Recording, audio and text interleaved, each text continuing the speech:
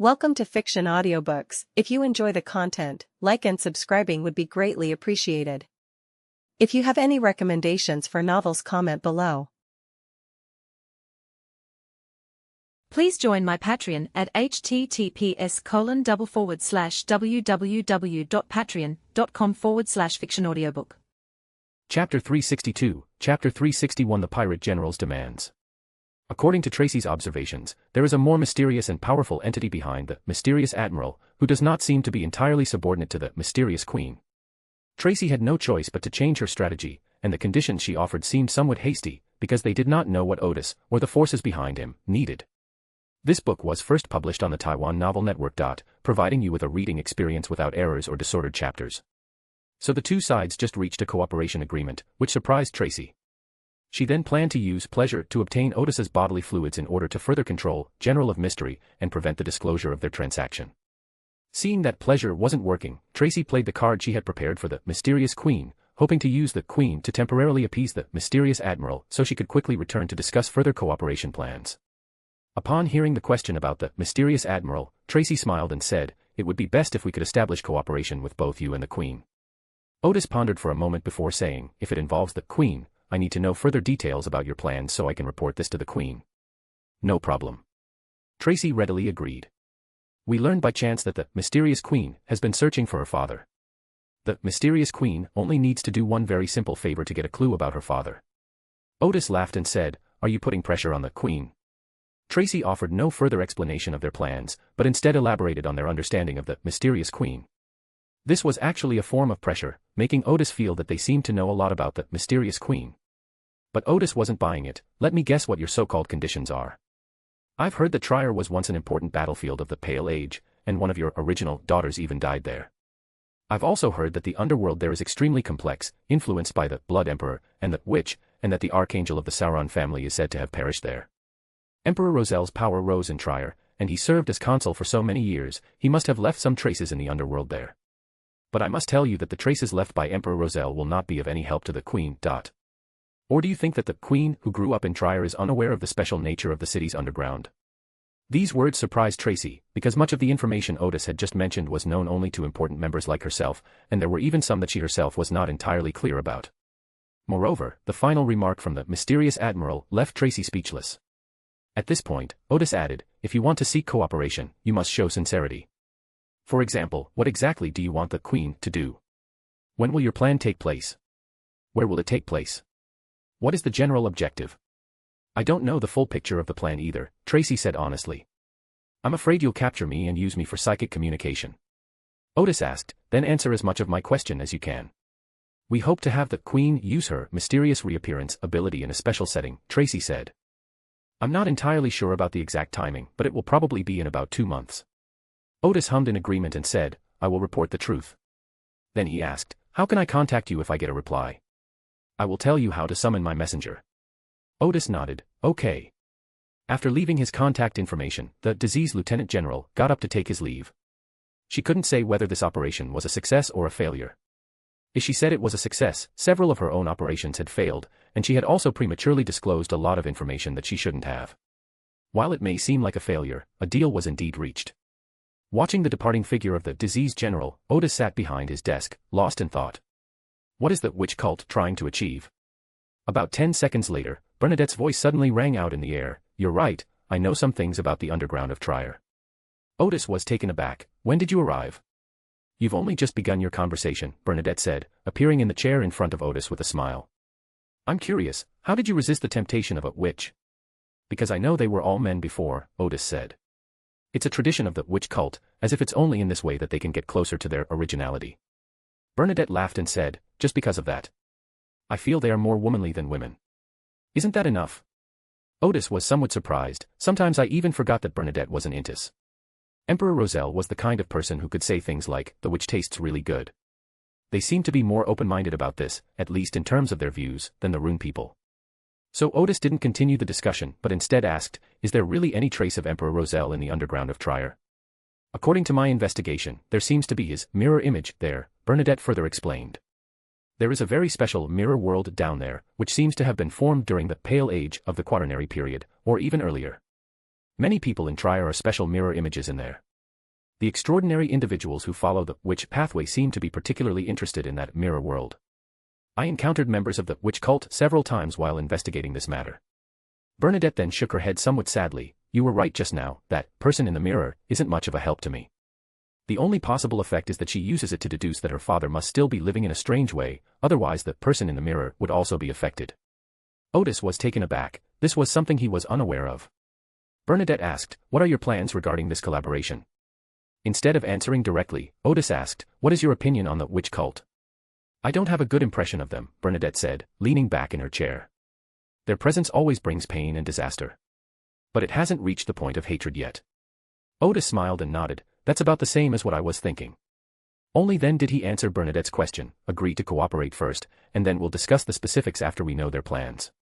If they intend to bring disaster, report them to the Church of the True God. If their actions are targeting some evil, clandestine organization, I wouldn't mind lending a hand. The latter possibility is unlikely.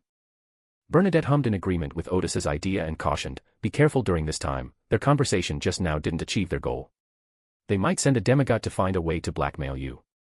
Odis laughed and said, so you want to sleep with me that much? Bernadette did not laugh, but quietly looked back at him. Seeing that his joke hadn't amused Bernadette, Odis cleared his throat and said, I'll be going back to Watai tomorrow or the day after. With your protection then, I won't be afraid of them. Bernadette nodded in satisfaction at this answer. Not long after Bernadette left, Catlia arrived. She was also there to trade spirit storage crystals in bulk with Odis. Odis said, I can only give you $50 right now, but I can offer you an insider price. Because of Bernadette, Odis would naturally give Catlia special treatment. Catlia asked, what's the insider price in pounds? The normal price is £300 for a spirit storage crystal, but she heard that if you buy in bulk, you can get an insider price. £30. Catlia could hardly believe her ears. How much? Odis smiled and said, you heard me right, £30. Currently, only Iceberg General and Catlia are available at this price. The reason Iceberg General was able to get this price was because Odis wanted to ensure that their interests were aligned with each other. This was essentially telling the Church of Knowledge that whenever they needed it in the future, they could buy normal-sized spirit storage crystals at this price. Afterwards, Odis set the market price for the spirit storage crystal at £300 per piece. If it was sold in the parishes of the Church of Knowledge, the Church of Knowledge could be given a profit of £30 per piece. The Church guarantees the safety of those shops from attacks by other churches or secret organizations. With the Church's protection, other churches and secret organizations would have no choice but to order from Odis if they wanted something. For them, spirit storage crystals are more important than money, especially for the Church, which Odis estimates will definitely purchase in large quantities. For bulk orders, I can offer a wholesale price of £270. However, if the transaction is not conducted within the parish of the Church of Knowledge, then the £30 of Odis will not be given to the Church. The fact that Catlia was able to get this price was purely out of consideration for her. When you report to your superiors, don't say it's £30, Odis instructed. Just say it's £270, that's the wholesale price I give to the other pirate generals. Okay. Catlia was a little embarrassed. Odis asked, did your superiors talk to you about the previous attack on Cruise Island? I'm here to explain this to you as well, Catlia said, between the 10 pillars of the Order of Morse. Because the Hermit hadn't asked about the Morse Order's attack on Cruise Island, Catlia was afraid he would misunderstand, so she quickly explained whenever she had the chance. But Odis interrupted, saying, I know. Currently, the 10 pillars of the Moss Ascetic are roughly divided into 3 factions due to ideological differences. You are Phoenix's subordinate, not from the faction that launched the attack the day before yesterday, so it's normal that you were unaware of it. However, you will definitely be investigated after you leave Cruise Island, so you need to think of a strategy to deal with it. Catlia froze, suddenly feeling a sense of dread. How could the Hermit know so much? Could it be that the Lord of Mysteries had targeted the members of the Moss Ascetic Order? Then she realized, they would definitely target the Ascetic Order of Morse. After all, they are gods of the same path as the Hidden Sage. Seeing Catlia's expression, Odis smiled and said, don't overthink it. I just happened to learn some information about the 10 pillars through other means. Phoenix is one of the 10 pillars in charge of the Raging Sea and the Sunia Sea, and I'm guessing that's your direct superior. Catlia exclaimed, the Hermit's reasoning ability is still terrifying. After thanking Odis for the reminder, Catlia talked about what she had seen in the scroll shop and praised Odis's anti-theft design as very innovative. For Odis, that was essentially the concept of a magnetic clasp in a shopping mall. He knew very well that pirates were a group of criminals, and he couldn't expect them to complete transactions without stealing or robbing. With Odis around, they certainly wouldn't dare to rob, but they still had the guts to steal. So he designed a magnetic clasp to prevent theft. After chatting for more than 10 minutes, Catlia got up to say goodbye. As Odis watched her departing figure, he suddenly realized that Catlia's attitude towards him seemed to have changed since the last time he had a meal with her and Bernadette in the mountaintop cabin. The specific feeling is that I'm not as indifferent as before. Catlia was not a cold person, but before that, Odis could clearly sense that Catlia deliberately kept her distance from him and others. But now Catlia is clearly trying to eliminate that sense of indifference. As evening approached, Odis was about to have dinner when a waiter came to tell him that General of Twilight was requesting an audience. Odis thought to himself, as expected of the Twilight General, he only arrives at dusk. Soon, a waiter brought the tall Twilight General, Ivan Bradov, to the office. After the two sat down in the sofa area, Bradov made almost no small talk and asked to purchase energy storage crystals. This was a necessary procedure for every pirate general to meet Odis, and Odis only sold it to him for 20 coins. However, now it could be ordered in advance, and he promised to deliver it within a month. After the two sides reached an agreement, Bradov said again, "I see a giant on Cruise Island." When Vice Admiral Deepsea and Alva Blackhand arrived at Cruise Island before the pirate conference, they met Grosser. Over the past month, news of a giant on Cruise Island has spread, so one of Vice Admiral Twilight's missions is to investigate that giant. "That was an ancient giant," Odis replied. "I met him in a special space and saved him. A few days before the pirate conference, I took him to the giant town of the Fuzak Empire. However, he found it difficult to integrate into the giant race, so he returned here and plans to settle down here." Odis knew very well that this was most likely an investigation commissioned by the Church of the God of War to the Twilight General, so he made it very clear. Lieutenant General Twilight said, "Oh," and he thought that General Mystery's words involved the giant town far away in the Fuzak Empire, and General Mystery would not lie on such a matter. He then immediately changed the subject. "This time I also brought the appointment letter of a major general for the Fuzak Empire, as well as a promise. This is a secret commission from the Fuzak Empire." Odis felt he really liked this straightforward way of doing things. After a few words, they got to the point, and the Twilight General didn't hold back in discussing the Fuzak Empire's attempts to win him over. Not everyone is as tactful as the Ruin people when expressing their concerns.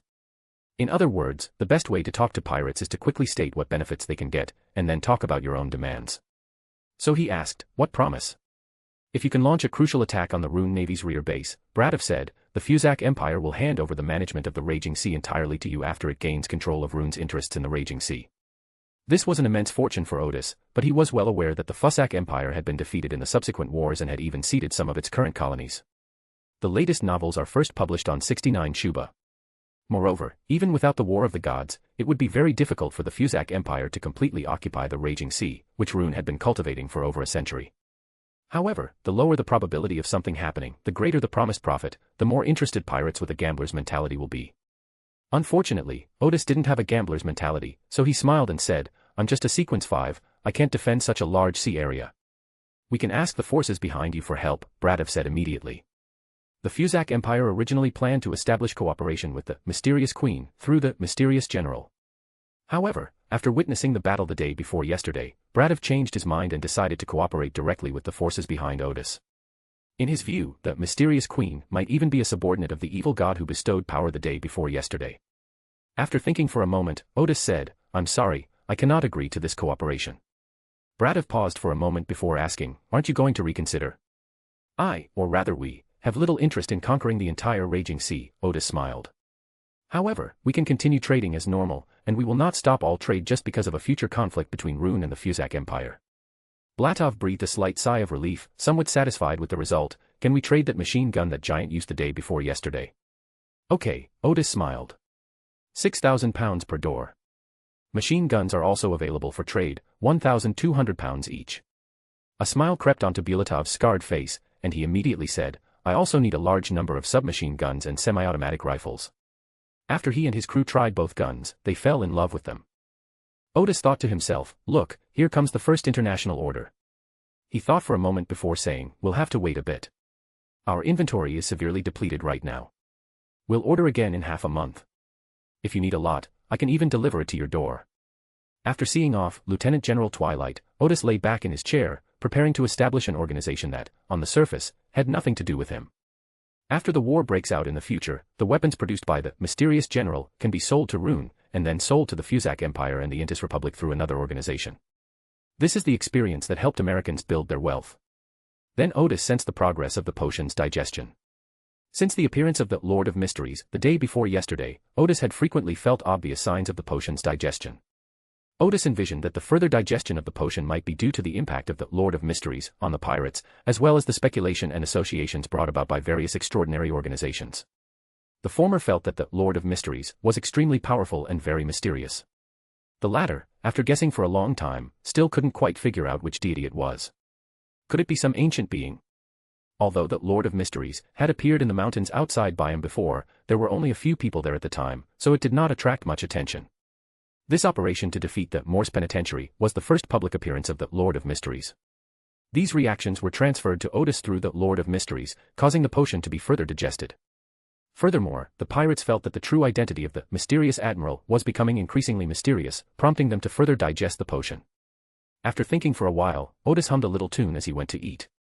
He had made a lot of money in the past few days and had reached a large number of transaction agreements, so he needed to expand production capacity as soon as possible. To celebrate, Odis added 2 dishes to her meal and opened a bottle of red wine. The following day, Odis summoned Mandy and others and immediately deployed the task of expanding production capacity on Cruise Island. A new batch of factories were established in Pingyuan town, mainly to manufacture firearms, expand the scale of pharmaceutical factories, and so on. These were jobs that ordinary people could do.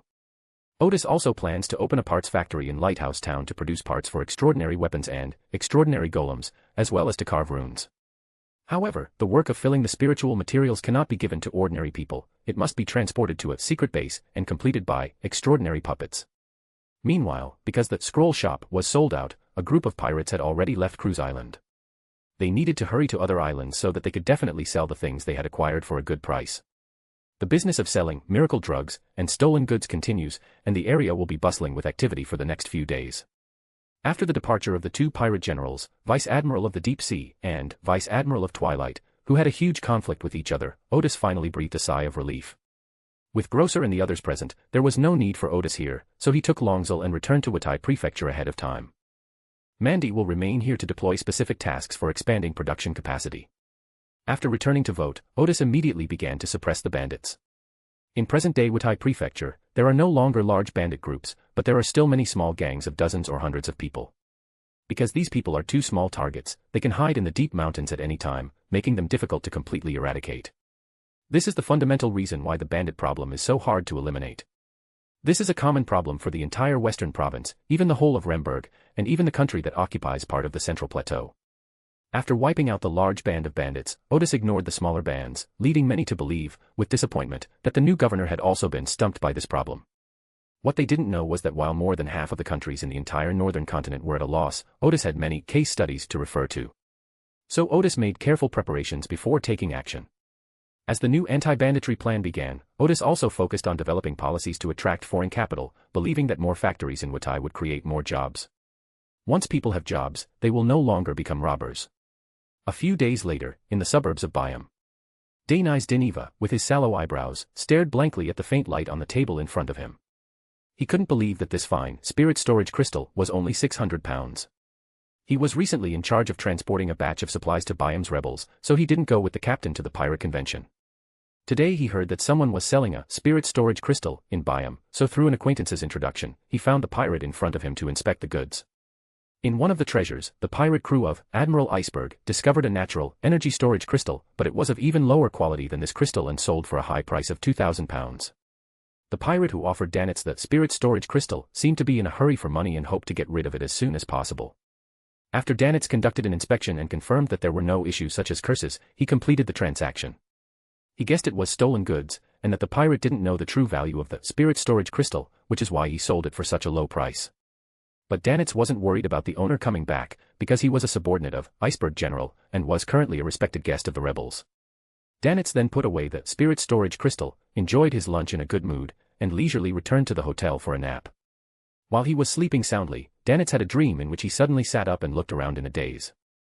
It wasn't until the door was pushed open and Edwina, with her delicate oval face, entered that Danitz seemed to suddenly come to his senses. "Captain." He then realized he was dreaming. "Captain, have you finished attending the pirate tournament?" This is a secret technique that Edwina has mastered. As long as they are within 800 kilometers, she can use some of Danitz's everyday items to communicate through dreams. "The pirate tournament isn't over yet, so I'll be leaving now," Edwina said. "Make preparations." I'm going to Blue Mountain Island tomorrow morning to hand over a batch of spirit storage crystals and miracle medicines to the rebels. A batch. Bernadette suddenly had a bad feeling. Is there a large quantity of spirit storage crystals for sale at this pirate tournament? You could say that. Edwina glanced at Bernadette. You didn't already buy some pirate's spirit storage crystal at a high price, did you? No, Bernadette immediately denied. I just remembered that we found a spirit storage crystal in the treasure before, so I was interested. Edwina hummed in agreement, not paying much attention to the details, and then added, be prepared to receive them. Seeing that the captain was about to end the dream, Bernadette quickly said, Captain. I'm curious, how many pounds did you pay for one of those spirit storage crystals? The market price is between £270 and £300. Bernadette breathed a slight sigh of relief. At this price, he hadn't been ripped off too badly in his previous transaction. But Edwina continued, I can get an insider price, less than £100 apiece. 100, Bernadette felt a sharp pain in his chest. 1 month later. During a break in his office, the governor of Salathu, which borders Vote State, suddenly recalled the request made by the governor of Vote State, Odis. On the train to his new post, Odis ran into Celtic, and the two had a pleasant conversation. When Celt heard that Odis had dealt with the forces entrenched in Watai State within a week of taking office, he was somewhat surprised. Although the method was a bit extreme, the benefits were obvious. Odis's actions in Votia would no longer be subject to any restrictions. Odis took office for 2 weeks and then resolved the major bandit problem within the territory. Celt immediately sent people to find out the details. After learning about the fighting strength of Odis and his subordinates, the governor, who was in his 30s, fell silent. He simply couldn't understand why someone with such power and background would come to such a chaotic place as the Western Province. Is it really as rumored that the church recaptured Watai State in this way? A month ago, Governor Odis of Watai suddenly sent a letter saying that he wanted to set up an investment office in Salathu and hoped to get Celt's help. The central government of Remmenburg also had a department responsible for attracting investment, but it was not a permanent institution. Such an agency was only set up when there was a need for it. However, the Remmenburg Investment Promotion Office has always been located in Isala, so why is the Investment Promotion Office of Votia not located in Votia? Strange as it may be, Celt did not refuse such a simple favor and had his subordinates provide some support and assistance. Now, a month has passed, and Celt has received news that Azhara is going to secretly send someone to Watai State. Only then does he remember the commission that Governor Odis made a month ago.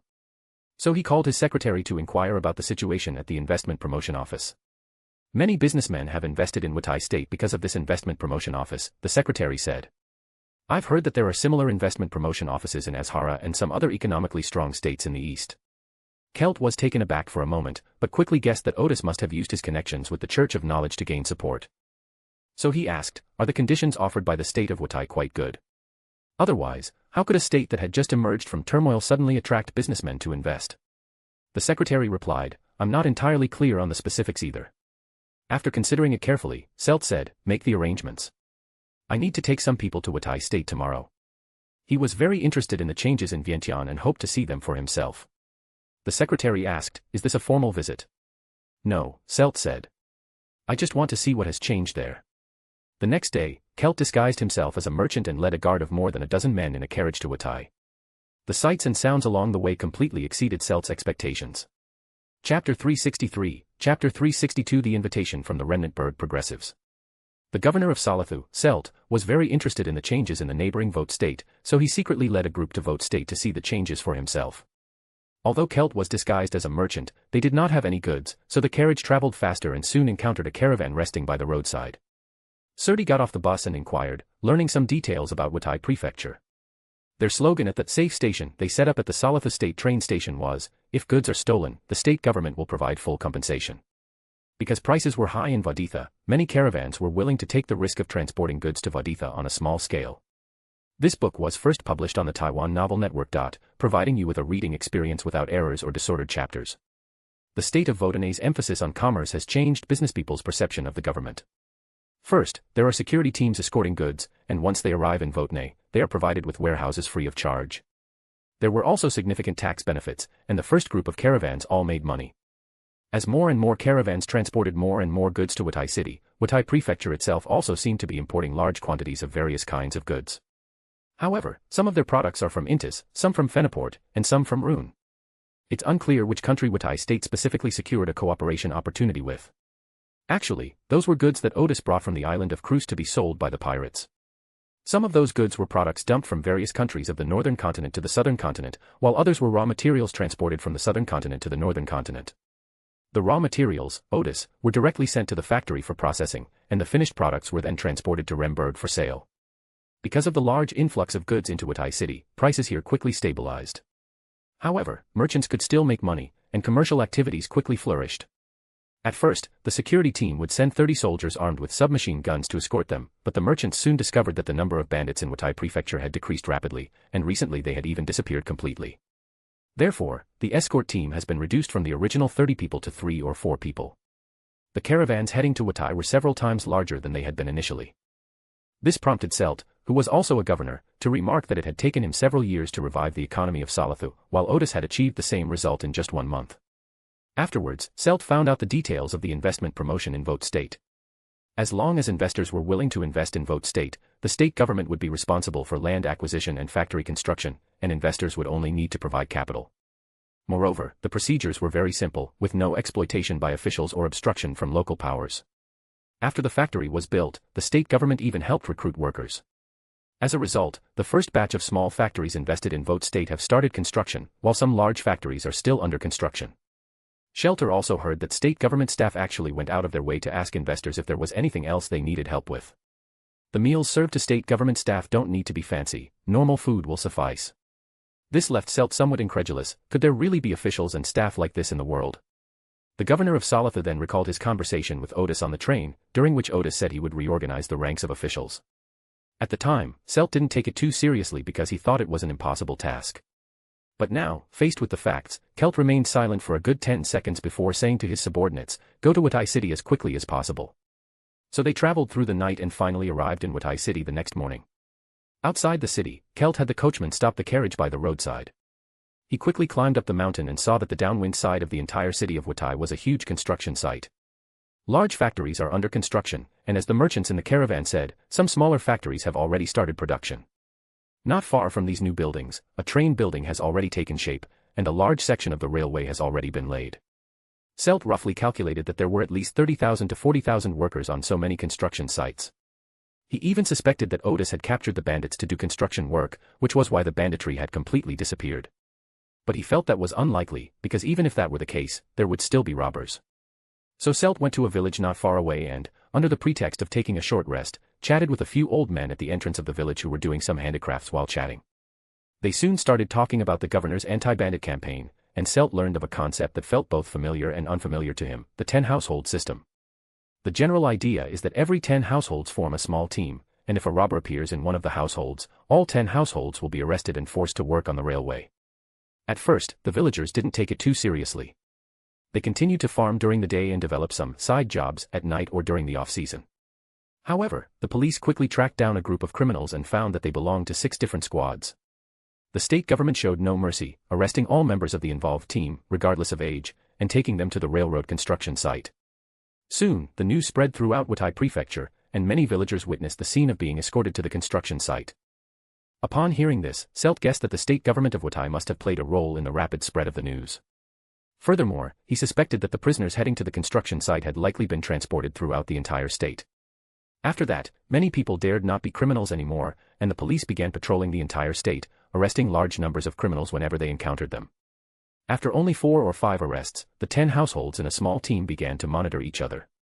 If anyone in a family went to commit robbery again, they would simply knock them unconscious and carry them back.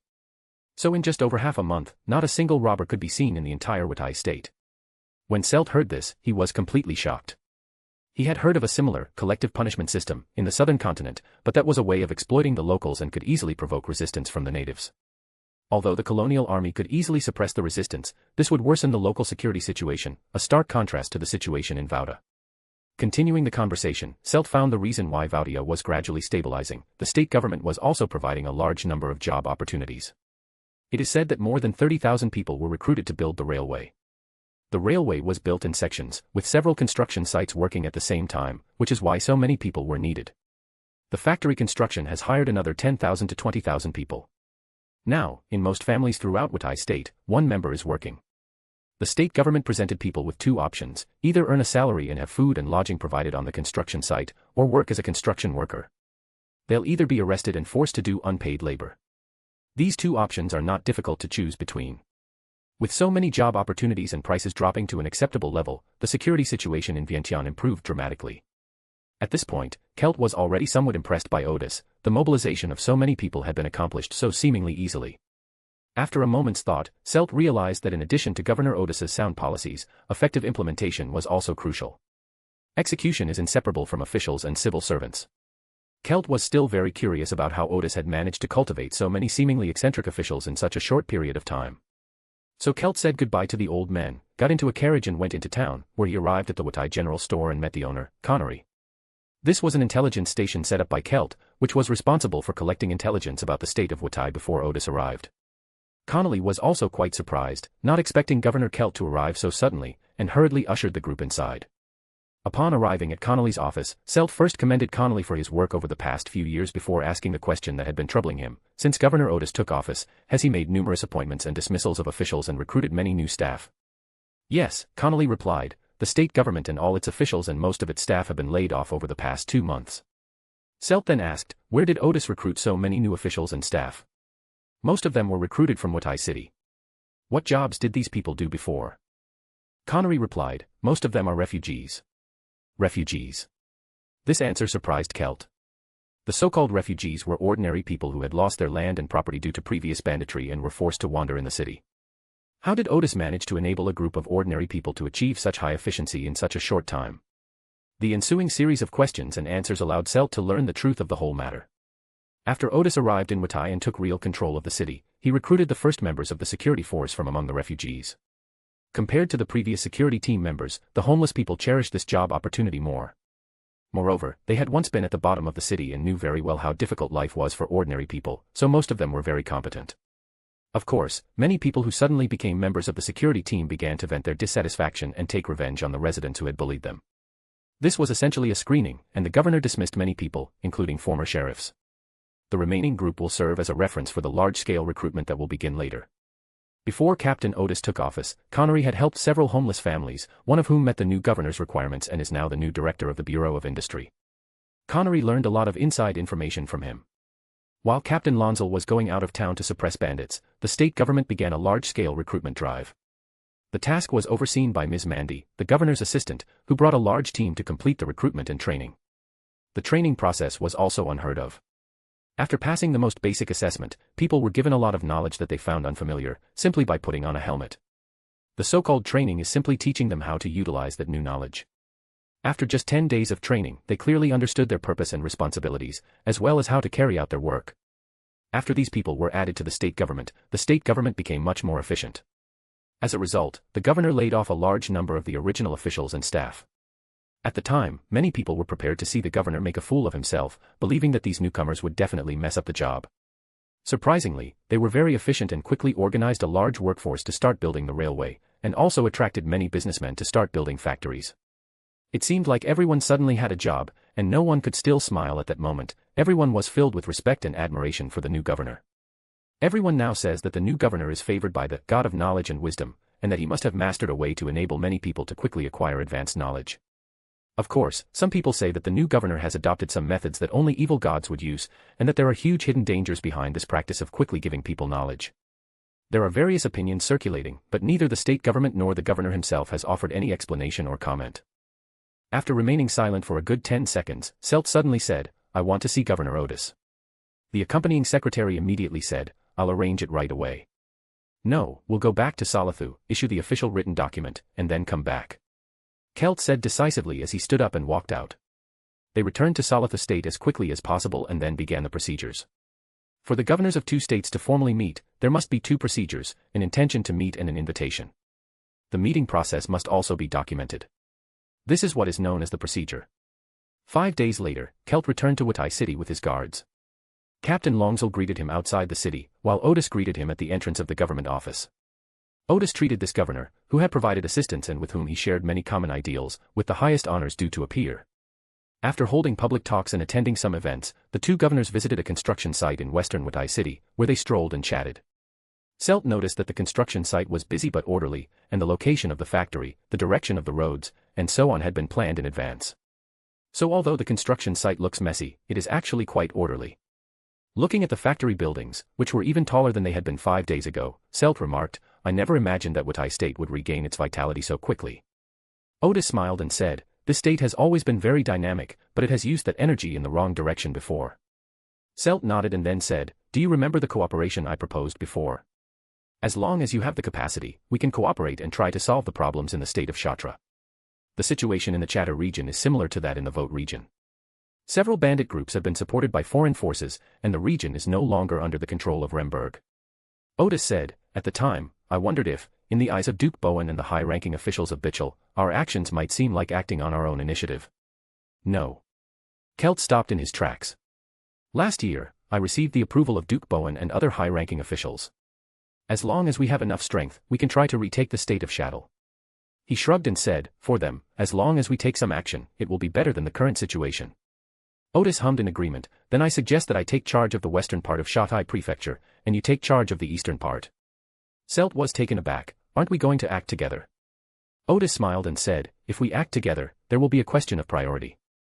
For example, if the people we send out encounter problems they can't solve, should they listen to me or you?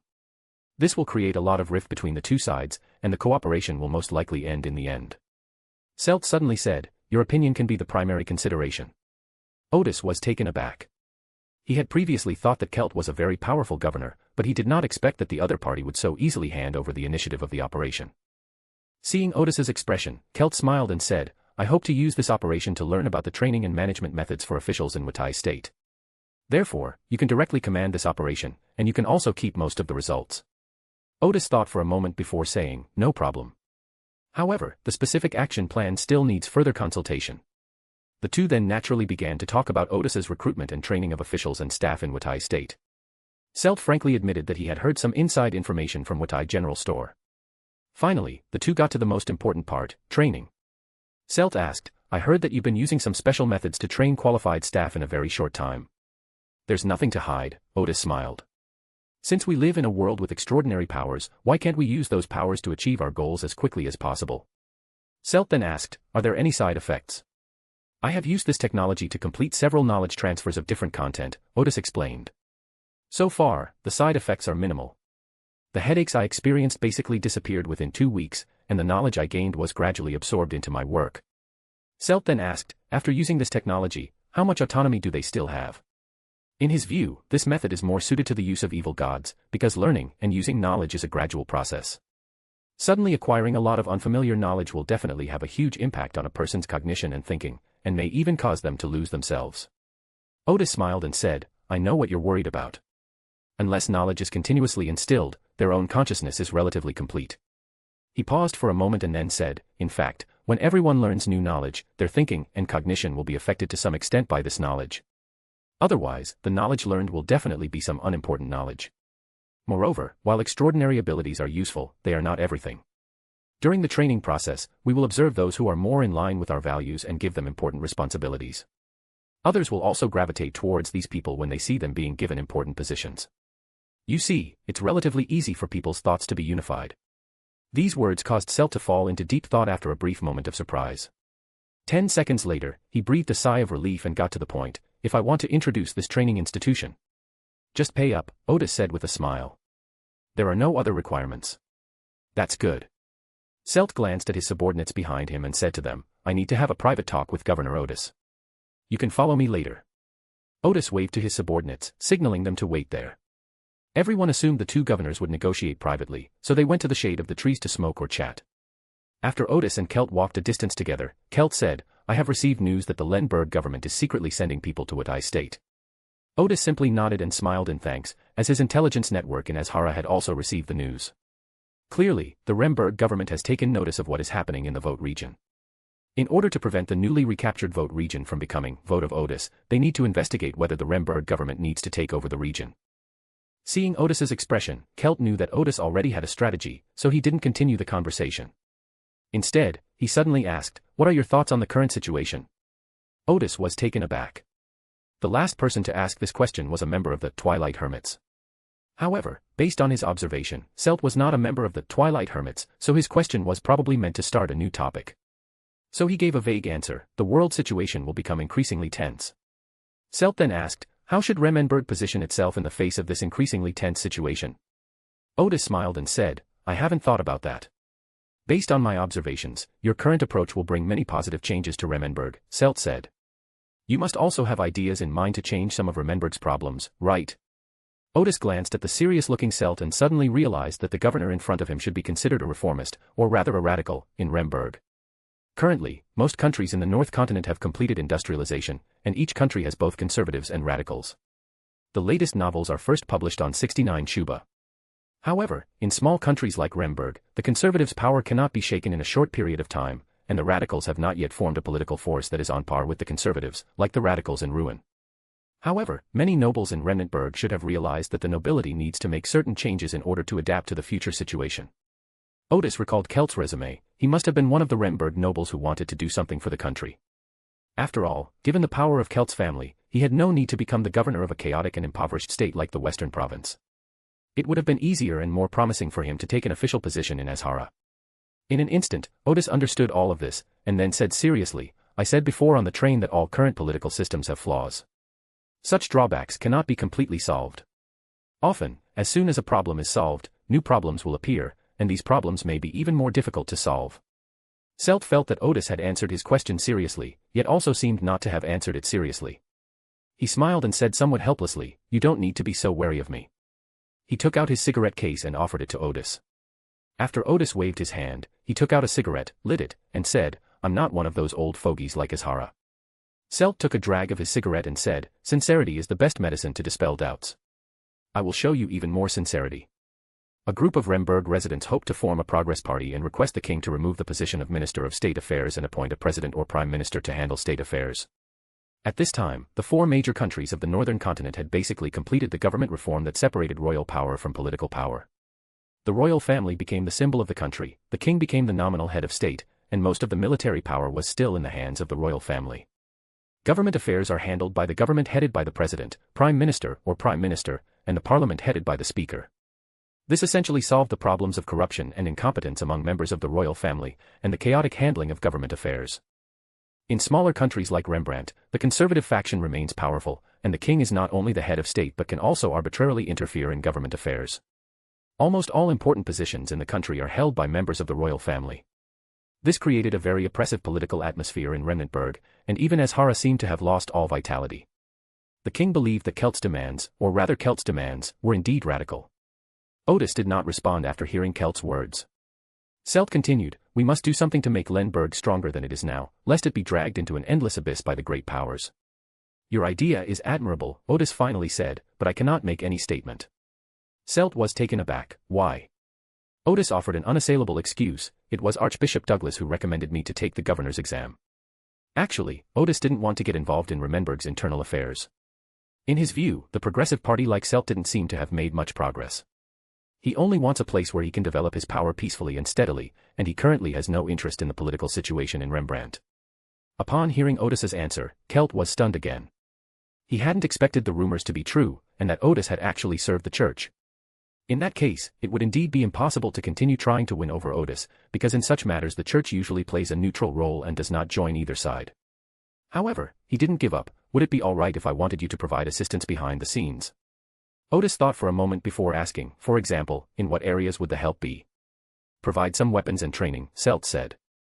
And some protection in critical situations. Odis agreed, that's fine, but you'll need to pay me a certain fee. It's a deal. Kelt believed that Odis was trying to shirk responsibility, and he felt that the result was acceptable, so he did not make any further demands. The two chatted for a few more minutes before ending their conversation. Over the next 2 days, Odis held grand banquets to welcome Governor Kelt and his entourage, and to bid them farewell. After they left Watai City, Odis discussed with Bernadette the matter of hunting the flowerbird phantom hidden-tailed cockroach. They were supposed to set off 2 days ago, but Kelt's arrival disrupted Odis's plans. The situation in Vientiane is improving at a visible pace, and it even seems to be more prosperous than before the banditry became severe. Everyone in Vortad felt the enormous changes that came with the arrival of the new governor, while Odis rarely appeared in public, making him even more mysterious. So, once everyone felt the benefits and impact brought by the new governor, Odis's potion was further digested, and it was only a little bit away from being completely digested. However, there was still no news about the wings of the flowerbird phantom cockroach, so Odis finally decided to go and hunt the flowerbird phantom cockroach. With Bernadette's help, the hunt would not be dangerous. After discussing it, Bernadette summoned a pumpkin-shaped carriage and entered the spirit world, heading towards the depths of the misty sea. Bernadette felt no pressure about the hunt. The reason they needed to discuss it was mainly because there seemed to be a huge underground ruin on the island. Bernadette had only explored it briefly before, and she planned to use this hunt to explore it further. Before the operation, Bernadette had made a prophecy that the operation would go smoothly and would not be too dangerous. The carriage traveled through the spirit world for 5 or 6 minutes, and a hazy mist began to appear in the spirit world. Bernadette said, "Deep in the misty sea, the fog on the sea also affects the spirit world. No one knows where those thick fogs come from, or why they affect the spirit world." Odis thought to himself, "Actually, I knew it. This thick fog came from the seal that the Celestial Venerable placed on the western continent. As for why there was such a reaction, it's because the Celestial Venerable is the ruler of the spirit realm, so his seal would definitely affect the spirit realm." Just then, Odis's spirituality was suddenly stirred. Out of the corner of his eye, he seemed to see a creature wearing a hat and with a long human face in the spirit world outside the carriage. But when he turned his head to look, he only saw a grey fog. Odis frowned slightly, but did not reveal his discovery. The carriage traveled for another 10 seconds or so, and suddenly the colors around them became richer. They had entered the real world. At that moment, lightning flashed and thunder roared across the sea, accompanied by a violent storm. As the carriage flew over the surging waves, Odis, through the dim light, saw a huge island not far away. After just one glance, Odis felt that this island gave off a different vibe. After a moment's thought, he quickly realized that this sea area was too far from the northern and southern continents, and the plants there were already somewhat different from those on the northern and southern continents. Just like the flora and fauna of Australia, which are somewhat different from those of other continents. To be precise, Odis felt that she and Bernadette were currently somewhere in Oceania.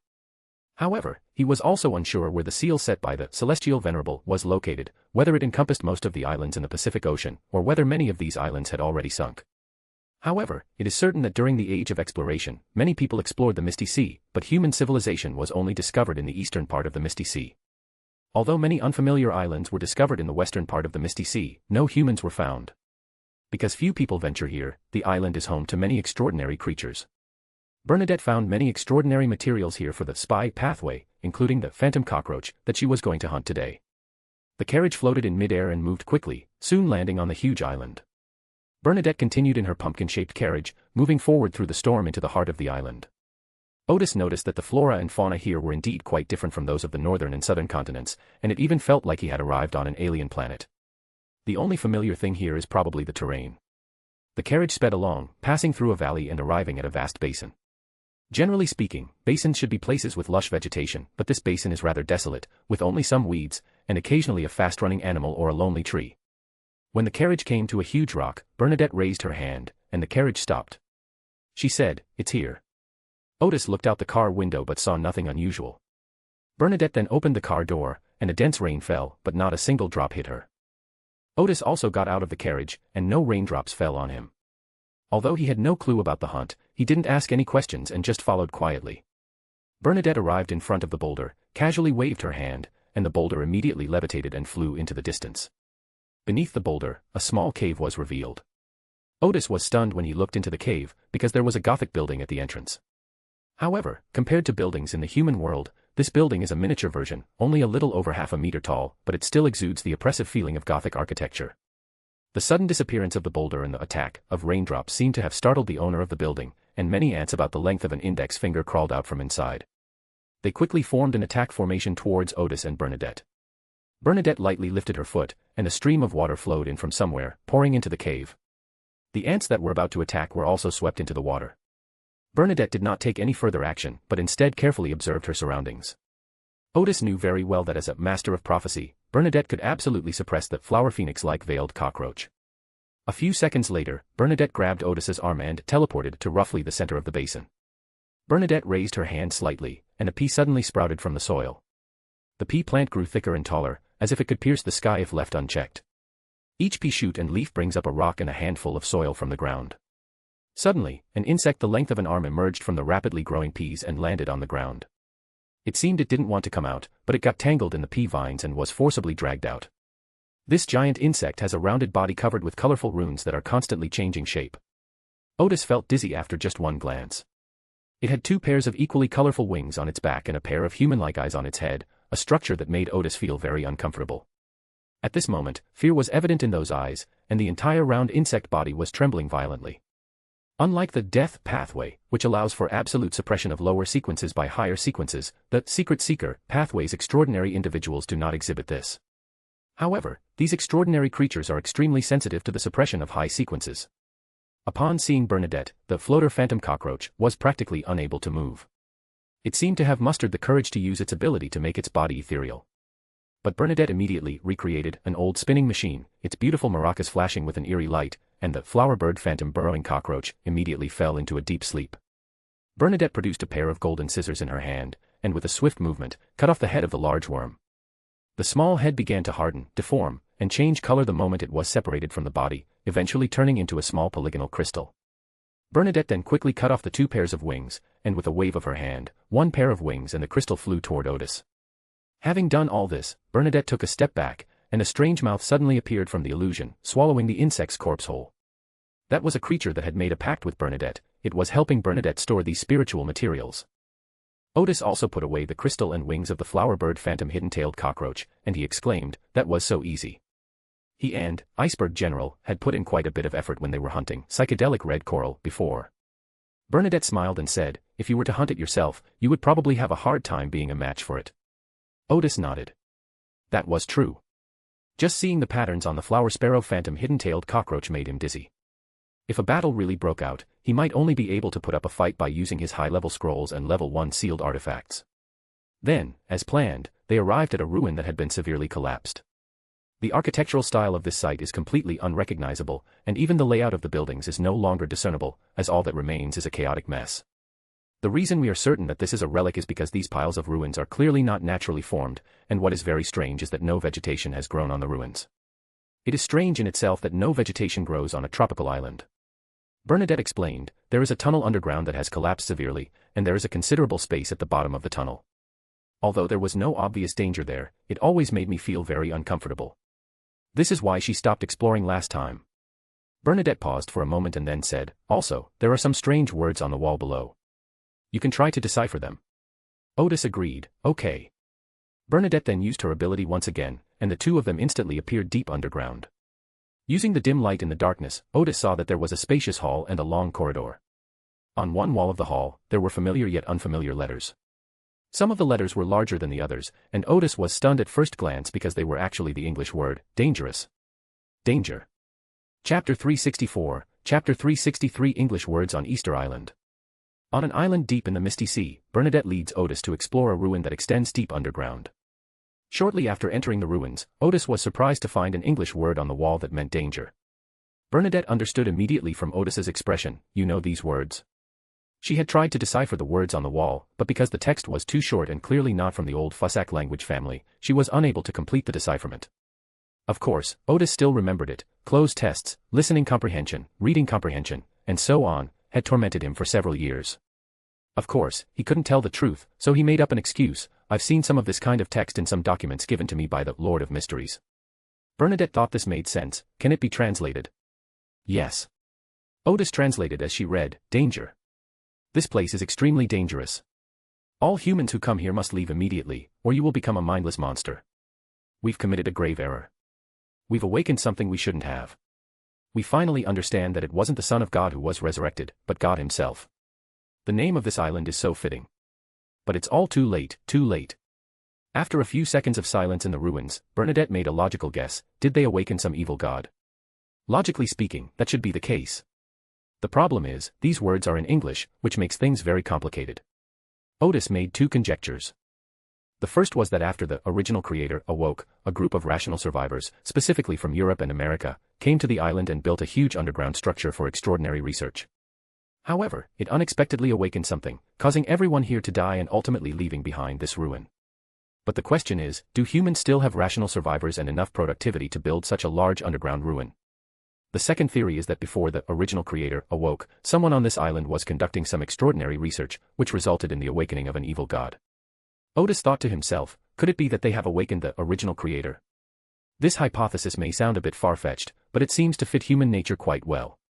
However, there is a flaw in this conjecture. At least 5,000 or 6,000 years have passed since the awakening of the original creator to the present 5th era. Why is this place still so well preserved? Thousands of years is enough time for human-reinforced concrete buildings to collapse, but the structure here is relatively intact, and even the paint on the walls still reflects light.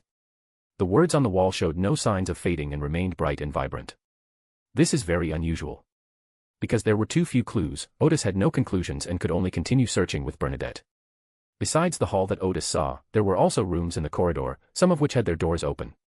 The room contained many tables and chairs, and Odis also saw many electronic products such as cell phones, none of which showed any signs of damage, only covered with a thick layer of dust. After looking at several rooms, Odis finally understood why Bernadette had said the place was very uncomfortable. The utensils here are from the common era in Odis's memory, while the utensils in the North and South continents, although similar in general structure, have obvious differences in many details. The most important difference is that during the common era, a wide variety of plastic products were widely used. Because petroleum is the main material for producing plastics, plastics have not yet appeared in the northern and southern continents where there is no oil. After observing for a while, Odis noticed that this place seemed to be a residential area. After searching for a long time, the two finally found the stairs. Opening the door to the next floor revealed a large space, but this space contained some large pieces of equipment.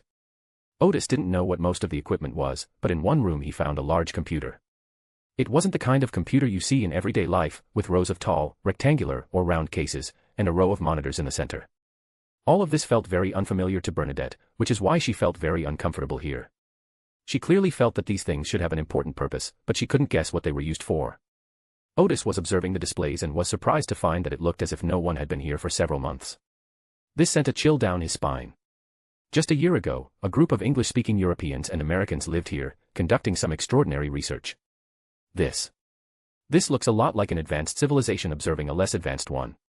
Odis was terrified that the computers here contained files like The War of the Four Emperors and Ancient God Observation Report. He planned to look for the power button to see if the computers could still be turned on. At this moment, a photograph on the workbench caught Odis's attention. In front of these displays, there appear to be 3 workstations with some personal items on them, and one of the photos is a family portrait. Odis didn't recognize any of those people, but he recognized the background of their group photo. The background features a tall stone statue with a simple body, a long face, and a stone hat on its head. These are stone statues from Easter Island. This made Odis wonder if the island they were on was Easter Island. Thinking about the words on the wall, Odis became even more certain of her guess. The person who left those words said, "The name of this island is so fitting. This is Easter Island, so the resurrection of an evil god is quite fitting." Seeing Odis lost in thought, Bernadette asked, "What are your thoughts?" Odis snapped out of her reverie, I was just thinking that these things are strange." He actually thought that Easter Island should be located on the eastern side of the Pacific Ocean, but their current location was more like the middle of the Pacific Ocean, which did not correspond to the location he remembered. Then he remembered that when he was in the spirit world, he seemed to have seen a spirit creature similar to the Easter Island statues out of the corner of his eye. He only caught a glimpse of it at the time, and he wasn't sure if he could confirm it. Bernadette gave Odis a deep look. "You don't have any other ideas?" Odis paused for a moment before saying, "I've seen some of the manuscripts left by Emperor Roselle. Don't you think some of the things here are similar in shape to some of his design sketches?" He wasn't lying. While in Backland, he did see some unpublished manuscripts left by Roselle from the Church of the God of Steam and Machines, but they were copies, not the originals. Russell left behind manuscripts depicting tanks, airplanes, and aircraft carriers, things that far exceeded the technological and production levels of his time, and even modern times. Bernadette paused for a moment, then recalled that she had indeed seen some of her father's sketches of unfamiliar tools. As Odis said, some of the items in those manuscripts do indeed resemble some of the items here. Odis was merely trying to distract Bernadette so he could concentrate on the computer in front of him. However, this large computer is completely different from a home computer. He searched for a long time but could not find the power button, so he had to give up in the end. However, Odis was still a little unwilling to give up. He went to a cylindrical main unit, removed the outer casing, and saw the dense circuits and complex structure inside. He felt quite bewildered, like a novice who had taken apart a complicated machine. Bernadette also saw that the complexity of those machines far exceeded her imagination. Just as Odis was about to put the case back on, 5 shattered images suddenly flashed through his mind. The first scene is of many people dining together in the upstairs hall with English writing on it. The second scene shows the computers operating normally, with staff recording and manipulating them. The third scene is a rather unfamiliar room with a complex control panel where someone is performing certain operations. The fourth scene is a downward vertical shaft with a thick cylinder in the middle that goes straight down into the ground. The fifth scene shows 3 people in white protective suits making records in front of a white metal box with various instrument interfaces and 3 displays. Through the glass of the box, Odis saw a person lying inside. His left side looked like a normal human, while his right side looked like a mummified corpse. Or rather, he possesses the characteristics of both life and death. At the end of the scene, the person inside the box gave Odis a cold look. These 5 images were all very brief, and Odis completed the reading in an instant. Then he was somewhat surprised, because he couldn't understand why such images would appear in his mind. The last scene, in particular, gave Odis a profound spiritual shock. Could it be that Odis was once a researcher here? Upon hearing this conjecture, Odis felt a chill run down his spine. He seemed to see himself in a white lab coat, carrying a folder, walking coldly down the corridor. Clang. The computer case in his hand fell to the ground, making him suddenly realize that Bernadette was still beside him. Odis immediately tried to calm himself down. He realized that if Bernadette found out that he had anything to do with this place, he would be killed as a monster. So you must hide those thoughts you just had. Fortunately, Bernadette was behind Odis at the time and didn't see his expression. Because the case cover had fallen to the ground, she asked Odis, "What happened? Did you find anything?" I have never seen such a machine before, so I am very surprised and have no idea how it was made." Odis tried her best to distance herself from this place. Bernadette seemed oblivious to Odis's unusual behavior and said, "I just remembered something important. My father once boasted to me that he had a secret base. Do you think this might be the secret base?" Odis understood what the other person meant. "You mean, this is a place secretly built by the great emperor?" "That's right," Bernadette said. "That explains why there are tools from his unpublished design sketches here." "That's possible," Odis said, though she didn't really believe it. Because he knew very well that the soul within Roselle came from a great eastern country, not Easter Island. "However, the timelines don't quite add up," Odis said. "The great emperor lived over 100 years ago, but the people here seem to have only been gone for a few months." "That is indeed a problem," Bernadette said, frowning. "The last time I explored this place was last year, and it looked like no one had been here for months. I discovered this island 4 years ago, and at that time there were no signs of human activity here." She paused for a moment and then said, "Those ruins on the ground should have been part of the ancient ruins a long time ago, but they have long since collapsed into piles of rubble. Judging from their appearance, they are at least 1,000 years old, if not 2,000. The degree of collapse of the passageways leading from the ground to here is also different. The closer to the ground, the more severe the collapse." Odis paused for a moment. "The flow of time here is different from that outside." "Perhaps something happened here," Bernadette suggested, "that gave everything here the quality of immortality." Odis immediately thought the hypothesis was quite plausible. After all, this place seems to have awakened some evil god. Perhaps the awakening process has fundamentally changed everything here, or perhaps that evil god has the authority of immortality. Then he recalled his 2 guesses when he first saw that English passage, and if that was the case, the second guess could also be true. These are relics left by a prehistoric civilization. Perhaps it was truly the humans who courted death, trying to awaken the Savior, Jesus, but instead awakened God, and further awakened the original creator. Although Odis did not know the specific authority of the original, or rather, it seemed that the authority of all the gods and outward gods was a part of that original authority, he could not imagine what it would be like if the authority of all the gods were superimposed. However, one thing is clear to Odis: initially only sleeps and awakens, but does not perish. He himself seems to possess the characteristic of immortality.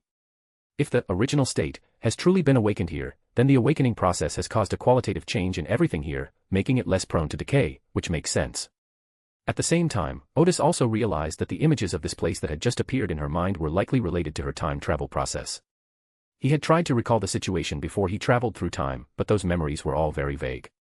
Therefore, before this, Odis believed that she had been affected by an unknown force some time before she traveled through time. After arriving here, perhaps some fragments of memories will come to mind. Odis hid these thoughts well, appearing only as if deep in thought, showing no sign of anything amiss. After a few seconds of silence in the ruins, Bernadette spoke again. "Could it be that my father was born here and then secretly sent to the northern continent?" Without the concept of prehistoric civilization, and having seen Roselle the Great's unpublished design manuscripts, it's easy to feel that Roselle had a profound connection to this place. "We're still lacking crucial clues, so let's refrain from further speculation for now," Odis said. "Should we continue exploring?" He remembered that there was an Amon clone guarding Chernobyl. He wondered if there might be some high-level being guarding this place.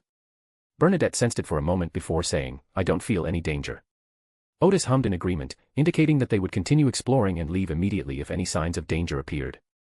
So they continued their exploration downwards, and on the next level, Odis found the huge control room that had appeared in his mind earlier.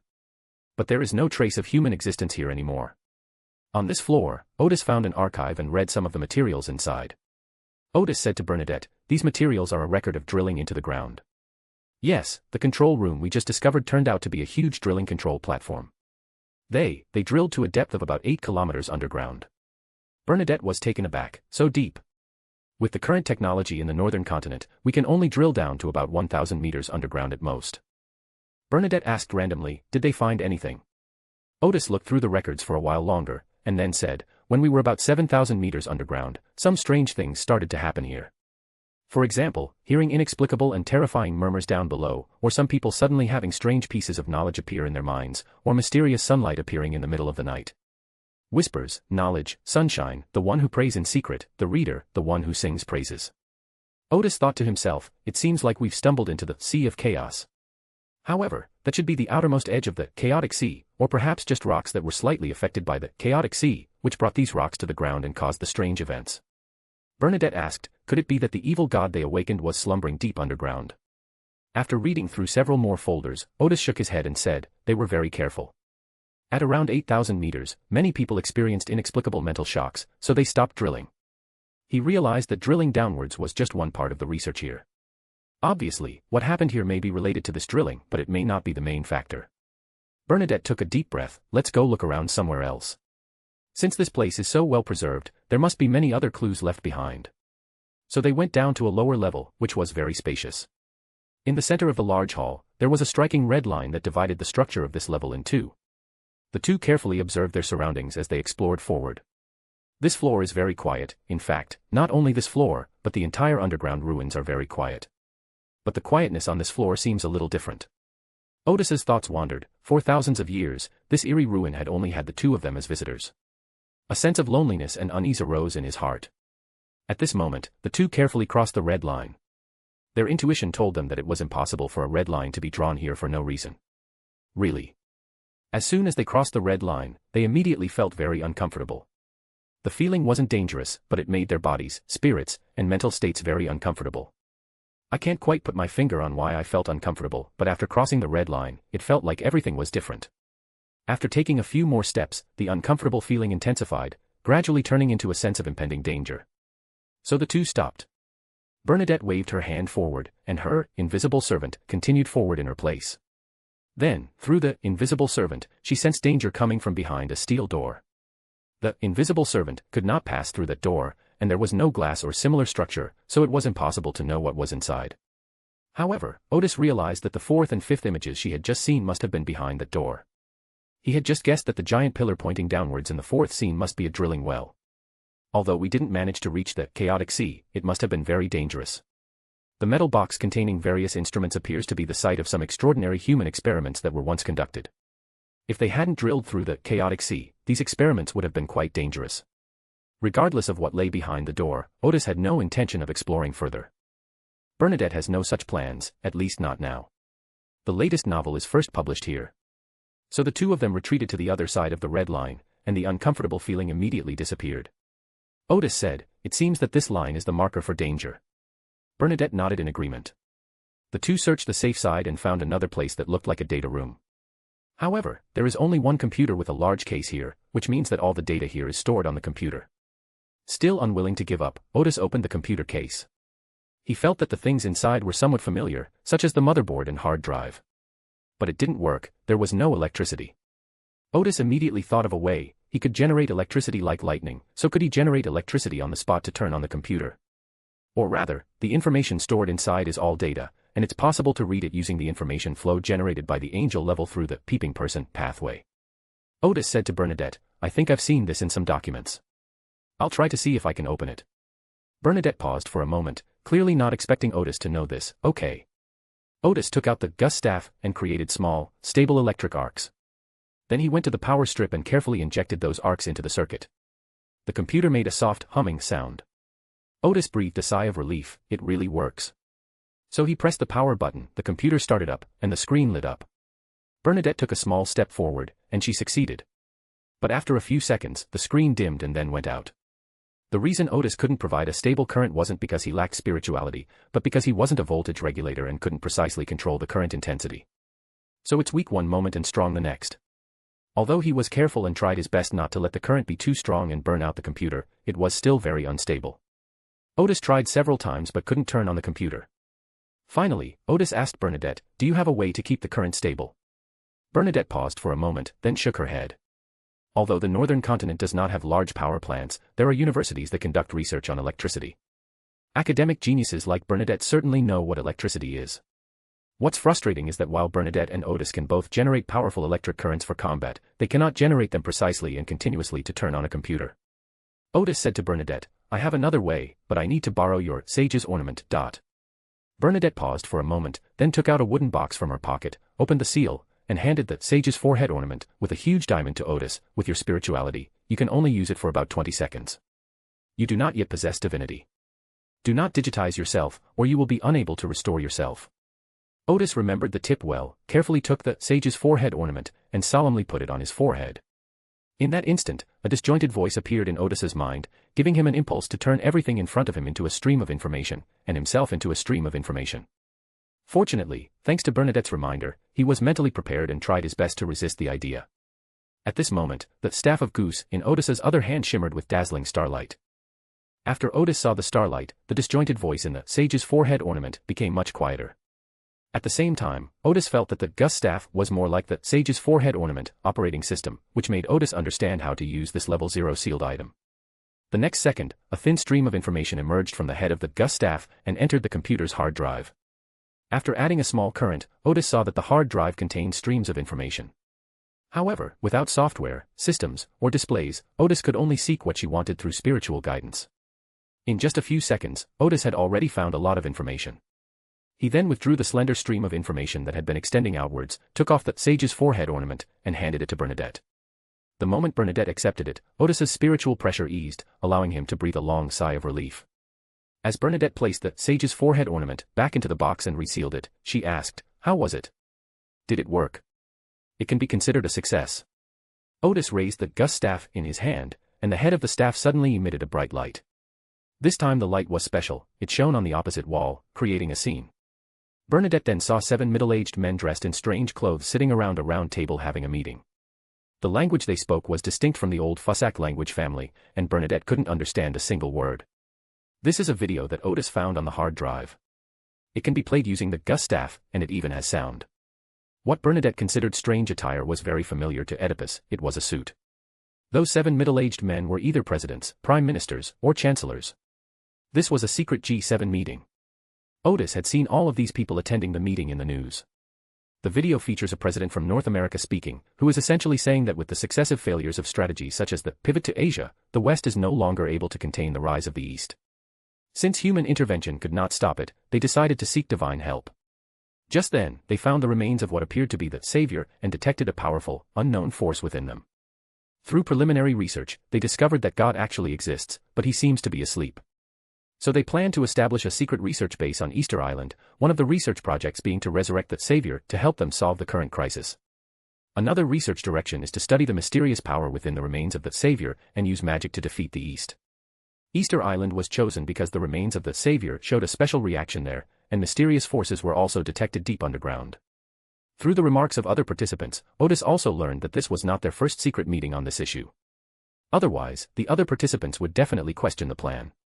In the Common Era, it would have been utterly absurd for such a high-level international conference to discuss things like mysterious forces. As the video finished playing, Odis was first surprised to find that this really was Easter Island. However, the location of this island was quite different from what he remembered. However, it is very likely that ancient divine wars and old wars also reshaped the topography of the Pacific Ocean.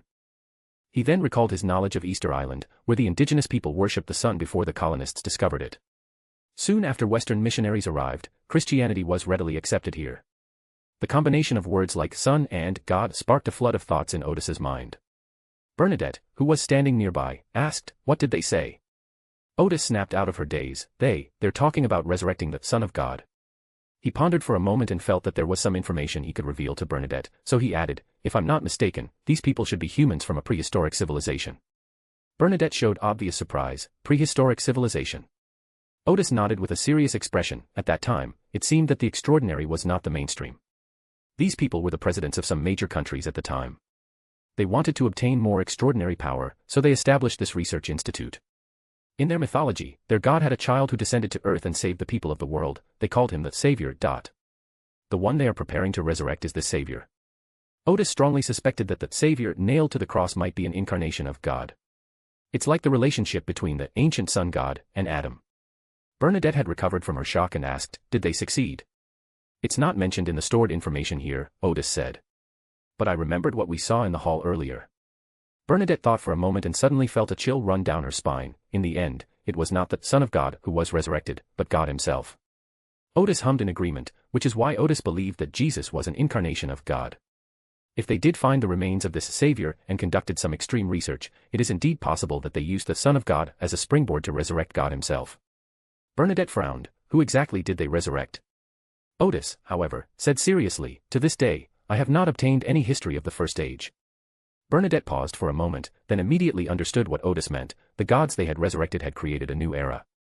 Humanity did indeed gain extraordinary power, but it was powerless to control it and completely lost its reason. The resurrected god must have fallen into slumber again during the First Era, which led to the simultaneous appearance of 8 ancient gods in the Second Era. Bernadette took a deep breath, feeling as if she had gained a remarkable piece of knowledge. Then a new question arose in her mind: why didn't other gods or high-level extraordinary beings discover this place before? During the first half of the 5th period, the development of the oceans was quite limited. However, according to some information Bernadette possessed, before the 5th Age, people made considerable use of the oceans. The unique aura here is so obvious. Those high-level extraordinary individuals back then should have noticed this place. Odis speculated, could it be that this place was previously hidden by some power, and only in recent years have some changes occurred that have made it perceptible to extraordinary individuals? Bernadette nodded, that's possible. Then she asked, so how did my father obtain some technology about prehistoric civilizations? Or rather, how? How did he survive? Odis guessed that, could it be that during his early voyages, Emperor Roselle obtained some information from other prehistoric sites in the Misty Sea? He used his extraordinary research abilities to further master those technologies, thus ushering in the age of exploration and the Industrial Revolution. Bernadette paused for a few seconds before repeating, that's possible. She had just realized that the special symbols her father used in his diary were likely a form of writing he created himself, based on information he found in the Misty Sea. Just as they were discussing this, Bernadette and Edith suddenly felt something in their spirits and looked towards the door together. Their spiritual senses indicated that someone had suddenly appeared there. This immediately alerted the two, who suspected that some other extraordinary being had discovered the place. But since they didn't sense any danger, the two of them went out to check, one after the other. Odis, who was walking behind, was terrified that what she would see when she went outside was a monster that looked like a living person on the left and a dried-up corpse on the right. As they left the archives, they saw a stone statue on the other side of the red line, where the heavy steel door had been. It's like the kind of stone statue on Easter Island, seemingly gazing curiously into the distance, with a tall stone hat on its head. Both of them were stunned. Odis hadn't expected that the stone statues, which he thought were like the mascots of the island, would actually be some kind of spirit creatures. Bernadette, on the other hand, didn't quite understand why the spiritual feeling of this stone statue was exactly the same as that of a normal human being. After a brief standoff of 1 or 2 seconds, Bernadette's spirit seemed to sense something and immediately pulled Odis into the spirit world. In the spirit world, many similar-looking stone statues surrounded them, some wore hats, and some did not. At this moment, their mouths opened and closed slightly, as if they were chanting some kind of spell. Bernadette suddenly felt as if a very dangerous seal was forming, and the target of the seal was her and Odysseus. She raised her hand, and a phantom horn appeared in her palm. As a low hum emanated from the horn, it was as if a surging force descended, impacting what lay directly in front of them. Several stone statues were suddenly scattered, creating a gap in their encirclement, and Bernadette seized the opportunity to rush out with Odis. Odis, meanwhile, kept observing the enormous steel door, which seemed to be a huge steel door from the real world, yet it didn't seem to be. Behind the steel door, there seemed to be a figure exuding a very dangerous aura, but Odis couldn't see exactly what it was. He tried hard to look away, suppressing the urge to explore further. At this moment, Bernadette led Odis out of the encirclement, and Odis withdrew his gaze. He looked back and saw that the stone statues were not chasing after them. Bernadette traversed the spirit world for about a minute before the two of them finally appeared at the Emerald Palace on the island of Shera. Back in the real world, neither of them spoke. After a dozen seconds, Bernadette said, "Our exploration today cannot be made public for the time being." Odis nodded, "That's for sure. Prehistoric civilization, resurrecting gods. Either one could have a huge impact on the world today." The two chatted for a while about the clues they had just discovered, but since they didn't find anything new, they only talked for a short while before Odis returned to his courtyard to rest. Bernadette also wanted to be alone. In fact, Odis learned of even more clues, such as the 5 scenes he saw. Back in the room that had been reserved for Odis, he calmed down and thought about it for a moment. Suddenly, he realized that all 5 images were from an overhead perspective, much like surveillance footage. This made Odis realize that she might not have lived in that research institute, but rather had seen its surveillance footage. He clearly remembered that his job before he transmigrated was to conduct research on artificial intelligence, which did not seem to involve anything extraordinary.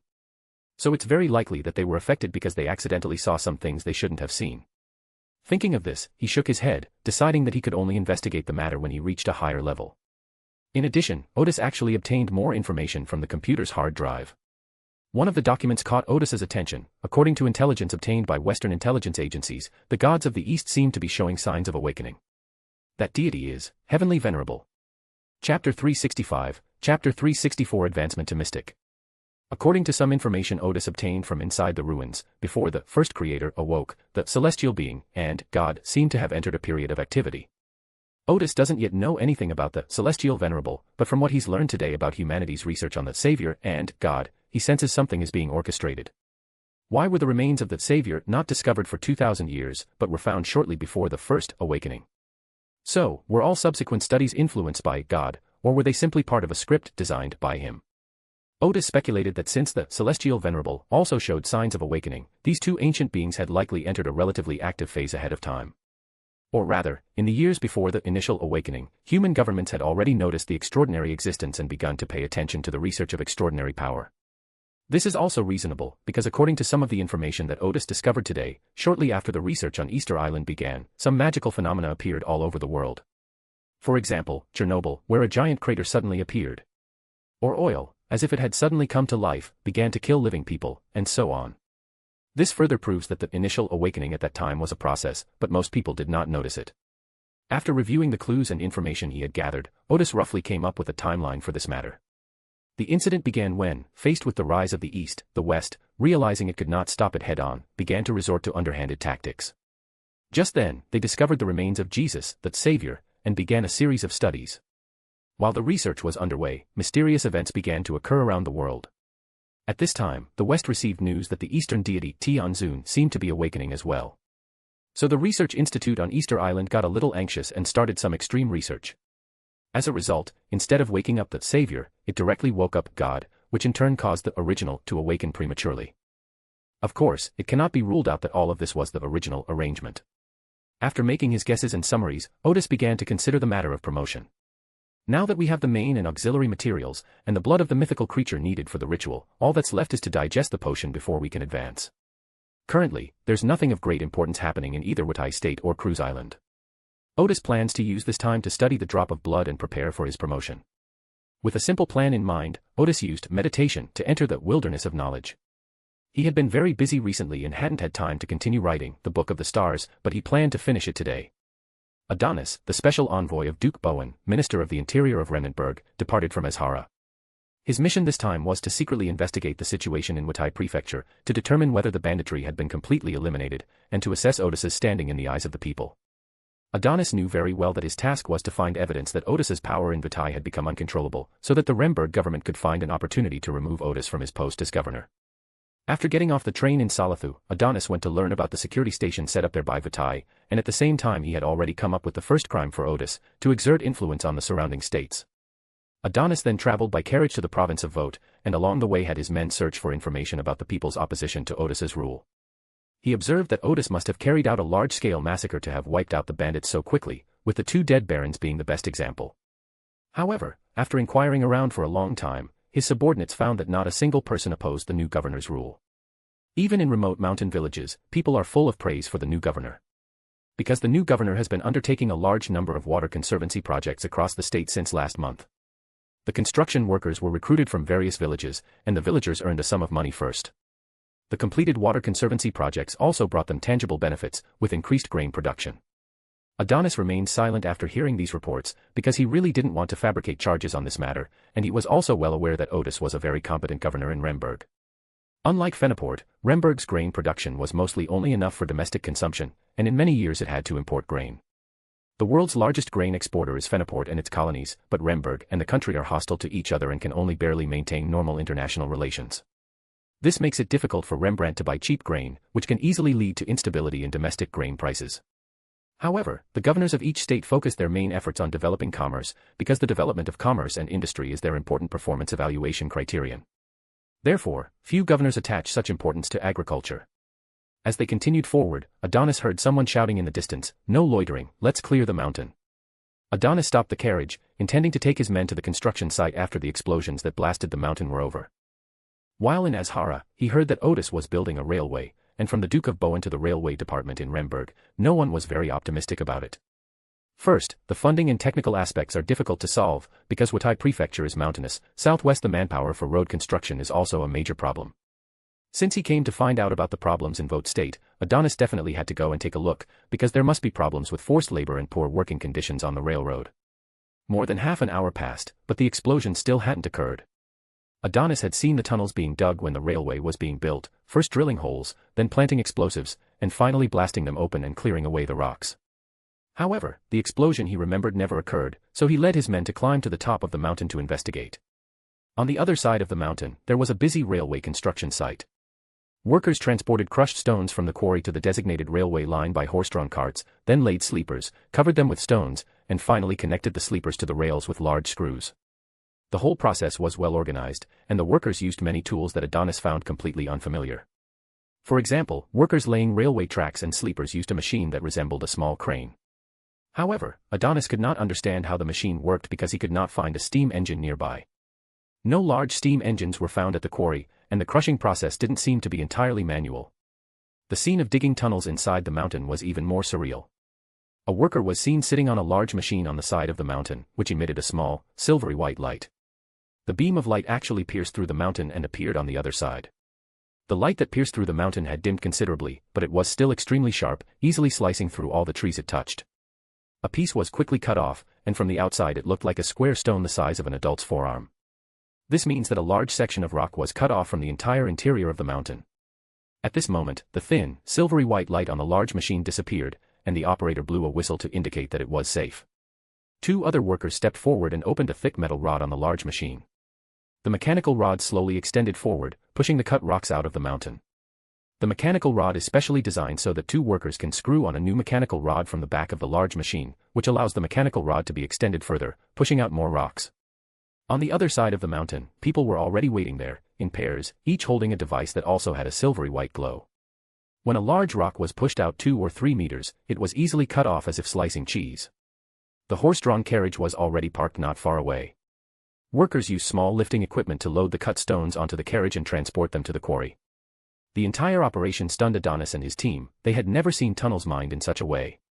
After watching for more than 10 minutes, Adonis finally came to his senses and realized that Odis was actually using extraordinary power to dig a tunnel.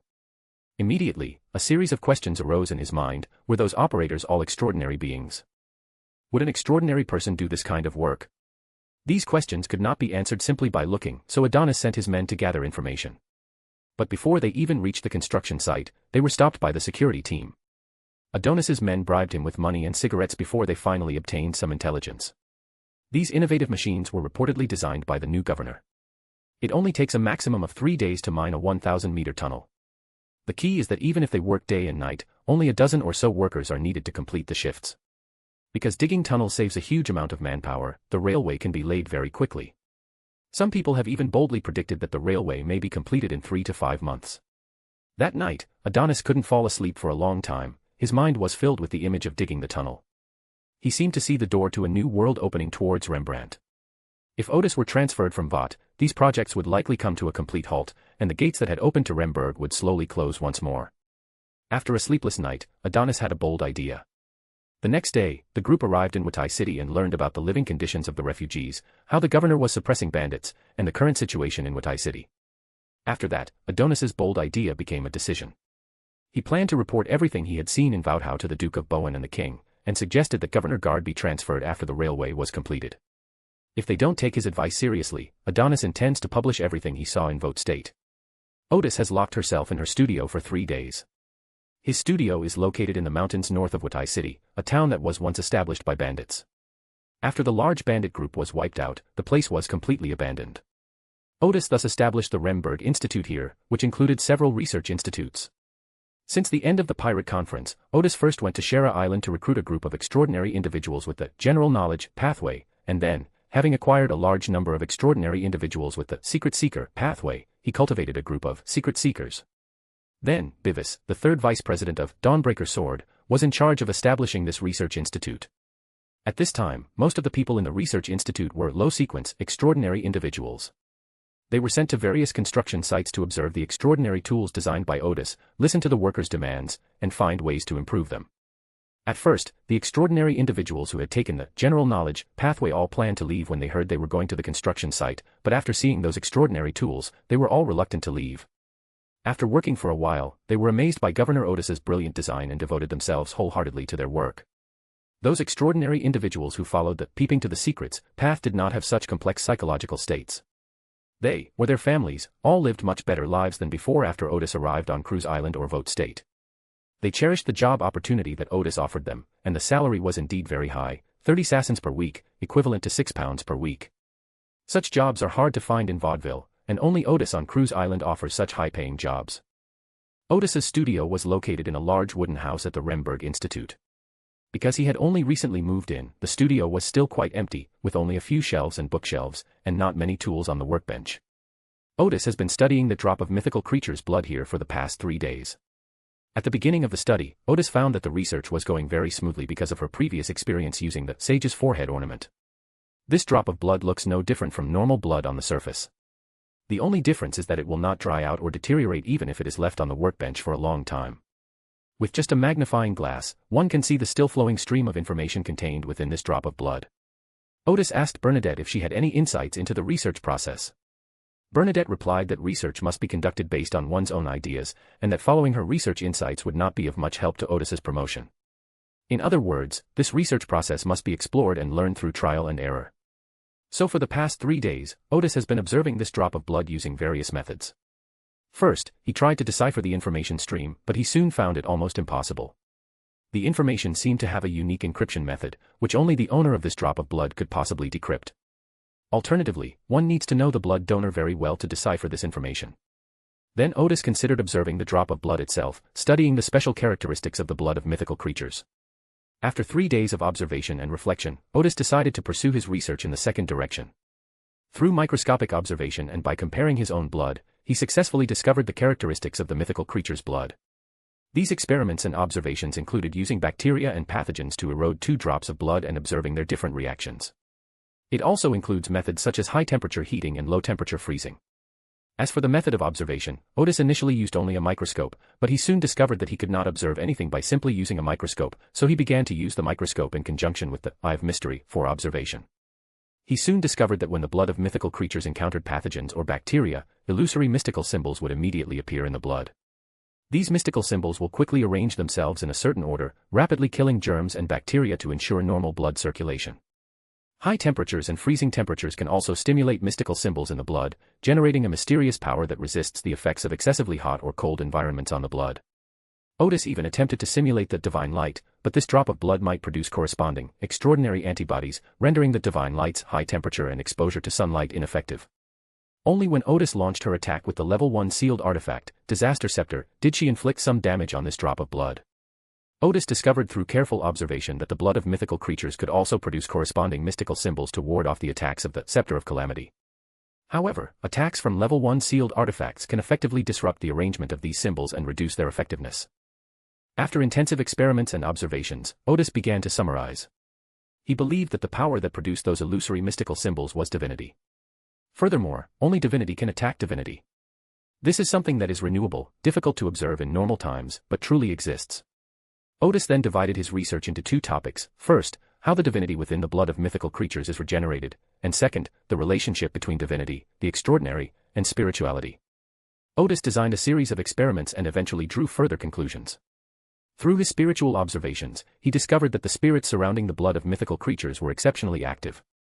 He then conducted experiments to determine that the divinity of the blood of mythical creatures was constantly replenished by the surrounding spirits. Through a series of experiments, Odis realized that the extraordinary characteristics of the angelic level had caused a qualitative change in this drop of blood, and this qualitative change could be combined with divinity to produce certain extraordinary effects. Or rather, the qualitative change that divinity caused in this drop of blood was a development in the direction that divinity expected. The inherent characteristics of living cells and tissues are fundamentally unable to withstand the qualitative changes brought about by divinity. Based on Odis's previous research on the extraordinary and spiritual, he ultimately concluded that divinity draws power from the spiritual through the transformed human body tissues. Divinity can bring about a qualitative change in extraordinary characteristics, which in turn can bring about a qualitative change in the extraordinary abilities displayed. Divinity can, to some extent, substitute for extraordinary qualities and, under external stimuli, can react violently with spirituality. Divinity remains an invisible and indescribable entity. It seems to exist in a higher dimension and can have a profound impact on the three-dimensional environment. Observable information is merely a manifestation of divinity. The true nature of divinity is far more abstract. It is both existent and non-existent. It can be raging fire or freezing ice. It cannot be described by physical measures such as weight or temperature, yet it can influence the will and thought processes of intelligent beings. Divinity can bring about subversive changes to spirituality. Specifically, it can make many common things extraordinary, such as limbs regenerating or a seemingly ordinary stream of water drowning a normal person. After completing these studies, Odis took a deep breath, feeling that at his current level, it would be difficult to conduct any further research. So he put away the drop of mythical creature's blood that he had been working on for several days, organized his research results, opened the door, and stretched. They discovered that some of the wooden houses outside were on fire, some had been struck by lightning, and some had completely disappeared. There was no one in the entire research institute. It seemed as if the place had been abandoned for a long time. Odis called out twice before Bivis emerged from the distant cabin. "Captain, is your research finally finished?"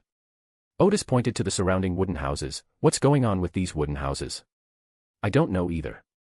Bivis replied with a wry smile. "On the third day of your research, strange phenomena began to occur around your studio. Sometimes it will suddenly catch fire, and it's the kind of fire that can't be extinguished. It will also be struck by lightning, or suddenly disappear. I sensed many strange gazes spying on your research, but I knocked on the door for a long time without getting a response, and I couldn't see inside through the window." He paused and said, "I quickly went to Watai City to invite the mysterious queen over. She observed for a while and told us that your research was too advanced, which caused some strange changes in the surrounding environment. She told us not to worry too much. Only then did I evacuate all the members of the research institute and wait alone for your research to end." This completely stunned Odis, who never expected his research to elicit such a reaction. He was immediately filled with lingering fear, because he realized that his research over the past few days must have revealed the most mysterious part of this world, which was why he had such a strange reaction. If one is not careful, one's own experiments could very well turn one into a monster. Fortunately, he was very cautious and never forced himself to conduct further research on topics that were beyond his capabilities. Odis then had Bevis move his studio to a distant mountaintop and gave each staff member a compensation of £50. He then used the trip to return to Watai and go to the governor's office. The latest novel is first published here. Bernadette was reclining in her chair, looking at the documents in her hands with a somewhat languid air. Upon seeing Odis arrive, she smiled and said, "It seems your research is very thorough." Odis sat opposite her. "What was your research topic back then?" Odis's research was finished, so there was no fear of affecting him. Bernadette then asked, "What topic? Wasn't it about studying the knowledge contained in the blood of mythical creatures?" "Whatever knowledge is in the blood, that's the knowledge you can obtain." Odis was taken aback, thinking to himself, "My research seems to have gone a bit astray." He then realized that his research was also correct. After all, he had completely analyzed that drop of blood and obtained a lot of advanced and extensive knowledge from it. The only problem is that he seems to have designed the topic too difficult. It's not about studying the drop of blood itself, but rather about studying the essence of a mythical creature. Odis then abruptly ended the conversation, asking, "What major events have occurred while I was away?" "Bishop Casey of the Church of Knowledge in Watai came to see you," Bernadette said. "He said the king was going to transfer you from Watai, but as a promotion, and by 3 ranks. The meaning of the Church of Knowledge is that they can only guarantee that you will not be demoted, but they cannot interfere with such job transfers.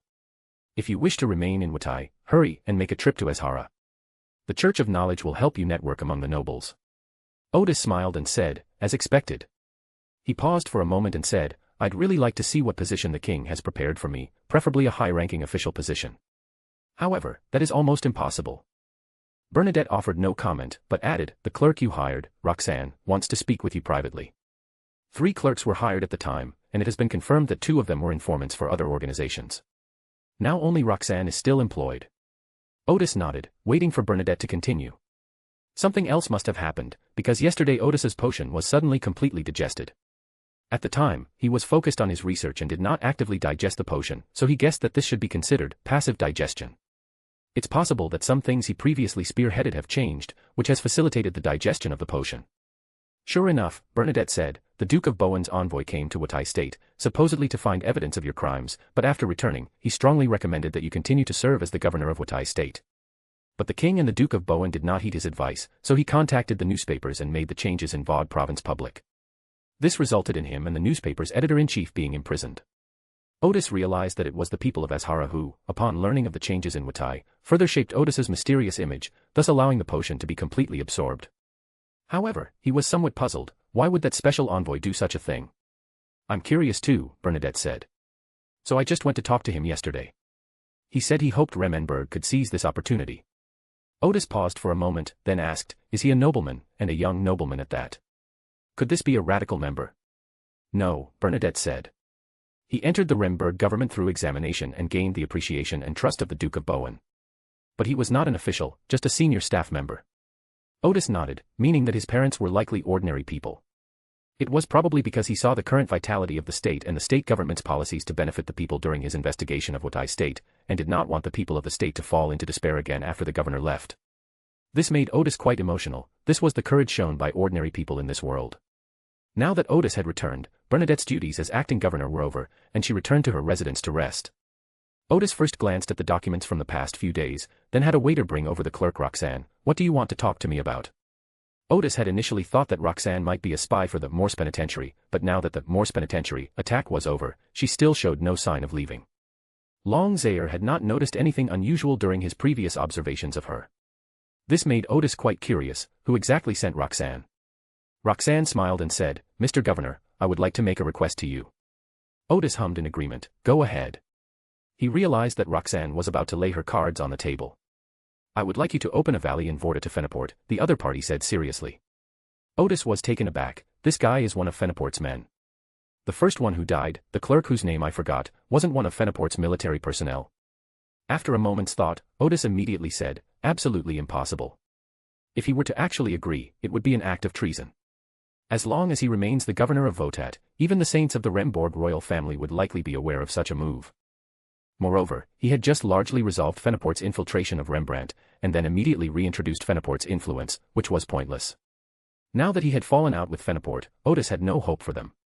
Don't be so quick to refuse, Roxanne continued. My wording just now might not have been quite accurate. To be precise, it's not open to Feniport, but to the Church of Mother Earth. Odis was taken aback. Was this a spy from the Church of the Mother Goddess? He believed he had no grudges against the Church of the Mother Goddess, so why would the Church of the Mother Goddess send people to watch him?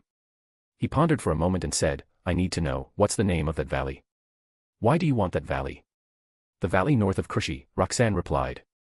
That valley produces a few to a dozen black spiral flower plants every year, which is the extraordinary material we need. To be precise, it is the extraordinary material needed for advancement to Sequence 8, Doctor. The Church of Mother Goddess previously supported Feniport's infiltration of Vote State for the sake of that extraordinary material in the valley. Odis thought for a moment before saying, that ancient battlefield. Right. The town of Klitsch is located near the border between Feniport and Remberg, and the Klitsch Pass is an important passage from Remberg to the Vati region, with troops stationed on both sides. A few years ago, the state of Vot was in a state of chaos, so the garrison guarding the pass in Lenberg was disbanded. Odis has only recently redeployed troops to the area. However, the two countries don't have much commercial interaction, so the roads here aren't very busy. There's no railway, not even a paved road. In the Battle of the Oath, hundreds of years ago, the army of Feniport and the Southern Allied forces, led by Remenberg and Maisie, fought repeatedly for this pass, and many people died here. Odis recalled that, according to some of the information he had read, a large number of corpses from both armies were buried in the valley north of the town of Clichy. But that valley steadily produced extraordinary materials for the cultivator pathway. This made Odis sigh. No wonder the doctrine of the Church of the Earth Mother Goddess says that life, like a plant, absorbs the nutrients of the earth, slowly grows and flourishes, and finally decays, returning to the earth to nourish other life. Odis thought for a moment before saying, I will not allow the Feniport government and military to enter Watai state again. This does not include the power of the Church. Thank you. Roxanne smiled again. The Church of the Mother Goddess will always remember your kindness.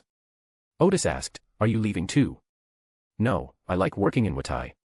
She smiled and said, don't worry, I have never shown my faith in Mother Earth in front of others, so it won't cause you any trouble.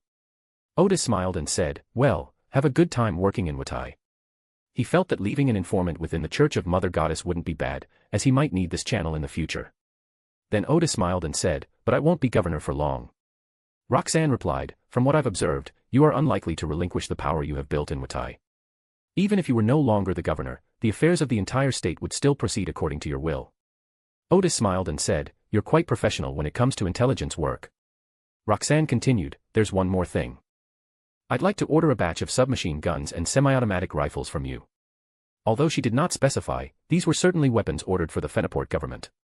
Odis did not refuse. "How many do you want?" "I need 1,000 of each." Odis quickly gave an offer, 20 pounds apiece, payable in gold pounds.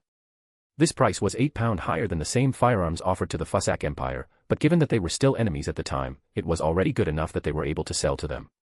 Roxanne was clearly surprised that Odis agreed to the deal. No problem. As for Odis, he could sell submachine guns and semi-automatic rifles to the enemy forces. If they dared to use these weapons against Odis, Odis would show them what firepower suppression was. Odis wasn't afraid of them copying it. The machine tools of this era were far less sophisticated than those Odis had created using the wilderness of knowledge. Therefore, the guns they make are much less accurate than the originals, which is equivalent to giving Odysseus a free GG. Having finalized the arms deal, Roxanne took her leave. Odis carefully considered whether this matter had been handled properly, because due to the War of the Oath, the official extraordinary beings of the Church of Knowledge and the Church of the Mother Goddess, although not from adjacent pathways, were hostile to each other. Since Odis has chosen to cooperate with the Church of Knowledge, she cannot openly cooperate with the Church of the Mother Goddess. So as long as Roxanne's identity is not revealed, there shouldn't be any major problems. Over the next 2 days, Odis carefully adjusted her condition and returned to the workshop that had been moved to the mountaintop to concoct potions and advance to Sequence 4. Looking at the materials on the workbench, Odis suddenly felt a little emotional. He hadn't expected to advance to demigod so soon. At this time last year, he was still a Sequence 9. He then looked ahead to his plans after the promotion, thinking that becoming a Sequence 4 would grant him divinity and allow him to do more things, which strengthened his resolve to advance. After checking his preparations one last time, Odis took out a beaker and began to mix the potion. First, add the auxiliary materials, psychedelic red coral powder that looks like it has starlight particles, colorful and beautiful flower bird phantom cockroach wings, golden resin from ancient pines, a grape with golden patterns, and a small piece of fine parchment. Simply adding these auxiliary materials to the beaker caused some reactions. Although they were all solids, they showed signs of melting. Next, Bernadette helped seal the core crystal of the enchanted red coral, a crimson bead surrounded by a hazy aura that was mesmerizing at first glance. Finally, add the head crystal of the flower-like phantom cockroach, a crystal that looks unreal, as if it could disappear into the void at any moment. After all the materials were added to the beaker, they began to react on their own, quickly forming a liquid that kept changing shape. Odis recalled once more the ritual required for ascension, the complete analysis of a drop of blood from a mythical creature, from which he would gain complex and vast knowledge. The ceremony was far beyond expectations. So Odis took a deep breath, picked up the beaker, and drank the potion. While the potion was in his mouth and esophagus, Odis could feel it changing shape on its own, giving him the sensation of swallowing a live rat. As the potion entered her stomach, Odis felt as if she had exploded, her consciousness rising and becoming somewhat blurred. He felt as if he were in a boundless starry sky, walking forward, but it seemed he would never reach his destination.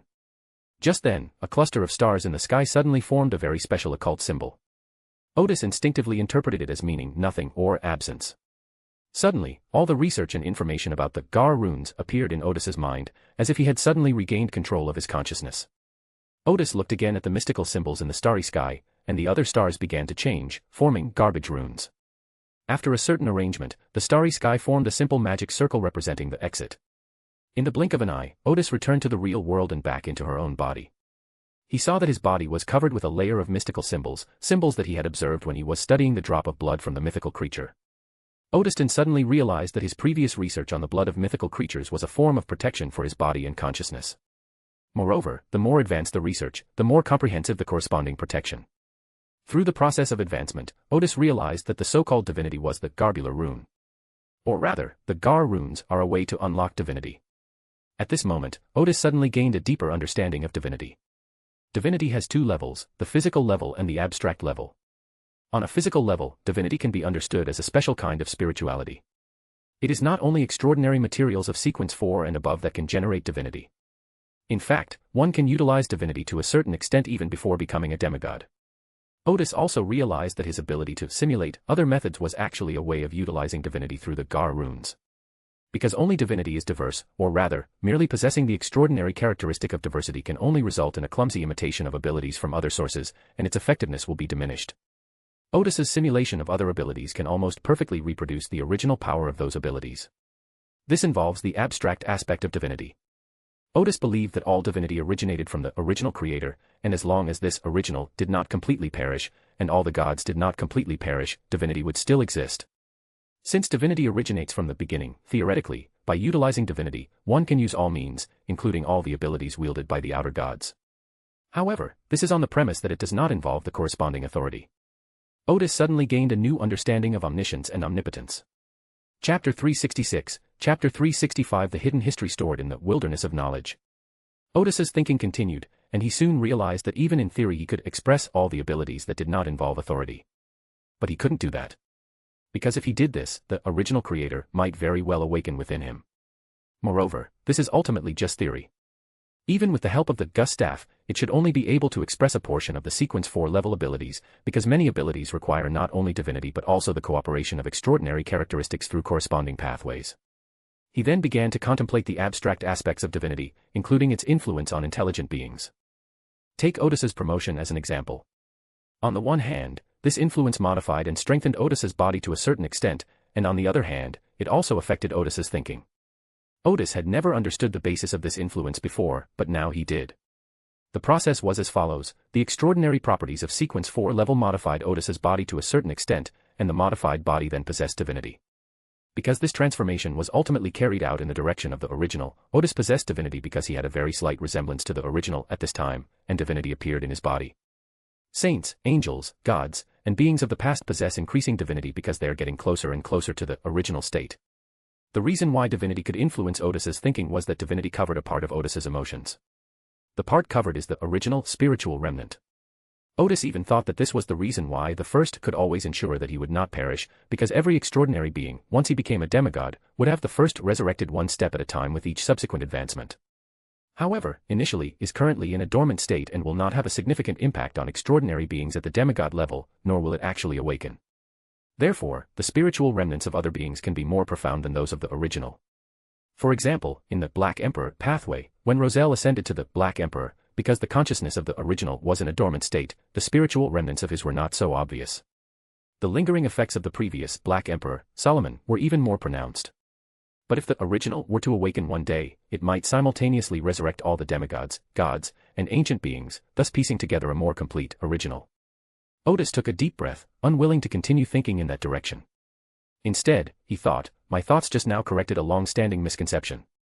It's not that the extraordinary characteristics of demigods contain divinity, but rather that the characteristics of demigods transform the body, allowing the body to possess divinity. Having figured these questions out, Odis immediately felt refreshed. The illusory symbols on his body quickly disappeared, proving that while Odis was thinking, the sequence 4 potion had already transformed his body. At this moment, Odis was relatively easily promoted to mystic. Then, the voice of the hidden sage appeared again, still as cold as ever, boundless universe. You are not just a pile of material possessions. It is also a collection of information and knowledge, and a chaotic leap of spirituality. The chaotic babbling is the song of the Creator. It resounds throughout the universe and has never stopped. Endless knowledge is the knowledge of the Creator. It operates the universe, and it never stops. Canal, endless. Odis thought to himself, becoming a demigod really makes a difference. I heard several more things all at once. With the help of the goddess of night, Odis was not worried that the hidden sage would find her, so she confidently examined the poem, which was already quite coherent. His first thought was, regardless of whether the hidden sage was misleading people, his descriptions of the authority of talking and the authority of knowledge were quite accurate. Just as Odis had previously conjectured, the original creator was the beginning of all extraordinary things, representing all extraordinary authority. The 22 ways, along with the ways held by the outer gods, reorganized and divided his authority. For example, hermits, perfectionists, and white towers all seem to have authority over a category called knowledge, only they are expressed in different ways. Both the hanged men and the abyss seem to have authority over the category of talking, but the former seems to have more authority than the latter. Based on current observations, the two authorities, knowledge and talking, appear to be adjacent authorities. Odis then shook his head and stopped thinking about the problem, because it involved too high a level and there was no point in thinking about it now. Just then, Odis suddenly felt that strange sense of shattering. The mystic's potion had been completely digested. Odis had imagined that the mystic's potion should be digestible in advance, but he did not expect that it could be completely digested. But he thought about it and it made sense. The ancient secrets he knew were enough for him to digest the mystic's potion twice. This made him somewhat emotional. Having just been promoted to sequence 4, he already had to plan for promotion to sequence 3. Having recently acquired the Master of Prophecy trait, Odis plans to directly advance using the Extraordinary trait. Now, all she needs to worry about are the auxiliary materials and the ritual. Even with prior preparations, Odis still planned to work as a mystic for a period of time first. Having become a demigod, Odis now possesses basic self-defense capabilities and doesn't have an urgent need for advancement. It's better to slow down, adjust his condition, and then continue his advancement. Odis then began to use her spirituality to examine the new abilities she had acquired. The most core ability gained first is mystical reappearance, which is actually a qualitative change in witchcraft. It allows one to draw power from mystical knowledge and create witchcraft at a higher level. The fewer people who know the mystical knowledge that provides power, the more power one can draw upon. Moreover, Odis felt that it was a reproduction of the character or scene rather than a reproduction of the person or the event itself. In other words, as long as Odis knew a certain person or event, he could make a corresponding reproduction. Even if he has no idea what the person looks like, and even if the information he has is different from the facts, it does not affect his ability to reproduce. This is the biggest difference between the ability of ancient scholars to borrow power from historical gaps. What is reproduced is more like the traces left by that person or event in the spirit world, rather than the real person or event. This ability is among the stronger ones in Sequence 4, if used well, it can even take on Sequence 3. However, the risks are also significant, as some occult knowledge is accompanied by malicious spying and hidden contamination. For example, if Odis were to recreate some of the scenes of the Night King, he could easily be observed by the uncertain mist or polluted by the disordered kingdom. Fortunately, Odis was protected by the wilderness of knowledge, so ordinary attention and pollution could not affect him. Furthermore, this ability is ultimately a saint-level ability. Even if Odis reappears a certain god, it will not be upgraded to a god-level ability. Unless there are corresponding divine materials to match, such as the divine blood of the Elf King, the level of mysterious reappearance can be greatly improved. At the Sequence 4 level, reproducing scenes about deities is quite dangerous and should be used with caution. Odis now understood why Bernadette mostly used fairy tales as a basis and the ability to reproduce them, because it was safe enough. At this moment, Odis suddenly realized that in addition to the myths and legends from the East, she also knew the stories behind Chinese idioms. In theory, it is possible to transform idiom stories into abilities, because after being passed down for 1,000 or 2,000 years, those idiom stories are no longer just stories. The understanding and application of those stories by generations are enough to leave special traces of them in the spirit world. The only problem now is that when the original creator awoke, the spirit world was destroyed once, and it is unknown whether any traces of the spirit world still exist. Odis then experimented and a phantom appeared before him, a figure that looked unreal, dressed in ancient clothes, holding a bronze wine vessel in one hand and drawing something on the ground with the other. Adding legs to a snake. Suddenly, the chair in front of Odis had an extra leg, turning into a 5-legged chair. It really works. It seems that although the spirit world was destroyed once, it was not annihilated. Many traces of the previous spirit world have been inherited by the current spirit world. Moreover, the older the idiom, the more powerful it is. Most importantly, Odis's spirituality was not burdened by using these idioms and stories. This means that when Odis planned to use Sequence 4, he could mainly use these idiom stories or some low-level myths. Once you reach a higher level, you can then consider reproducing mythological stories at a higher level. All other abilities have undergone qualitative changes, with the biggest change being the Eye of Secrets. Odis now possesses the complete Eye of Secrets, which can be freely opened and closed, eliminating the need to seal it with glasses anymore. Furthermore, the Eye of Secrets can be placed on other people or objects for covert surveillance. Odis's current scrolls have also undergone a qualitative change, and their abilities can be used to deal with demigods. However, it is indeed quite troublesome to use. You have to throw it out and recite the incantation, which is more complicated than the ability to reappear. However, this kind of scroll at the demigod level can be a lifesaver for extraordinary beings below the demigod level. Odis remembered that the astrologer he had killed in Backland had several scrolls of demigod level on him. Therefore, the scrolls should continue to be made, as they can be given as rewards to the subordinates. The only problem is that the number of demigod level scrolls that can be produced each day is limited, because these scrolls contain a trace of divinity, which is why they can affect demigods. Sequence 4 possesses very little divinity. Without affecting its status, it can create a maximum of 16 scrolls to attack demigods each day. This is precisely why the number of these scrolls is limited, and therefore they cannot be used by too many people. Meanwhile, for other mystics, the materials for making scrolls also require time to collect and process, and the scrolls themselves are not very useful, so there is not much point in making scrolls at Sequence 4. Odis thought for a moment and realized that he could try to use the intelligent puppets in the wilderness of knowledge to mass-produce these scrolls. After all, while other things might be lacking in the wilderness of knowledge, divinity would not be lacking. When the time comes, each of my subordinates will have several scrolls at the demigod level, which will scare people to death. The last ability that underwent a qualitative change is the ability possessed by the astrologer level, such as Star Cage and Star Pillar. This is actually a special kind of witchcraft, and it has been greatly enhanced. For example, the previous single attack has become a group attack, and other abilities can be used while using Star Cage. In addition, Odis gained a unique ability through his study of the blood of mythical creatures, Divine Tides. It can make the divinity within one's body surge for a short time, allowing Odis's reappearance to basically reach the level of Sequence 3. However, this ability can only be used once a day, and the duration of each use can be extended to a maximum of 3 reappearances. After learning about her newfound abilities, Odis carefully restrained her spirituality. Once she had largely controlled her surging spirituality, Odis used meditation to enter the wilderness of knowledge. Entering the tower made of spheres of light, Odis was ready to absorb some new knowledge. But unlike before, no orbs of light flew over, and several images suddenly appeared in Odis's mind. The first scene is set in a dimly lit space, where Odis can only see 2 very blurry figures. Their conversation could be heard clearly. A person with a deep voice said, "Chaos Sea and Source Castle are the original creators who once stored all extraordinary things. Therefore, these 2 sources have a rather special significance. The reason why the Chaotic Sea has such a diverse and extraordinary structure is precisely because it once contained such diverse and extraordinary characteristics. The reason why the Source Castle is so strange and abstract is because it once held the original authority. There is another source substance, which also has special significance." Upon hearing this, Odis was taken aback. It was the first time he had ever heard such an explanation of the source. The conversation between the 2 blurry figures continued. When the other person spoke in a clearer voice, "Is the other source substance with special significance the wilderness of knowledge?" "Yes," the deep voice said, "it is the original brain, representing his wisdom, his thinking, as well as his vision, hearing, smell, and expression." Odis gradually realized that what he was hearing now might be another version of the creation myth, and since this conversation had been stored in the wilderness of knowledge, the myth should be more in line with reality.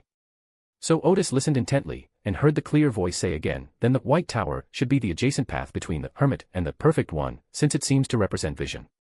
"For the original, all paths are adjacent paths," the deep voice said. "For us, we cannot do that, we can only break down the characteristics of the original. Among the pillars of authority corresponding to the Chaotic Sea, there needs to be an authority representing wisdom, so the White Tower became an adjacent pathway to the 4 authorities of omnipotence." "I understand," Kongming's voice said. "As long as the authority has a certain similarity or conforms to a certain rule, and has been recognized by the Chaos Sea and the Source Castle, it is equivalent to completing the splitting process. 2 or more of these pathways become adjacent pathways that are acceptable to ordinary organisms. For example, the Hermit and the Perfect One are the remainder, representing 2 authorities of wisdom. "Yes," the other party replied. "If you want to open up another pillar path, you must have at least 3 authorities, and the 3rd authority must be recognized by the Chaos Sea and the Source Castle. Or rather, as long as it is recognized, it can avoid too much rejection. Upon hearing this, Odis was thrilled. The knowledge gained after ascending to demigodhood was so advanced. It was actually a way to open up a new pillar path.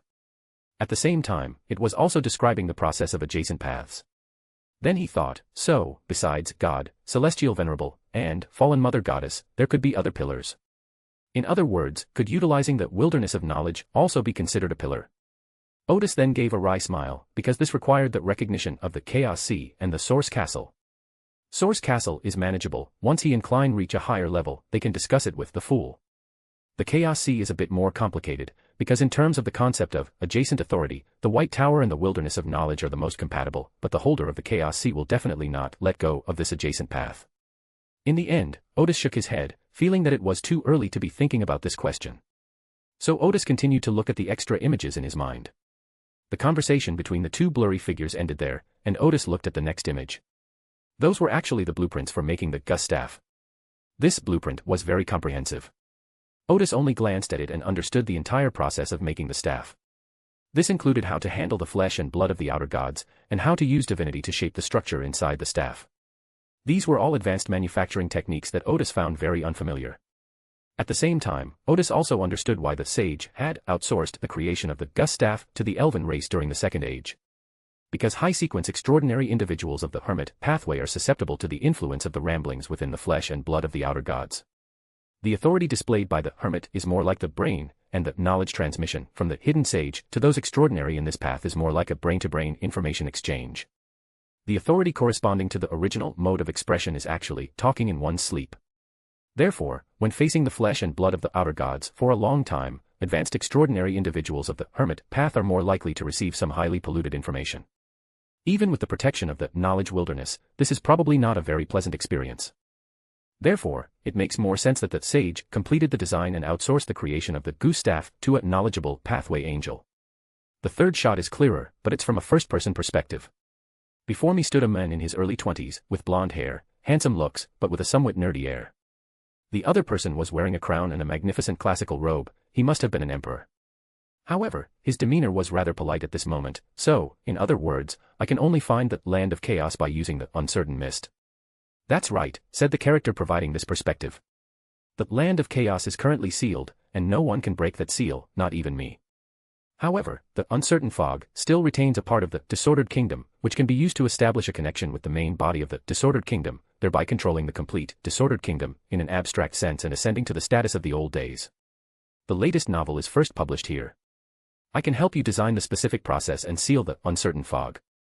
Although there will be some risks involved, they seem acceptable compared to the final result. Upon hearing the voice, Odis immediately realized that the person who provided this image was the sage. Because Odis had overheard the conversation between the sage and the ancient sun god during his previous exploration of the ruins of the god War, he remembered the voice. Odis believed that the young man wearing a crown before him was the Night King Terence. First, his appearance matches the description of the Night Emperor in historical documents. The only thing that surprised Odis was that he was younger than she had imagined. Secondly, this reminded Odis of something that Teresa, who guarded the library of the Moss Ascetic, once said. The sage once had a plan with the Night King to block the influence of the outer gods on the real world. The whole story dates back to the rise of the ancient sun god. It is said that during the Second Age, the ancient sun god and the sage patched up the barrier left by the beginning. Later, due to the fall of the ancient sun god, those patches became invalid, and the influence of the outer gods on the real world increased. The sage could not handle it alone, so he cooperated with the Night Emperor, seemingly to fill those loopholes again. With that in mind, Odis continued to look at the scene. Night King Terence asked, "Why are you helping me?" The sage replied, "Because I need your power to strengthen the barrier left by the original. I will take this opportunity to use some of the remains of the ancient sun god to plug the loopholes in the barrier's existence." Upon seeing this, Odis thought to himself, just as I expected. Terence then asked, "Didn't the remains of the ancient sun god form the profane slab?" The sage replied, "I preserved a portion of it in a special way." Terence paused for a moment and asked again, "In the whole plan, all I need to do is attract the uncertain mist." "That's right, but don't be too hasty," the sage said. "You can't control the corruption of the uncertain mist on you, so this plan must be carried out while I am conscious." "One last question," Trensaus said, "why is your condition getting worse and worse?" The sage paused for 2 or 3 seconds before saying, "I was wrong in my approach to opposing divinity before, and it's too late to change it now." He paused again and continued, "After I finish this, I may fall into a deep sleep. However, you are quite lucky, because I have found the right direction, and I will tell you that direction before I fall asleep. You can still maintain a good state after you become the past." The scene ended there, and Odis breathed a sigh of relief, because he knew very well that the sage and the Night Emperor's plan had ultimately failed. He then remarked that in the Fourth Age, the wise man was in a very bad state, but he seemed to have found the best way to counter the divinity. Odis quickly continued reading, hoping that the sage would provide an explanation later, as the most important ability after becoming an angel would be how to fight against divinity. The fourth scene is also quite clear. Terence, who looks to be only in his 20s, stands in midair in front of a huge bronze gate, coldly looking at the sky opposite him. The sky opposite is more spectacular, with the midday sun, the glow of dusk, and a patch of night sky. There were also dark clouds with lightning and thunder, a tall tower with a white glow, and a mountain covered with herbs and wheat, with babbling springs. Odis was taken aback. This was a scene corresponding to the 6 gods. He then realized that this was a scene of the 6 gods surrounding and killing Trensaust. Trensault's voice echoed through the sky, "You intend to attack me while the hermit is asleep." In the glow of twilight, a figure appeared, carrying a great sword and wearing tattered armor. "It was you who took advantage of the sage's slumber to try and bring the outer gods to the real world." Trensault roared, "I have already blocked the fog of uncertainty with the land of chaos." It wasn't that I wanted him to descend, it was that he used the events within the barrier of the disordered kingdom to create a breach in the barrier. Before the towering structure radiating white light, appeared the figure of an old man with a long beard. "The source matter has been sealed away. Where did your disordered kingdom come from?" "This is the part that the sage helped me peel off from the uncertain mist," Trensaust argued. "Only the last step remains. Once the sage awakens, he can help me become an outer god, and we can block the outer god's path to infiltrate the real world." Liar. A handsome and energetic young man appeared in the bright sunlight. The uncertain mist clearly did not fall. Trensalt immediately said, "That's because of certain qualities of the child of chaos that allowed him to break free from our trap. The uncertain mist is currently in a very unstable state. As long as I fully absorb the disordered kingdom, its level will immediately show signs of decline." The handsome and energetic young man said with a righteous expression, "I'm afraid that by then, the outer gods will be able to break through the barrier and wreak havoc in the real world." Ha ha ha ha.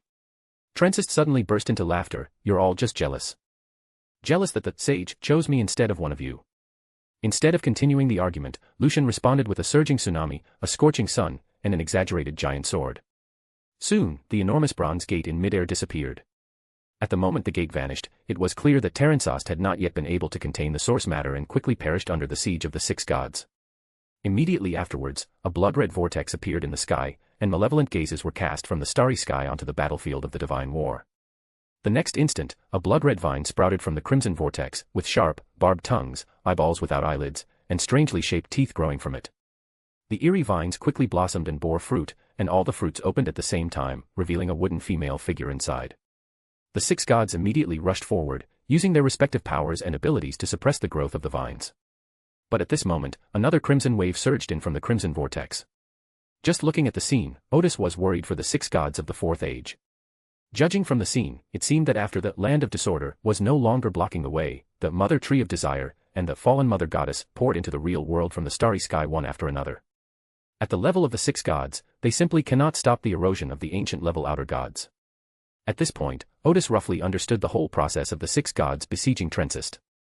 It is likely that the sage has fallen into a deep sleep, while the uncertain mist has utilized some rules about the disordered kingdom to open a passage in the barrier. Having gained a preliminary understanding of the disorderly country, Terrence quickly plugged the loophole. This prematurely exposed the fact that he was merging the disordered kingdom, which aroused suspicion and attacks from the six gods. But it's also possible, as Night Emperor said, that he was envied by the six gods. Regardless of the reason, Lucian killed Trensist, and the invasion channel reappeared. As Odis continued to look down, just when he was at his wit's end, a ray of pure white sunlight appeared and shone on the crimson wave. The crimson wave was instantly vaporized and struggled to escape into the crimson vortex. The six gods turned their heads together and saw an incredibly tall, radiant figure appear between the sky and the ground. Behind the figure were phantom images of the sun, lightning, a white tower, and books, and beyond that was a vast, intangible ocean. That is the ancient sun god. Unfortunately, this is merely a reappearance of the ancient sun god by the sage. After driving away the fallen mother goddess, the towering figure of light and shadow suddenly became illusory. A figure dressed in ancient Eastern-style clothing appeared near the blood-red vortex. His Eastern charm was very striking, but unfortunately, Odis could not see his face clearly. That should be a sage. The sage then reappeared, a majestic mountain burning with intense flames, and in his hand, he reappeared a fan, shaped like an ancient round fan made of banana leaves. Odis was stunned for a moment. Flaming mountain. Banana leaf fan. From this perspective, the wise men must be prehistoric people, and they must have come from the distant east. The sage waved his banana leaf fan, and the flames on the majestic mountain suddenly intensified, billowing high as they burned towards the wooden Mother Tree of Desire. The Mother Tree of Desire seemed terrified of the flames. One by one, the wooden statues patted the flames, burning their bodies as they retreated back into the blood-red vortex. The seeds he had just planted in the real world were also burned one by one. As the towering flaming mountain vanished, a ball of golden sunlight appeared in the sage's hand. He held the object and used it to plug the blood-red hole. Odis paused for a moment before realizing that it must be the remains of the ancient sun god that the sage had preserved in a special way. Suddenly, the sky brightened, and the blood-red vortex disappeared. Odis also breathed a sigh of relief. The problem was temporarily resolved. Then he couldn't wait to see the fifth scene, which was another first-person perspective view. The scene depicts six enormous figures of varying shapes and sizes, a handsome and energetic young man, an old man with a hood and a long beard, a dignified middle-aged man holding a trident, a warrior in tattered armor, a plump woman holding a baby, and a woman whose face is obscured, with starlight shimmering on her long black dress. Odis could probably imagine the scene, the wise men facing the six gods. However, there was no tense atmosphere between the two sides. Instead, they seemed more like they were preparing to talk. The voice of the sage said, "The remains of the ancient sun god have all been used up, and the hidden loopholes in the barrier still exist. I will try to hold on with my remaining strength, but I can't last long." The woman whose face was obscured said, "You're a sage. Are you really not going to make it?" The sage said in a self-deprecating tone, I am not the original creator, how could I possibly persist indefinitely? He paused for a moment and then said, when you besieged Trencist, you were influenced by the outer gods. I will not hold you responsible, but you should bear the consequences of your own actions. A phantom sphere appeared before the gods, and the sage said, this is the solution I came up with. It will take 7 true gods to completely plug the current loophole. I have also designed a magic array to protect your divine kingdom from the corruption of the outer gods. You will need to go to the astral plane and use your divine kingdom to resist the erosion of the outer gods. The warrior in tattered armor asked, should we go find Salinger or Chick for help? That's your business, the sage said. I'm too tired to even make any more prophecies. He took a deep breath and suddenly said something out of the blue, I tried my best, but I still couldn't change history.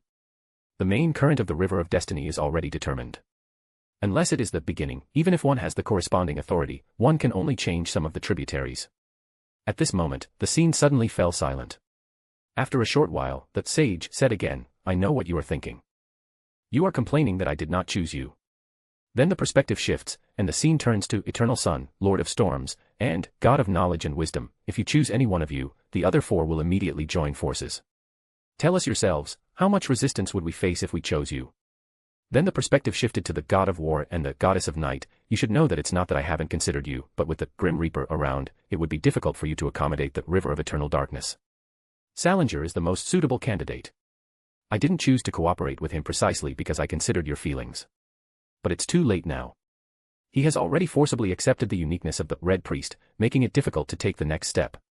Finally, the perspective shifts to the Earth Mother. You know your own situation perfectly well. The moment you find that Mother Nest, the fallen mother, could completely corrupt you. This scene ends here. Odis felt that the scene just now was somewhat reminiscent of a homeroom teacher telling a group of students, you are the worst class I have ever encountered. Generally speaking, deities are majestic and holy beings, and when they express their meaning to believers, they only use a few extremely concise words. Perhaps it is only when communicating with the past that one can express one's meaning in a less concise and clear manner. In the end, Odis sighed, for the outcome of this event was already predetermined. The sage was too tired to continue, so he used his last strength to mend the hole in the barrier, and he was very likely to perish as a result. The characteristics of the sage have been adopted by the current God of Steam and Machinery, and the hidden sage. At the end of the 4th age, the 7 gods had no choice but to accept the arrangement and move their divine kingdom to the astral plane to resist the invasion of the outer gods. As she pondered this, Odis looked at the last image that appeared in her mind. After seeing the contents clearly, Odis took a deep breath. It was a spherical structure with 7 points marked on it. This was designed by the sage, a plan for 7 gods to mend the whole.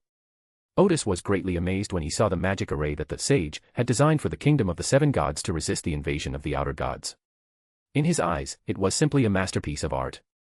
The basic theory of this magic circle is to use barriers as abstract extensions to filter out the invasion of external gods. As long as the true God continuously provides divinity and spirituality to the divine kingdom, it will not be affected by the invasion of external gods. This method of abstract extension was the first time Odis had ever seen it, and he estimated that it required the authority of the Hermit path to complete such an operation. Odis also realized why the barrier seemed to suddenly become less secure after the God of War fell. Because the barrier exists not only in a physical sense, but also in an abstract sense. Similarly, if even a tiny flaw appears, the barrier becomes flawed in an abstract sense. If any of the 7 divine kingdoms were to be missing, the plan devised by the sage would have gaps. After reading through all the knowledge stored in the wilderness of knowledge, Odis sighed for a while and thought, this historical information must have been left behind in the wilderness of knowledge by the sages. Moreover, this history has clearly been completely hidden in the long river of history, and even Odysseus, with his God's perspective, had never heard of it. Odis then felt that this was deliberately left for newcomers. After being promoted to mystic, he suddenly learned such a big secret. He guessed that the mystic had almost digested all the magic potions. However, Odis only thought about it briefly before continuing to look at the new abilities she had gained in the wilderness of knowledge after her advancement. Chapter 367, Chapter 366 Confessing to Bernadette. After Odis's advancement, the number of intelligent puppets in the wilderness of knowledge suddenly increased from 2 to 100. Odis even planned to build them a workshop so that they could work hard to create wealth for him. He hadn't expected that the mystical scholar, who wasn't good at creating clones, would suddenly acquire so many intelligent clones. Odis strongly suspected that this was an ability that could only be acquired at the sequence 2 level. After all, the biggest characteristic of the angels of this path was that they could inform the information and use the ability of information to create clones. Despite the doubts, the work that needed to be arranged could not be neglected. First, they attempted to create advanced scrolls, and then they exported extraordinary weapons from the Forsaken Lands. They also have the capacity to manufacture a batch of weapons such as extraordinary machine guns, and portable spirit wave cannons.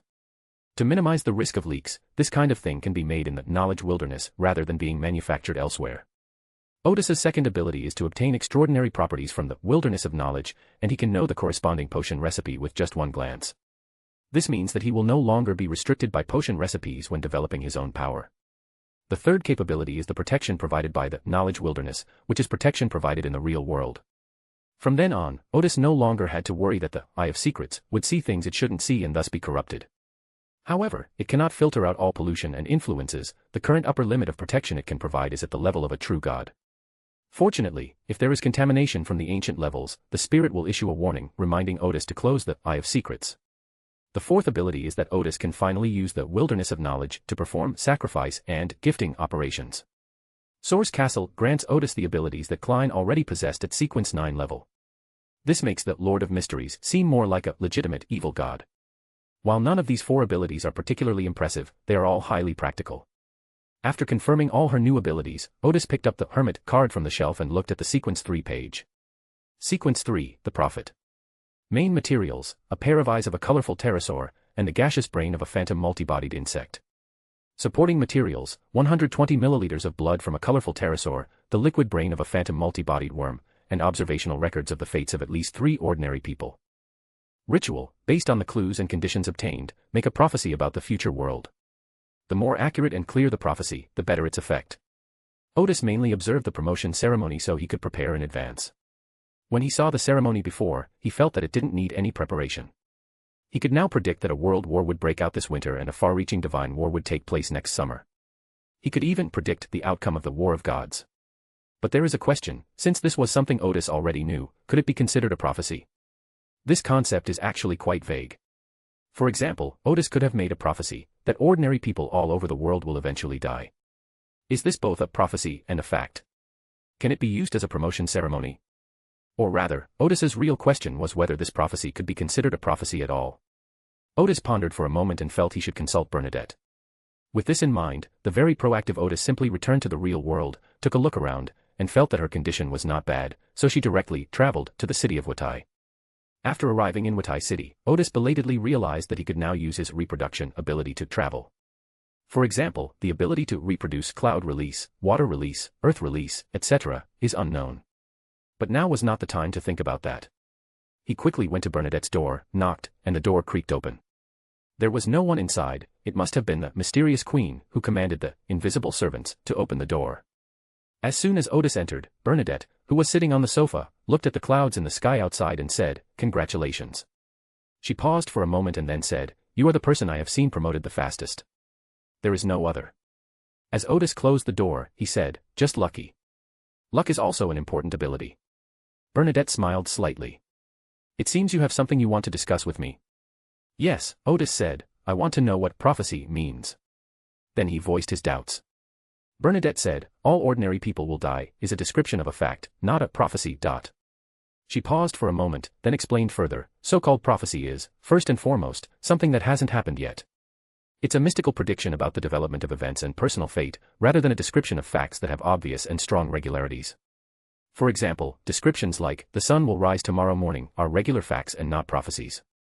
But if you say, when the sun rises tomorrow, so-and-so's fate will undergo a huge change, that is a prophecy. Mystical prophecies are revelations obtained through observation of the river of destiny, or by combining information and conditions obtained in the spirit world.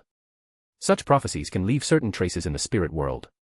If future events or personal fates unfold in the direction of the prophecy, then this trace will become exceptionally profound. Odis understood, things that didn't happen. In the spirit world there are only corresponding messages, but no corresponding traces. As long as something leaves no trace, it meets the requirements of prophecy. In other words, Odis only needs to make a prophecy that a world war will occur this winter to fulfill the requirements of the ritual. Because this was something Odis already knew, not a prophecy, but it was something that hadn't happened yet, and there was no corresponding trace of it in the spirit world. Such events can be used for prediction. Then, Odis and Bernadette went to the cabin on the island of Cruz for dinner that evening. Afterwards, Odis returned to her room and searched around in the wilderness of knowledge for a while, finally finding the things she needed for dinner. He sat by the window, watching the clouds in the sky slowly drift by, dissipate, and reform. Sometimes he felt excited, sometimes he felt uneasy, and he even lost his appetite for lunch. Around 4 p.m., Odis arrived at Cruise Island, had someone buy some seafood from the fish market, made a seafood platter that he had been wanting to eat for a long time, and also grilled a fish. When Bernadette arrived around 6 p.m., she sensed that something was off. Instead of turning on the spirit storage crystal lamp, they lit candles. Odis had already prepared dinner and was waiting for Bernadette's arrival. Normally, Odis would arrive around the same time as her, and the two of them would chat while preparing dinner. Now Bernadette has started helping out and seems to enjoy the process. However, she doesn't make a move when others are present, such as when Catlia was there that day. Bernadette was only taken aback for a moment, then smiled and said, "Advancing to demigod is a big deal, and we should definitely celebrate it today." She sat down opposite Odis and said, "Thank you for your hard work. I always have to ask you to cook." "It's because I cook so well," Odis smiled. "Once I advance to sequence 3, I won't have to cook anymore. The invisible servants can do it then." Bernadette didn't say anything, but she still hoped that Odis would continue to do it herself. She felt those times were very warm. However, she never showed any warmth. After all, she was the mysterious queen. Odis poured red wine for the two of them, and Bernadette suddenly noticed, Why do you look a little nervous?" I found this today."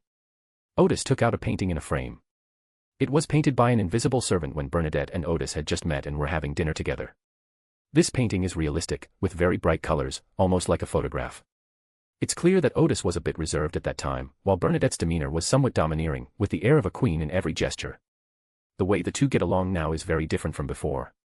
First of all, Odis is very relaxed, as if she is having a meal with a good friend. Bernadette no longer displays such a sharp and assertive demeanor in front of Odis. She took the painting from the frame and suddenly exclaimed, "Sometimes I even have the illusion that we've been old friends for many years." Seeing this painting made her realize that they had known each other for less than a year. "That's because when we're together, we quickly skip the stage of testing each other and getting to know each other," Odis smiled. "Our values are similar, which saves us a lot of trouble." Bernadette looked at the painting and hummed in agreement. Odis took a deep breath and continued, "Back then, we had only known each other for a short time, and I had a bold idea." Bernadette sensed something was off about Odis's tone, so she looked at Odis.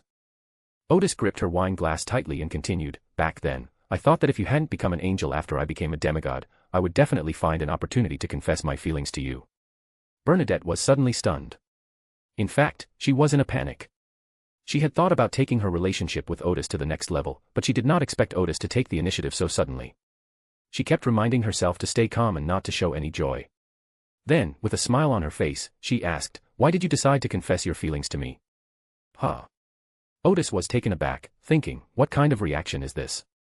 However, he was no longer as nervous as before.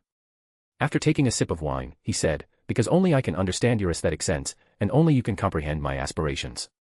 Odis said seriously, "Actually, I know that now is not a good time to take our relationship to the next level. Because if you refuse, it will be difficult for the two of us to get along in the future, and all cooperation between us may come to an end. But I don't want to wait any longer." Bernadette thought for a moment, then asked, "Do you think that only after you become a demigod will I not refuse you?" "No, that's not it." Odis's alarm bells went off, feeling that this question was a trap. "In my opinion, you are not such a snobbish person. I just feel that my life was full of uncertainty before I became a demigod. Of course, I am also full of uncertainty now, but I am more secure than before." Bernadette was quite satisfied with this answer. Odis seized the opportunity to add, "And after we become lovers, you will be able to maintain your condition better, and I will have a more purpose in my endeavors because I have an intelligent and beautiful partner." He spoke more and more fluently, and began to unleash his eloquence. I seem to see a brighter future for the two of us. Look, you have resources, and I have ideas. You have experience, I have vigor. You are beautiful, and I am handsome. Hee, a match made in heaven." The conversation gradually eased, and Bernadette's smile remained. "I can't seem to find a reason to refuse you." In her heart, she was thinking, "I haven't been in a relationship for so long, I've almost forgotten what it feels like and all the tricks of the trade. I hope I don't mess things up." Odis raised his glass. "From today onwards, I will call you Bernadette, and you should stop calling me hey or you, and call me Odis." "No problem." Bernadette raised her glass. "And then?" "Then, I want to ask you, may I kiss you?" "No, you just ate minced garlic." "You ate too." Bernadette looked at Odis. "You mean, my breath will have an odor?" "Absolutely not, not at all." Odis laughed. Bernadette suddenly realized that after she and Odis went to vaudeville together, they had developed feelings for each other as a couple. So after the conversation that further solidified their relationship, she immediately found a way for the two of them to get along very comfortably. Thinking of this, Bernadette looked at Odis in the candlelight, and he was indeed energetic and handsome. As the dinner was drawing to a close, Odis suddenly said mysteriously, "When we get married, I'll tell you a big secret, a secret that will blow your mind." Bernadette replied, "If you were an Intisman, I would think you were making a suggestive joke." Odis said, "You seem to know those jokes very well." "What? You mind?" "No, I'd find it even more exciting." That night, Odis lay in bed unable to fall asleep for a long time. The two people have only established a romantic relationship, but have not developed a deeper one. As usual, Bernadette's invisible servant tidied the kitchen, the two talked loudly under the night sky, and finally went back to their own rooms to rest. This is very unlike the Intis people, but Odis is not an Intis person, and Bernadette has been gone from Intis for a long time. Both of them agreed that they would move in together once their current relationship was more solid. As Odis recalled the scene at dinner that day, a smile gradually crept onto his lips. After calming down, he realized that what he had done today was indeed somewhat risky. As he said during dinner, the best option now is to continue waiting until he advances to Sequence 3 and his need for Bernadette and the extraordinary power of Elemental Dawn is not as irreplaceable as it is now, then it will be more prudent to confess his feelings. But Odis felt that if matters of love between men and women had to be so stable, it would be too boring. So he thought to himself, this is the best outcome, this is the best timing. Bernadette in the next room was also suffering from insomnia, sitting in an armchair, staring blankly at the night sky. She could clearly feel that after focusing her attention on Odis recently, her condition had improved a lot. The emotions that had been pent up in her heart for a long time were no longer like before, which could make her condition worse at any time and thus prevent her from being promoted. Bernadette suddenly realized that if she continued to spend more time with Odis, she might dare to be promoted. She smiled slightly, then thought of the mistakes her subordinates made when she was acting governor. Several times she wanted to scold them, but she held back. Because that wasn't her subordinate. There's no need to hold back anymore, just curse as much as you want. The next day, when Bernadette arrived at the restaurant, Oedipus was already seated. Odis then had the waiter bring her breakfast, and while eating, he casually remarked, "I need to see Longsel off in a bit, he's leading a team to Chataza today. Let's go on a picnic together at noon, and check on the progress of the railway while we're at it." Odis sent Longsel to lead the team to resolve the issues in Watai Prefecture. He told Longsel that if there were any problems that could not be resolved, he could contact him at any time through the crystal ball. Okay. Bernadette picked up her knife and fork and began to eat. The benefits of coming to Vote State are gradually becoming apparent. If we were in those states east of Remberg, it certainly wouldn't be as easy as it is now to interfere in the affairs of the neighboring states. Odis smiled and said, "That's true." Now Odis's ruling team has grown much larger, with 100 extraordinary puppets, 100 members of the security force, and 100 staff members at various levels accompanying Longsel to Chatazu. The extraordinary puppet is there to suppress bandits, the security force is there to maintain order, and the staff are there to quickly establish the state government. If all goes well, the current chaotic situation in City State should end within a month at most. Meanwhile, in Watai State, everything is already on track, so Odis doesn't need to keep an eye on things here every day. So at noon he took Bernadette to a picnic in the surrounding mountains, where they could see one of the railway construction sites from the shade of the trees. At this time, 6 construction sites were operating simultaneously. Even with the newly established steel plant operating at full capacity, it was still unable to guarantee a sufficient supply of rails. A batch of rails and sleepers were imported from Byam to alleviate the shortage of production capacity. Because this railway used many extraordinary tools, the construction period was much shorter than expected, which effectively saved a lot of money. After discussing the railway for a while, Odis then talked to Bernadette about the mysterious reappearance. Bernadette shared similar ideas with Odis, believing that the ability to reappear draws power from mystical knowledge, rather than from the past.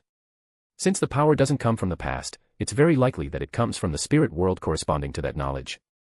Odis successfully reproduced the Earth Escape technique in front of Bernadette, as if he suddenly turned into a spirit and jumped into the mountain, only to emerge from underground 3 or 4 seconds later. The latest novel is first published here. Bernadette also possesses underground sorcery, but she noticed, your ability to reappear just now allows you to move quickly underground. If she wasn't mistaken, this movement speed was almost the same as the speed at which one could travel through the spirit world. Yes, Odis said, sitting down next to Bernadette. After I became a mystical scholar, I obtained a batch of mysterious materials, which greatly enriched my ability to reproduce. Besides earth release, water release and cloud release are also quite practical. Odis tried it. Cloud escape was the fastest, but flying in the sky made him too conspicuous, unlike earth escape and water escape which were more discreet. However, the drawback is that the former can only be used on land, while the latter can only be used in places with water. So Odis had another idea: could he recreate some mythical creatures to move him quickly? The advantage of this ability was that it was not restricted by the spirit world, and he could run away whenever he wanted. However, he doesn't have any concrete ideas yet. Bernadette said, assuming that the Lord of Mysteries had given Odis some information. However, she still handed Odis the 3 books of fairy tales she had prepared. Some of these stories can be used for reproduction. It is possible that similar things happened in the past, or that corresponding stories left traces in the spirit world. This moved Odis quite a bit, as he knew very well that this was a fairy tale written by Roselle, an important legacy left to Bernadette. The fact that Bernadette was willing to give him her services shows that he held a position in her heart that was at least equal to that of Catlia. Upon receiving the 3 fairy tale books, Odis couldn't help but smile slightly. He could use these fairy tales as a basis to reproduce the corresponding abilities in the future. I also have a book to give you. Odis also took out his prepared, the scroll, from beginner to expert, which he originally planned to give to Bernadette today so that the book could be circulated in a small circle within the Elemental Dawn. The Complete Book of Wizardry is now a book that every member of the Elemental Dawn and Middle Sequence has. Their study of that book and their admiration for the author have also helped Odis digest the potion as quickly as possible. Now, Odis has advanced to Sequence 4 and is planning to write Gal's storybook. He intends to experiment with which stories can be used for reproduction and then compile them into a book. He also knew that the more people knew these stories, the less strength they could draw from them. However, Odis will only release this book to a limited number of people when he reaches Sequence 2, or only for his own faction. At that time, he will be able to recreate higher-level characters or scenes, which will not have a significant impact on him. The mystical scholars who obtain these stories can then use them for practice without worry. Bernadette received the scroll, from beginner to expert, immediately read a few pages, and then asked Odis, "Do you write a book for each sequence?" "Yes," Odis smiled. "I also wrote a book on the astrologer level, but it's still undergoing final revisions. I'll show it to you once it's finished." He cautioned, "This book, the scroll, from beginner to expert, can be circulated more widely, but the books I write in the astrologer series can be circulated in their first half, but you can only show the second half to your most trusted subordinates." Bernadette glanced at the book in her hands. "Don't worry, I'll keep it a secret." "What? Making scrolls only requires the finest parchment. I'm telling you, you use up those scrolls faster than you use toilet paper. Don't you feel bad about wasting them?" At this point, Bernadette felt that she had misspoke as a big shot in the mystical world, so she cleared her throat and said, "I mean, they're used up faster than manuscript paper." Then her gaze returned to the book. "This knowledge is enough to overturn the current abilities of the scroll professor. "I know," Odis said, "so as you can see, I have clearly divided this book into 2 main parts. The first part is a personal understanding of scrolls and a list of many scrolls I have invented, which can be disclosed to a limited number of people. Another large part consists of my notes and thoughts on how to digest the scroll professor potions, and how to make scrolls using the finest parchment. This information is obviously not suitable for any public disclosure." While talking to Odis about the scrolls, Bernadette finished reading the most important part of the book. Then she carefully put the book away, thinking that what Odis said made a lot of sense. "I will give it as a reward to a few trusted subordinates." "Okay, could you also make me a smart helmet so I can directly transfer knowledge to them using it?" "No problem," Odis smiled. "This is a more rigorous approach." Afterwards, the 2 lay under the shade of a tree, gazing at the blue sky and chatting. Gradually, Odis moved closer to Bernadette.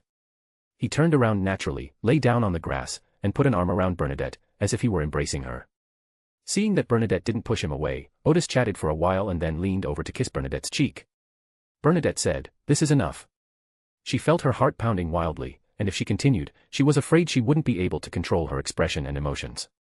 If Odis were to kiss her and her cheeks turned bright red, it would be a huge loss of face for the mysterious queen.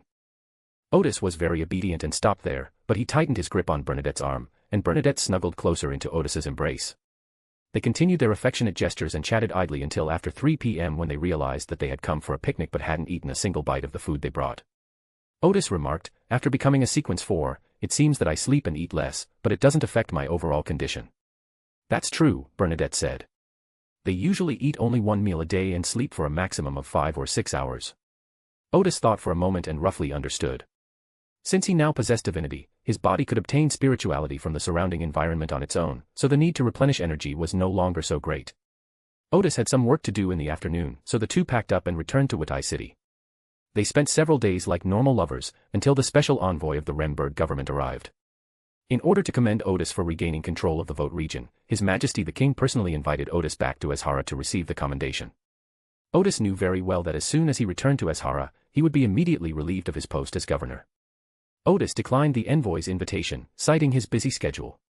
This surprised the envoy and the officials from Watai who were there to greet him, as it was, after all, an invitation from the king. How could he just refuse it like that? However, Odis quickly added that if the railway and industrial zone were built as planned, if his current policies in Votia continued, and if the Minister of the Interior's envoy and the newspaper editor who spoke on his behalf were released, he could consider going to Azhara. The envoy immediately sent a telegram to Azhara, asking his superiors for instructions on what to do. The officials of Watai seemed to understand what was going on and began to inquire about the purpose of King Odis's summons. Odis simply said, "After I leave Watai, Ms. Mandy will remain in Watai." Most officials immediately understood the governor's meaning, while a few slow-witted ones realized it wasn't appropriate to ask further and prepared to consult their colleagues later. In fact, not only Mandy was staying here, but Odis also planned to ask Bernadette to stay for a while. To prevent Fenaport from re-infiltrating Watai state after he leaves, and to prevent Intis from sending a large number of extraordinary beings to besiege Longzul, while the bandit suppression operation in Shatai state has begun. Soon the envoy came to see Odis again, saying that the Minister of the Interior had agreed to all of Odis's requests. Odis had already received the news, so he made arrangements with Mandy in advance, talked with Bernadette, and then quietly left Watai city early the next morning. Since Mandy had been in charge of the work in Watai state for some time and was familiar with the work there was nothing unusual to be seen in Watai city. In particular, Odis rarely appeared in public, and his departure attracted almost no attention. The officials also tacitly refrained from publicizing the governor's departure, so when Odis left Watai, most people were unaware that the governor was no longer in Watai. Odis and the envoy were to spend the night in the neighboring city of Salathu before taking the train back to Azhara. As the governor of Salathu, Kelt hosted a dinner for the two men. Halfway through the dinner, Kelt invited Odis to the terrace for a smoke. The special envoy quickly followed, saying that he was also thinking of having a smoke. Upon reaching the terrace, Kelt offered cigarettes to the visitors, then suddenly said to Odis, "You see, the Minister of the Interior has long since lost faith in me, otherwise this foolish envoy wouldn't have followed us out to monitor our conversation." Odis was slightly taken aback when he noticed an unusual fluctuation in the spiritual energy emanating from the pocket where Kelt had just put his cigarette, while the envoy beside him smoked and listened attentively. He immediately realized that Kelt had used some magical item, and what Odis heard was different from what the envoy heard. Then Kelt said, "I thought you would use the power of the church to keep your position. Or have you completed the mission the church entrusted to you?" He paused for a moment and then said, "In the next 3 minutes, you can speak freely." To this special envoy, "We are just talking about the customs and culture of the western province." Odis said, "My deployments in Watai will not be affected, and the current operations in city will not be affected in any way." Selt shook his head, "You think too highly of those people. Of course they'd be happy to build railways and industrial zones, but once the construction you've planned is over, they'll turn their backs on you." Odis replied, "I am confident in this regard." Selt breathed a sigh of relief, "Then I'm relieved." He didn't want to find an ally who could offer some help, only to have that ally transferred away, leaving him to fight alone again. After that, Kelt took out another cigarette, ending his use of the magical item. The three chatted for a while before returning to the restaurant. The next morning, Odis boarded a train and returned to Azhara by noon. That evening, the Minister of the Interior, Duke Bowen, held a grand banquet for Odis to honor his achievements and announced a significant decree. Because Governor Odis had successfully regained control of the province of Vote, he was now being transferred back to Azhara to serve as Deputy Minister of Foreign Affairs, and the Ministry of Foreign Affairs would make a new appointment for Odis the following day. For a governor to suddenly become a deputy ministerial-level official in Rembrandt is indeed a significant promotion. Therefore, the nobles and officials who came to the banquet congratulated Odis.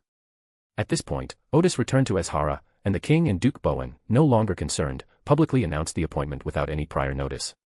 Duke Bowen had expected Odis to at least give him a hard time, but Odis simply asked indifferently, "Have the people I requested to be released been released?"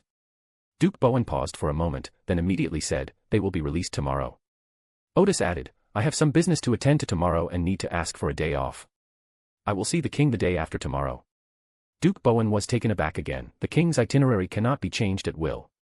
Odis smiled and said, "Then please wait a day, Your Majesty." The entire banquet hall fell silent. Duke Bowen was about to reprimand Odis, but remembering that he was a pirate general and a Sequence 5 extraordinary, he quickly moved closer to Prince Berg before saying, "I hope you understand that this is the king's invitation." Those around sensed the tension and quickly stepped back. Odis, however, said unhurriedly, "I have already informed you. You can decide what to do next." Duke Bowen was so angry that his hands trembled slightly. In this country, no one except the king dared to speak to him in such a tone.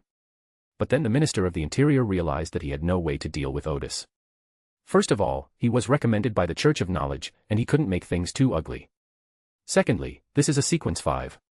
If you offend him too much, you will be in great danger, since it is difficult to guard against the retaliation of a sequence 5 in the long term. After taking a deep breath, he smiled and said, I will report this matter to the king. The nobles and officials looked somewhat surprised. They hadn't expected the Duke of Bowen to greet them with a smile so quickly. After the farce ended, the banquet continued, but it was no longer as lively as before. Duke Bowen had a gloomy face, and the people around him were very careful, afraid of offending the Minister of the Interior. Odis retreated to a corner of the banquet hall and ate and drank by himself. Everyone else avoided Odis and dared not speak to him. Only the high-ranking official from the western province, Bichel, came over with a wine glass and said, I have also strongly advised the Minister of the Interior to extend your term until at least the beginning of next year. I'm sorry, I couldn't be of any help in this matter. Odis smiled and said, Aren't you afraid that Duke Bowen will target you for chatting with me now? Humph. Bichel snorted coldly, At worst, I'll just resign. The western province is a mess right now, and no one but him is willing to take it over. Thanks to the efforts of Odis and Kelt, the situation has finally improved a bit, but now Odis has been transferred to the Ministry of Foreign Affairs, and he has been holding a grudge for a long time. If the Duke of Bowen dares to target him, he will immediately submit his resignation. Odis changed the subject and asked, I wonder what new arrangements the Remberg government has for me.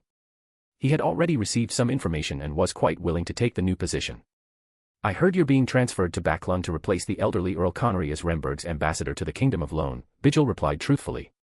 Odis received a similar message, That's good, I was born in Backland, and I'm back there. He actually found the appointment somewhat strange. But Bichel sighed and said, The international situation has been very tense in recent years, and being an ambassador is not an easy job. I know, Odis said. He knew very well that Backland would be a very turbulent place in the future, but at the same time, it was a great opportunity to recruit wild extraordinary beings and also offer Bernadette's chance for advancement. The two had just been chatting for a while when they were told that the banquet had ended early. This made OSS sigh, Is this all the magnanimity of a home secretary? After the dinner, Odis returned to the hotel, turned off the lights, and pretended to be resting. A dozen minutes later, Odis used the ceiling artifact to jump into the shadows, and then jumped to the ground in the shadows, reproducing the power of Earth Escape, and instantly arrived at the house he had borrowed from Bernadette. During this time, Odis would occasionally come and act as an astrologer. However, there haven't been many customers yet, so it hasn't played a significant role in absorbing the potions. At this moment, in the living room of the townhouse, First Officer Bazel, Combat Captain Cleveland, and two subordinates responsible for gathering intelligence were already waiting. Odis first asked Bazel about the current recruitment status of Extraordinary Ones. During this period, despite their best efforts, Bazel and Cleveland have only managed to recruit a few low-sequence Beyonders, and these Beyonders have virtually no loyalty whatsoever. Odis remarked, It seems that the Sword of Dawn needs to accomplish one or two major feats to gain sufficient influence. The title of Mysterious General is not very useful on land. If you want to quickly recruit wild extraordinary individuals, you must find a way to let them know the strength of Dawnbreaker or Odis. However, Odis has not yet made any progress on this matter and can only wait and see. After chatting with his four subordinates for a while, Odis assigned them new tasks before going back to rest. Early the next morning, Odis returned to Cruise Island, where the ship carrying the ancient elf Shadas and the Fourth Age nobleman Mobert was to set sail.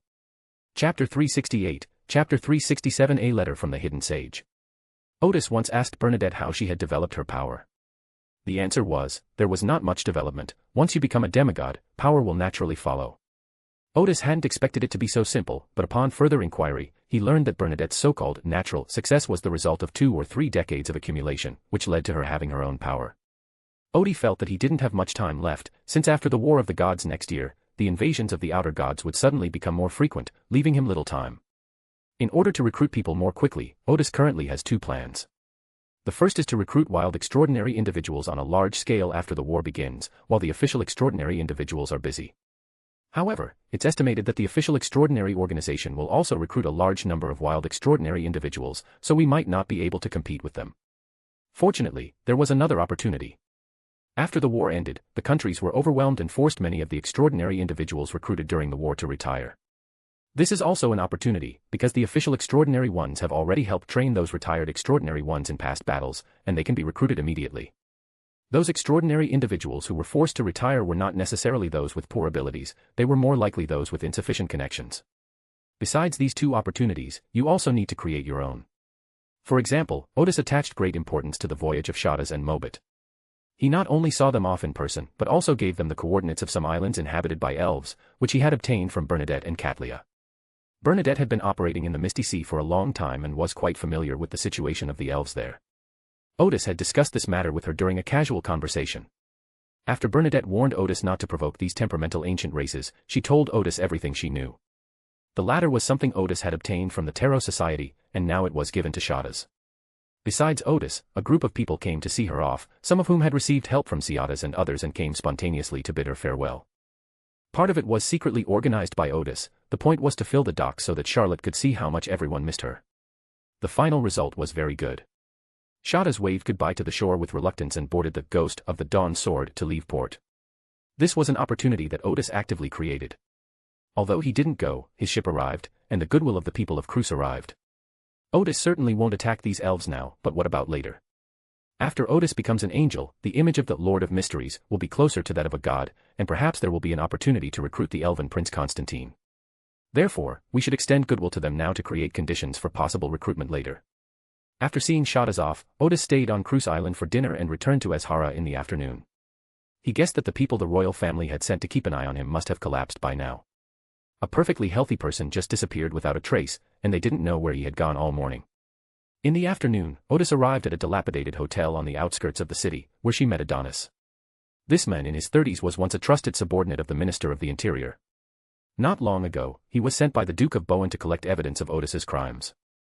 However, he lost the Duke of Bowen's trust by suggesting that Odis be recalled only after the construction work in Vought was completed. Then he did something that surprised even Odis. He went to the newspaper editor and gave a detailed report on what Odis had done in Votia. This move caused a stir in Azhara, making Odis a political celebrity in the country and even helping her digest the potion. At Odis's request, Adonis was released, but he lost everything he had before. He and the company president had little money and could only stay temporarily in this dilapidated hotel. Adonis did not recognize Odis, so he was momentarily taken aback when Odis arrived. When he learned that the visitor was Odis, he was neither enthusiastic nor indifferent. He invited Odis to sit down in the small room and poured him a glass of water. Odis asked, "You don't even know me, yet you've suffered this fate because of me. Do you think it was worth it?" "It's not worth it." Adonis sat opposite Odis. "Since you've shown up in Azhara, it means you've been removed from your post as governor. All our previous efforts seem ridiculous now." Mr. Ed, the former editor-in-chief of the Remberg Morning Post, who was in his 40s and somewhat balding, was sitting on the bed listening to their conversation. Odis replied, "It's not funny at all. Not everyone has the courage you have. Or rather, in his view, because of the extraordinary suppression, few people have such courage anymore. Your efforts will not be in vain," Odis said to Adonis. "I have come today to recruit you to be my advisor and accompany me to my post in Backland." Adonis shook his head helplessly. "Forget it, I'm utterly disappointed in this country." Odis smiled and said, "I will return to Watai, and I have a feeling that it won't be long." Adonis hesitated for a moment. Please let me think about it." Odis hummed in agreement, then said to Mr. Ed, "The state of Watai is establishing the Watai Daily, and I've recommended you to them as its president. If you agree." "Agreed." The president smiled and said, "I don't need to think about it, I agree now." Odis smiled slightly. "Someone will come to pick you up before dinner and escort you to your new post in Watai." Adonis was taken aback again, not expecting that Governor Gar would be so proactive. Moreover, it seems that his influence in Watai state has not been greatly affected. Odis stood up, patted Adonis on the shoulder and said, "If you've thought it through, come find me in room 306 of the Remberg Hotel." "Well, it's best to go before the day after tomorrow, because I might have to leave then." After saying this, Odis took his leave. After he walked away, Ed said to Adonis, "What else is there to consider? Even if you become a staff member without a formal position, it's much better than your current situation. And Odis clearly intends to give you an important position." Adonis smiled. "I just don't quite trust the officials in Remberg." Before this, not only did the Duke of Bowen trust him greatly, but he also trusted the Minister of the Interior, which is why he dared to put forward his own ideas. However, this allowed Adonis to see the true nature of the country's nobles and officials. Ed said, "Governor Gar only took 2.5 months to completely retake Watai state and solve the problem that the state had been struggling with for a long time. He is obviously different from other officials." Adonis slowly sat down in the chair. "It seems so." Odis returned to the hotel, had dinner under surveillance, and the next day, under surveillance, went to the palace in Remberg. Odis had once traveled by carriage past the Sodrak Palace in the Kingdom of Rune and knew what the main gate of the palace looked like. The Riemborg Royal Palace is just as magnificent as the Sodrak Palace from the front, but the architectural styles are quite different. This palace is called the Royal Palace of Stockholm. The main entrance seems to have only steps but no gate, although there are quite a few guards. The carriage entered through a side door on one side of the steps, and was subjected to a thorough inspection and questioning upon entering. After entering the courtyard, Odis alighted from the carriage and was led to the king's office by the vice-captain of the Royal Guard. Looking around, Odis thought to himself, this is what a royal palace is all about. Upon entering, there is a large courtyard, inside which stands a dark-colored 5-story building. This is the main building. Of course, there are many other buildings behind it, which are the residences of the king, queen, princesses, princes, and princesses. For Oedipus, who had bought a ticket to visit the Forbidden City, such a small place was hardly awe-inspiring. The king's office was very spacious and luxuriously decorated. Odis bowed to the king, then looked at the figure behind the large office. Conrad I was dressed in formal attire. He was younger in person than he appears in the photograph and possessed a refined and scholarly air. Meanwhile, Odis, who had already been promoted to demigod, judged from observing the other party's spirituality that this king was only a sequence 5. This seems to be a stipulation of some agreement between the secular government and the church that the king cannot be a sequence 4 or an extraordinary being of sequence 4 or higher. Conrad I took off his glasses and put down the documents in his hand. I heard that yesterday you preferred to see Adonis, who had just been released from prison, rather than come to see me.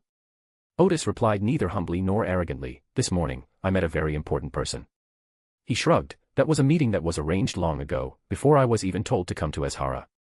Hearing Odis's reply, Conrad I was not angry, but smiled and said, I know that you will feel very uncomfortable if I recall you at this time. But those with greater ability should be doing more important things. King Conrad I said solemnly, after careful consideration, I am prepared to appoint you as the ambassador to the Kingdom of Ruin. You should know that among all of Lenberg's foreign ambassadors, the ambassador to the Kingdom of Ruin is the most influential. Odis nodded and said, I know. This is simply a way to remove him from Rembrandt to prevent further impact on the Watai region in the short term. Odis knew very well that he would only stay in Backland for a year or two at most. After the Remberg government took over the Watai region, they would find some work-related mistake to transfer him back and give him a sinecure. When a strong leader is needed somewhere, then transfer Odis there. It's not that Odis wouldn't be given important positions, but rather that Conrad I, in his high position, saw Odis as a sharp sword that shouldn't be used lightly, lest it cut him. Logically speaking, in this way, it wouldn't take more than a few years to initially tame officials like Odis. But Odis was not a plaything for the nobles. Whether they liked it or not, he would return to Remberg, and then the situation would be beyond the king's control.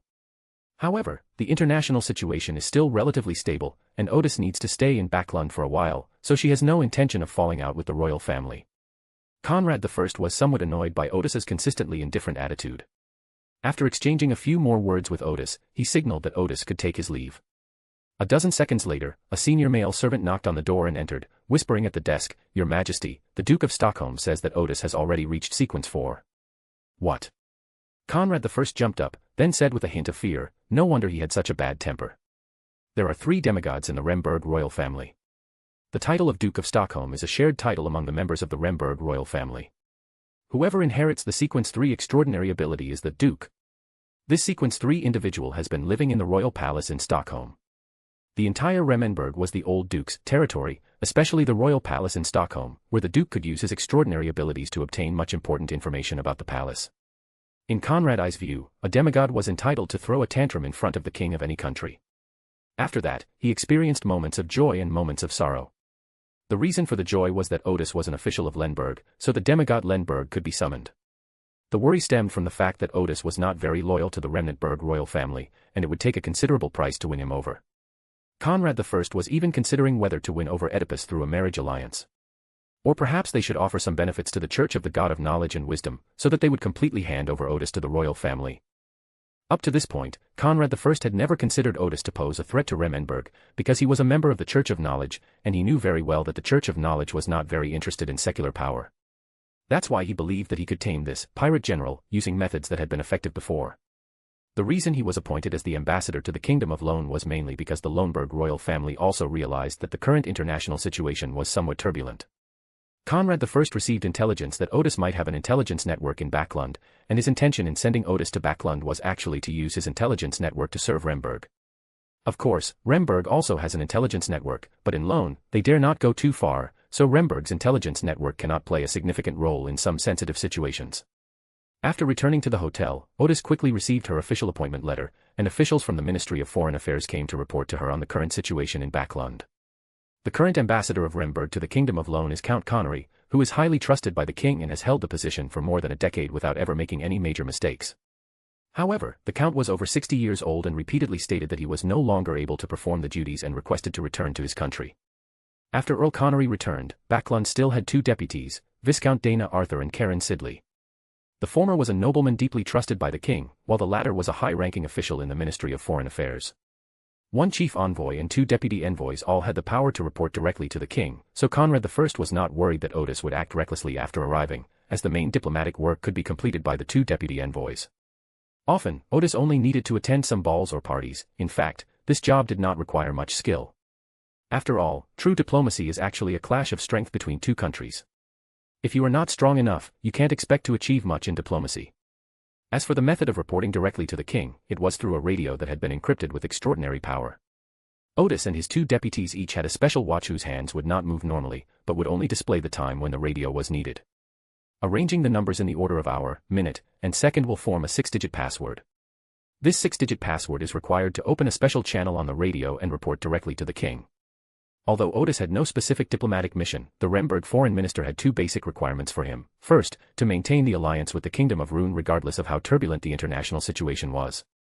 Secondly, it is essential to project a positive image as a Rembrandt diplomat and avoid actions that could damage the country's image.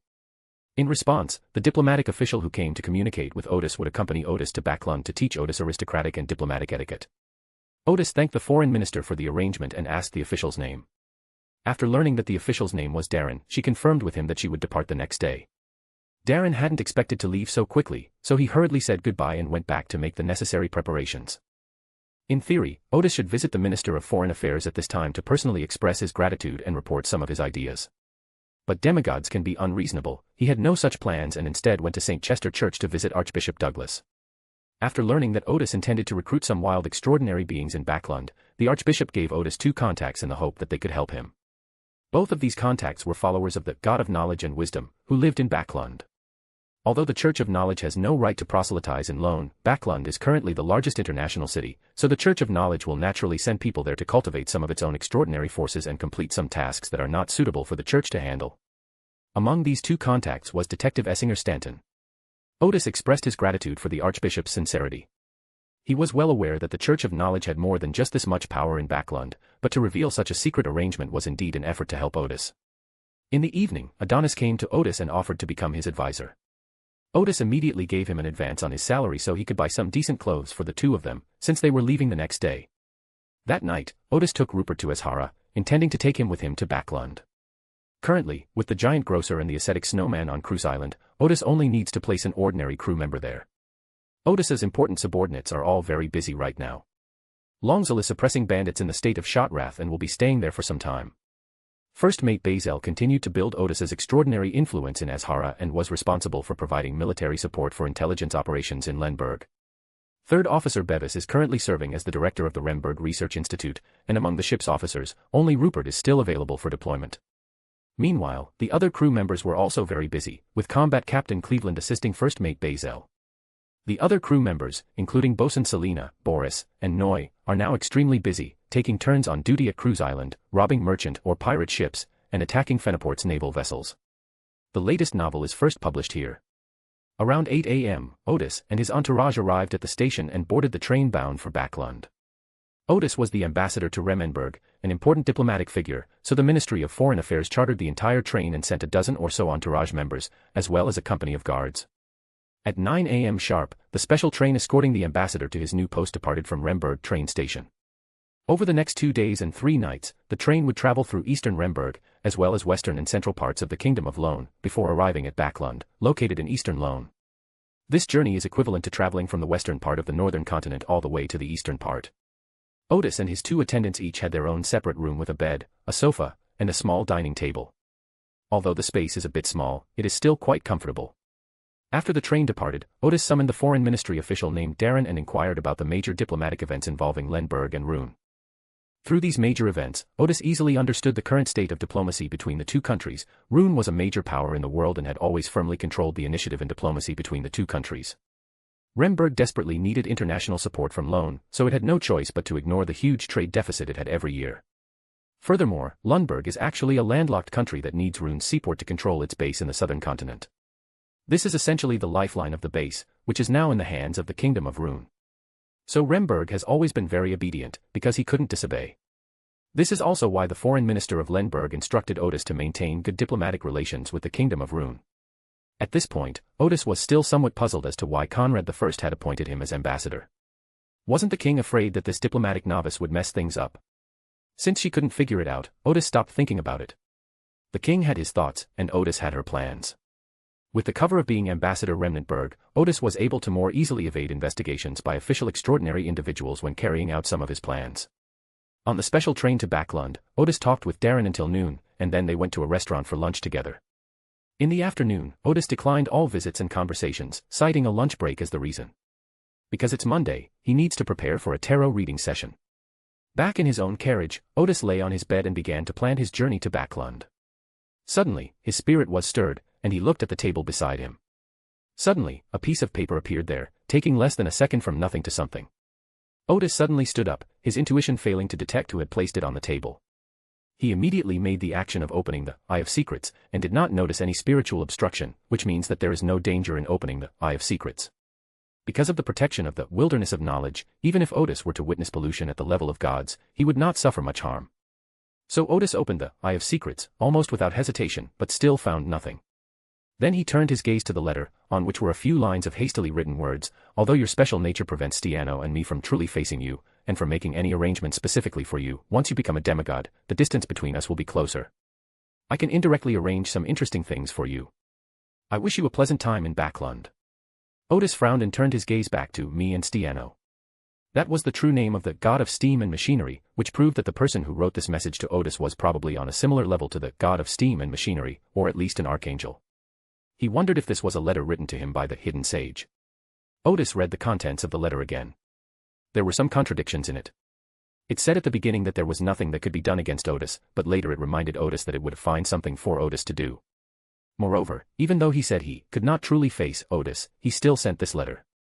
Of course, it is also possible that he had someone else or an invisible servant deliver it. Even if he wanted to make a harsh statement in front of Odis, the dignified, hidden sage wouldn't go so far as to personally deliver the message. At this moment, the letter in Odis's hand gradually disappeared, as if it had never existed. This surprised him. Hidden sage retracted a message. Odis then smiled and shook his head. It was impossible to withdraw, it only showed that he didn't understand what kind of ability this was at all. Odis sat on the sofa, took out his pipe and filled it with tobacco. First, it was certain that this letter was most likely sent by the hidden sage. Second, it was certain that the hidden sage was not a fool. He lit the tobacco with witchcraft, took a puff, and continued to think, if he isn't a fool, then why did he tell me when he was taking some actions against me? The options that can be ruled out are that this was an act of courtesy by the hidden sage, or that it was a benevolent deity. Odis took another drag of his cigarette. He must have had a purpose in doing this. If I were to do something similar, what would my purpose be? Suddenly, he thought of the phrase, me and Stiano, again, and suddenly had an inspiration. The main purpose of the hidden sage was not to remind him that he had actions against him, but to remind him that the god of steam and machinery had actions against him. Having figured out the motive, Odis roughly understood what was going on. After I became Sequence 4, the hidden sage and the god of steam and machinery would most likely be able to take some actions against me. The hidden sage learned from some source that the god of steam and machinery was more targeted at me and was likely to succeed, so he reminded me in this way. Odis pondered for a moment and came up with a solution. First, after the tarot meeting ended, he would find a church, pray to the god of knowledge and wisdom, and tell him about it.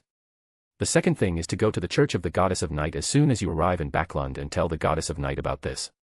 The guiding principle for dealing with such incidents is, only gods can deal with gods. In addition, Odis himself should also be more vigilant. Judging from the letter from the hidden sages, their arrangements are not very urgent, and there should be no danger in the near future. However, this should not lead to complacency. If anything seems amiss, immediately log into your main account. Currently, the Lord of Mysteries can use the reappearance ability at will. With the help of those 2 drops of the Elf King's blood, he can at least hold out for a few seconds, and probably wait for the assistance of the god of knowledge and wisdom or the goddess of night. Lost in thought, Odis finished his pipe.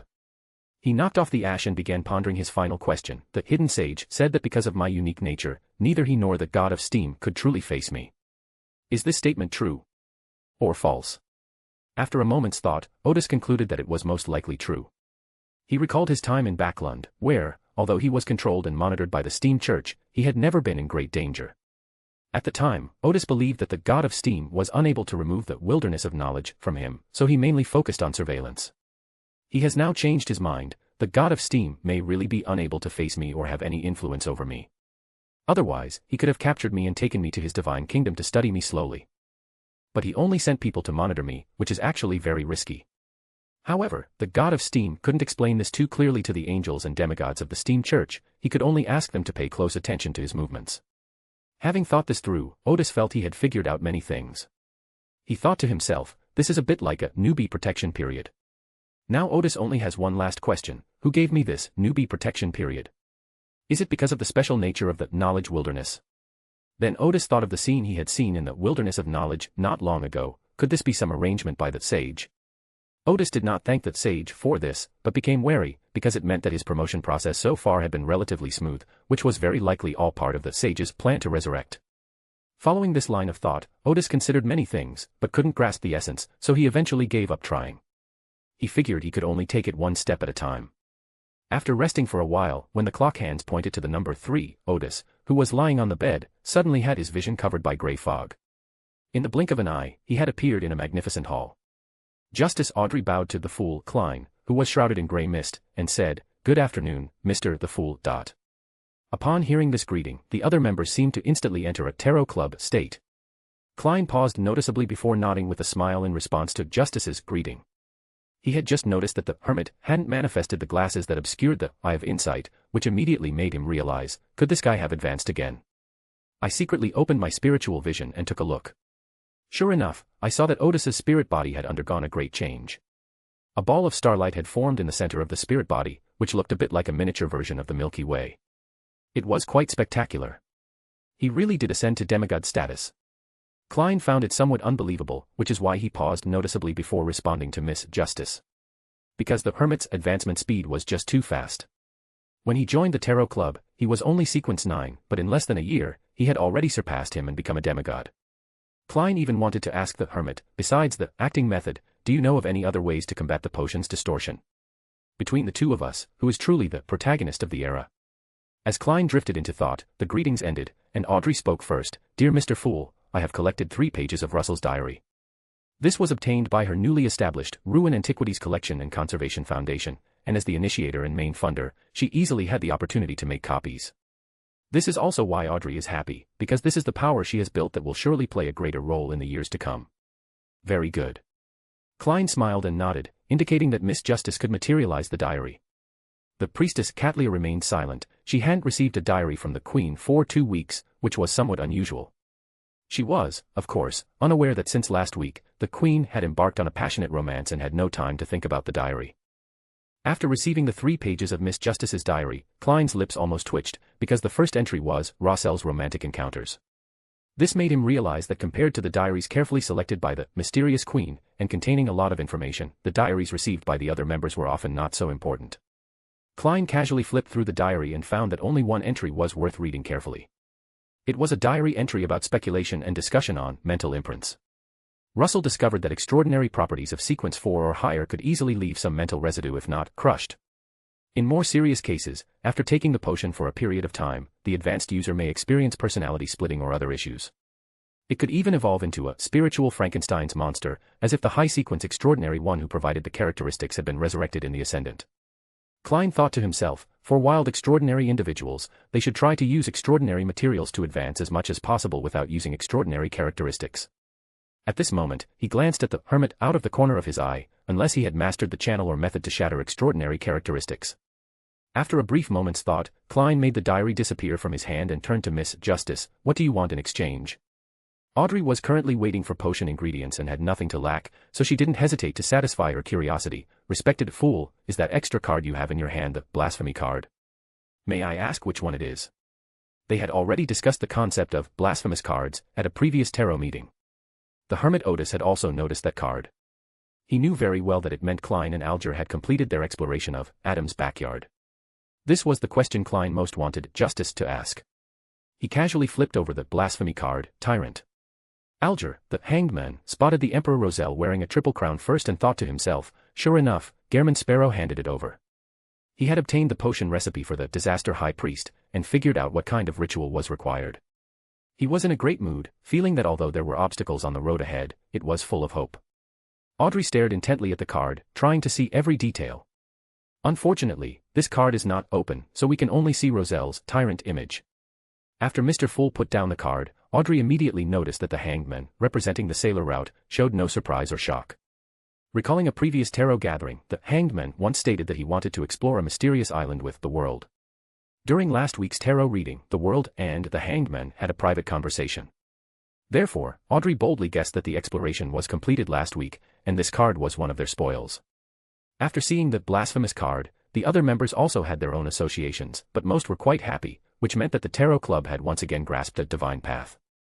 After finishing displaying the blasphemy card, Klein glanced at the priestess seemingly casually. Catlia quickly replied, "Dear fool, sir, there is no new Roselle diary this time." Klein nodded slightly and said with a smile, "It's your turn." Then, manipulating the world, he said first, "Does anyone have access to artisans? I hope to turn a sea singer trait into a magical item." That was another seizure. Klein knew very well that Alger had access to the craftsman channel, but that craftsman was clearly a sequence 6, and when faced with extraordinary traits of sequence 7 and below, he would most likely be able to create magical items with minimal negative effects. Once you reach sequence 6, the performance becomes somewhat inconsistent. As for what can be made at the sequence 5 level, that depends entirely on luck. So Klein wanted to see if the other members had any channels for craftsmen. For example, he had heard that among the subordinates of the mysterious queen were several craftsmen, and there was a high possibility that some of them were craftsmen at the sequence 5 level. Odis thought for a moment and said, "I have the relevant channels." He thought that when making magical items, he could casually crush this extraordinary property and obtain the properties from sequence 9 to sequence 6. That wouldn't be too much to ask, would it? Just as Odis was thinking this, she saw Alger the hanged man and Catlia the priestess and was about to speak. So Odis simply said, "That's a craftsman at the demigod level. The negative effects of making magical items below the demigod level won't be too great. To be precise, it is a level 1 sealed artifact. However, with the help of the knowledge wilderness, it can exert about the same strength as a sequence 4 craftsman." Odis's words immediately silenced the two competitors who were to participate in the bid, leaving them with no desire to speak. Wild, demigod craftsmen are as rare as angels, or even rarer. The Moor's penitentiary has no more than 3 members, one of whom is a member of the 10 Pillars, and Catlia is not confident that she can get his help. Seeing that the deal was essentially done, Odis then asked the world, "What are your demands?" "Well, to be precise, which 2 extraordinary abilities do you hope to preserve first?" Klein thought to himself, "Look at this, he can even make demands." He was glad he had asked, otherwise he wouldn't have known that there was such a channel in the Tarot Club. Chapter 369, Chapter 368 Dividing the Mural of the Ancient Sun God. The trading session during a tarot reading. Remember this website's domain, TaiwanNovelNetwork. As for Odis, he already has a wealth of experience in creating magical items. When using the alchemy glasses to create a sequence 5 sealed item, in order to ensure that the negative effects are minimal, he can only prioritize ensuring the 2 extraordinary abilities within it. The fool Klein thought for a moment, then manipulated the world and said, "Lightning Strike and Wind Blade." In fact, the most distinctive ability of the Ocean Singer is to influence its target through its singing. But after witnessing the power of the singing during his previous mission with the hanged men, he felt that such singing was best left alone. So he chose these 2 abilities. The former not only had strong attack power but also a paralyzing effect. The latter can use Wind Blade and Wind Control technique at the same time, and will be able to fly in the future. After using the flight scroll provided by the Hermit, Klein realized that as long as he could fly, his combat radius seemed to have increased significantly. Odis said, "Okay." He paused for a moment and then said, "As for the reward, it's 600 pounds. Because he wanted those extraordinary characteristics, he didn't dare ask for too much. Klein thought to himself, "This is so cheap." He hadn't expected that asking a demigod for help would only cost this much. The other members also felt that the offer was completely unexpected. If it was a promise to create a sequence 5 magical item with not too many negative effects, a price of 2 or 3,000 pounds didn't seem like much.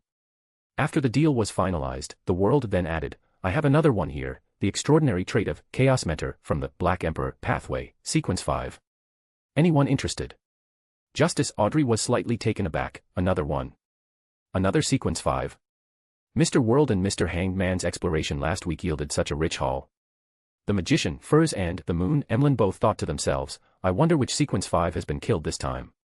Odis asked, "How many gold pounds do you want to sell it for?" Although First Mate Balzer already possesses the promotion trait, since Odis intends to cultivate his own extraordinary power, he will need many extraordinary traits in the future. Moreover, Cruise Island's income is currently stable, and although Vadisha is still spending money, Odis can now access tens of thousands of pounds at any time. Therefore, he plans to buy any product with extraordinary features as long as the price isn't too outrageous. Klein had already prepared his offer, and he manipulated the world to say, 8,000 pounds. Odis immediately said, I want it.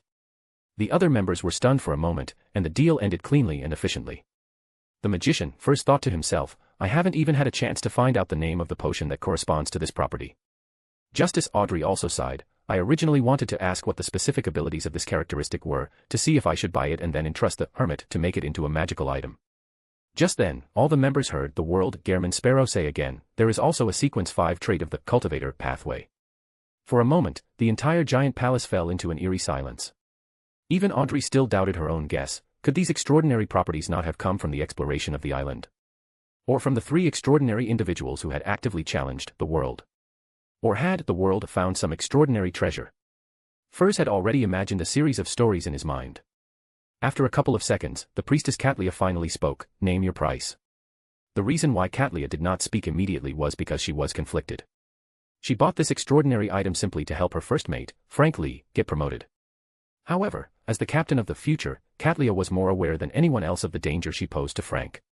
But then she remembered that most of the traits of the cultivator pathway were in the hands of the Church of the Earth Mother, and Frank had been with her for so many years, yet he had never seen any sequence 5 traits on the market. If we miss this opportunity, who knows when we'll get another chance. After thinking about it for a moment, she realized that she could buy this trait first, and then help Frank advance after she became a demigod. That way, even if the first mate had any wild ideas, she could stop him in time, which is why Catlia asked about the price. It's also 8,000 pounds, Klein replied, manipulating the world. A discount can be obtained if a large amount of gold coins are used instead. He knew that the Star General had some gold coins, so he specifically offered a discount. Although he had already paid off the messenger's debt, Klein still felt he should take the opportunity to accumulate some gold coins, which might come in handy later. Caldelia hummed in agreement and said, deal. Give me a week to raise the funds. She bought too many things at the pirate convention and hasn't had a chance to sell them yet, so she doesn't have much cash on hand right now. After completing the transaction, Klein couldn't help but sigh, this trip to the primitive island, if it hadn't attracted the attention of the being deep within the church, would have been perfect.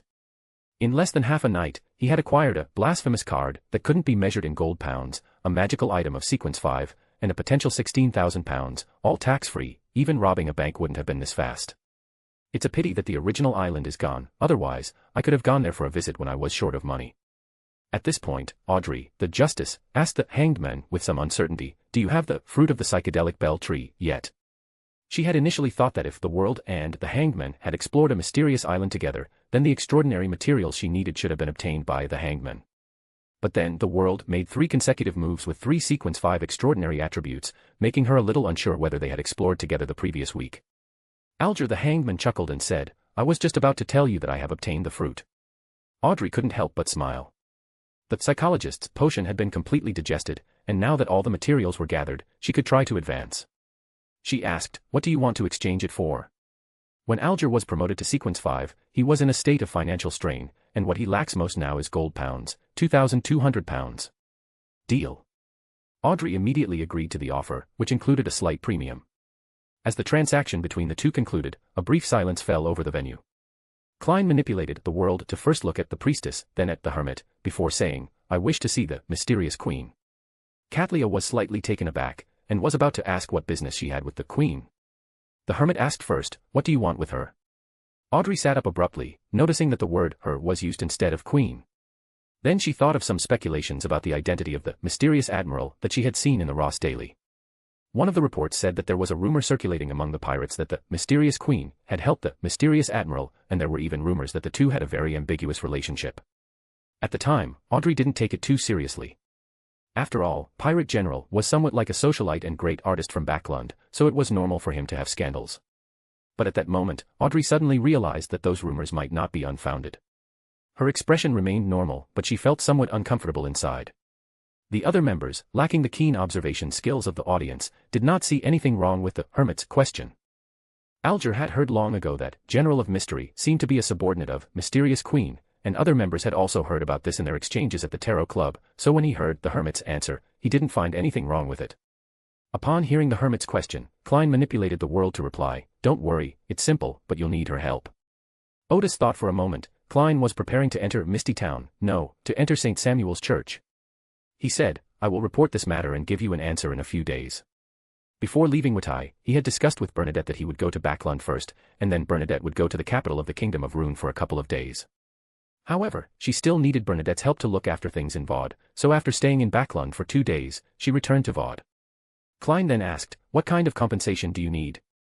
Odis thought for a moment before saying, "Let's see if let's see if the Queen agrees to the meeting first." Klein also noticed that although the Hermit had changed his words, he had used she twice in a row to refer to the mysterious Queen. He suddenly recalled the scene when he was exploring the ruins of the gods on the ship Admiral of the Stars. At that time, I noticed that the way Hermit and mysterious Queen interacted was a bit strange. Then he chuckled to himself, "Your Majesty, it seems your fine cabbage has really been eaten by a pig." Unaware that anything was amiss, Furs, the magician, said after the two finished talking, "I need an ancient cursed object from a vengeful spirit, along with its remaining spiritual essence. She is also preparing to attempt Sequence 6. Her teacher, Dorian, can provide one of the main materials for Sequence 6, while she needs to collect the other one herself."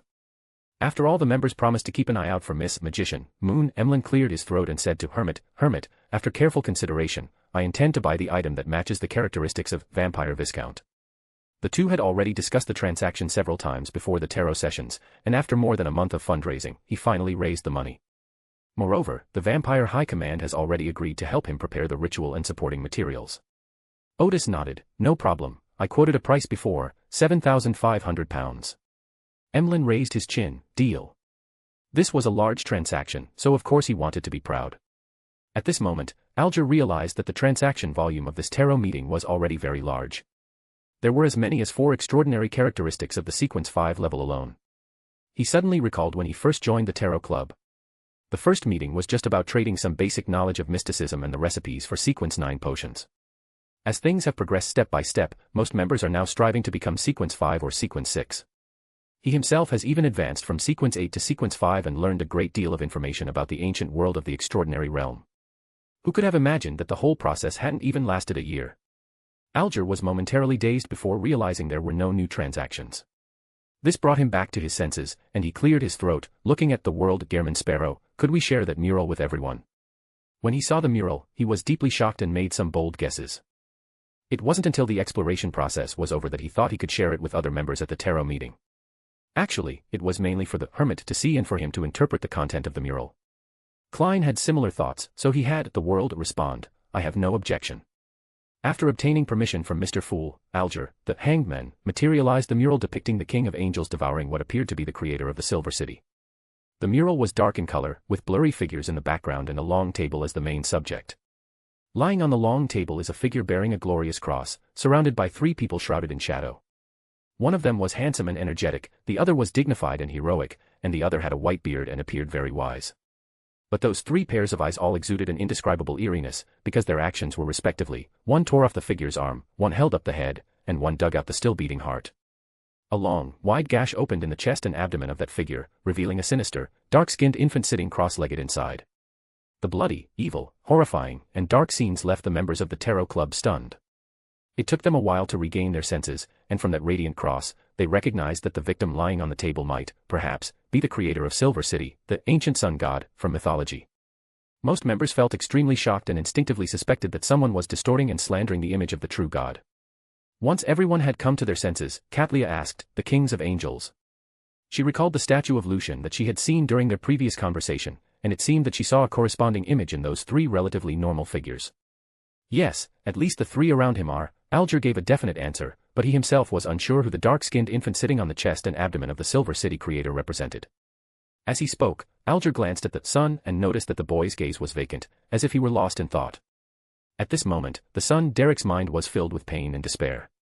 He recognized the being devoured as the creator worshipped by the Silver City, and also recognized the 3 around him as the Eternal Sun, the Lord of Storms, and the God of Knowledge and Wisdom. Although the Hermit had warned him before that the all-knowing and all-powerful Lord had likely falling and being devoured are 2 completely different things. Then, Derek began to doubt the claim that God abandoned the earth. The various ancient texts of Silver City emphasize that God abandoned this land for certain reasons, turning the people of Silver City into a people of darkness.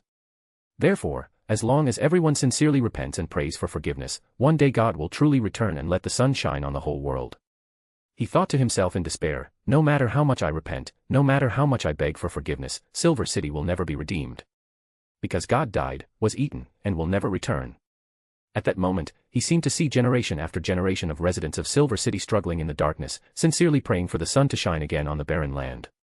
Suddenly, an unprecedented sorrow filled Derek's heart, making him feel suffocated.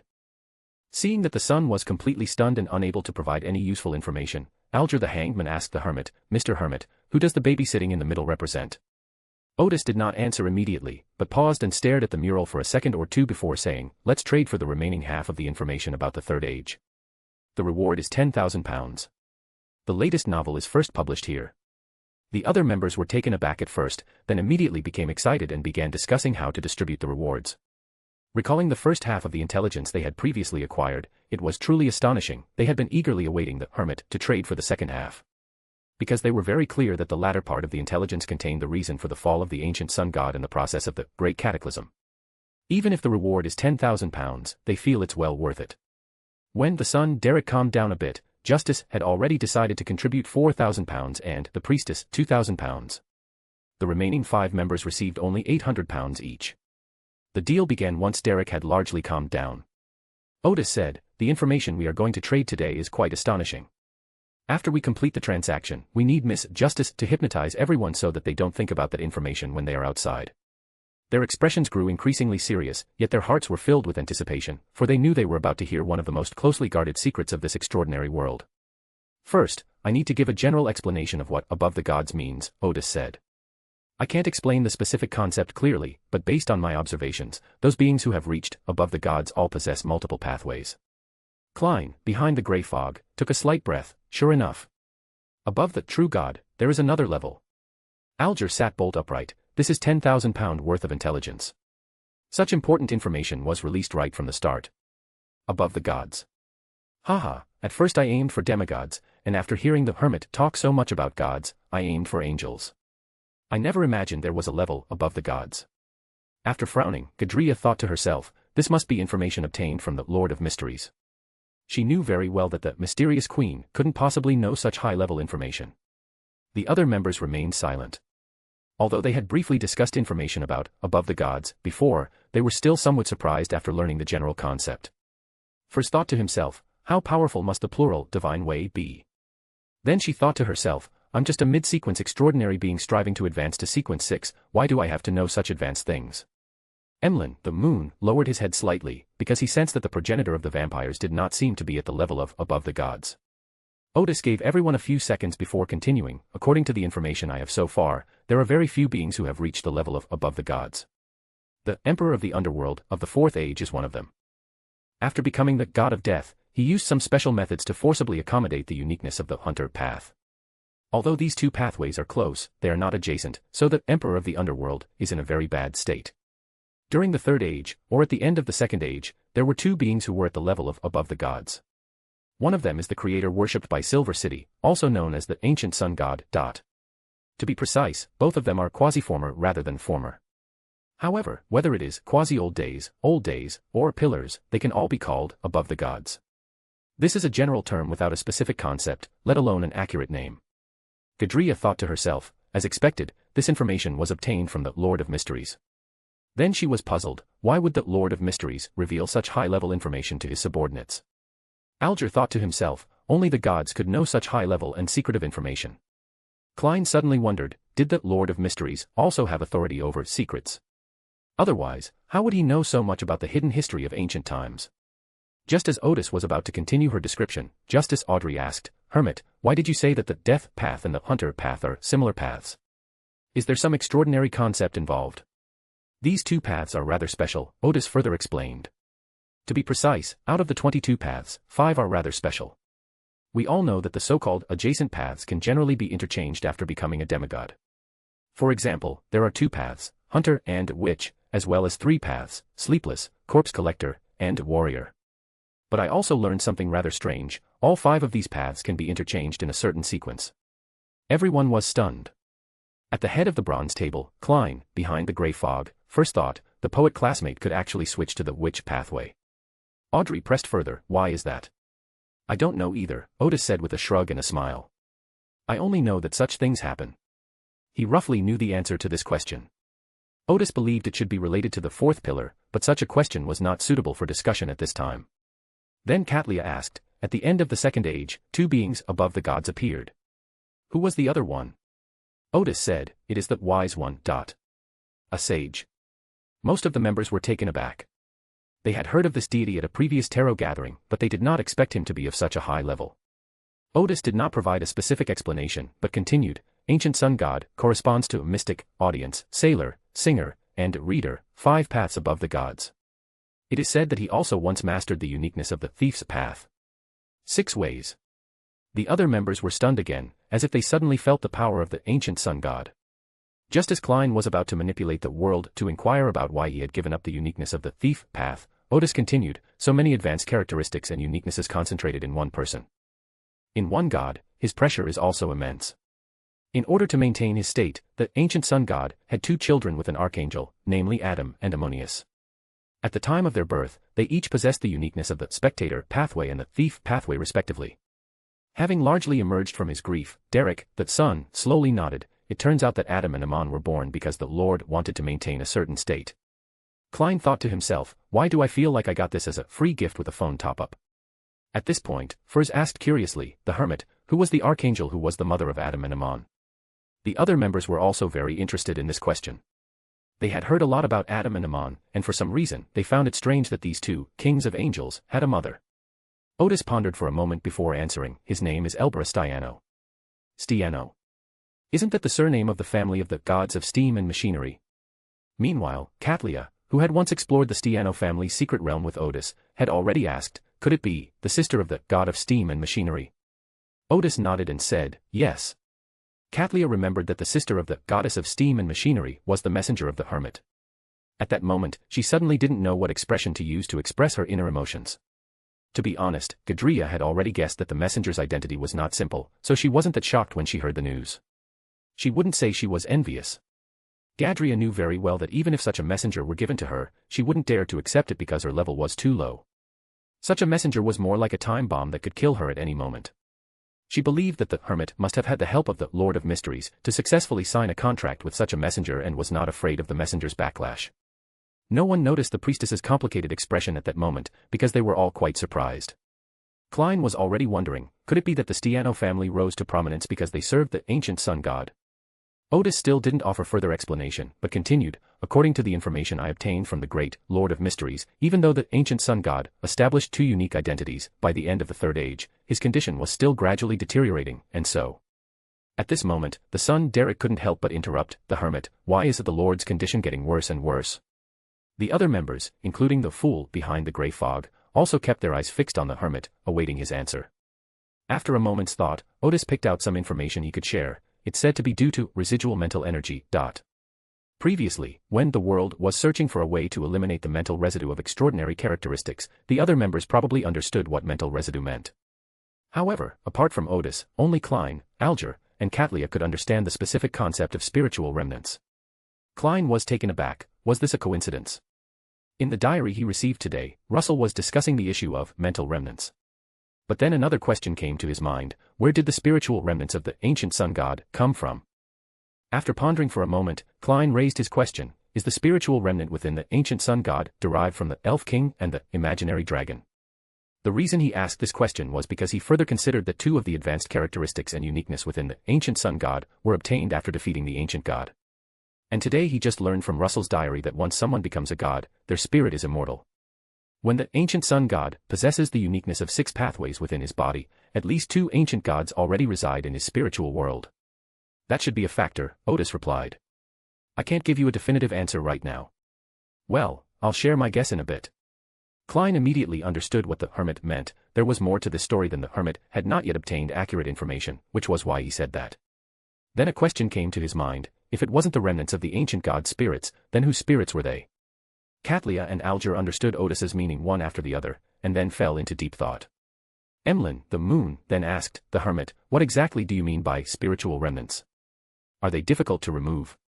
As you may have heard, some magical items that are comparable to the middle sequence have negative effects that can affect the holder's emotions or give them strange quirks, Odis explained.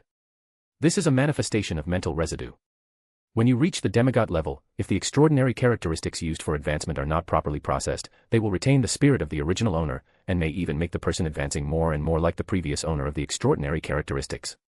At the level of gods, spiritual residue cannot be removed, because the spirit of gods is eternal. Just as Emlyn and the other members of the Moon were surprised, Odis continued, the ancient sun god came up with a solution to his predicament: kill himself.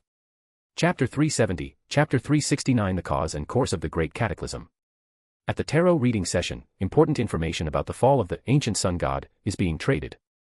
While the other members were still in shock at what the Hermit said, that the spirit of the gods is eternal, the Hermit revealed an even more shocking piece of news: the way the ancient sun god could save himself was by killing himself.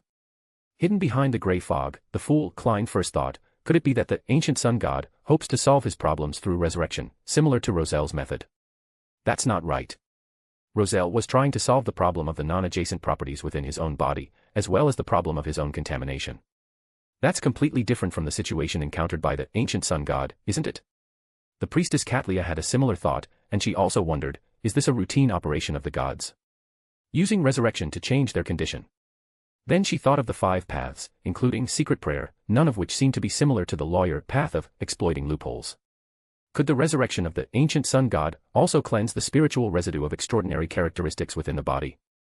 Alger, the hanged man, speculated that the ancient sun god killed himself, but during his resurrection, he was betrayed by the angel kings. The other members also had their own guesses, but none of them could figure it out. Justice Audrey suddenly recalled, the Hermit, I remember you said before that gods cannot commit suicide. Does that mean that those at the above god level can? That's right, gods cannot commit suicide, and the ancient sun god also faced this problem. Odis replied with a smile, so he commanded the dark angel Sazriel and entrusted the goddess of night to form the redemption rose. The other members almost all gasped, staring at the Hermit in shock. Odis did not continue immediately, but gave everyone some time to react. Son Derek gaped, it wasn't the betrayal of the angel kings, nor the temptation of the goddess of night, but the establishment of the redemption rose was the will of the Lord. Redemption is of the all-knowing and all-powerful Lord. This information was completely beyond Klein's expectations. The ancient sun god was truly ruthless to him.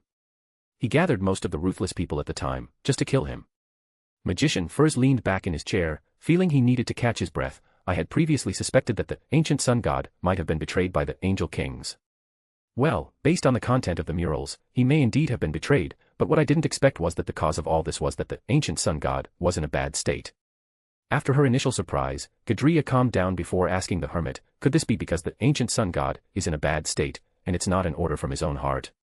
The other members were taken aback for a moment, but they all felt that it wasn't impossible.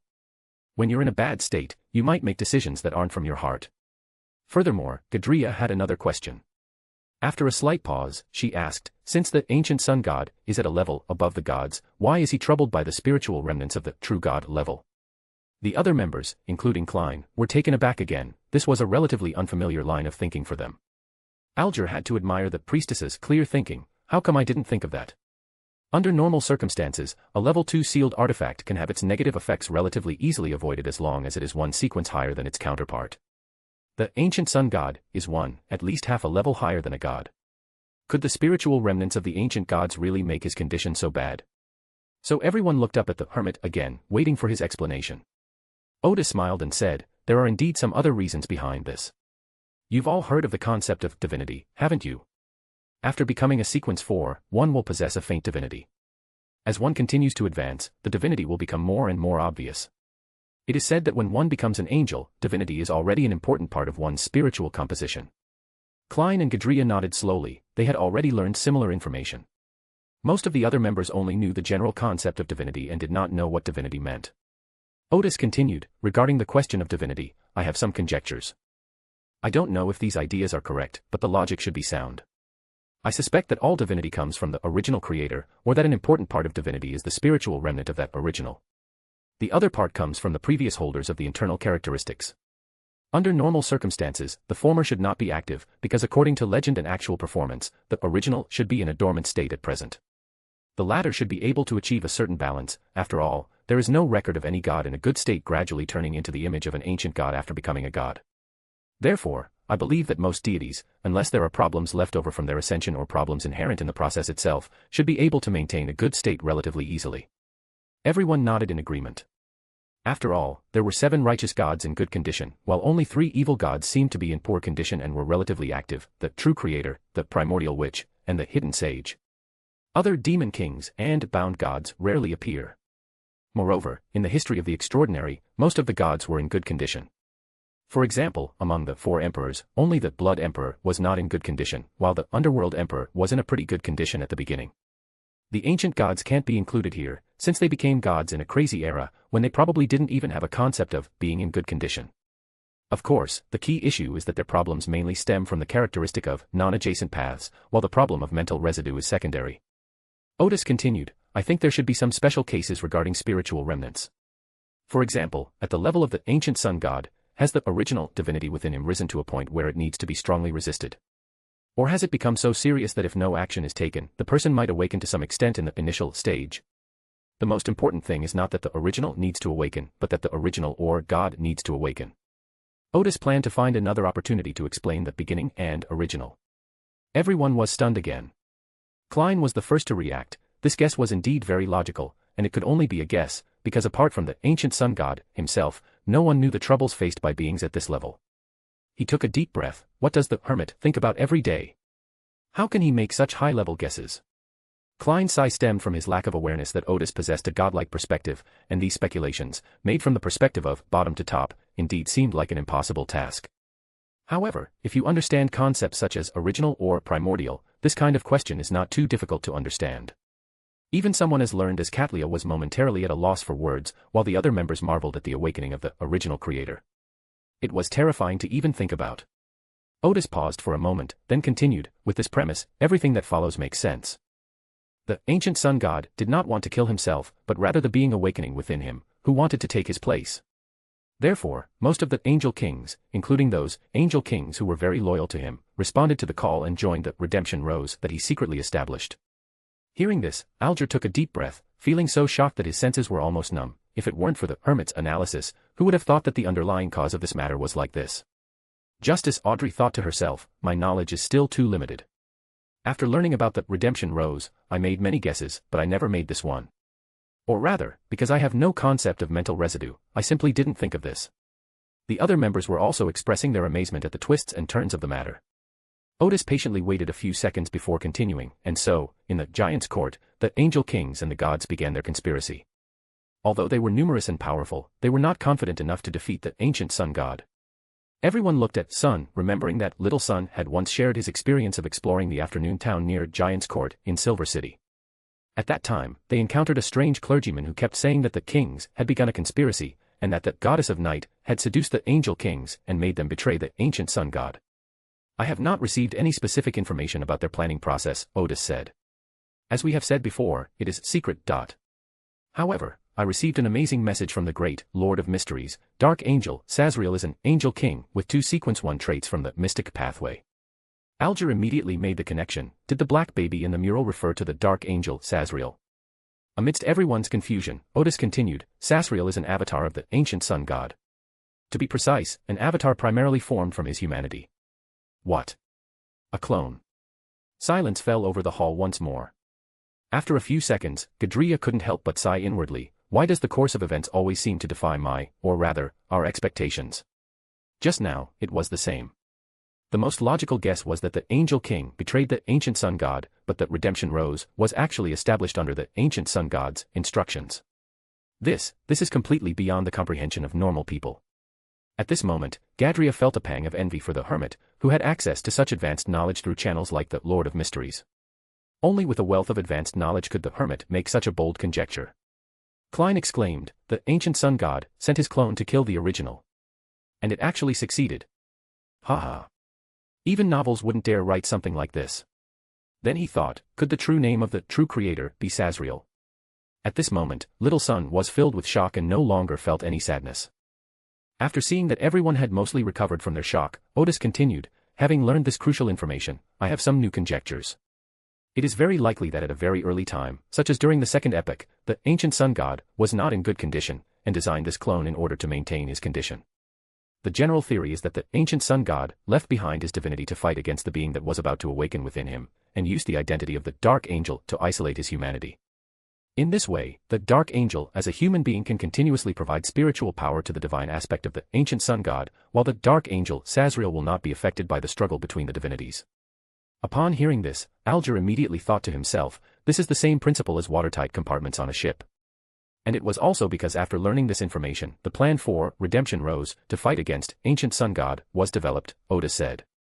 When the plan began, the humanity represented by the Dark Angel Sazriel fell into slumber and returned to the body of the ancient sun god to help the ancient sun god fight against the spiritual remnants of the awakened being.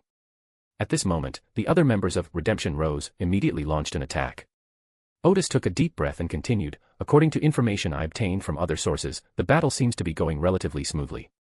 The Goddess of Night has put the ancient sun god into a brief slumber, and the other members immediately displayed their strongest abilities.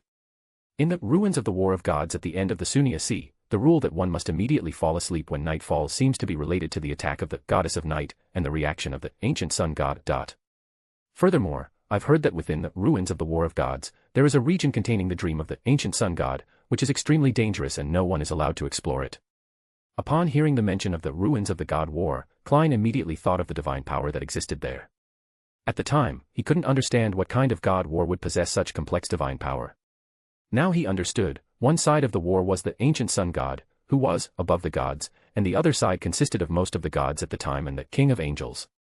The remnants left by such battles, no matter how complex or powerful, are understandable. Catlia asked, then, what about the dreams in the ruins of the gods' war?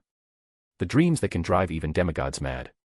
That must be a curse from the gods, Odis said. Or it could be a talking attack from the level of the ancient sun god. Those murmurs have echoed across that sea for thousands of years. Moon Emlyn took a deep breath, this is the power of a god, no, the power of above the gods.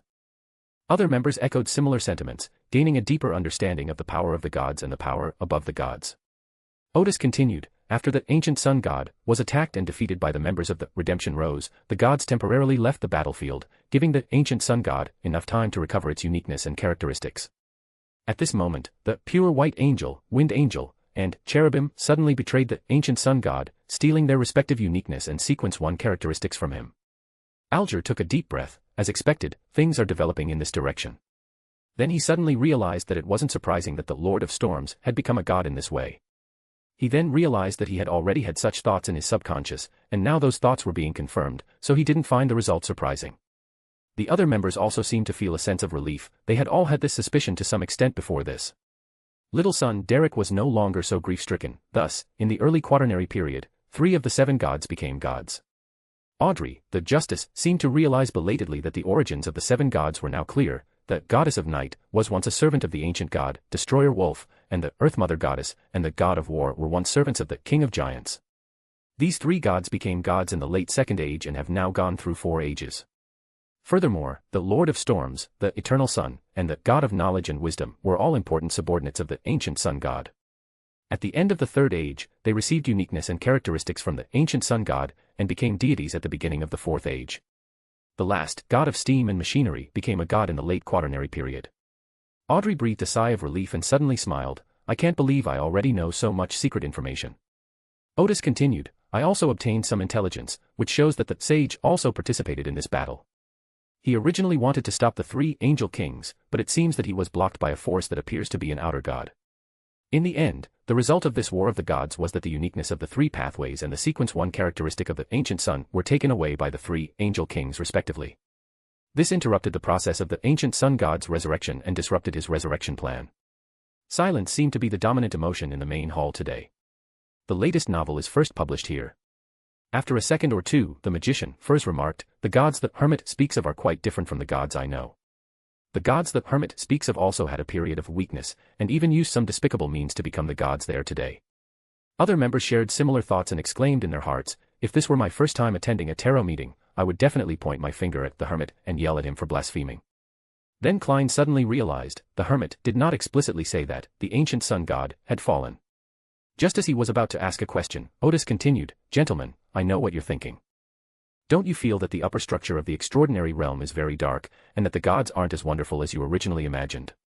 After a moment of stunned silence, the crowd, though not nodding, expressed that Odis had spoken their minds.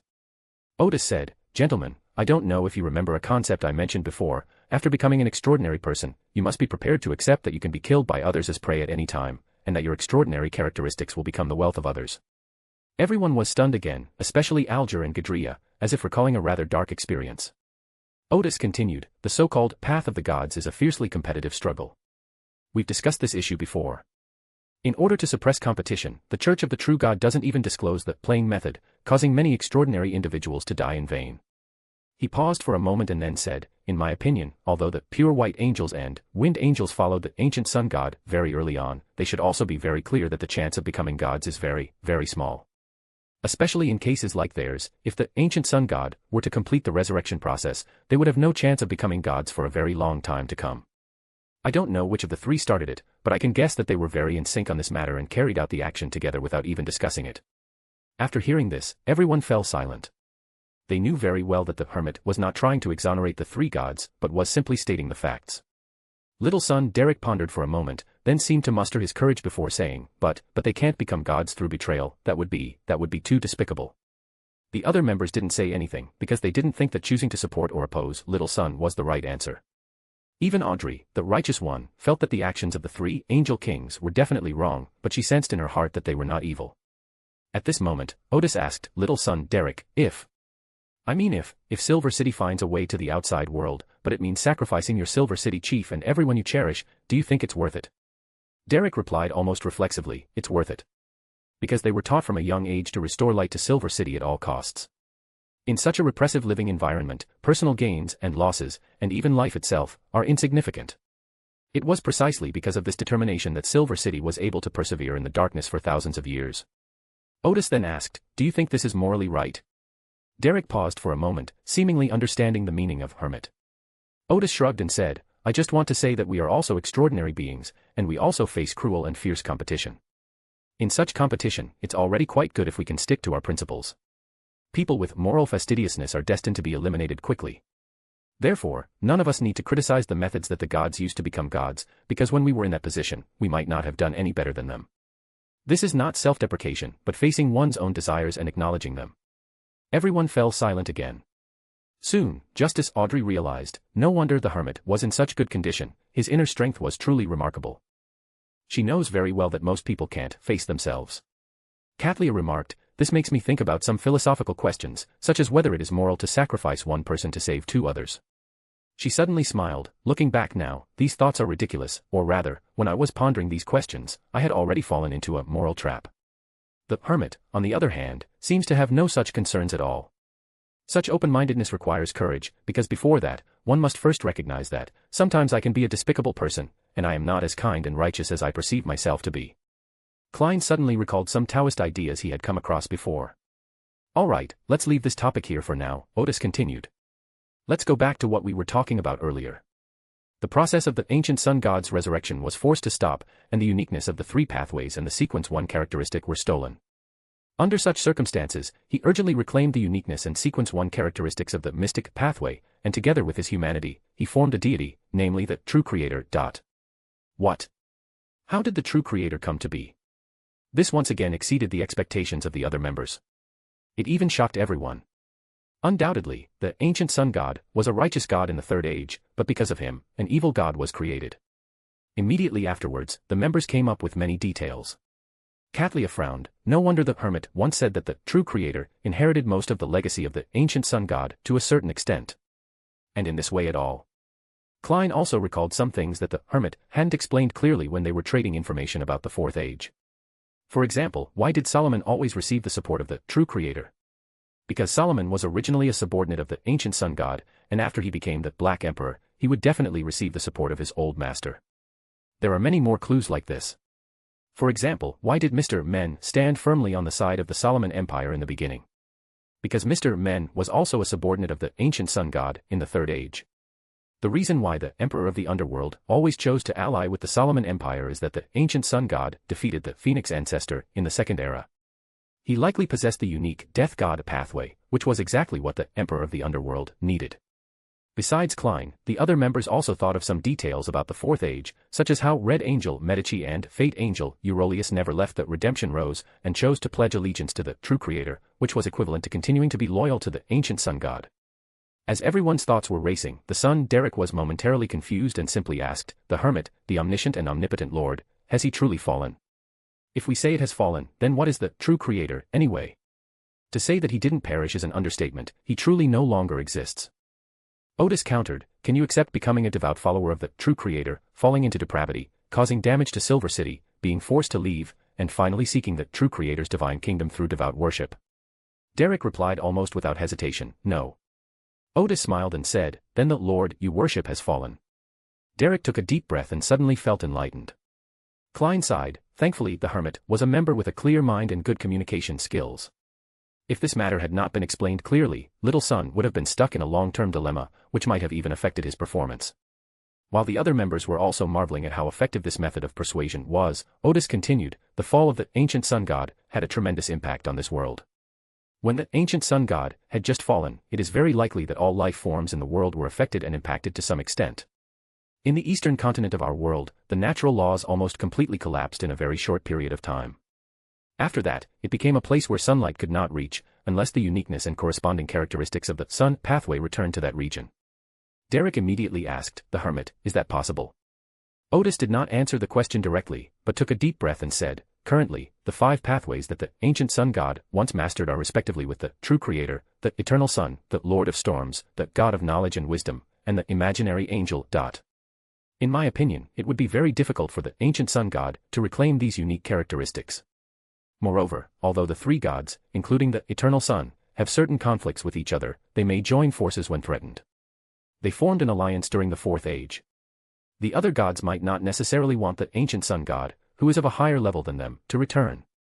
Derek fell silent. He knew very well that there would be great resistance to the return of the omniscient and omnipotent Lord. Odis took a deep breath and said, "That concludes the details of this transaction." Silence fell over the hall. As usual, everyone digested the information for a while, and then made some connections before moving on to the discussion session of this tarot meeting. Chapter 371, Chapter 370 The Anchor of the Gods. The tarot session then moved into the discussion phase. Justice Audrey said first, "I have received definite information that the official extraordinary beings have taken notice of the village of the dragon worshippers because of what happened to that archaeological team." She had previously revealed information she received from the Psychological Alchemy Society. A group of members of the Psychological Alchemy Society formed an archaeological team to study a village with dragon worship. However, they all went mad in the middle of the night and began attacking their companions. In the end, no one in the archaeological team survived. Although the Psychological Alchemy Society tried to cover up the matter to some extent at the time, it has now been noticed by the official extraordinary ones, who have begun to take some action. Alger the Hangman said, "Sooner or later, the official extraordinary beings will take notice." Audrey asked, "I'm a little curious, is that mind dragon still in that area?" "No." Alger blurted out almost immediately. Audrey said, "Oh," as she thought so too, but she still had a question. If that dragon is just hiding in the ocean of the subconscious, it should be very difficult to be discovered. Why would it want to influence the residents of those villages, create a custom of worshipping dragons, and make it known to other extraordinary individuals or official extraordinary individuals who follow the same path? Sitting at the head of the bronze table, the fool Klein recalled some information he had learned and manipulated the world to say, "The custom of dragon worship is of great help in stabilizing the state of that mental dragon. You can have someone keep an eye on this. If there are significant changes in the customs of the village, it means that the dragon of the mind will create similar traditions elsewhere." Audrey asked, somewhat puzzled, "Is that kind of custom conducive to stabilizing the dragon's state?" "Yes." World Gehrman Sparrow didn't explain, he just gave an affirmative answer. At this moment, Klein, in his capacity as the fool, looked around and asked, "Why do you think the gods want to preach?" Audrey immediately thought of the orthodox answer, "Isn't it God who loves the world?" Immediately afterwards, she, along with Alger the Hanged Man, Catlia the Priestess, and other members, thought of the second answer, a stable state. Catlia then recalled the scepter she had seen the fool playing with when she first entered the giant's palace. Later, she guessed that it must be the extraordinary characteristic of sea god Kavichua, which seemed to represent authority and believers.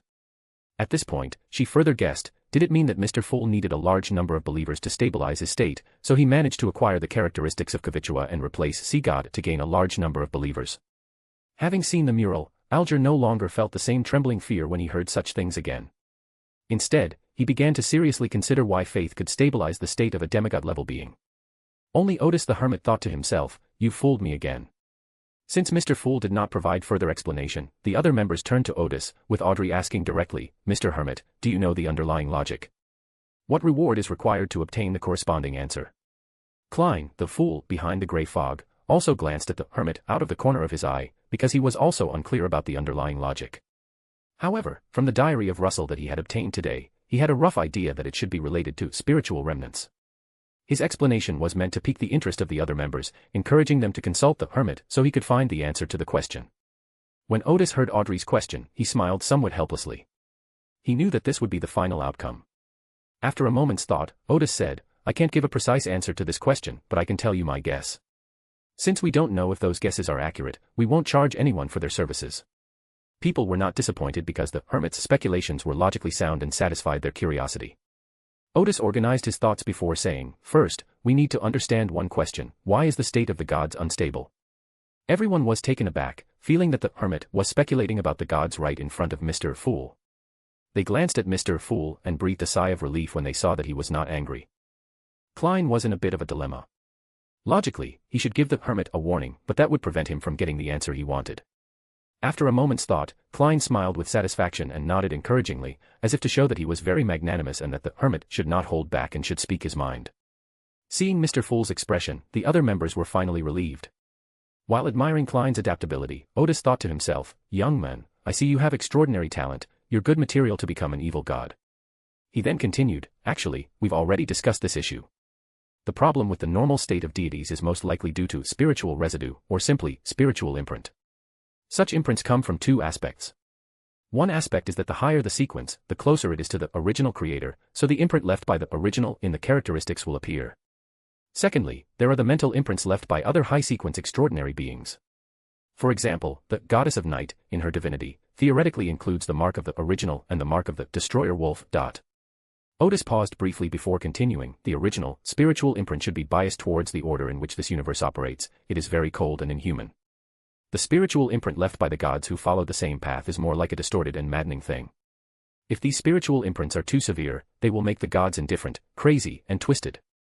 In fact, at this point, they are still considered relatively normal gods. Like the evil gods we know, their poor condition was caused by other problems. For example, the true creator only gained humanity because he was betrayed, and was not complete. The primal witch seems to be in poor condition due to some issues with Trier.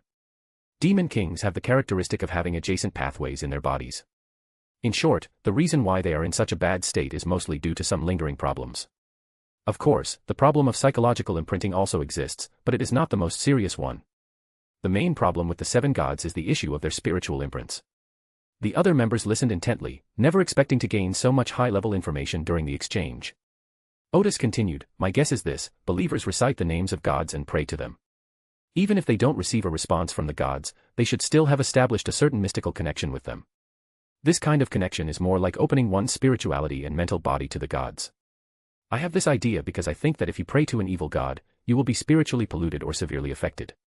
Therefore, when praying to a god, the believer's spiritual body should be open to the god. Could it be that during this process, God had believers share the burden of the spiritual imprint with him? But because the number of believers in the true God Church is very large, the mental burden on each believer is very small and hardly noticeable." The other members were taken aback at first, and all wanted to take a look at Mr. Fool and ask him if the Hermit's guess was true or false. But none of them had the courage, so they had to give up in the end. The fool Klein remarked that the idea sounded very rigorous, and even if the actual situation differed from it, it should be pretty close. The hall was quiet for a short while before the exchange continued. After exchanging words for a while, Justice Audrey spoke again, asking the Hermit, "Why didn't you wear your glasses to this gathering?" In fact, she had noticed this earlier. She had thought that the Hermit would share the reason, but he had not mentioned his experience in this regard. So when Audrey realized that the exchange was about to end, she took the initiative to ask her question. The other members also noticed this, but didn't pay much attention to it. Reminded by Miss Justice, Catlia asked with a hint of suspicion, You don't mean you already possess the complete Eye of Secrets, do you?" At the beginning of the tarot session, she also noticed that the Hermit did not manifest glasses that could block the Eye of the Secrets ability.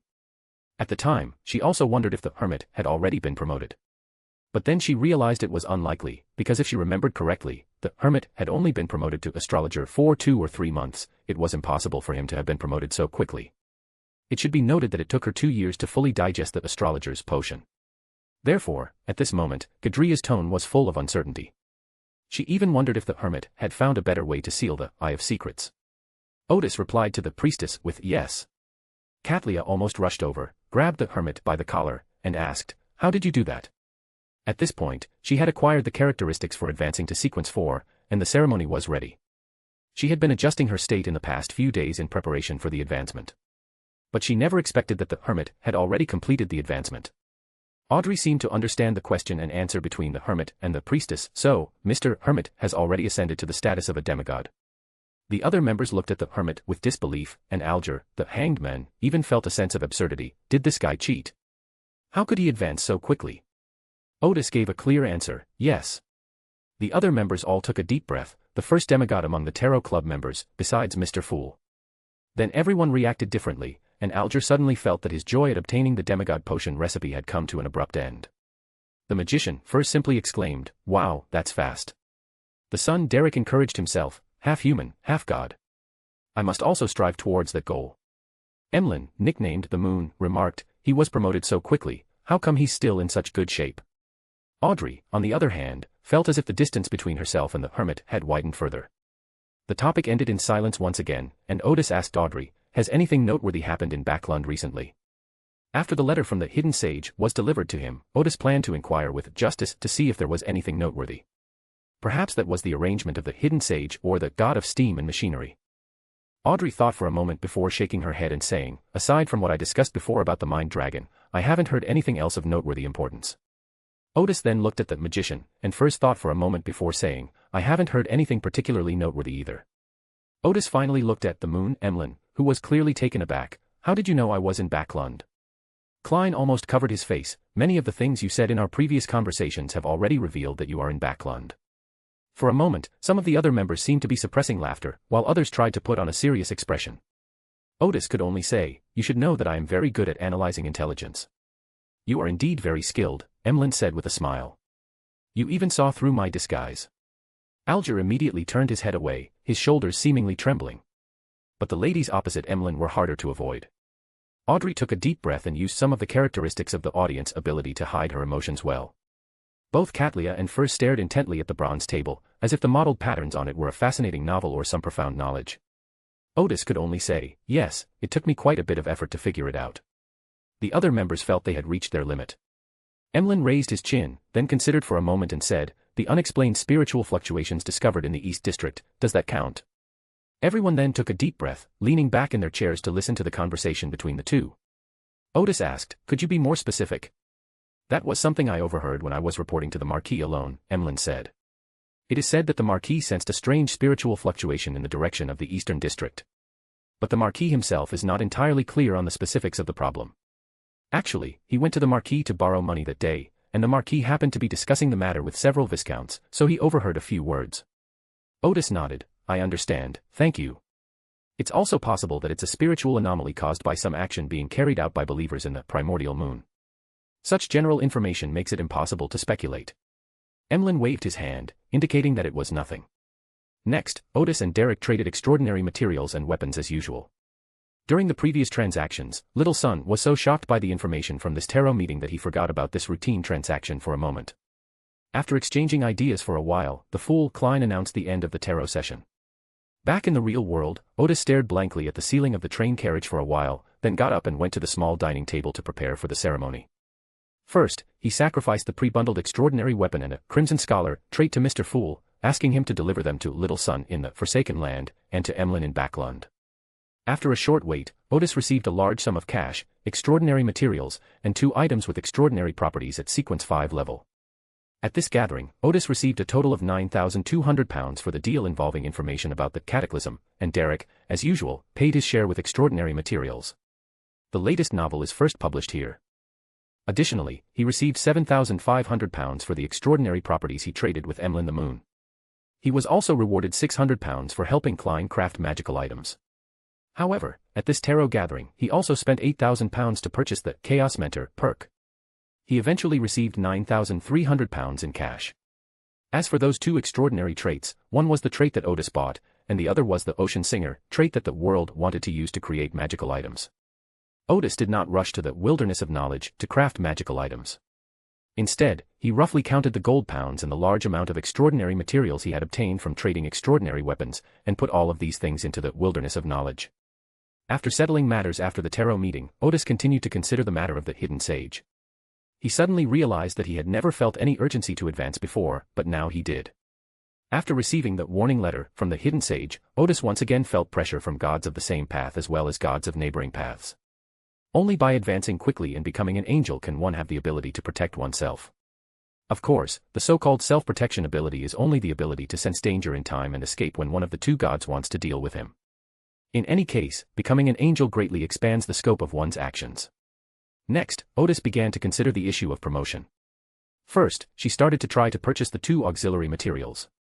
However, the probability of purchasing them through existing channels was not high. It would be better to ask Bernadette directly, as she did not have any extra materials. If not, Odis planned to pray to the goddess of knowledge and wisdom or the goddess of night, and trade the necessary materials from them. For a deity, especially a god of knowledge and wisdom, there should be a corresponding accumulation. The most time-consuming supplementary material now is actually observational records of at least 3 people's fates. Since it is an observation of a fate, it must be done for a period of time, and at least one turning point in fate must be observed. Odis planned to ask Hugh to find several targets for him after arriving in Backland, and then observe them simultaneously to save time. As for the prophecy prepared for the ceremony, Odis thought that if the prophecy that a world war would begin in winter was used, it would likely have to wait until after the world war began before it could be used for the promotion. That means we have to wait another 4 months. Odis realized that this prophecy might very well hold him back. In order to prepare for an imminent promotion, a prophecy that will happen in the near future is needed.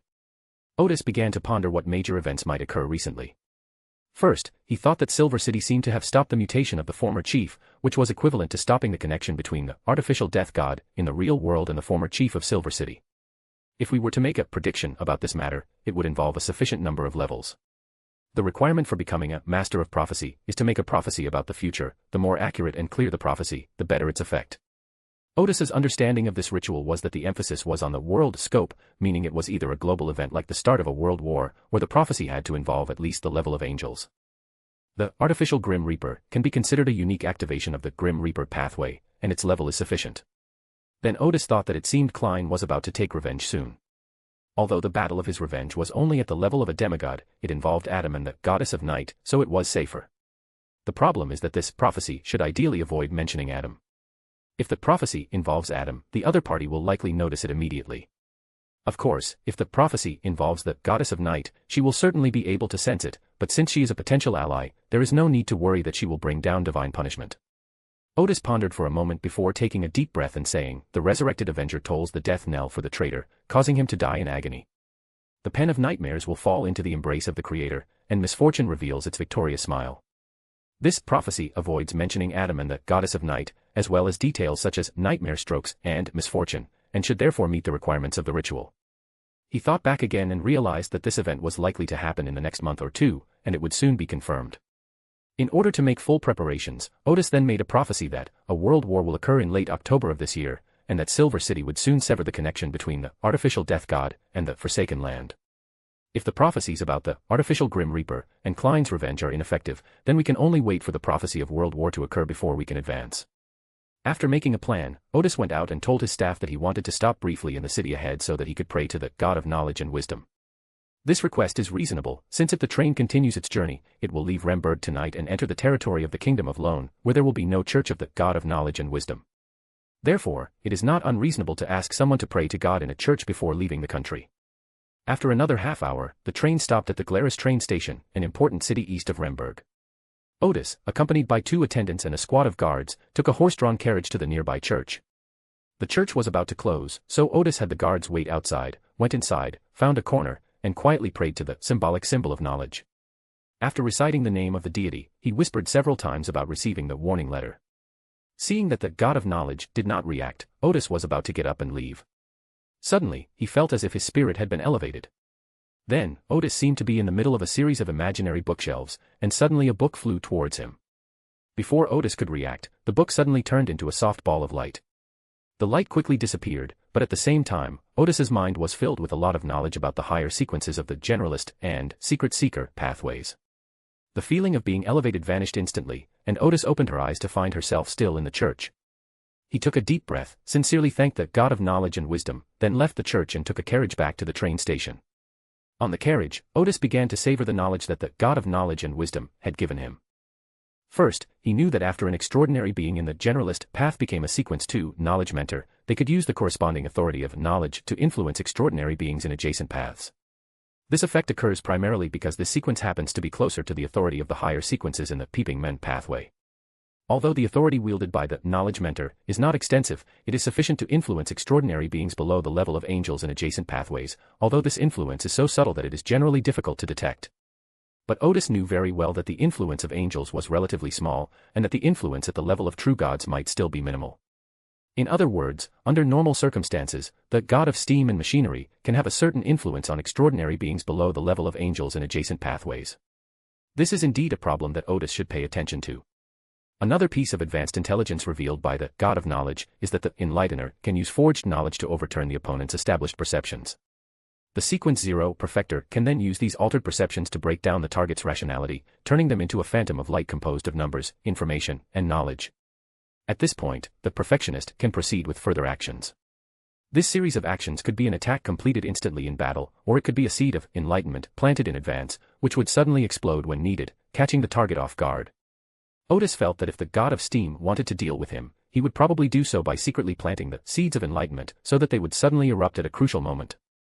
There are also two pieces of information regarding the secret seekers' high sequence. The first is that the hidden sages are suspected of being influenced or corrupted by outer gods. Odis was prepared for this. The fact that the followers of outer gods had appeared in the ascetic order of Moses and had not yet been purged showed that the organization had been severely influenced by outer gods. The reminder from the God of Knowledge essentially confirmed his guess. The second piece of information is that the hidden sage, who possesses the unique pathway to secret seekers, is essentially someone who owns a part of the knowledge at the very bottom of this world.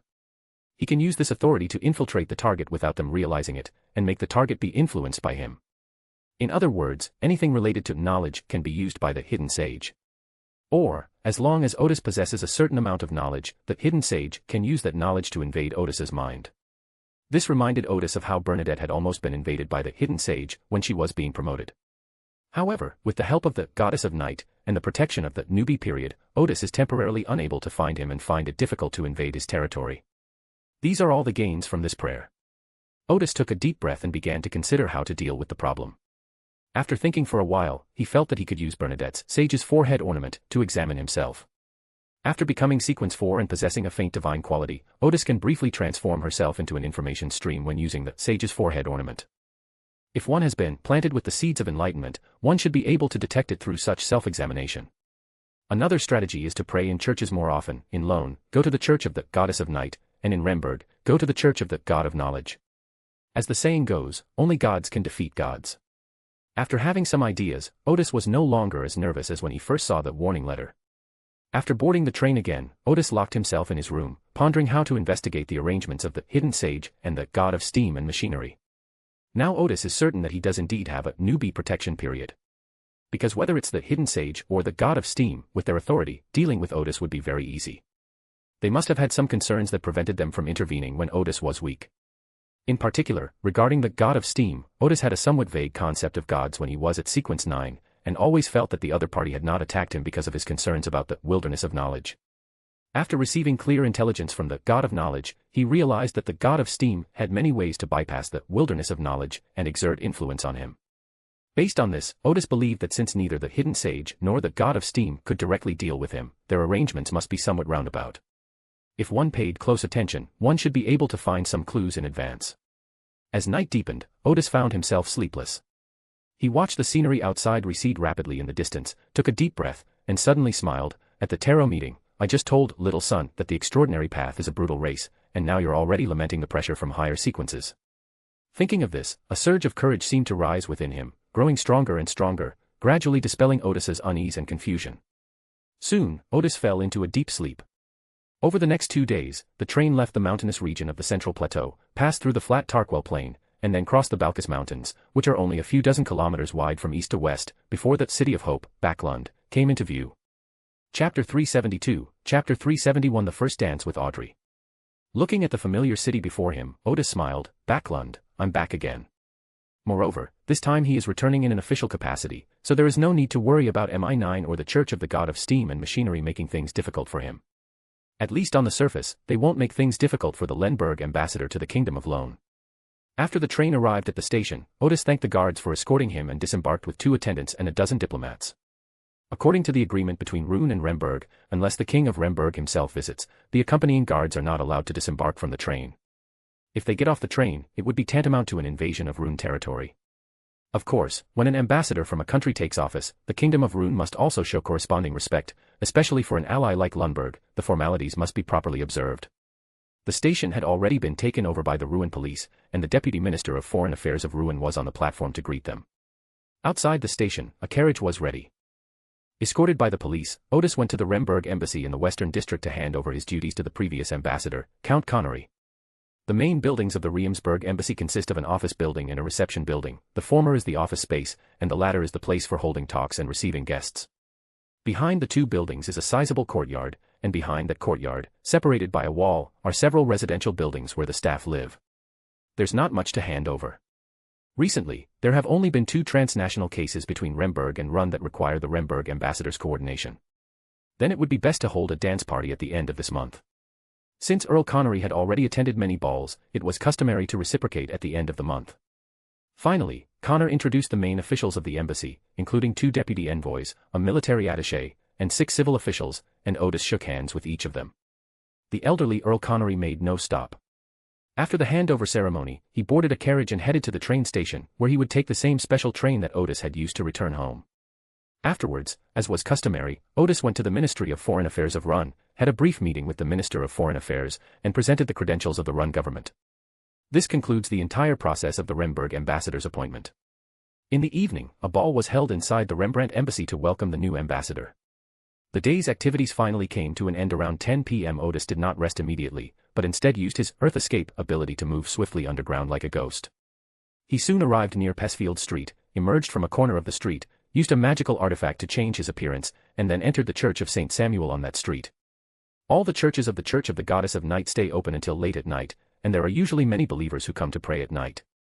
When Odis entered the chapel, there was no room to sit, so he stood in a corner and prayed in a tiny voice to the dark symbol, explaining to the Goddess of Night that he had received the warning letter from the hidden sage. After praying several times, just as Odis was about to fall asleep, she vaguely heard someone say in her ear, "I understand." He suddenly opened his eyes. The chapel was still the same chapel, and the dark symbol was still the dark symbol, but an unprecedented sense of tranquility filled the chapel, making the believers smile knowingly, as if they had felt the comfort of the gods.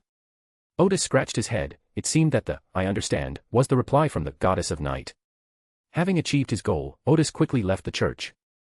As long as he had the Goddess of Night's reply, he would be safe from any danger to his life in Rune. The next morning, Odis arrived at his office early and had his secretary Erica deliver 2 business cards, one to the current Minister of Defense of Rune, Emilius, and the other to Count Brandon, hoping to meet with them.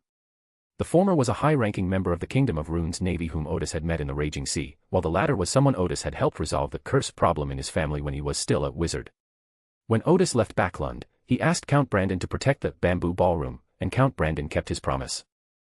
Although the two were not very familiar with each other, if Odis identified himself as the wizard and visited as an ambassador, the Earl of Brandon would most likely meet with him. Odis visited these 2 people hoping to make use of his existing connections, since Ambassador Remberg also needed the help of some connections when doing communication work. Odis thought back and realized that he only had 2 useful connections that he had accumulated before.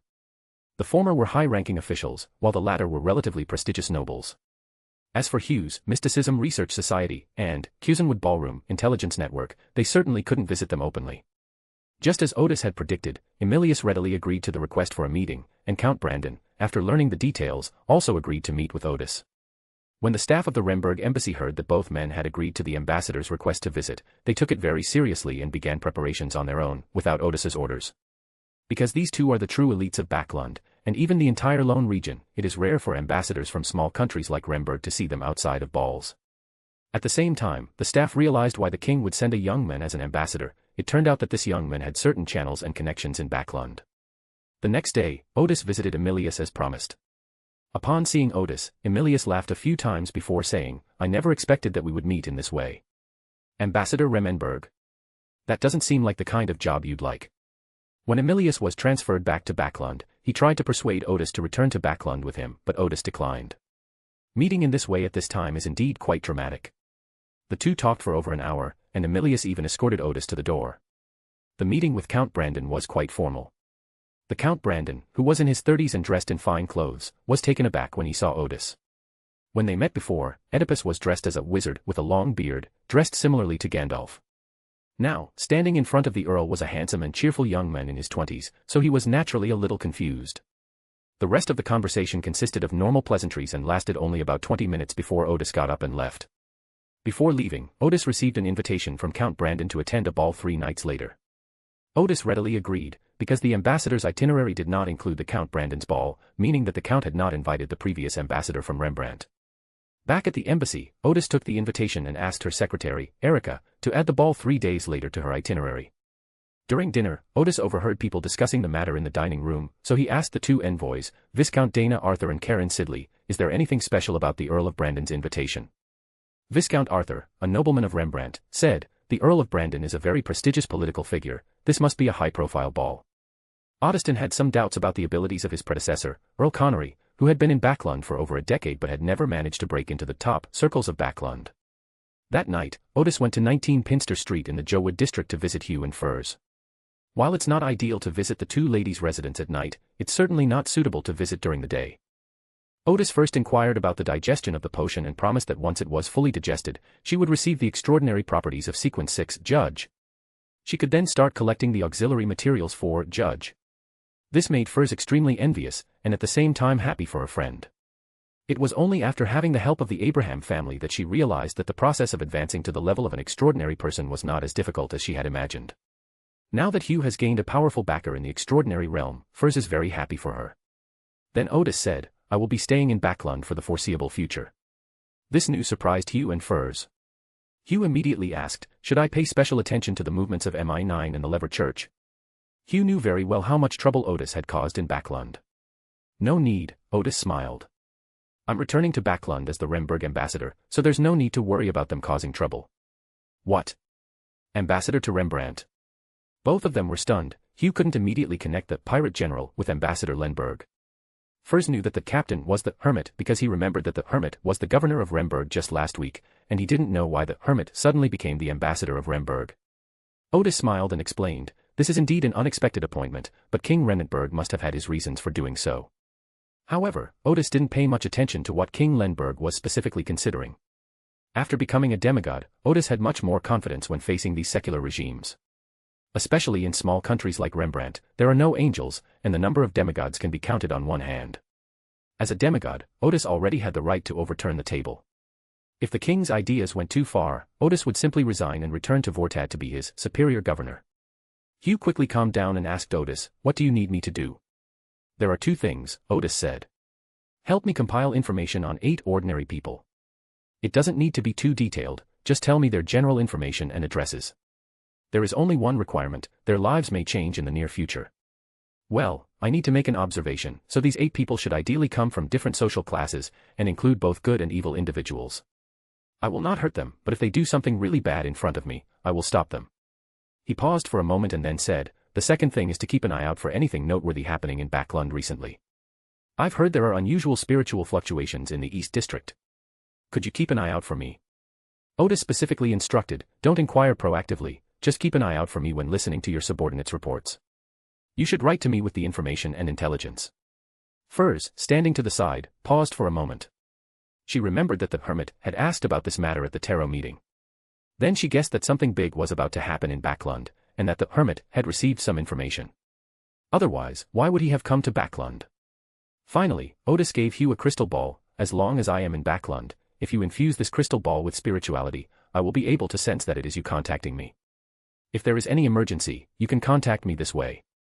Then Odis got up to take his leave. As Hugh carefully put away the crystal ball, he saw Odis suddenly jump and leap into the floor. The 2 of them were stunned for a second or 2 before they realized that Odis had left in a very mysterious, even somewhat eerie, way.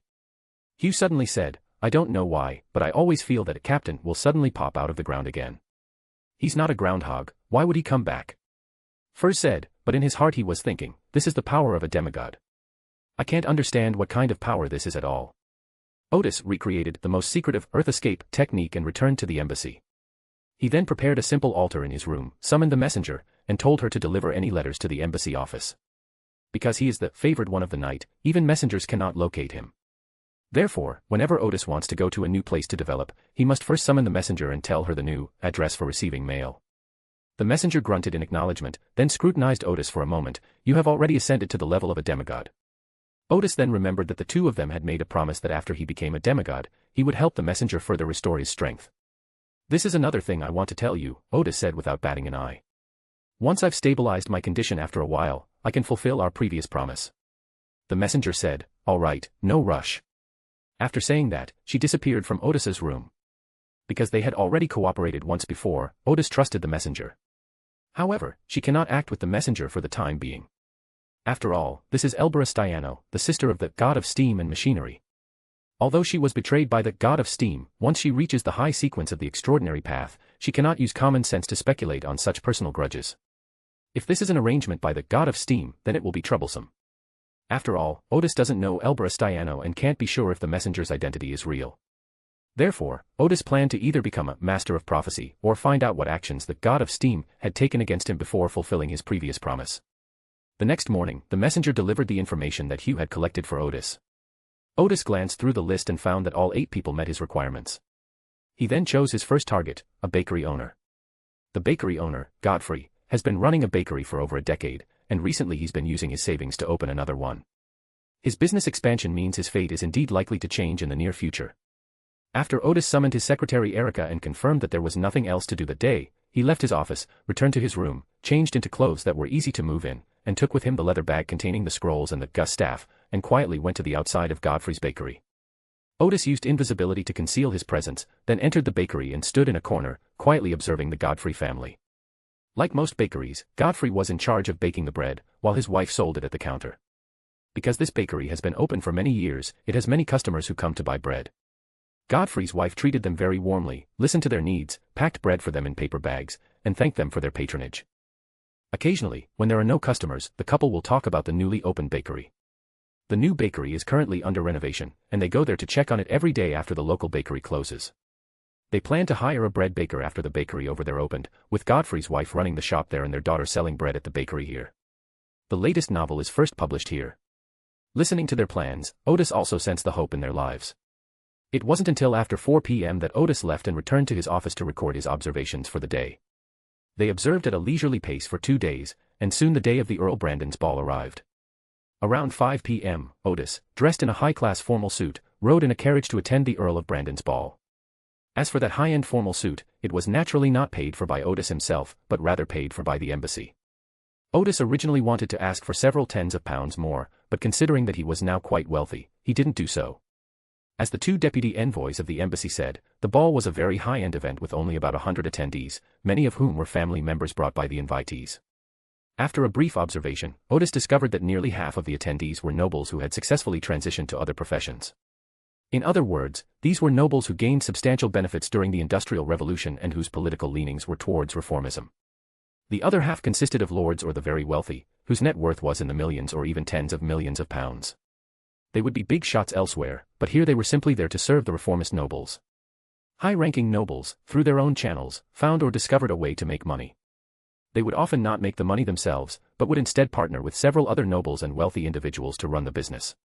This effectively hedges against risks, and any difficulties encountered during the operation can be easily resolved through their respective channels after discussions among several nobles and wealthy individuals. Odis felt somewhat out of place at the banquet. Firstly, he did not have the status of a nobleman, and secondly, his savings amounted to only tens of thousands of pounds, making him a complete pauper compared to the wealthy tycoons. He observed carefully and noticed that he was the only diplomat at the ball, so he guessed that Earl Brandon might need Lenberg's connections to invite him to the ball. As the ball was about to begin, Odis, sensing something, looked towards the entrance. His gaze skipped over Count and Countess Hall and landed on Audrey Hall, the most dazzling jewel of Backland, behind them. This instantly reminded Odis of the General of Disease.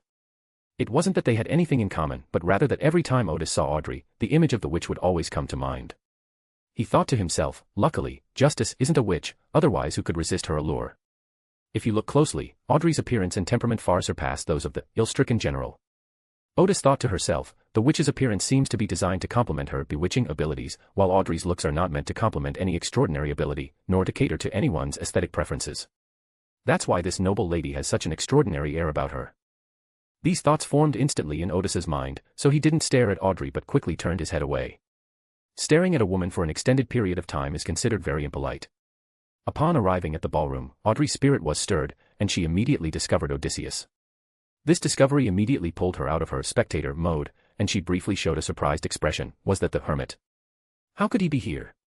Audrey had seen the first draft of the Mysterious Admiral's bounty poster, so she knew what Odis looked like. The bounty was said to have circulated widely in Byam at the time, and the girls at the Moulin Rouge were eagerly awaiting the arrival of the Mysterious Admiral to their business. Many young girls also treasured the bounty poster for the Mysterious Admiral, fantasizing about what kind of romantic story could happen with this pirate general. After the girls all fantasized about the mysterious general, the boys naturally began to learn about this pirate general, and some even gradually regarded him as an idol. Perhaps the Navy felt that a pirate general shouldn't look so sunny and handsome, so they changed the second version of the bounty poster, making Odis's appearance somewhat ugly and portraying him as sinister and ruthless. But this still fits the image of a pirate general in everyone's mind, and many pirates began to imitate the expressions and attire on the bounty poster. So the Navy issued a third version of the bounty poster. The portrait on this version of the bounty poster no longer had any of Odis's features and was extremely ugly. Odis originally wanted to protest, but then he realized that this was the safest version of the bounty poster, because if the bounty hunter had this poster, even if Odis stood in front of him, he wouldn't recognize it as his target. At this moment, in the ballroom of Earl Brandon, Audrey quickly concealed her emotions, but her heart was surging with turmoil. She was both delighted to have met Odysseus at the ball and puzzled as to why he was there. It would be considered very ill-mannered for a noble woman to initiate a conversation with a young man, at least in Rune. However, Audrey could find out from others, and so, while talking to the Countess of Brandon's wife and daughter, she easily learned that Odis was now the Remberg ambassador to Run. This surprised Audrey, but it didn't seem too unexpected, since both the governor and the ambassador were officials from Remberg. However, further inquiries yielded no concrete information about Odis. Audrey thought to herself, apart from not knowing that he was already an ambassador, I am the person here who knows him better than anyone else. After the ball officially began, Odis sat in a corner. No one invited him, and he didn't plan to invite anyone else for the time being. At this point, he was quite certain that Earl Brandon had come to him with a purpose, so he was waiting for someone to come and talk to him. But after sitting for more than half an hour, no one came. He had eaten and drunk his fill. Odis glanced around again. He had just noticed that many people were looking at him, intentionally or unintentionally. Odis looked back, which made it clear to him where those gazes were coming from and what their general intentions were. It was clear that most people were just looking around out of curiosity, not knowing who Odis was or why he was at such a high-class ball. Odis noticed that only Count Brandon, and a well-maintained man in his 50s beside him, were actually observing him. Although their observations left no trace, Odis, who had become a demigod, could not be wrong in his spiritual senses. Finally, Odis's gaze fell upon Audrey. As an observer, she observed Odis very discreetly, but Odis still noticed. After thinking for a moment, Odis suddenly stood up and walked toward the ladies and young women. The ladies were immediately filled with anticipation, because at today's ball, the younger men were all in their 30s or 40s, and only Odis was such a handsome young man. Finally, Odis approached Audrey and extended his hand. Miss Hall, may I have this dance? Of course. Audrey returned the greeting gracefully, then took Odis's hand and they stepped onto the dance floor together. The other ladies weren't disappointed. After all, they'd seen handsome young men before. However, they all secretly thought Odis was a superficial man who judged people by their looks. On the dance floor, as new music began, Odis and Audrey danced, their elegant movements attracting the attention of many. However, Audrey soon noticed, why do you always seem to be looking at the people around you, intentionally or unintentionally? Because I don't know how to dance this dance, Odis smiled. So we need to learn the movements of those around us while we continue our dance. To be precise, he rarely attended such formal balls before. However, as a demigod, Odis could understand the essence of the dance moves just by glancing at the people around him, make certain optimizations, and then command his muscles to accurately complete those movements. Although Odis learned it on the spot, she danced better than the others. Audrey murmured to herself, this is one of the benefits of a promotion. Odis smiled slightly and said in a voice only the two of them could hear, I'm currently in Backland and need to investigate an important matter. Please keep an eye out for anything noteworthy happening around you. He invited Audrey to dance, mainly to ask her to observe whether there was anything unusual about the nobles around her. Odis suddenly realized that since the arrangements made by the hidden sage and the god of steam couldn't be directly targeted at him, it might be possible to start with the people around him. Most of the people Odis knew in Backland have already gone to Cruise Island or Vote State. The remaining members were Audrey, Hugh, and Furs, 3 members of the Tarot Society, as well as his good friend Max Livemore from the Steam Church. After the first 3 Odis arrive in Backland, they will definitely have some contact, but the latter Odis does not intend to take the initiative to contact him. If she does, she will be harming Max. So Odis just realized that if the arrangements of the Hidden Sage and the God of Steam were made around the people around him, Audrey and the others should have been able to sense something was wrong beforehand. Upon hearing Odis's request, Audrey recalled his question at the tarot meeting and asked, "Is there going to be another big event in Backland soon?" Odis smiled and said, "Backland is a city where great events often occur." He then said, "I hope this sudden invitation to dance hasn't caused you any inconvenience." Audrey smiled and said, "If you're just here to ask me to dance, it will indeed be inconvenient for me." Odis immediately understood what the other person meant. "I will ask other ladies to dance later." The food at the Earl of Brandon's ball was delicious, and even Odis, who never liked Western food, ate quite a bit. She decided to dance a few more dances to help digest her food. After finishing their business, the two chatted casually, and Audrey asked, "How did you suddenly become the ambassador of Remenberg?" Odis lamented, "My actions in Vote were too great, which attracted the king's attention, so he banished me to Backland." Audrey paused for a moment, then asked, "Besides fighting bandits, what else have you been doing?" "We didn't do much," Odis said. "We just built railways and factories, and without taking a single penny of aid from the Remberg government, we restored order to the Vote region and made it more prosperous." As a noblewoman, Audrey immediately understood, "It's because you did an excellent job." "That should be it," Odis said nonchalantly. Then Audrey seemed to realize something. "You did this on purpose." "I'm just doing what I think is right, according to my own ideas," Odis said with a smile. Or perhaps he simply didn't care what the king and the Minister of the Interior thought. Audrey thought to herself, "It doesn't seem to make any difference, does it?" She took a deep breath and asked again, "How long do you plan to stay in Rune?" Audrey had a feeling that Odis was only back for a short time and might leave again at any time. Odis pondered for a moment and said, "Probably in late October, or at the end of the year." Audrey immediately asked, "Will something important happen at either of these 2 times?" Odis was about to deny it, but then he changed his mind. "I have received 2 high-level prophecies, and indeed something will happen during these 2 periods. Chapter 373, Chapter 372 The Efficiency of the Goddess of Night.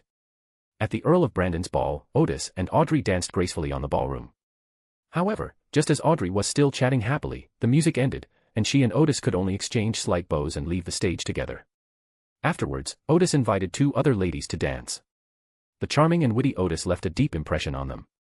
After dancing a few dances, Odis returned to her corner, sipping her drink and waiting for Count Brandon to come find her. But until after 9 o'clock in the evening, when the ball ended, no one came to find Odis. Odis didn't mind, and after bidding farewell to Count Brandon, he went to the stables in the backyard. Count Brandon's butler was already waiting in front of Odis's carriage. This surprised Odis slightly. "It seems that Brandon contacted me not for business cooperation. Otherwise, I would have talked to him about the purpose of my visit at the dance earlier. The fact that he's being kept here suddenly means that there are some things that aren't suitable to be discussed publicly, and we need his help with." The butler politely led Odis to a drawing room to wait, where servants soon brought tea and refreshments. After waiting for about 20 minutes, the Earl of Brandon, dressed in a noble manner, came in with a well-maintained man in his 50s with a mustache. Odis thought to himself, "It really was this guy observing me." He rose and greeted the 2 noblemen with a smile. Earl Brandon introduced him, saying, "This is Earl Vincent, a good friend of mine." "Hello," Odis greeted the other person, but did not extend her hand to shake hands. After the 3 sat down again, they exchanged pleasantries and inquired about Odis's recent work situation and whether he was used to the food in Backland. After chatting for a few minutes, Earl Brandon smiled and said to Vincent, "As you can see, he is a very composed gentleman. I have also told you about my experiences." At this point, he leaned back in his chair, as if waiting for his friend to decide whether to move on to the main topic of the conversation. Vincent took a deep breath before smiling at Odis and asking, "Should I call you Mr. Wizard, or Mr. Ambassador?" Odis thought to himself, "What? Your vineyard has also been cursed by the devil." He smiled and said, "Just call me Mr. Gar." "Yes, Mr. Gar," Vincent said.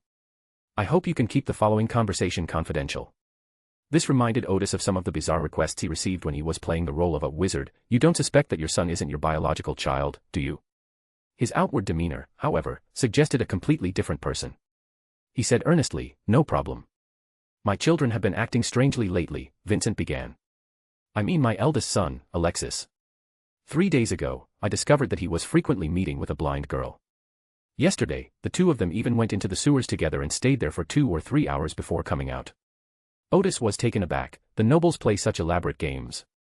He smiled and said, you should investigate the girl's situation. You may have misunderstood, Earl Vincent said with a smile. No, rather, I have misspoken. Neither of them did anything improper, I just felt their behavior was very strange. The Count touched his temples, which already had a few gray hairs, and smiled, saying, everyone was young once. When I was young, I also liked some young ladies. But who would choose a sewer as a date spot? Odis thought to herself, perhaps it's a new way to play that you don't know about. Joking aside, after recalling how fascinating the Backland sewers were, Odis still asked, did they go to the sewers of Backland Street? He remembered there was a Jacob family treasure there, and although the Jacob family demigod was scared away by Klein, it seemed that an avatar of Amon was hidden in that treasure. In addition, a dog-like demon has appeared in the sewers before, and someone even killed a con artist and an apostle of desire in the sewers. Odis suddenly smiled slightly. Oh, right, the apostle of desire didn't die in the sewers. However, one thing is certain, what evil things are lurking in the sewers of Backland? Upon hearing Odis's question, Count Vincent initially replied, no. Then he asked, why the sewers on Backland Street? Odis smiled and said, I've heard that some danger is brewing in the sewers there. Both earls were taken aback for a moment, then decided to tell their families and stewards that they would not be going to Backland Street for the time being. Count Brandon had witnessed Odis solving extraordinary problems, and therefore trusted him greatly. Vincent had only reached this conversation because he had heard about the wizard's abilities and had developed a basic level of trust in him. Therefore, they both valued this seemingly unintentional message. Odis then asked, Count, have you looked into the information about that blind girl? I've checked, Count Vincent said. She was a woman who worked as a telegraph receiver. Well, Alexis has a hobby of studying new machines, and her favorite is the telegraph machine. It is said that the two met through telegrams. Miss Nicola, oh, that's the blind girl. She also worships the goddess of night. Some time ago, she came to help Alexis adjust his telegraph machine, and that's how their relationship became closer. Odis asked, what are Mr. Alexis's beliefs? Count Vincent replied, goddess of the night, our whole family are believers in the goddess. Odis said, oh, he had thought it might be a follower of the god of steam and machinery, and if so, he would have to be careful. He pondered for a moment and then said, could it be that you find it strange because Alexis and Nicola are doing some kind of experiment? Count Vincent said firmly, no, I've clearly sensed something's wrong with Alexis these past few days. After they came back from the sewers yesterday, I could clearly realize that he's hiding something from me. I asked Alexis's personal valet, and he said that Alexis and Nicola have been talking alone together a lot lately, and Alexis always looks very serious after they finish talking. Sometimes I would also study some strange questions, such as going to the extraordinary bodyguards to ask them questions about spirits and ghosts. Odis then asked, does he know of the extraordinary? I know a little, Vincent replied. I haven't told him much about the extraordinary yet. Odis immediately made some connections, and finally asked, have you ever thought about asking the Church of the Goddess of Night for help? I've thought about it, Vincent said, but I'd still like you to do some research first. He said meaningfully, since it involves Miss Nicola, I don't want this matter to be made public. Odis understood that this was because they were afraid of uncovering Alexis's scandals, so they thought of asking him to conduct the investigation first. In most noble families, the eldest son is groomed to be the successor, which is why Count Vincent has so many concerns. If any scandal is uncovered, all that's needed is to pay Odis to keep quiet. However, Odis still found it a bit absurd that an ambassador like himself would investigate something that only private detectives would investigate. Thinking of this, he smiled before asking, why did you think of having me investigate? Because you possess extraordinary abilities, Earl Brandon said at this moment. We all trust you. That's right, Vincent said. After I learned about Alexis, I talked to Brandon about it, and he said that a wizard was coming to visit. After hearing about your story, I also found it amazing, so at my request, I invited you to this ball. Odis paused for a moment. You mean, after you learned about Mr. Alexis, you happened to get news about me? Count Vincent thought for a moment, it seems so. Odis had a fleeting urge to get up and leave, and Count Brandon, noticing Odis's expression, asked, is something wrong? No, Odis smiled. I was just thinking about something else. He realized that 0-08 was no longer in Backland, and if this was a story arranged by Adam, he wouldn't realize that he had entered the story. Or this is not a coincidence created by a high-sequence extraordinary being from the audience pathway. Of course, such a coincidence was definitely suspicious, and Odis immediately thought of the warning letter he had received from the Hidden Sage. He guessed that this matter was either related to the Hidden Sage or the god of steam and machinery. With this in mind, Odis decided to conduct some investigation. Perhaps by taking the initiative to investigate, he could prepare in advance. So he said, I will conduct some investigations, and I will contact you again if I have the results. Count Vincent breathed a slight sigh of relief, then smiled and said, "If you can help me resolve this matter, I can also help you resolve the 2 cases currently troubling the Remberg embassy. I am currently working on a steel deal with Rembrandt, and I can offer a significant discount. Or if you have any other requests, feel free to make them." Odis smiled and said, "Just help me resolve those 2 cases at the embassy. I only handle diplomacy, commercial matters between the 2 countries only fall under my jurisdiction when disputes arise." On his second day in office, he inquired about the 2 cases. One was an economic dispute between the 2 countries, and the other was a serious criminal case. Although it was said that the Remberg embassy was to coordinate, it was actually just a one-sided wait for the court's ruling in Backland. In this kind of matter, Remberg could not get a result that was favorable to itself. Count Vincent's promise was clearly that he would step in and make a ruling in favor of Remberg. Vincent then smiled and said, "I'll remember, I still owe you a favor." Of course, all of this is predicated on the premise that Odis's investigation yields results. After finishing their business, the 3 chatted for a few more minutes before Odis got up to take his leave. Back at the embassy, many officials didn't rest, they all crowded around, asking what they had learned from the ball. Odis smiled and replied, "I didn't gain much, except that I met Count Vincent." These diplomats seemed even happier than Odis, for this was yet another powerful nobleman. Looking at everyone's expressions, Odis couldn't help but think of her conversation with Bernadette about Remnantberg having 3 official languages, and Bernadette's assessment of Remnantberg. This is the tragedy of a small country. Although Lemberg and Rune are nominally allies, Lemberg's territory and strength are roughly the same as those of the former dukes of Rune, so the 2 sides have never had an equal diplomatic relationship. Officials like those at the Remberg embassy also lacked access to the real elites in Run. Or rather, the Count of Lemberg and the Count of Lone were not on the same level of nobility at all. Odis returned to his room, rested for a while, changed his clothes, and once again used Earth Escape to arrive at St. Samuel's Church on Pesfield Street. Although it was already past 11 p.m., many believers were still praying quietly. Odis found a corner to sit down and whispered to the dark emblem about Count Vincent's request. After repeating it several times, Odis, in a daze, heard a gentle voice in his ear say, "This matter has only just begun, you can handle it yourself." Odis was suddenly awakened. He looked up and around and saw that the believers were still praying silently. An indescribable sense of tranquility filled the church. Then Odis took a deep breath, made a praying gesture again, and pondered the words she had just heard. He realized, clearly, the goddess of the night knew what I was about to investigate. No. Odis suddenly realized that he had planned to report this matter to the goddess today and ask her if it was related to the god of steam or the hidden sage. Based on the goddess's previous habits, she would at most say, "I know." But this time his instructions were so clear, which was obviously very strange. Then, Odis recalled Count Vincent saying that his family were believers in the goddess of night, and how Alexis's unusual behavior had to be noticed at this particular moment. Odis seemed to suddenly realize another important point, that I was discovered the day after I prayed to the goddess. He suddenly smiled, and the whole story began to unfold in his mind. After Odis arrived in Backland and reported the warning letter from the hidden sage to the goddess, he should have immediately found the arrangements of the god of steam or the hidden sage. Then he inflicted enough misfortune on a certain deity's plan to discover it while it was still in the planning stage. It was obviously discovered by Alexei and Nicola. In fact, they had found relevant clues a long time ago, but they probably hadn't paid much attention to it before. Driven by the goddess, the two's unusual behavior was noticed the next day. Thinking about this, Odis couldn't help but exclaim, "The goddess is really efficient." Everything became clear after that. Count Vincent, in order to cover up his eldest son's misdeeds, did not want the official extraordinary individuals to conduct an investigation. When Odis was discussing this matter with his good friend Earl Brandon, Odis happened to be going to visit. Brandon immediately remembered this wizard and recommended him to his good friend. Having figured this out, Odis sincerely thanked the goddess of night, and then got up to leave. In the future, if Odis obtains any spoils of war after resolving this matter, he believes he should also offer some as a sacrifice to the goddess of night. Even if the other party may not need it, the proper attitude should still be shown.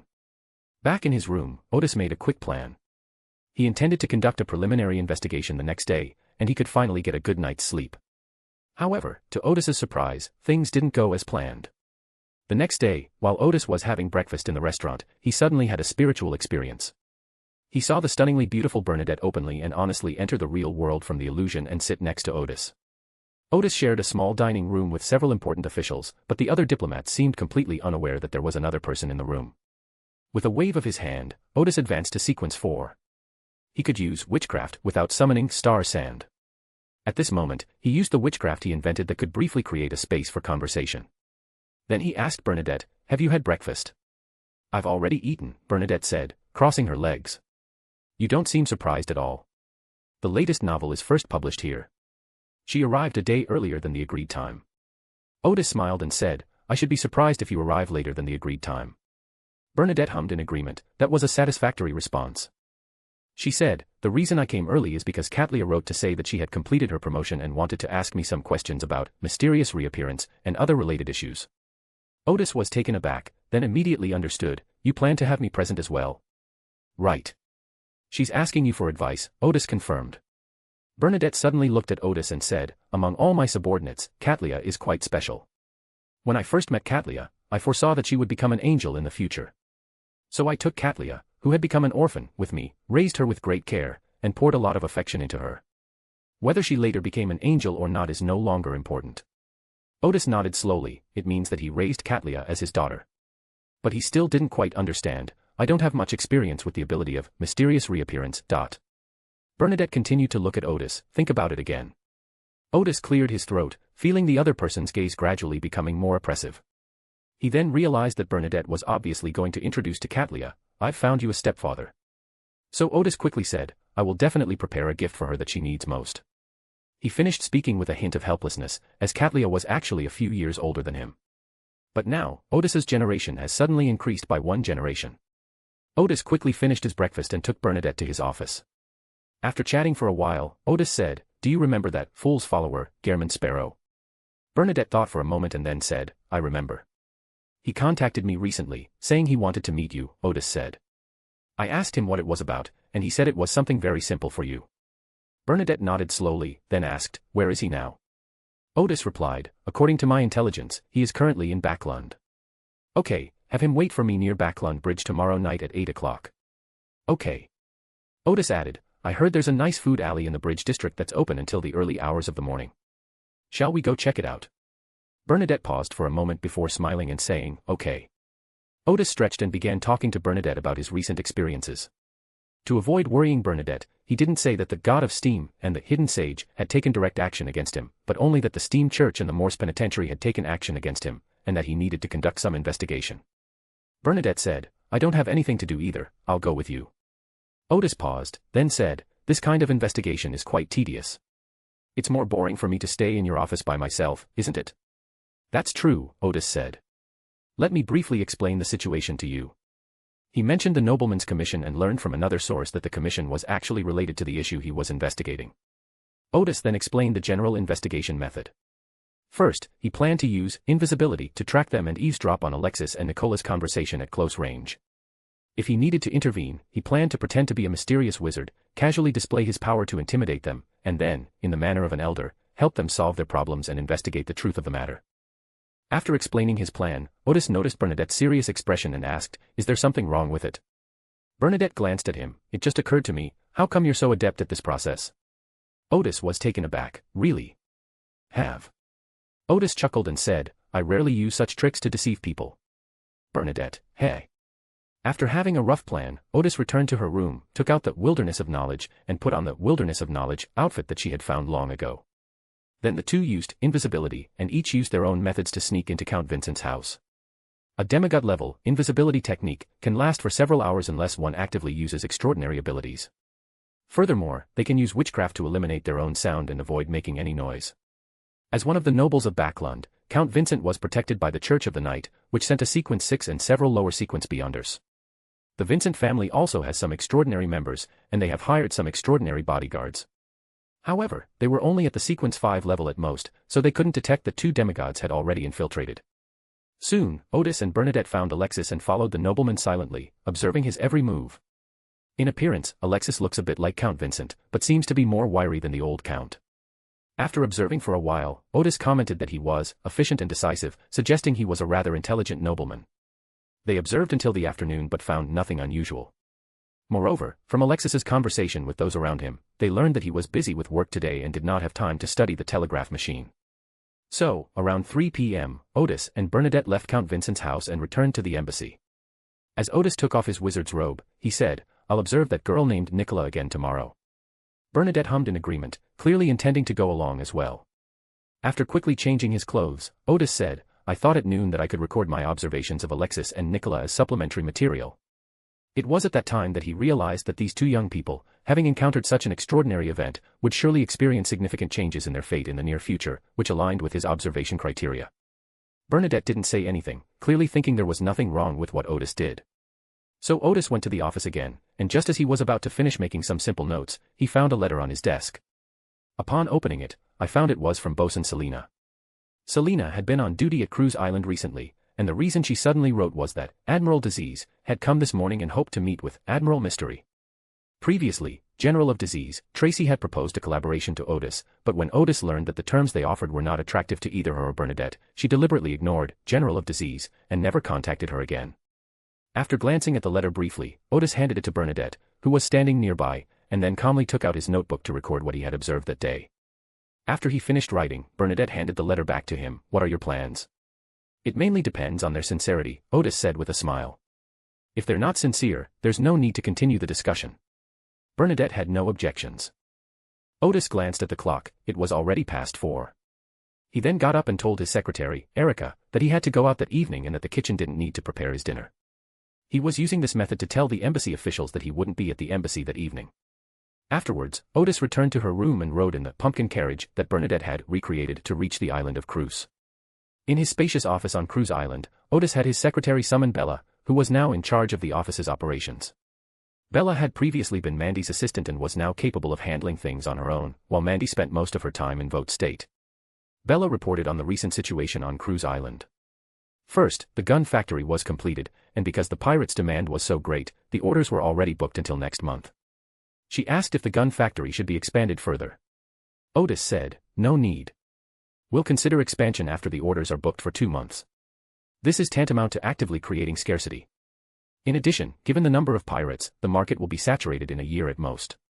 At that time, although bullets can still be sold, the demand for production will not be as great as it is now, so there is no need to blindly expand production capacity." After receiving clear instructions, Bella continued to report downwards, and other construction work was also progressing steadily. By next month at the latest, all of Cruise Island's production capacity would be several times greater than before the pirate conference.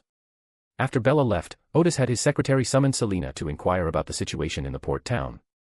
After the pirate convention ended, the pirates all heard about the paradise-like Cruise Island, and even now, many pirates still come here to sell stolen goods or spend money. Although the number of visitors is only about 1/3 of that during the pirate convention, it is enough to become the economic pillar of Crusade Island. Especially after small and medium-sized pirate groups came to the port town to sell their stolen goods, Odis had a steady supply of various goods in his possession. This saved Watai a great deal of money and costs. If it weren't for the concern about commercial prosperity, Odis would have planned to dump all these goods into Watai, in which case prices would have been at most 1/3 of what they are now. However, such prices are definitely somewhat distorted. Things that can be looted from the sea are very cheap, while things that cannot be looted are still very expensive. The scrolls, energy storage crystals, and magical medicines are selling very well. Odis roughly calculated that the current income of Cruise Island is basically equivalent to half of the fiscal income of Remberg. However, Cruise Island is not even as large as the entire canton of Rembrandt, making it a true economic miracle. Odis planned to save up a little more before spending as much money as possible. After finishing his daily affairs, Odis inquired about the General of Disease. It was already dusk, and Tracy had been waiting all day, showing no sign of leaving. Odis then had Selina call Tracy over. Sitting on the sofa, feeling bored, Bernadette, who was invisibility, straightened up and immediately perked up. Upon meeting, Tracy, who possessed a somewhat aloof demeanor, immediately used her charming abilities. "I thought I wouldn't be able to wait for you today." Having become a demigod, Odis was no longer affected by the other party's charm. "Please sit." The two sat on the sofa, while Bernadette sat quietly not far away. She slowly turned her head and looked at the full-length mirror at the entrance of the spacious office. A beautiful figure flashed by. Tracy was completely unaware of the mysterious queen's presence. She was somewhat surprised to see Odis's indifferent expression, but still said in a seductive tone and gesture, "I've been waiting for your news ever since our last conversation." Odis shook his head and said, "I don't feel any sincerity in your cooperation." Tracy paused for a moment, as if she suddenly understood what Odis meant. She quickly put on a charming smile and began to unbutton her clothes, saying, "I'm here to show our sincerity. Don't move, leave everything to me." Odis glanced furtively in Bernadette's direction and gestured toward Tracy. "Believe it or not, if you take off your clothes now, you'll die a horrible death." Chapter 374, Chapter 373 Odis's efforts to be a good stepfather. General of Disease, Tracy had previously tried to seduce Odis, but without success. This time, her intention to undress was not to demonstrate her unwavering determination, but because she was prepared that Odis would have absolutely no way to refuse her. But when Tracy heard Odis's warning, she glanced at the full-length mirror by the door, then stopped what she was doing and stopped using her charm ability. Instead, she calmly asked Odis, "I don't quite understand what you mean." Odis said seriously, "I have contacted Her Majesty the Queen for you. She probably knows the terms of the deal you have prepared better than you do. And the terms of my deal were merely a few Rose School strongholds. I estimate that I have already taken control of most of those strongholds. I don't sense any sincerity in the transaction, so I think you don't take this transaction seriously, and of course there's no need to contact you again." Odis wasn't bluffing.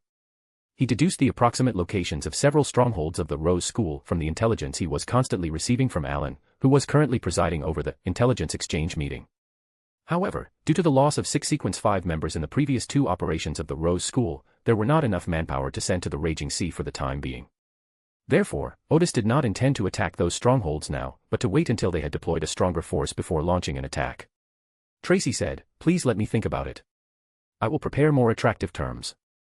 Odis hummed in agreement and said nothing more. Tracy didn't hesitate at all, she got up and left immediately. After she quickly left Lighthouse Town, she asked in a low voice, "Why did you stop me just now?" A very clear and melodious voice said, "Bernard is sitting not far from you.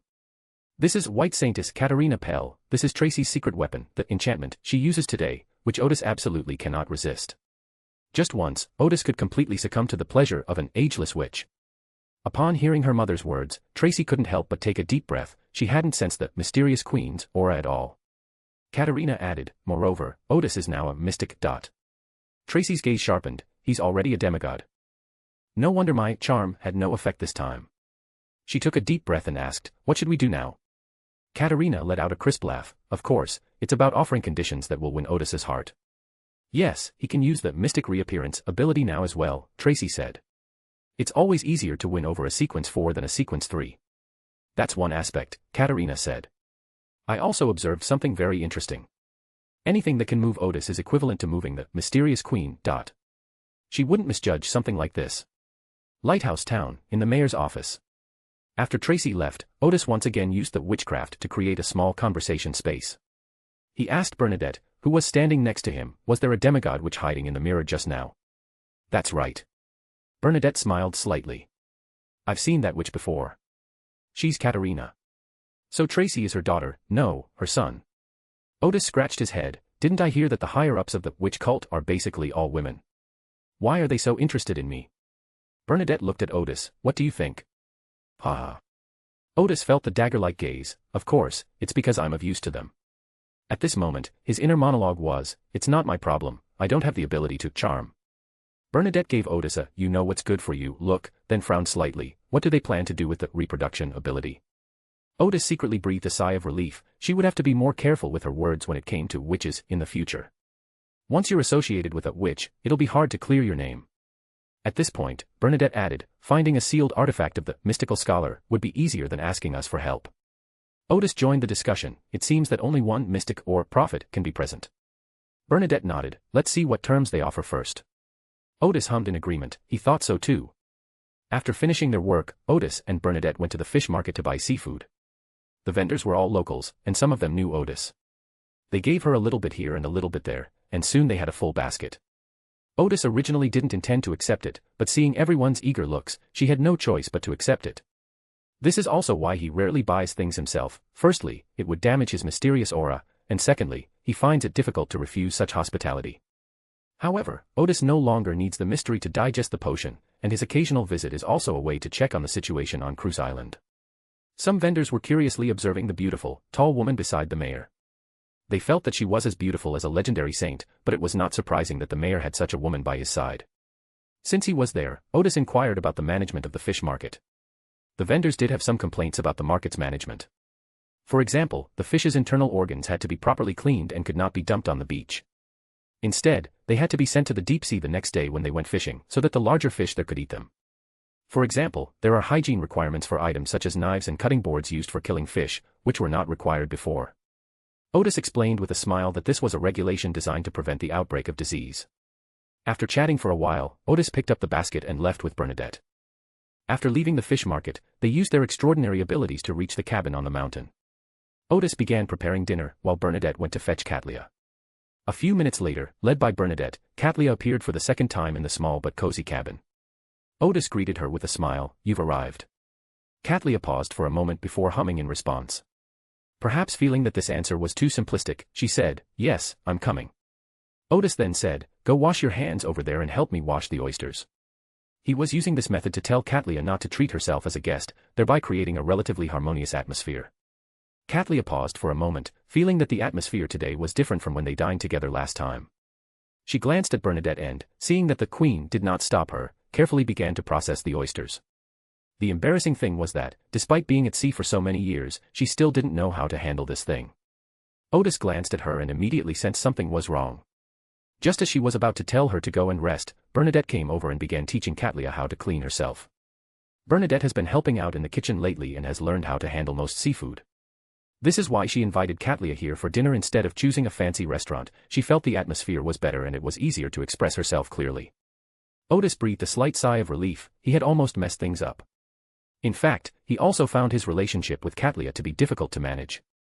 After all, she was a well-known figure in the extraordinary world. If they didn't define their way of getting along from the beginning, they would both feel awkward later on. While surprised, Gadria studied very carefully, afraid that if she did one wrong move, she would ruin her dinner. Her surprise stemmed from the fact that she hadn't expected the queen's technique to look so skilled. At this point, Odis started talking about the recent situation of Byam and Cruise Island, and about things at sea. Catlia gradually joined in Odis and Bernadette's conversation. As we chatted, the tension from before disappeared.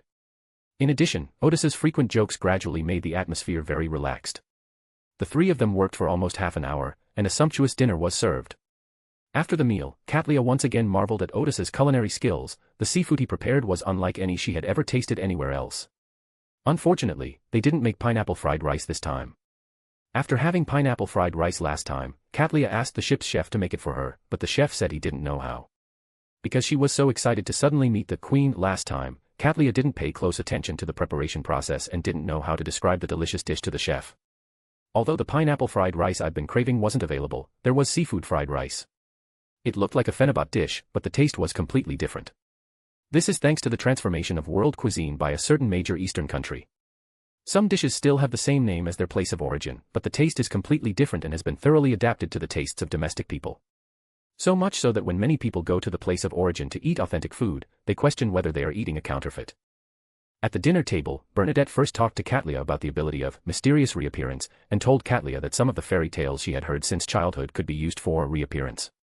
Bernadette then said, the core of this ability is actually knowledge. For example, if you know some historical knowledge of the extraordinary world, you can use that knowledge to provide power for reproduction. Moreover, this knowledge does not necessarily come from history. For example, knowing the specific habits of a certain extraordinary monster can also help one try to reproduce that monster. Another possibility is that something may not have happened in history, or only something similar has happened. The knowledge you hear is just some legends, but as long as the legends retain their extraordinary core, they can also use the ability to reproduce them. Odis, standing to the side, nodded slowly. He had only recently thought about this issue. The reason he could use idiom stories to reproduce some abilities was not entirely because those stories belonged to knowledge he possessed alone, and were not simply prehistoric historical knowledge, but because some of the stories must have extraordinary characteristics. Having figured this out, Odis even changed his view of ancient times in his mind. Since those legendary gods and immortals may exist, it is very likely that they were once relatively common in ancient times or prehistoric times. By the time idioms and stories were created, the extraordinary was no longer so common.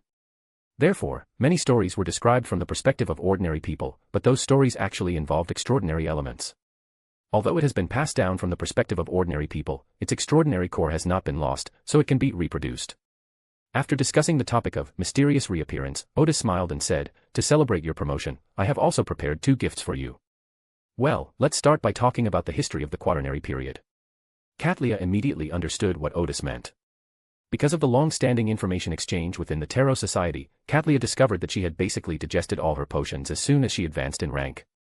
She was somewhat at a loss as to how to explain this to the Queen, since Mr. Fool was watching, and she couldn't tell the Queen that Odis was the Hermit, nor could she easily explain where the vast amount of extraordinary historical information came from. Now that Odis is saying this, it's as if he's giving himself a legitimate reason for digesting the potion. When Odis began to recount the history of the Quaternary period, Bernadette, who was standing to the side, didn't pay much attention at first, but the more she listened, the more engrossed she became. When Odis finished speaking, she couldn't help but exclaim, "You know so much." This was the most comprehensive and systematic history of the Fourth Age she had ever heard, clearly explaining the situation of the four emperors, the six gods, and the main angel families, making the Fourth Age very complete. Odis laughed and said, "I don't know much either." Bernadette glanced at him. "Tell me about the history of the tertiary period when you have time." Odis nodded, "No problem." Then Bernadette looked at Catlia. "You've basically digested all your potions, haven't you?" Catlia nodded, "I have indeed digested a lot." Bernadette exclaimed, "This is indeed what Catlia needs most. There's another gift." Odis took out a pre-prepared chart and calculation method for the Gar runes, as well as how to use the Gar runes to mimic other abilities. Bernadette was not surprised by the gift. She had received the booklet before going to Vorda and knew that it was one of the core studies of Odis and contained very practical and extraordinary knowledge. After receiving it, Catlia reacted much like Bernadette, wanting to read another page after reading one. It took a great deal of willpower for her to finally look away and thank Odis. It's clear that she genuinely likes this gift. After dinner, the three of them went outside to chat. Bernadette and Odis talked about the development direction of Cruise Island, the political situation in Remberg, and the current situation in Backland. Catlia even felt a little unable to keep up with the pace of the two of them. However, from their conversation, Catlia learned that the state of Watai had become quite prosperous, and that Odis had been transferred to Backland as the ambassador to Ruin due to the suspicion of the royal family. Catlia simply couldn't imagine what it would be like for a pirate general to be an ambassador for a country. After chatting for more than half an hour, the invisible servant finished cleaning the cabin, and Bernadette left with Catlia. Odis watched the two figures leave and let out a long sigh of relief. Today's interaction went quite well. With this foundation laid, she wouldn't feel awkward when meeting Catlia again in the future.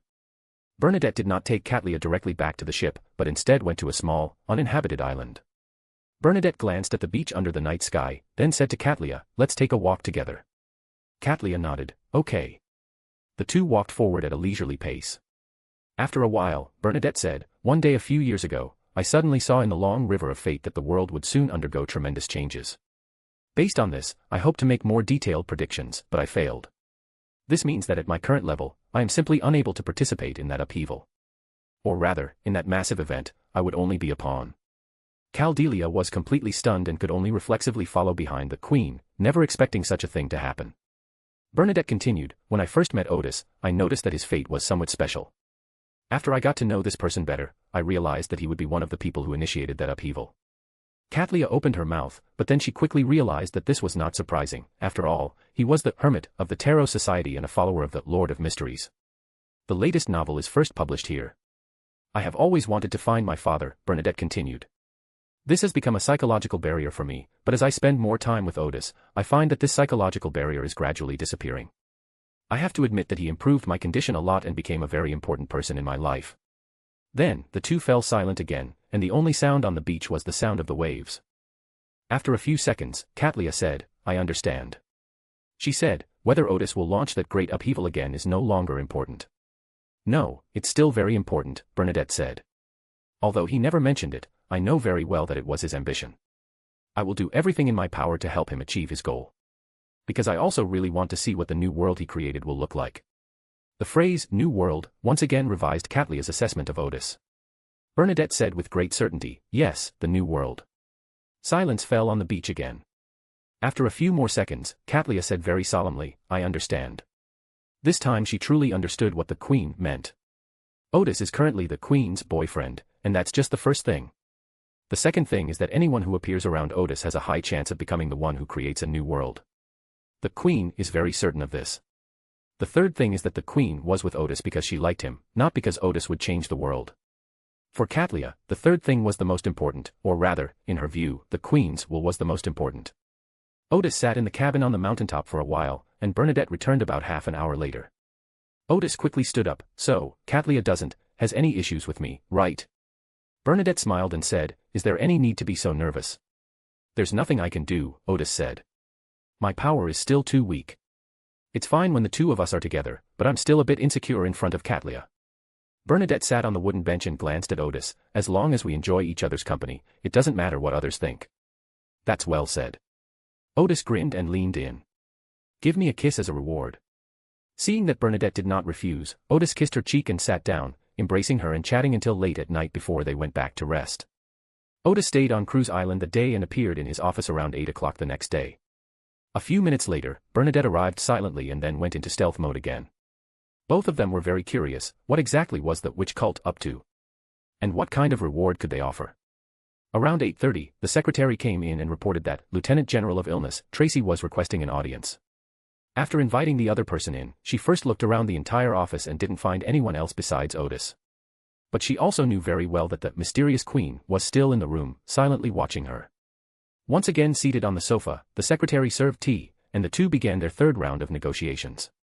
Tracy said calmly, "I've brought new compensation, which I hope will meet your requirements."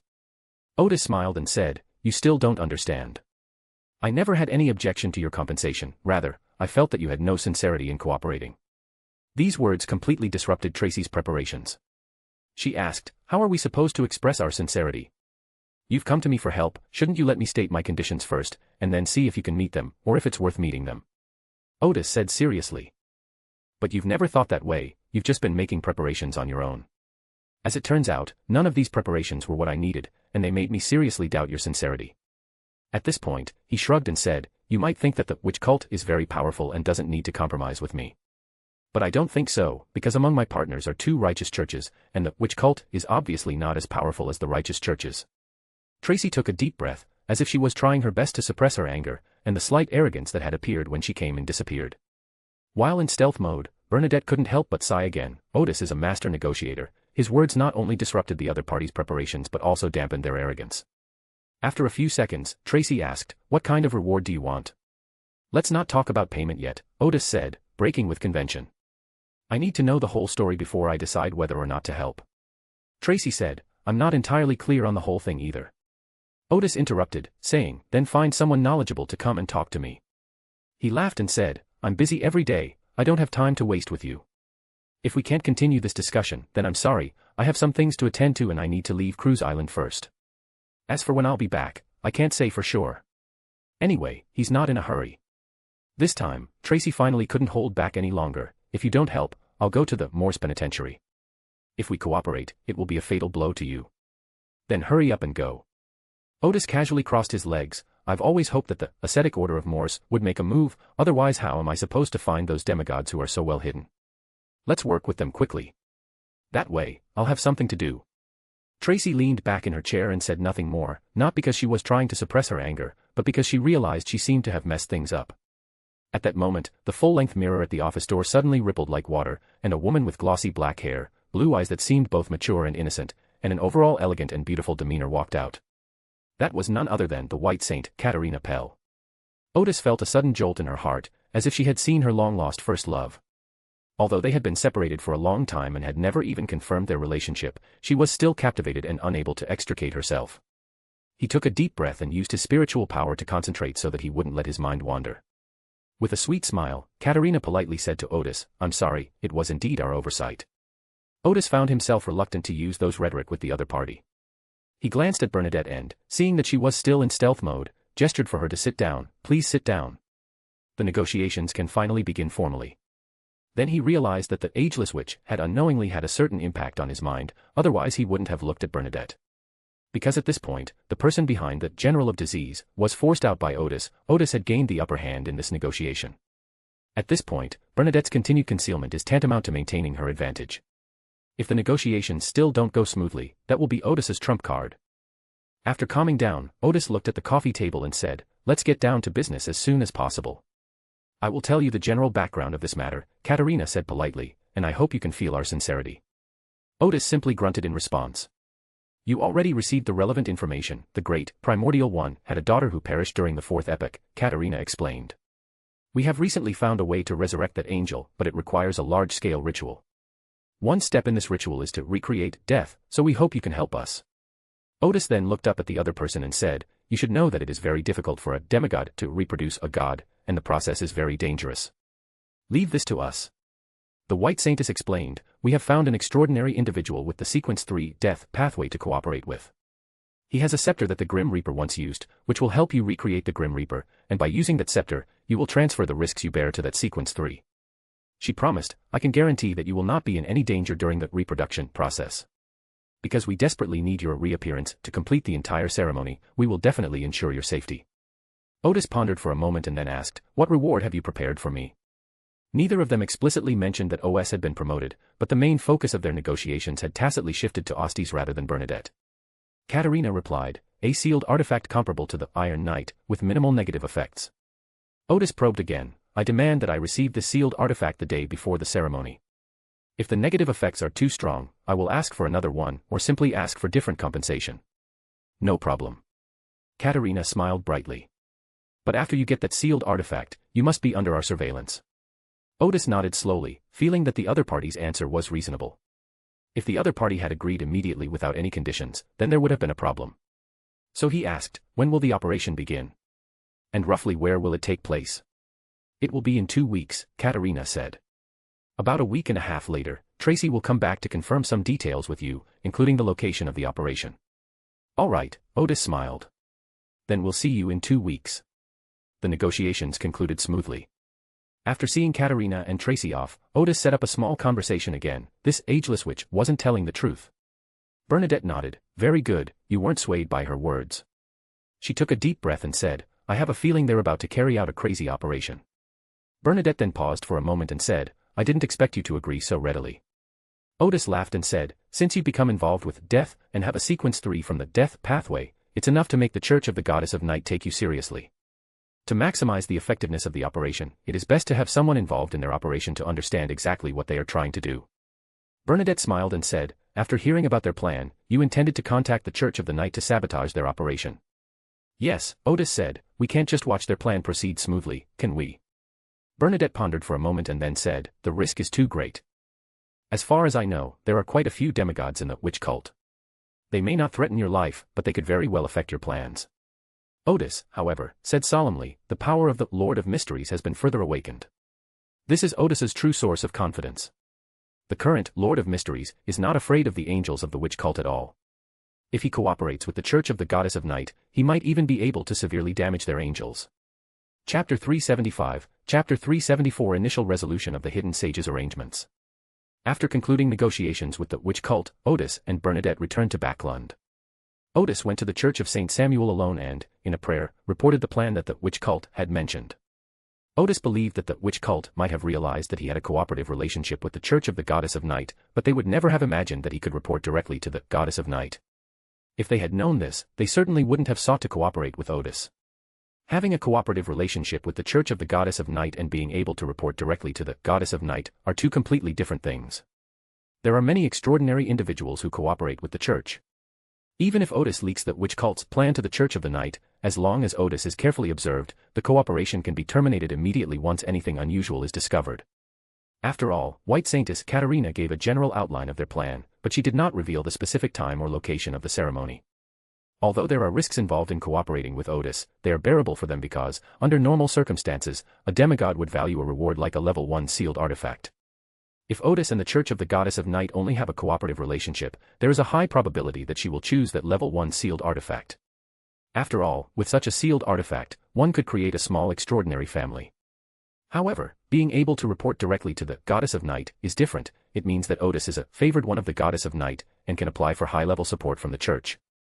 Moreover, given the Goddess of the Night's focus on the Grim Reaper and the appearance of the Sequence 3 extraordinary being of the Grim Reaper pathway, the Church of the Goddess of the Night will take this matter seriously. Of course, it's not that the witch cult didn't consider this point, but they quickly realized it was impossible, because besides her close relationship with the mysterious queen, Odis was clearly also a follower of the Lord of Mysteries. Under normal circumstances, someone as complex as Odis could never become a favored one of the goddesses. But this time, the witch cult encountered an abnormal situation. After Odis prayed quietly several times in the chapel, he felt that drowsy feeling again, and then a voice in his ear said, I understand. Odis immediately awoke and felt the tranquility that filled the church. Odis then pondered the goddess's reply. Although it was still, I know, and the tone was similar to the previous instructions, Odis sensed a slight impatience. This made him smile helplessly, and recall that he had contacted the goddess 3 times in the past week, or rather, during his time in Backland. This probably increased the goddess's workload considerably, since the church rarely has to trouble her when it's functioning normally. Odis's report is just that, a report. For example, right now, only the goddess herself can investigate what the witch cult is planning. And once she finds out, how to deploy it is also something the goddess needs to consider. Odis got up, feeling helpless but knowing he had to deal with the trouble when it came to it, since his fellow countrymen had become rich. Back at the embassy, Odis and Bernadette discussed their options and decided to split up. Odis would go to observe Nicola, while Bernadette would go to observe Alexis. From Count Vincent, Odis learned about Nicola's workplace, MI9. Her job was actually to monitor enemy radio stations, or radio stations used by spies. Because Nicola is blind, but has exceptionally keen hearing since childhood, she was recruited by MI9 to conduct surveillance work. She was also highly skilled in her field, capable of not only monitoring enemy radio stations but also troubleshooting telegraph machines. Nicola's job was publicly known as a telegraph receiver. To conceal her identity, she would occasionally perform tasks such as debugging telegraph machines. That's how she met Alexis. The telegraph listening post of MI9 was not heavily guarded. Of course, even if a demigod were stationed there, he would not be able to detect Odis. After all, once he enters a state of invisibility, even the angels cannot detect him. Odis met Nicola at her workstation. Nicola was a young woman in her early 20s with a beautiful face, wearing a smart uniform, and an outstanding temperament. She gave people a very clean feeling. Odis thought to himself, it's understandable that Alexis is attracted to such a girl. After all, the women around him are mostly cunning and scheming, and it's hard to find someone with such temperament. Odis learned from Nicola's conversation with her colleagues that Nicola only needed to work half a day today. After having her lunch, she picked up her guide cane and went to the back gate of MI9, where a carriage was already waiting. The carriage had no markings and wasn't a rental, but Nicola seemed very familiar with carriages. She boarded the carriage while chatting with the driver. The carriage then started moving and, unsurprisingly, arrived at Count Vincent's mansion. Alexis was already waiting in the stable, while Bernadette's invisible servant followed behind him, watching his every move. The young couple chatted for a few minutes, and then Alexis reached out and naturally placed Nicola's hand on his arm, leading her to a room with a workbench filled with machinery. After closing the door, Alexis whispered, "I heard that signal again last night." Unbeknownst to them, their secret conversation took place in front of Odis and Bernadette. Nicola then asked, "Have you gotten any results from your investigation?" "I've got it," Alexis said. "Our guess was right. After making inquiries, I found out that there was an accident on that line, and it seems that several people died. But the specific information couldn't be found, and we don't know if it was destroyed." He paused for a moment and then said, "In addition, I have talked to some professionals, and it is certain that ghosts exist in this world, but we just can't see them." Odis thought to himself, indeed, an extraordinary event has occurred. He had previously heard Count Vincent mention that when Alexis inquired about ghosts from the extraordinary bodyguards, he guessed that they might have encountered an extraordinary event. After a few seconds of silence, Nicola said, "How about we try sending another telegram over there?" Then she asked, "We should be safe through the telegraph machine, right?" Alexis said somewhat uncertainly, "It should be safe." He paused for a moment and then said, "However, for safety's sake, we will immediately stop the investigation if any danger occurs." He then took a deep breath and said, "If this matter isn't investigated thoroughly, I don't even know how I'll face myself in the future." Odis thought to himself, "This is the discovery of an extraordinary hidden part of the world, and I have been somewhat psychologically shocked." So the two men turned on the telegraph machine, and Alexis said, "Shall we send? Where is your exact location?" Nicola nodded, "Okay." With the beeping of the telegram, Alexis quickly sent it out. So the two of them began to wait. After waiting quietly for more than 10 seconds, they started chatting. Odis could tell that they both harbored feelings for each other, but neither seemed to dare to express their true feelings. Da-da-da. Suddenly, the telegraph machine rang, and a weak signal appeared. The typewriter connected to the telegraph machine began to operate on its own, typing out characters one by one. The telegraph machine that Alexis purchased was state-of-the-art, capable of printing out text directly after receiving a signal. Of course, this is on the premise that the message is sent in plaintext or that the other party's codebook is known. At that moment, they received a telegram sent in plain text, "We are trapped and urgently need rescue." Alexis looked at the telegram for a while before remembering that he should read it to Nicola. Nicola suddenly raised her hand, "I think I know what it is." She had just picked up her headphones and listened to the radio waves she had just received, mentally deciphering them. Nicola added, "They gave the same reply last time." She paused for a moment and said, "This time, let's not ask them about the situation over there. Let's ask who sent that initial telegram." Alexis nodded, "Okay." As he spoke, he opened the drawer and took out a telegram. Odis stepped forward and glanced at the telegram, which read, "Mother is still waiting for my penny to buy medicine." After Alexis sent the corresponding telegram, the two waited quietly in front of the telegraph machine. Da-da-da. Soon, the telegraph machine started working again, sending out a telegram, "It's me, sir. My mother is sick and is waiting for my salary to buy medicine. Kind sir, please come quickly to save us.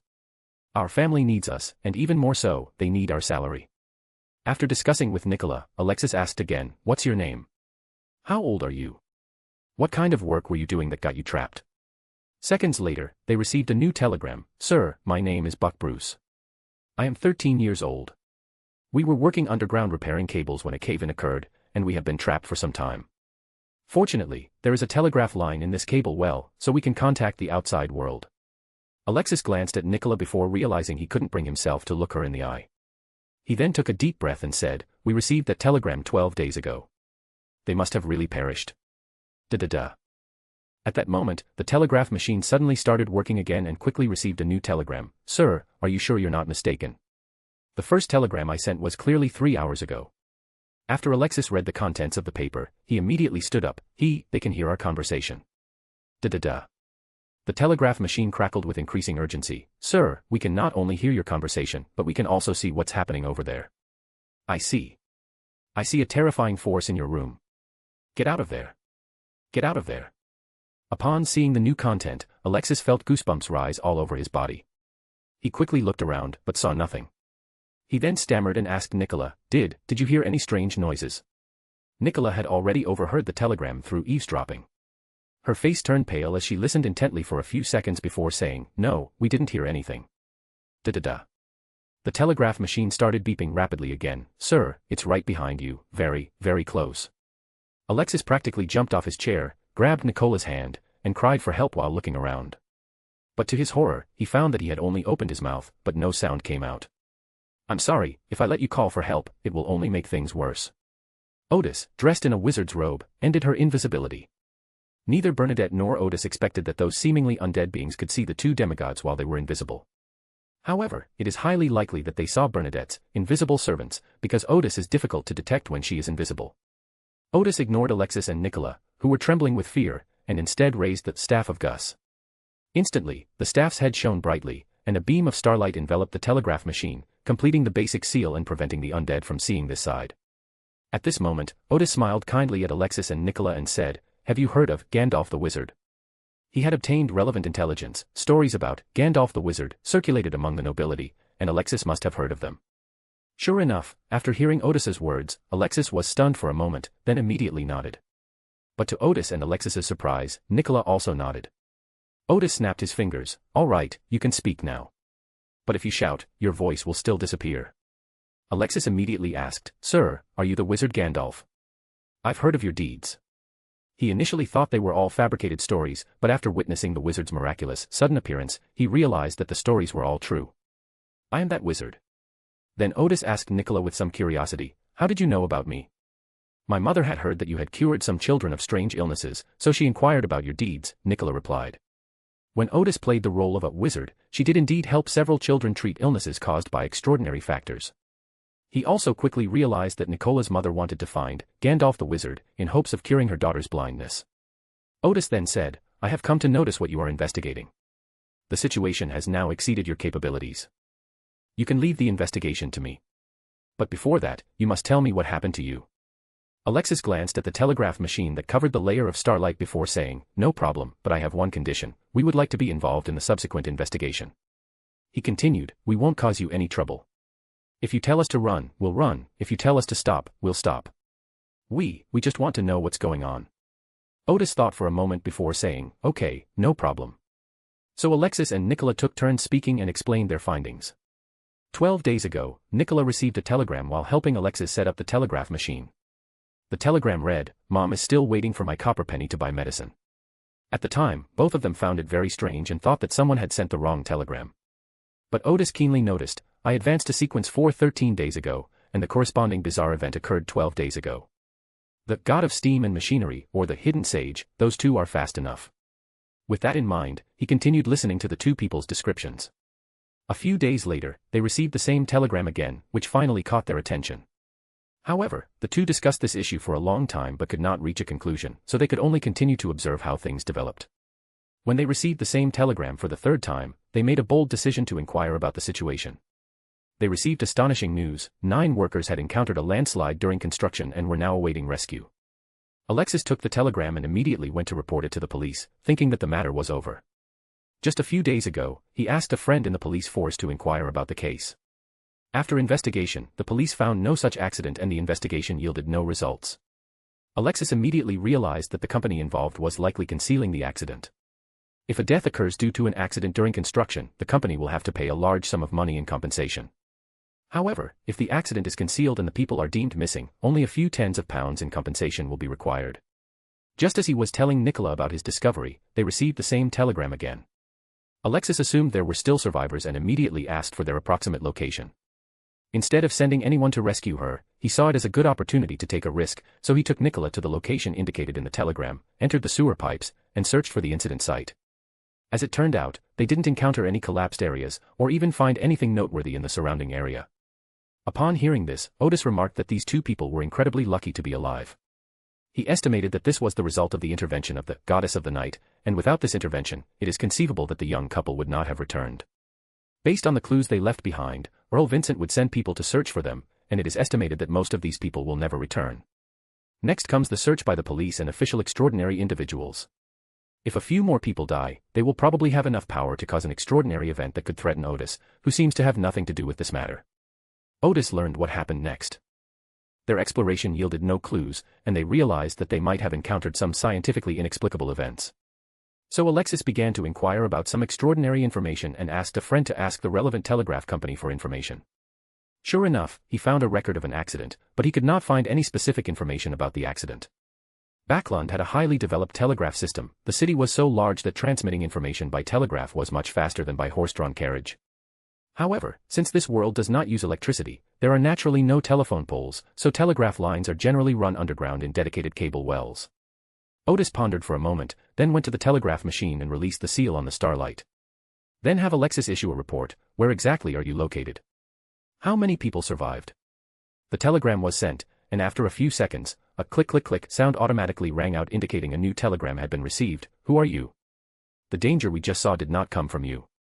Odis then had Alexis publish a report. Answer my question, and I will secure compensation for each of your families. After sending the telegram, Alexis paused for a moment, negotiating compensation with the ghost. Could that even work? Da-da-da. A few seconds later, the telegraph machine crackled to life. The accident happened while we were repairing the cable well at the intersection of 7th Avenue and Birmingham Road, and all 9 of our team members are still alive. The latest novel is first published here. Alexis was somewhat stunned. The ghost was also worried about the compensation. At this moment, Odis said, send them a message, tell them to hold on, I'll be there right away.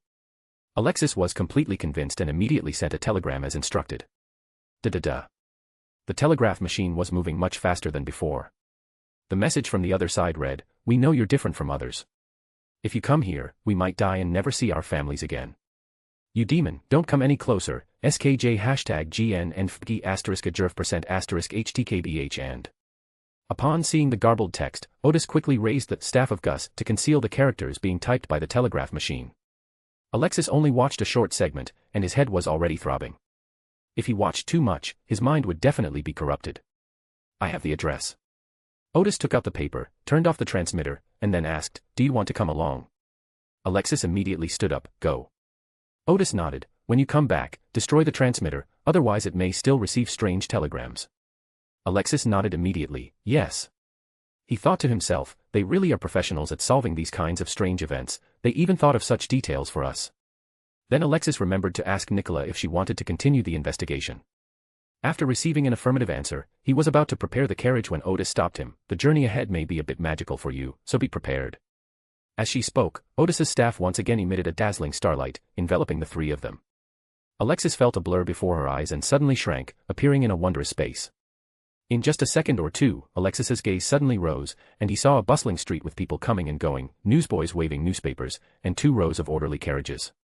Nicola was also surprised. She could hear the newsboys' cries and the sound of carriage bells. Alexis belatedly realized that what he had just experienced was as if he had suddenly disappeared underground, then quickly traversed the underground of Backland, and finally returned to the street. Amazed, he saw a road sign in the distance that read, Birmingham Road, and whispered to Nicola beside him, we've arrived at Birmingham Road. Nicola's surprise deepened, by the goddess above. This is the most incredible thing I've ever experienced. At this moment, Alexis discovered that the people around him were not surprised at all by the sudden appearance of the 3 of them. He grabbed Nicola's hand and quickly followed Gandalf's steps. Wizard, didn't anyone around us see us suddenly appear? Odis walked forward at a leisurely pace, searching for the location of the cable well. He casually explained, we're invisible now, they can't see us. Nicola's voice betrayed her surprise. Can't you hear it either? Yes, I can't hear it either, Odis replied. The invisibility at sequence 5 level is far from achieving this. Or rather, after using invisibility back then, he couldn't use other witchcraft. But now that he has become a mystic, his abilities regarding witchcraft have been enhanced once again. While using invisibility, Odis can also use silencing at the same time. Therefore, the current invisibility technique can truly hide one's tracks completely, and can last for up to 1 hour. Odis quickly located the cable well. Did you enter the sewers from around here last time?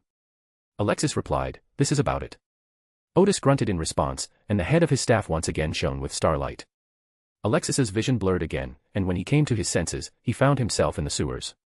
Nicola smelled the sense of her surroundings and understood what she had just experienced, exclaiming in her heart, that's amazing. The sewers were filthy, with rats scurrying about. Odis frowned, raised his gus staff, and a path appeared before them that seemed to lead deep into the forest. Along the path were small white stones that looked like silver coins. Oedipus recreated the path marked by the brother in Hansel and Gretel, a path that led to the destination without having to go through the dirty sewers. Let's go. Odis led the way, striding forward. Nicola felt the road beneath her feet suddenly become smooth, and the sewer smell was gone. She also felt Alexis's grip on her hand tighten. So she asked Alexis, what happened? By the goddess above, Alexis said, I swear, even my most wondrous imagination could not conceive of such wondrous magic. Nicola, we were in the sewers a second ago, and now we're on a forest path. Look, there's a white cat in that tree, waving to us. Upon hearing this description, Nicola also realized the lack of her own imagination. As they were talking, Odis said, we've arrived. The forest vanished, the path disappeared, and the scene of the dark sewers reappeared before them. For a moment, Alexis couldn't distinguish between reality and illusion. Odis looked around. They didn't end up in front of a cable well, instead, there was a straight sewer with thick cables hanging from its walls. Alexis then said, we've looked for this place before, but we didn't find anything. Odis hummed in agreement and began to carefully observe the surrounding walls. He quickly discerned the clues. This is a very advanced magic array, but I didn't sense any particularly strong extraordinary aura. Perhaps this integrated magic array hasn't gathered enough power yet. Get ready, I'm going to activate this magic circle. Alexis thought it was a warning to him, so he quickly took a step back and pushed Nicola behind him. Both of them were very nervous at this moment, and they could feel the sweat on each other's palms. But at the same time, they were also very curious, wondering what would happen next. The tip of the goose's staff in Odis's hand once again shimmered with starlight, which coalesced into Gar runes. The runes floated into the wall in front of him, causing it to emit a bright light. The light flashed by, and the wall suddenly opened, revealing a passageway in front of them. The cable well that Alexis and Nicola hadn't found before was just a short distance ahead. Odis glanced at the situation ahead and said, you all wait here and don't go any further. As Alexis nodded, he noticed that there had been no collapse in the cable well ahead, but more than a dozen corpses were already piled up there. They lay there spread out in a fan-shaped pattern, each with their left hand outstretched, touching the thigh-thick cable from different positions. The cable was now eerily emitting a pale golden light. The light shone on the stiff corpses, as if it were a light of redemption for them. Alexis was stunned by the bizarre sight before him after just one glance. He quickly took 2 steps back and whispered to Nicola what he had seen. At this moment, Odis cautiously stepped forward, carefully observed the scene, and arrived at the pile of corpses. The bodies are now piled up in 2 layers. On the bottom layer are 9 workers in overalls, one of whom looks to be a boy of about 12 or 13. The corpses on the second floor, judging from their clothing, appeared to be passers-by who had wandered into the area by mistake, as well as some homeless people. They seemed to be worshipping the cable with utmost devotion, which looked somewhat eerie yet also carried a strange sense of sacredness. Suddenly, as if struck by lightning, all the corpses stiffened and stood up, looking at Odis. The eyes of each corpse were replaced by a pale yellow, scrolling stream of information. Alexis, watching from outside, felt both excited and terrified, and for a moment forgot to run away. Odis smiled and said, as expected, the secret seeker method is not good at manipulating corpses. As he spoke, he raised the staff in his hand, and suddenly a tall bronze door appeared in the not-so-large cable well, a door that gave people a great deal of mental pressure. Odis recreated the Gate of the Underworld, and it was a demigod-level Gate of the Underworld. Although it could not be opened and was not very lethal to normal enemies, it could put enormous pressure on undead creatures. Those strangely shaped corpses lay prostrate on the ground, reverently bowing towards the gate. Alexis and Nicola outside also felt a chill run down their spines. They felt the surroundings suddenly turn cold, as if a pair of malicious eyes were peering into their souls. At this moment, Odis stepped forward, about to deal with the section of cable that was emitting light. Suddenly the light from the cable intensified, and the corpses that had been bowing to the gate of the underworld on the ground suddenly struggled to turn over and look at Odis with their eyes that seemed to flow with information. Odis was prepared. He slightly raised his staff, and amidst the starlight, a phantom zither and a phantom bull appeared before him. Mystery reappears, playing the lute to a cow. During Odis's previous experiments, it was discovered that the reproduced ability to play music to a cow could make one and the opponent not be on the same wavelength, or even seem to be in different spaces. This allows them to defend against or become immune to extraordinary attacks from demigod-level beings.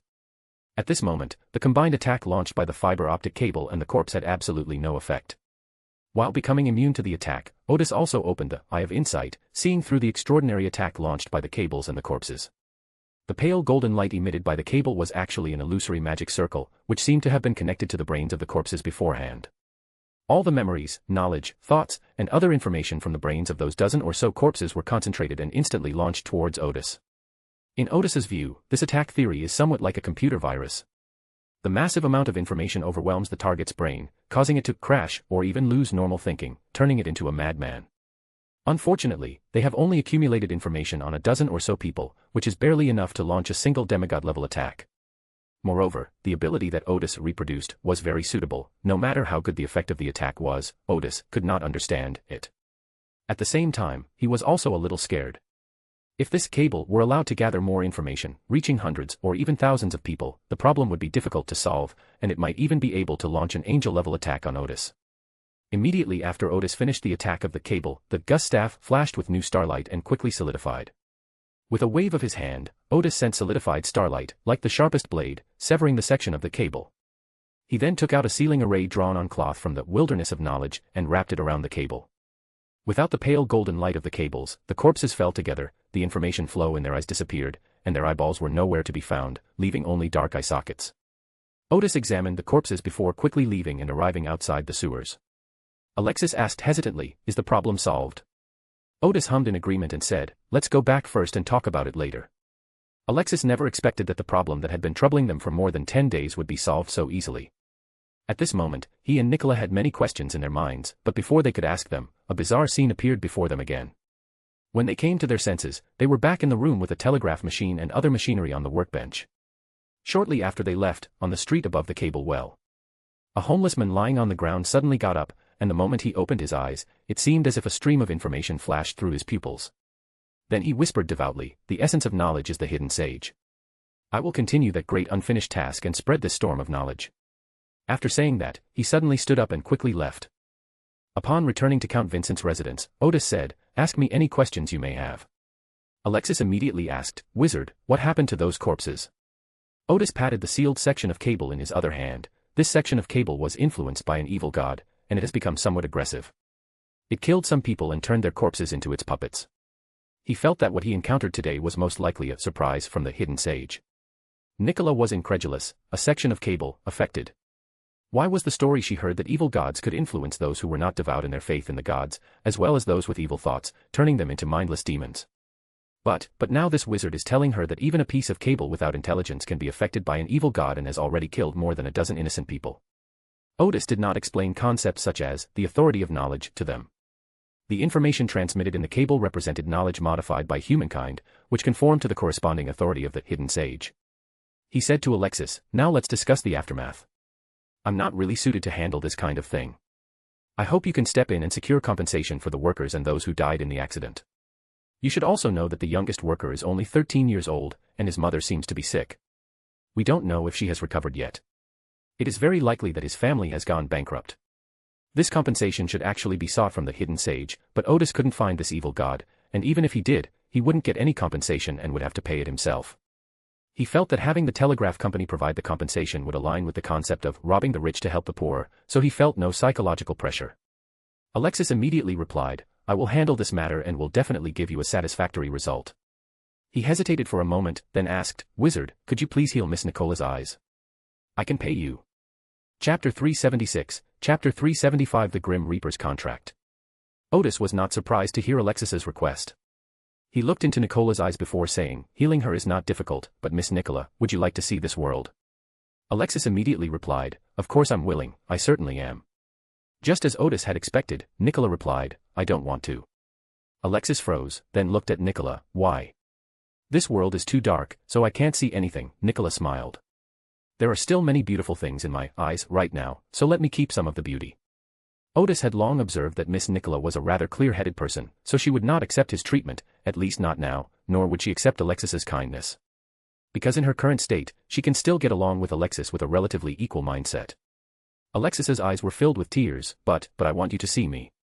Nicola, however, took Alexis's hand and smiled, what good would seeing you do? There's no future for us. She paused for a moment and then said, in my heart, you are the most handsome young man. Alexis seemed to have all his strength drained away. Yes, I bear the hopes of my family and am long past the age where I can be willful. But I can give you all my love. His solution was to arrange a marriage with another nobleman, but he would pour all his affection into Nicola. I'm sorry, I'm a rather selfish person when it comes to relationships, Nicola said. The two held hands, their eyes filled with affection, yet they spoke the most resolute words. They all knew they should express their feelings now, otherwise they might not have the chance later. After giving them a dozen seconds, Odis cleared his throat and said, you can discuss and resolve your own issues. If there's nothing else, I'll be leaving now. Alexis took a deep breath and forced a smile. I'm sorry, Mr. Wizard, I'll make sure you finish the job. Odis grunted in agreement, then used his Earth Escape ability again, disappearing into the floor and vanishing from before the two people. Back in her office at the embassy, Bernadette immediately ended her reclusive state. I hope to see them pouring their hearts out to each other a little longer. That's their privacy, Odis said somewhat helplessly. But I feel that recording our observations of the two of them will definitely achieve the effect needed for supplementary materials. Bernadette nodded and asked, don't you want to help them? How can we help? Odis asked. Alexis's refusal to make promises lightly is the greatest respect he can show Nicola. Moreover, if he were to give up his inheritance of the title and the family business in order to choose true love, it would bring disaster to Nicola. Think about it, he was willing to give up his title and family fortune, so maybe Nicola can be given up when he thinks it's appropriate in the future. Bernadette sat opposite Odis. You mean, titles and fortunes are more important than lovers? No, what I mean is, having a responsible attitude is the least you can do to show respect to your loved one. Odis took a deep breath and smiled. They are both clear-headed people. For them, rejecting each other is the only way to show that they truly love each other. As he spoke, he stretched and said, all right, let's deal with the immediate issues first.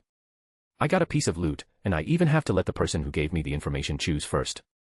Bernadette raised her hand and said, I wasn't much of a help, so I don't want any spoils. How can that be? Odis placed the cable on his desk. Come, I'll personally hand you the spoils. As he spoke, Odis wrapped his arms around Bernadette's waist. Bernadette smiled at the person in front of her, without flinching. Odis leaned in and gently kissed Bernadette's lips. They were moist and silky, and the kiss felt wonderful. But Bernadette quickly dodged away and leaned on Odis's shoulder. Odis's hand slid across Bernadette's waist, which was neither too thick nor too thin. This is an exclusive release of spoils. Bernadette had composed herself, took a deep breath, and straightened up. Not bad. Odis patted her waist and said, next, are you going to comment on the saltiness, as he picked up the cable again? Then he waved his hand. I'll go contact the person who provided the information first. After saying that, he used his reappearance ability, and a bird that Bernadette had never seen before suddenly appeared at his feet. The bird had feathers of crimson and gold, and looked thin but powerful. Its long tail had clusters of illusory flames, and its two wings, when spread out, seemed to have flowing crimson symbols on their huge feathers. The next second, the strange bird appeared in midair carrying Odis, and in the blink of an eye, they disappeared. Bernadette was taken aback for a moment. What extraordinary creature could fly so fast? Then she took a deep breath and continued to try to calm herself down. Actually, if she hadn't been afraid of losing control, she would have liked to kiss him a little longer. Odis arrived at Cruise Island riding a vermilion bird. Currently, he is reproducing a vermilion bird that has just reached adulthood. His spiritual sense indicates that as his strength increases, he will be able to reproduce an even larger and faster vermilion bird. Moreover, those vermilion birds are even stronger and can reappear to fight. After ending his ability to recreate, Odis prepared an altar and built a spiritual wall in the small cabin on the mountaintop, and took out essence oil of the sleeping flower from the wilderness of knowledge for later use. After preparing the altar, light the candles and drip sleep-inducing flower essential oil, which can please the goddess of the night, into the candle representing the deity. As a calming aura filled the surroundings, Odis placed a section of the mutated cable in the center of the altar and began to recite the revered name. You are the goddess of the night, more sublime than the stars and more enduring than eternity. She is the Crimson Queen, the secret mother. Queen of calamity and fear, lord of slumber and silence. Great goddess of night, your devout followers beseech your gaze. Please open the gates of the kingdom of God and accept the offerings on the altar. A strange wind suddenly blew up inside the wall of spirituality, but it quickly disappeared, and a surge of peace descended upon it. Before the altar, Odis felt an immense sense of oppression on his spirit, which made him lower his head and quietly wait for the goddess of night to collect the spoils. But to his surprise, the sensation of inhaling that comes with opening the gates of the divine realm never materialized. Just as he was about to ask the goddess if she wanted something else, two images suddenly appeared in his mind. The first image was a huge gallows with a person dressed in a strange bishop's robe hanging on it, swaying back and forth in the wind. Suddenly, the man on the gallows seemed to notice someone watching him, and reached out to pull on the rope around his neck, as if doing a pull-up, so that the rope around his neck would be loose. Because the rope had loosened, his head could turn freely, and he slowly turned towards Odis. The second scene features a woman with a bewitching beauty, wearing blue eyeshadow and blush, exuding an indescribable eeriness and ethereal quality. As these two scenes ended, the overwhelming sense of peace vanished, along with the immense sense of oppression. Odis paused for a moment, looking at the burning candles on the altar and the section of fiber optic cable that still emitted a pale yellow light. What the hell does goddess mean? Couldn't you have just said it more clearly? Taking a deep breath and extinguishing the candle, Odis could only try to figure out what was going on his own. First of all, it is certain that the goddess of the night did not fancy this trophy, or rather, did not want it, so she gave other instructions. Then Odis recalled the two images from earlier. In the first image, the hanged man's face was not clearly visible, but he was wearing the bishop's robe of the Church of Death. These bishop robes may still exist in some parts of the southern continent, but are almost never seen in the northern continent and the raging seas. Odis had seen such bishop's robes when he became captain of the Ghost and came into contact with the ship's spirit. As for the woman in the second picture, Odis speculated that she might be Daily Simone. Odis had never met this member of the Red Gloves before, but she guessed her identity from her psychic attire. This immediately reminded Odis of the negotiations she had just had with the witch cult that morning. It was very likely that the goddess's instructions were related to that matter, but she didn't quite understand what the goddess meant. Odis took a deep breath. If he didn't understand, he would wait and see. The gods had given such a hint, so there must be more to the story. Finally, Odis turned his attention to the mutated cable, which was most likely affected by the hidden sage, and which Odis considered a hot potato. That's why he generously offered his only prize as a sacrifice, but the goddess of night refused. He pondered how to solve the problem. The best way was to take it to the wilderness of knowledge to study it. That was Odis's home turf. Even if the hidden sage had some other tricks up his sleeve, he could easily extinguish them.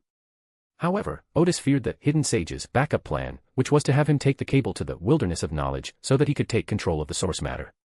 In reality, the probability of this is not high, because the goddess of the night gave the hidden sage enough misfortune for this operation, and his operation was stopped as soon as it began. They were so unlucky that even a demigod could stop them. Perhaps his plan has many follow-up measures, but since it has only just begun, there hasn't been time to strengthen or implement those backup plans.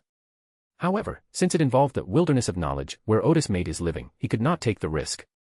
After a moment's thought, Odis first sealed the cable again, then reproduced his Earth. Earth is a type of magic that allows one to escape from the ground ability, and arrived at his mayor's office. Odis entered the wilderness of knowledge in his office and performed an astrology there. The astrological results confirmed that there would be no danger in bringing in the mutated cable. Odis then returned to the cabin on the mountaintop and took the cable into the wilderness of knowledge to study it. He first observed it carefully, then infused a little spiritual energy into the cable. The pale yellow light on the cable intensified and condensed into mystical symbols. After some deciphering, Odis understood the meaning of the mystical symbols, but he was soon astonished by the complex magic circle. This is very much like a computer system in the occult sense. Odis automatically found information storage arrays, information operation arrays, intelligent response arrays, information access arrays, and so on within it. Together they constitute what Odis perceived as a computer system with artificial intelligence. However, the hardware that operates these magic arrays is human brains, which use the brain's memory to store information and use the brain's reaction ability as a motherboard. The information access array refers to the automatic access to the human brain after information matching within a certain range and for a certain period of time. Fortunately, Odis acted quickly enough, otherwise, given enough time, his brain might have been connected to the magic circle and become part of its computing power. This greatly excited Odis, because as the number of intelligent puppets increased, there was a great need for a highly intelligent central hub to allow the intelligent puppets to interact and cooperate with each other, and to optimize the commands of the intelligent puppets. He has been researching in this direction for some time, but hasn't come up with a good idea yet. The magic array in the mutated cable is a very good reference. Some structures can even be used directly simply by replacing them with Gar runes. This led Odis to devote himself to the study day and night. In the blink of an eye, a week had passed in the wilderness of knowledge. Odis had completely mastered the magic circle and Gurun culture. Using the Gar rune is equivalent to re-encrypting the code, so there's no fear that the hidden sage will find it by following the knowledge that originally belonged to him. When applied in the real world, a corresponding ritual must be performed to set up a firewall in the position of the wilderness of knowledge to prevent the hidden sages and the god of steam and machinery from using those extraordinary puppets. Given Odis's current level in the wilderness of knowledge, it is difficult to stop the invasion of these two evil gods, but there is some time to minimize the losses, such as severing the connection between the central hub and other units, so that in the end, only one central hub will be lost. Before reaching the demigod level, the extraordinary puppets created by Odis were still unable to defend against attacks from demigods. For example, Odis had previously considered the attack of the puppet in sequence 4 of the prisoner pathway. At that time, he tried many methods, but found it difficult to completely solve the problem. However, after becoming sequence 4, Odis's inherent power was used to modify the intelligent cube to generate scrambled code to fight against the demigods' attacks when the extraordinary puppet was invaded by demigods. For example, the puppets vie for control of the extraordinary puppets, and they easily lose Odis's control. But soon the puppets will discover that the actions of these extraordinary puppets are inconsistent with his commands. For example, if you make it attack the intelligent puppet next to it, it might shake hands with the extraordinary puppet next to it. The basic theory behind this scrambled countermeasure is that when the smart cube determines that it has been compromised, it will scramble all attack commands and replace them with non-attack commands. Although Odis will no longer be able to use those extraordinary puppets for a short time, the maliciously attacking demigods will also be unable to take advantage of them. The power of this approach is based on endowing the smart cube with a faint degree of divinity, roughly equivalent to that of a high-level scroll, which allows it to make accurate judgments and modify commands as needed.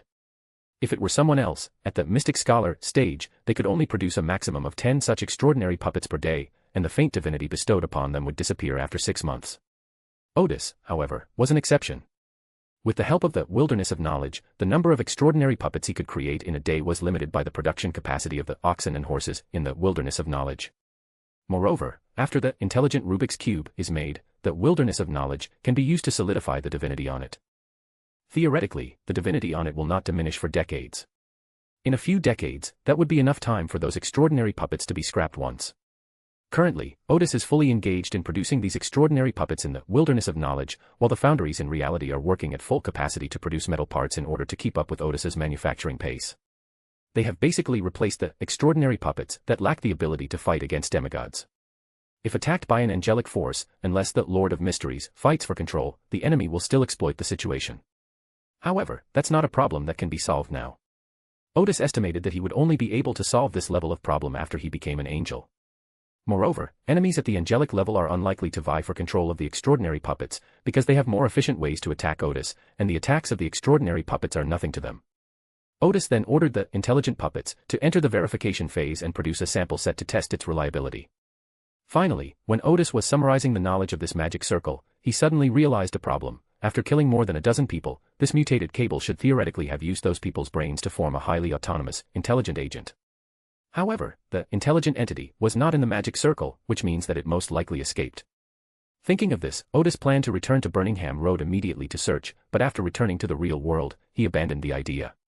Because during the days spent in the wilderness of knowledge, more than an hour had passed in the real world, and even if one went to Birmingham Road at that time, no clues would be found. However, after learning about the state of this intelligent agent, Odis knew very well that after lying low for a period of time, it would definitely start to act again. So Odis began to ponder how to find the trace of that intelligent being and prevent it from escaping again.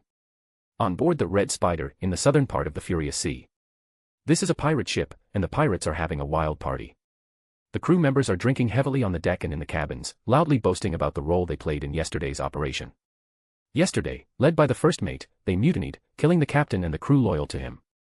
The deceased's body was hung on the mast, exposed to the scorching sun. For the mutineers, this was their achievement, and their bodies would only be thrown into the sea after they began to decompose. Such things rarely happen in pirate crews, since the captain's authority is unquestionable on the high seas. The reason for the mutiny was that they had just found a treasure marked with the feathered serpent symbol and obtained a large amount of gold. The captain's distribution of the gold sparked public outrage, so they mutinied. The first mate redistributed the gold, which made everyone very happy, and they were already discussing how to exchange the gold for gold pounds and how to spend it. The only unusual thing was that the first mate, who had launched the mutiny, locked himself in the captain's cabin and looked through the documents he had obtained from the treasure. Bang! Suddenly, the door to the captain's cabin was flung open. The first mate cried out in terror, "Quick! Throw Bolton's body into the sea. Quick! Bolton was the captain they killed." "It's too late." Captain Bolton, who had been hanging on the mast for more than 10 hours and had a fatal wound to his heart, suddenly grabbed his rope and loosened it as if doing a pull-up. The once lively deck suddenly fell silent, and many of the mutineers thought they were seeing things or had drunk too much. They were shocked to see the bodies of the dead captain and the crew who had once been loyal to him, untying the ropes binding them. Upon seeing this, the first mate immediately drew his revolver and fired at the captain. Captain Bolton's body had already jumped onto the deck. At first, his movements were a little stiff, but he quickly recovered. A bullet hit his head, but he seemed to be unharmed. When he blinked, for a moment his pupils seemed to suddenly become narrow and elongated, like a snake's eyes, staring at his surroundings with a cold gaze. "It's no use," Bolton announced in a hoarse voice. "I have made a pact with the great Death, and become his loyal servant.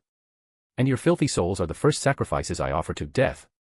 "Impossible," the first mate cried out as if his heart were being torn apart. "Death. Death has been dead for over 1,000 years. The latest novel is first published here." At that moment, he felt a tickle in his nose, and when he touched it, he discovered that his nostrils were bleeding. He seemed to realize something and scrambled toward the captain's cabin, but soon found himself stiff and collapsed in front of the cabin door. Bolton stepped forward step by step and said in a serious tone, "As long as Death exists, Death will not fall. The throne of Death is preparing to welcome its master, the ruler of the underworld, back once more." As he spoke in a preaching voice, the crew members around him fell one by one, blood flowing from their eyes, nostrils, ears, and mouths. The blood instantly turned black, then transformed into tiny snake scales, and finally vanished into the air as if it had vaporized. Bolton stretched out his hand reverently and said, "Death will return." The next second, the crew members who had just died seemed to twitch together. One by one, they climbed up from the deck and from the cabins, and quietly looked at Captain Bolton. However, their eyes were very cloudy, like those of a dead person. Bolton sneered, "Fools. Adjust the sails. Head for an island without any official beyonder stationed there. Death needs more sacrifices." After returning to Backland, Odis first recorded his observations of Alexis and Nicola in his office, and then wrote a letter to Count Vincent, roughly outlining what had happened. Of course, it didn't explain the exact cause of the whole incident in too much detail, but only briefly mentioned that an extraordinary event had occurred, and that Alexis and Nicola's behavior was strange, as they were investigating that extraordinary event. The extraordinary incident has now been resolved, and Alexis has promised to handle the cleanup properly. Finally, Odis brought up the relationship between Alexis and Nicola, which he knew was one of the issues that Count Vincent was particularly concerned about. Odis made no subjective comments on this, he was simply describing the facts. After writing the letter, Odis summoned a messenger and had him deliver it to Count Vincent. Odis then approached Bernadette and discussed with her going to explore the food alleys of the Bridge District that evening. Earl Vincent had just had a rather unproductive meeting with an official from another department. Somewhat tired, Earl Vincent returned to his office and immediately saw an unfamiliar letter lying on his desk. He immediately asked his secretary, "Has anyone been in my office just now?" "No," the secretary replied with absolute certainty. "No one has entered your office all day." After a slight pause, Count Vincent said, "Oh," as if he understood what was going on. After the secretary left, he opened the letter and glanced at the signature, which was indeed Mr. Gard. He took a deep breath, put on his glasses, and began to read the letter. After reading it, Count Vincent was stunned for a few seconds. He hadn't expected the matter to be resolved so easily. Moreover, both the solution and the level of understanding of the matter far exceeded his expectations. He even found it somewhat frightening, because he had clearly inquired this morning and was told that Ambassador Lenberg had not visited the residence. A few seconds later, he seemed to suddenly come to his senses and called out to his secretary, "Bring me those 2 documents about the embassy in Rembrandt." Backland Bridge area, around 9 p.m. Klein, with the face of Gehrman Sparrow, slowly descended from an illusory vine. He had just met with the mysterious queen and, through a transaction, made his puppet appear as if it had been corrupted by the sealing core behind the Cheney skate. This was the final preparation. He planned to infiltrate St. Samuel's Church soon to steal the Antigonus family notebook, and try to find a sequence 4 potion recipe from it. Klein wasn't in a hurry to go back today. He'd heard there was a food alley in the Bridge District and wanted to check it out. Klein changed his appearance again, making himself look like an ordinary resident of Backland. After arriving at the food alley, he immediately fell in love with the atmosphere there. The shops here are small, but they are bustling with people, giving them a lively and vibrant atmosphere. Klein ordered fish and chips, then got mashed potatoes and roast meat from another shop. Finally, he sat down at an open-air bar, ordered a beer, and ate and drank. This open-air bar is very simple, with just a bar counter, a few bar stools, and some chairs in a nearby alley. Several bars are located together, and many people buy snacks and then come here for a drink and a meal. After taking a sip of beer, Klein suddenly realized that he hadn't had such a relaxed meal since arriving in Backland. The rich man's food was indeed good, but what made Klein very uncomfortable was that there were always one or two servants standing by during each meal, which made him feel that it affected his appetite. He had considered not needing servants when dining, but this was a matter of decorum, so he had to give up on the idea. After taking another bite of grilled meat, Klein remarked that grilled meat must be paired with beer. Just then, Klein saw a familiar figure sit down in the bar next door. Although he could only see the side profile, Klein's corresponding abilities as a faceless man made him exceptionally sensitive to the height and physical characteristics of others. He immediately recognized that it was the Hermit, or rather, Odis Gard. Klein had already learned from the newspapers that this guy was now the ambassador of Lenberg to the Kingdom of Rune. He simply couldn't understand how the Remberg government dared to appoint a pirate general as ambassador. Just then, a person suddenly appeared beside Odis. The person's appearance was unclear, but it was clear that she was a beautiful woman. Klein did not continue looking in that direction because his intuition told him that if he continued to look, even with just a glance, even with the help of above the gray fog, the other party would notice. A few seconds later, Klein was momentarily dazed and suddenly realized that he hadn't paid any attention to the fact that there was another person next to Odis. After a moment's reflection, Klein realized that it must be some extraordinary ability that made it impossible for anyone around him to notice that there was suddenly another person there. Because of the unique nature of above the gray fog, he quickly came to his senses from this hallucination-like ability. Klein then guessed that the woman beside Odis was the mysterious queen he had just met. Thinking of this, Klein couldn't help but look over again, but Odis and the woman had already left. He looked around for a moment and spotted Odis's back in the crowd. Beside him was a woman with a perfect figure, the mysterious queen. The mysterious queen, who was so aloof just moments ago, is now arm in arm with Odis, and the two are strolling around chatting and laughing. Klein immediately realized they were on a date. He then cautiously averted his gaze to avoid being noticed by the two demigods. Klein took a sip of beer, smiled, and a gossipy thought suddenly popped into his head. Immediately, his smile vanished, because he suddenly realized that there was nowhere to share this gossip. Chaozu, a food alley. Odis pointed to the store next door and said, "Let's go try the pudding." "Okay," Bernadette said with a smile. Odis held Bernadette's hand. The two of them were becoming more and more accustomed to this intimate gesture. Just then, Odis suddenly turned around. Why do I feel like someone is watching us? I feel the same way." Bernadette glanced at the bar. "There's no suspicious person around." "Then there's no need to worry."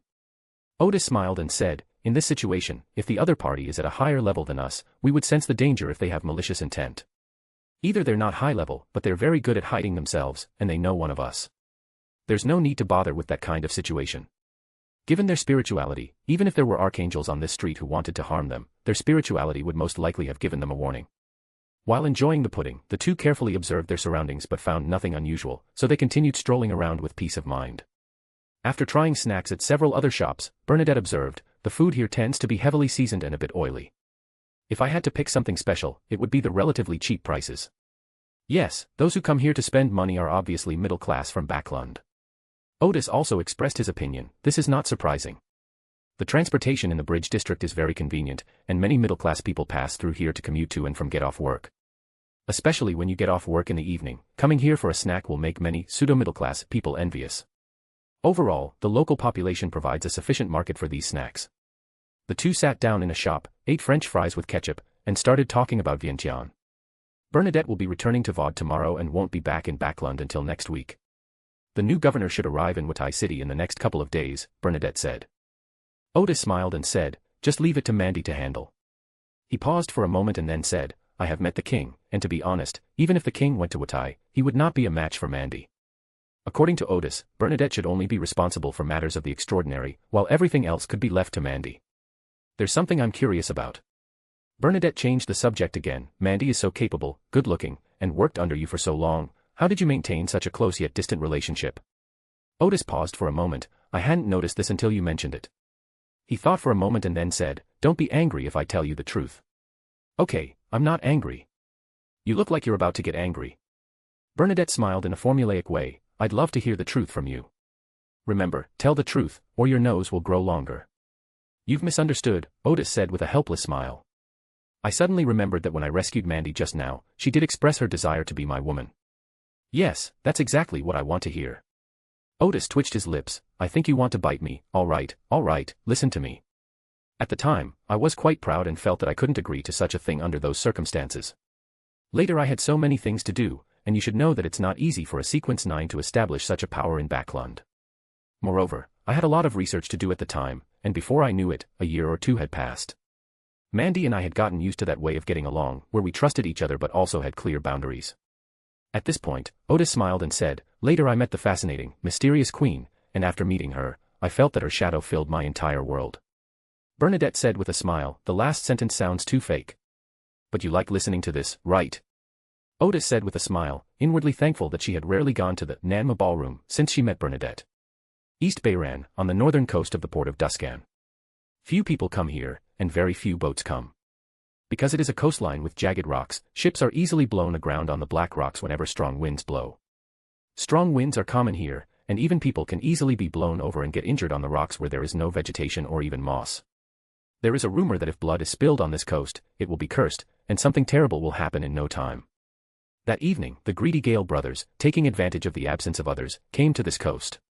The two brothers, Mima Gale and Heiko Gale, were notorious villains, and incredibly audacious. They were even said to have dared to steal rifles from the Rune colonial army. They came to this beach not to prove their courage, but because yesterday a crew member saw a tall gallows suddenly appear on this coastline, with a condemned prisoner hanging on it. The key point is that the hanged prisoner was wearing a gold mask. The two brothers guessed that these were traitors executed by the tribes that still worshipped the god of death in the nearby jungle. Only those tribes possessed large amounts of gold, and some important figures favored wearing gold masks. The Gale brothers thought those people were just fools. It's such a waste to use so much gold to drink and womanize instead of exchanging it for gold pounds. So the two of them decided to take off the golden mask under cover of darkness and sell it to the Rune gentlemen who liked to collect things. They had already scouted the location during the day and spotted the gallows in the distance. Upon seeing the gallows in the distance, the two men froze, for what was originally one gallows had now become two.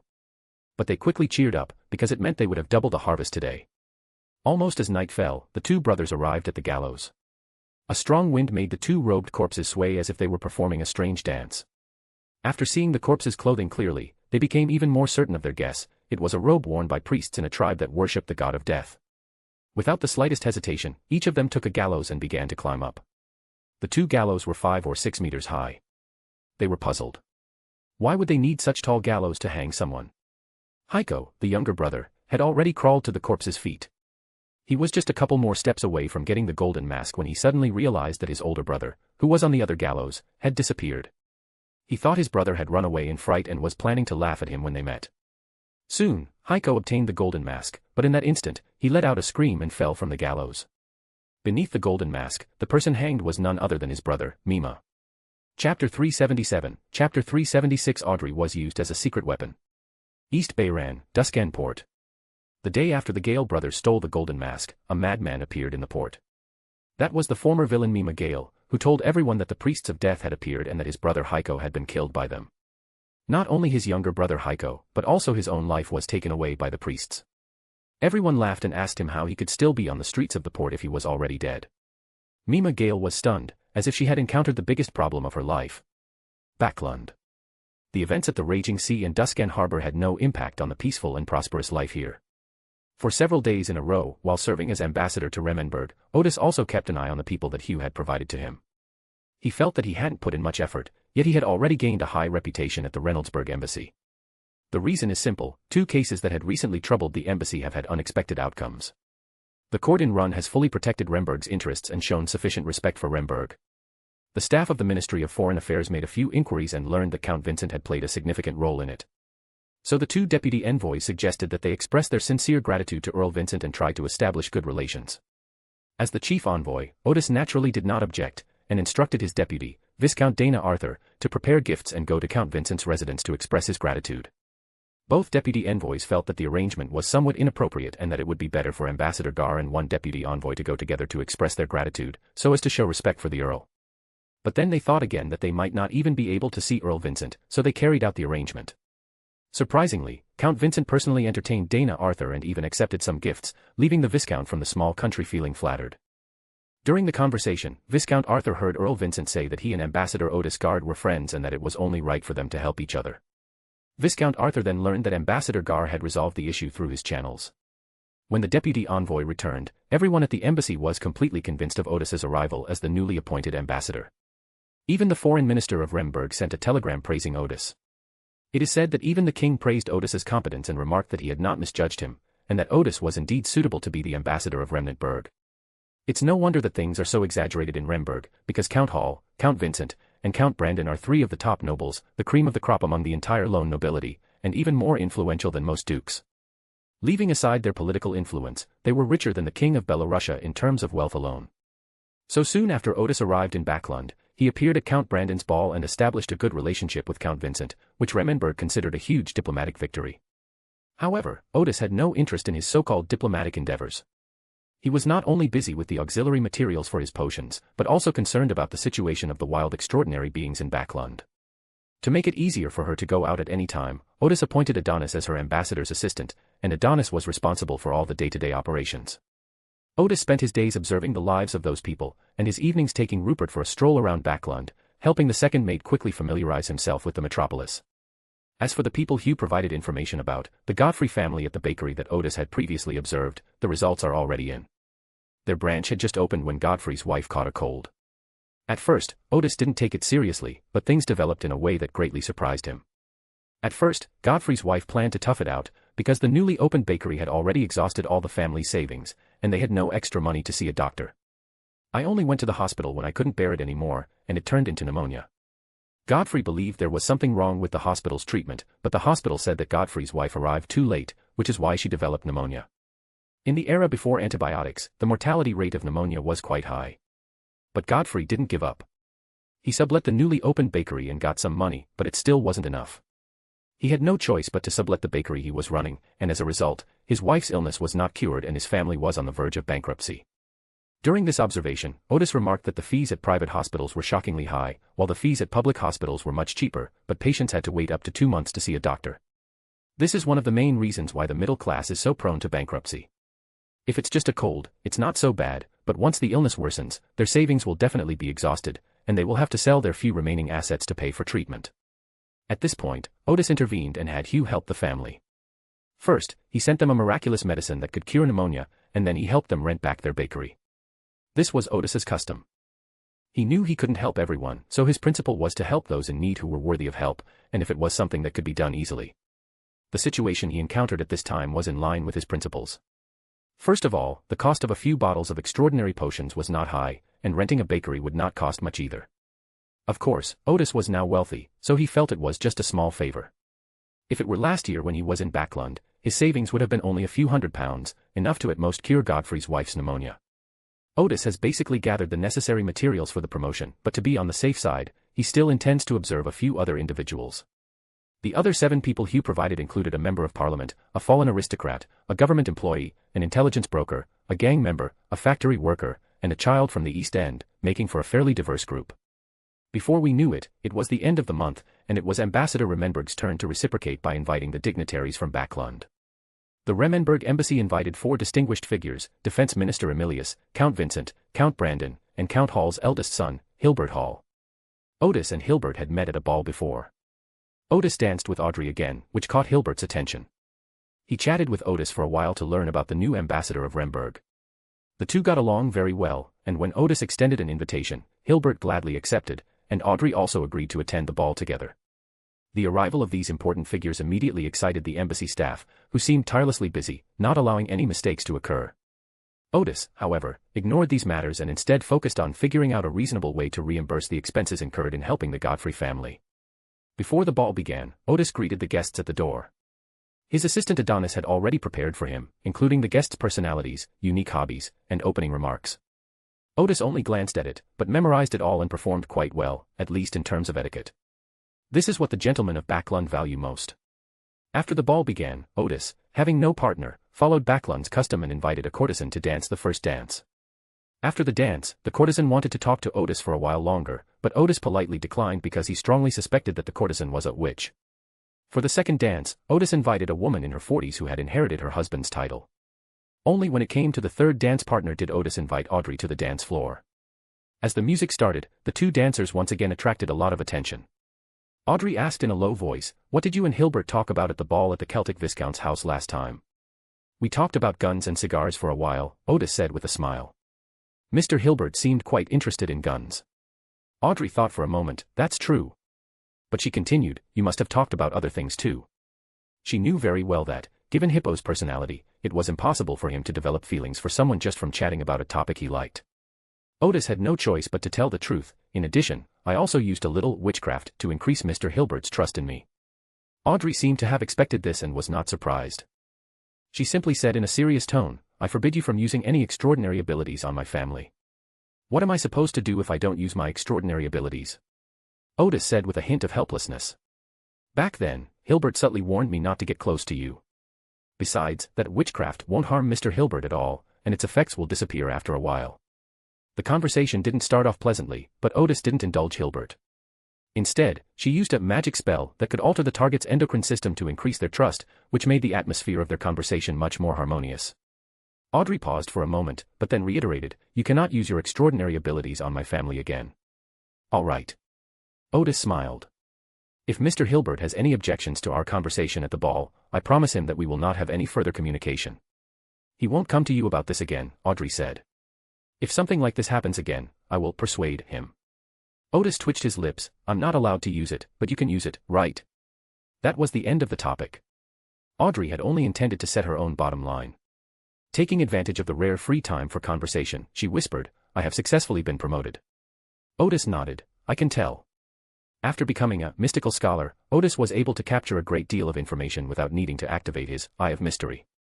Audrey's spirituality seemed a little unstable today, but her condition was not bad, which is typical of someone who has just been promoted and still has some difficulty controlling their spirituality. Audrey said, I'm issuing you a commission. You say. I'd like to spend a day at the Raging Sea in about 3 days, and I'd like to ask you to be my guide. Audrey had always longed to go out to sea, experience its charm, and ideally, even participate in an adventure. But even if Odis hadn't come to Backland, this wish would still have remained in her heart, because she knew very well that without the corresponding magical items, she wouldn't be able to travel back and forth across the Raging Sea in a single day. Secondly, despite her wishes, as a noblewoman, Audrey always prioritized safety. She knew very well that she didn't understand the situation in the Raging Sea, and it would be dangerous for her to go alone. These problems were easily solved after Odis arrived in Backland. They were all members of the Tarot Society and had basic mutual trust. Moreover, Audrey knew Odis quite well and knew that he was a man with a sense of justice. Audrey didn't have the same level of trust in the other members, such as the Hanged Man and the Moon, whom she had never met in the real world. I have met Mr. The World, but he doesn't seem easy to get along with. Moreover, he once stated at a tarot meeting that the wealthy Don Dantes is a public identity of the fool's favorite. Audrey didn't know whether Mr. World would accept her request after she posted it. Audrey was well aware of Odis Gard's appearance, identity, and deeds, so when given the opportunity, her first thought was to ask the Hermit for help. I'm sorry, I cannot fulfill this request, Odis immediately refused. Audrey replied, I can pay more in gold pounds. It's not about the gold pound, Odis said. I suppose I'll have to go to your house and pick you up. Audrey nodded, yes. But I can't do this without using my extraordinary abilities, Odis said seriously. Audrey smiled somewhat helplessly, I hope you can understand that what we just talked about was just telling you my bottom line.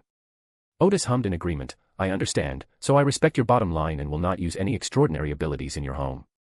For the first time, Audrey realized that the strong logic of the Hermit was an annoying thing. Just as she was about to give up, she suddenly thought, I can tell you some important information for free. Before Odis could refuse, she said, I heard that the military plans to use an important item brought back from the southern continent to lure out the demigods of the Rose School and then attack them. Odis paused for a moment before realizing what had happened. I know they dug up a mummy in the southern continent, and that's what you need to advance to sequence 4 of the prisoner pathway. In reality, he didn't obtain intelligence, he simply had the corresponding memory. Audrey was taken aback, not expecting that the Hermit knew such confidential information. But considering that the Hermit was always well informed, she wasn't too surprised. So Audrey, clinging to her last hope, said, I'll offer £6,000 for this commission. Of course, £6,000 to hire a demigod is not a high price.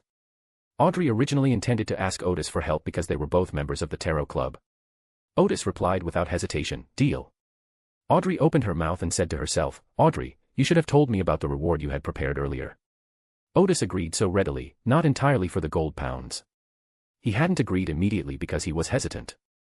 Taking this noble lady to the Raging Sea was pointless and risky. Odis eventually agreed because he suddenly realized that it would be about 3 or 4 days before he had to communicate with the General of Disease again. He suddenly had an idea, so he readily agreed, as if he could already see what would happen when his plan was completed. After briefly discussing the details of the commission, the ball continued, and Odis diligently served as the Lenberg ambassador, interacting with the gentlemen and ladies one by one. Around 9:30 p.m., the ball ended and the guests began to leave. Odis saw each guest off at the door. Around 10 o'clock, after all the guests had left, Odis eagerly returned to his office and wrote a letter to General of Illness to confirm the date of their exchange. The next day, Odis returned to Watai State to take a look and listen to Mandy and Longzel's reports. In the evening, he went to Ashara to continue working as an astrologer. Although he no longer needs to digest potions, he has discovered that his previous identity as an astrologer has a significant chance of allowing him to come into contact with Ashara's wild extraordinary individuals. So when Odis had time, he would come over to visit and see if there was an opportunity to develop some extraordinary subordinates. Odis always arrives around 7 o'clock and stays here until around 10 o'clock. By this time, Odis had become quite famous on the street because of the accuracy of her astrological predictions. However, since there was no set time for Odis to come, she did not have many regular customers. As usual, Odis first turned on the designed ambient lighting. The light was not very bright, but very soft. The latest novel is first published here. He then lit the appropriate spices, filling the room with a slight smoky atmosphere, which, combined with the soft lighting, created a sense of mystery. Finally, Odis opened the door. After waiting for a short while, the first customer arrived, wanting to have a divination done about something very important that she had lost. This was too easy for Odis, but in the spirit of being responsible to his clients, he still pretended to use the crystal ball to perform astrology and then began to interpret the divination results. After Odis described the general layout of the other person's house, he was completely convinced. Finally, Odis gave him a general direction and told him to go back and find it himself. Around 8 o'clock, the second customer arrived. He was a young man in his late 20s, with light blonde hair that looked very textured and sharp eyes. His clothes were unremarkable, but the fabric and accessories were very luxurious. Odis guessed that this must be a nobleman. Please sit down. He sat on a large wooden chair, facing the door. On the table in front of him was a crystal ball larger than his head. After Odis became a demigod, he could perform astrology with an ordinary crystal ball. The large crystal ball rested on a soft cushion, looking plain and unadorned. Opposite Odis was a large chair for customers to sit on. After the other person sat down, he said, "I would like to have my fortune told about the success or failure of an important matter." He had heard from a friend that the divination here was very accurate, but whether he could meet an astrologer depended on luck. So he came, and luckily, he actually met Odis. Odis nodded. "Would you mind telling me what it is?" "Inconvenient." "Then tell me your name, your full name, and your real name, as well as your birthday," Odis said. The other person hesitated for a moment before saying, "Enoch Eugene." Odis shook his head. "That's not my real name." He didn't need divination, his spiritual perception was enough to determine that this wasn't the other person's real name. Odis said, "To see your destiny, I must know your true name, otherwise, the divination results will certainly be inaccurate." The other person paused for a moment before saying, "Enoch Alex's birthday is May 17th. Odis hummed in satisfaction. The Alex family was also a relatively well-known noble family in Remberg. Then Odis placed his hands on the crystal ball and infused it with spiritual energy, causing a change to occur inside the crystal ball.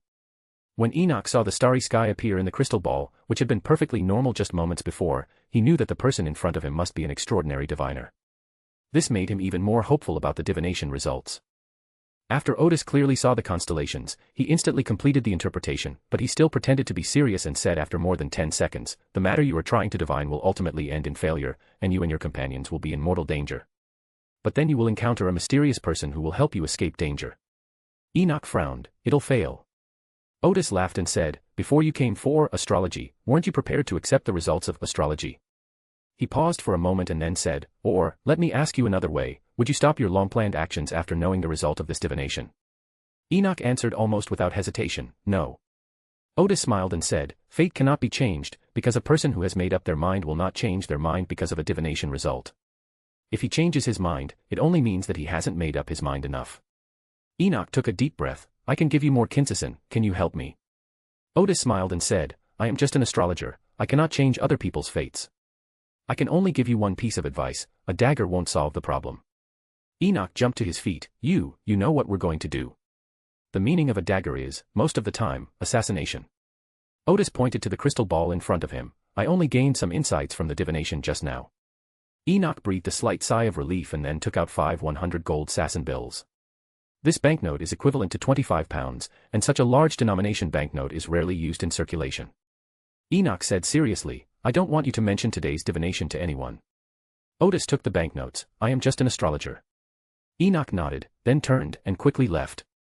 After Odis put away the money, he guessed that Enoch should also be a member of the Radicals, and recently the Radicals in Remberg seemed to be doing something even more radical. Odis immediately used his crystal ball to contact Bazel, who had been in Azhara, and instructed him to keep a close eye on the political situation in Lenberg. It is often during times of chaos that it is easiest to seize profits. The next few customers were nothing special. As usual, Odis closed the shop at 10 o'clock and then used the ability of reappearance to return to Backland and rest in his room. Another day passed in the blink of an eye, and the day he had agreed to meet Audrey arrived. At 7:30 a.m., Odis first used invisibility and silencing to conceal his tracks, and then reproduced his Earth ability to sneak into Earl Hall's luxurious villa. Using the floor plan of Earl Hall's villa obtained from the intelligence network of Nanma Ballroom, Audrey's room was easily found. At this moment, Audrey was standing in front of the desk, waiting for Odysseus, with her golden retriever Susie at her feet.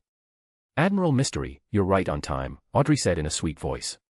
Seeing that the other party had considered things quite thoroughly, Odis wore a long dress that was easy to move in, carried a small bag, and had her hair neatly styled. He looked around but didn't see a single servant, so he asked, "I was curious at the ball before, how did you find the opportunity to sneak out and have fun?" Time was of the essence, and he didn't have time to ask. "My parents and brother are going to Akova County for a nobleman's wedding and won't be back until tomorrow," Audrey said with a smile. "Although I'm an adult, I can still choose not to go, which gives me a whole day. In addition, this morning I hypnotized some of the servants, making them think that Miss Audrey also needs to rest today and does not need their service, so they can also take the opportunity to rest. That way, even if they don't see me all day, they won't be surprised." Odis nodded and remarked, "A good idea." Then he said, "Let me take you to Cruise Island first. Unfortunately, I have some business to attend to today, so you'll have to come with me to see General of Disease. Audrey's eyes lit up. Okay. She had already seen reports about Admiral Disease in the newspapers and heard that she was a beautiful female pirate, with many rumors about her circulating on the turbulent seas. But then Audrey noticed something was wrong. "Why does your expression seem to say, 'I knew you'd react like this'?" Odis smiled and said, "Since you are my client today, I naturally need to guess whether the projects I have arranged are what you want." Audrey could barely accept this explanation. Odis then drew the staff of Gus and recreated the vermilion bird. A bird that Audrey had never seen before suddenly appeared at their feet and carried Odis and Audrey on its back. This is a giant bird with feathers composed of crimson and gold. There are clusters of illusory flames on its long tail wings, and when its two wings are spread out, there seem to be flowing crimson symbols on its huge feathers. Seeing that Suzaku had spread its wings, Audrey quickly said, "I want to bring Susie with me too." Odis paused for a moment, then waved to the golden-haired dog that was already terrified by Suzaku, and Susie immediately appeared on Suzaku's back.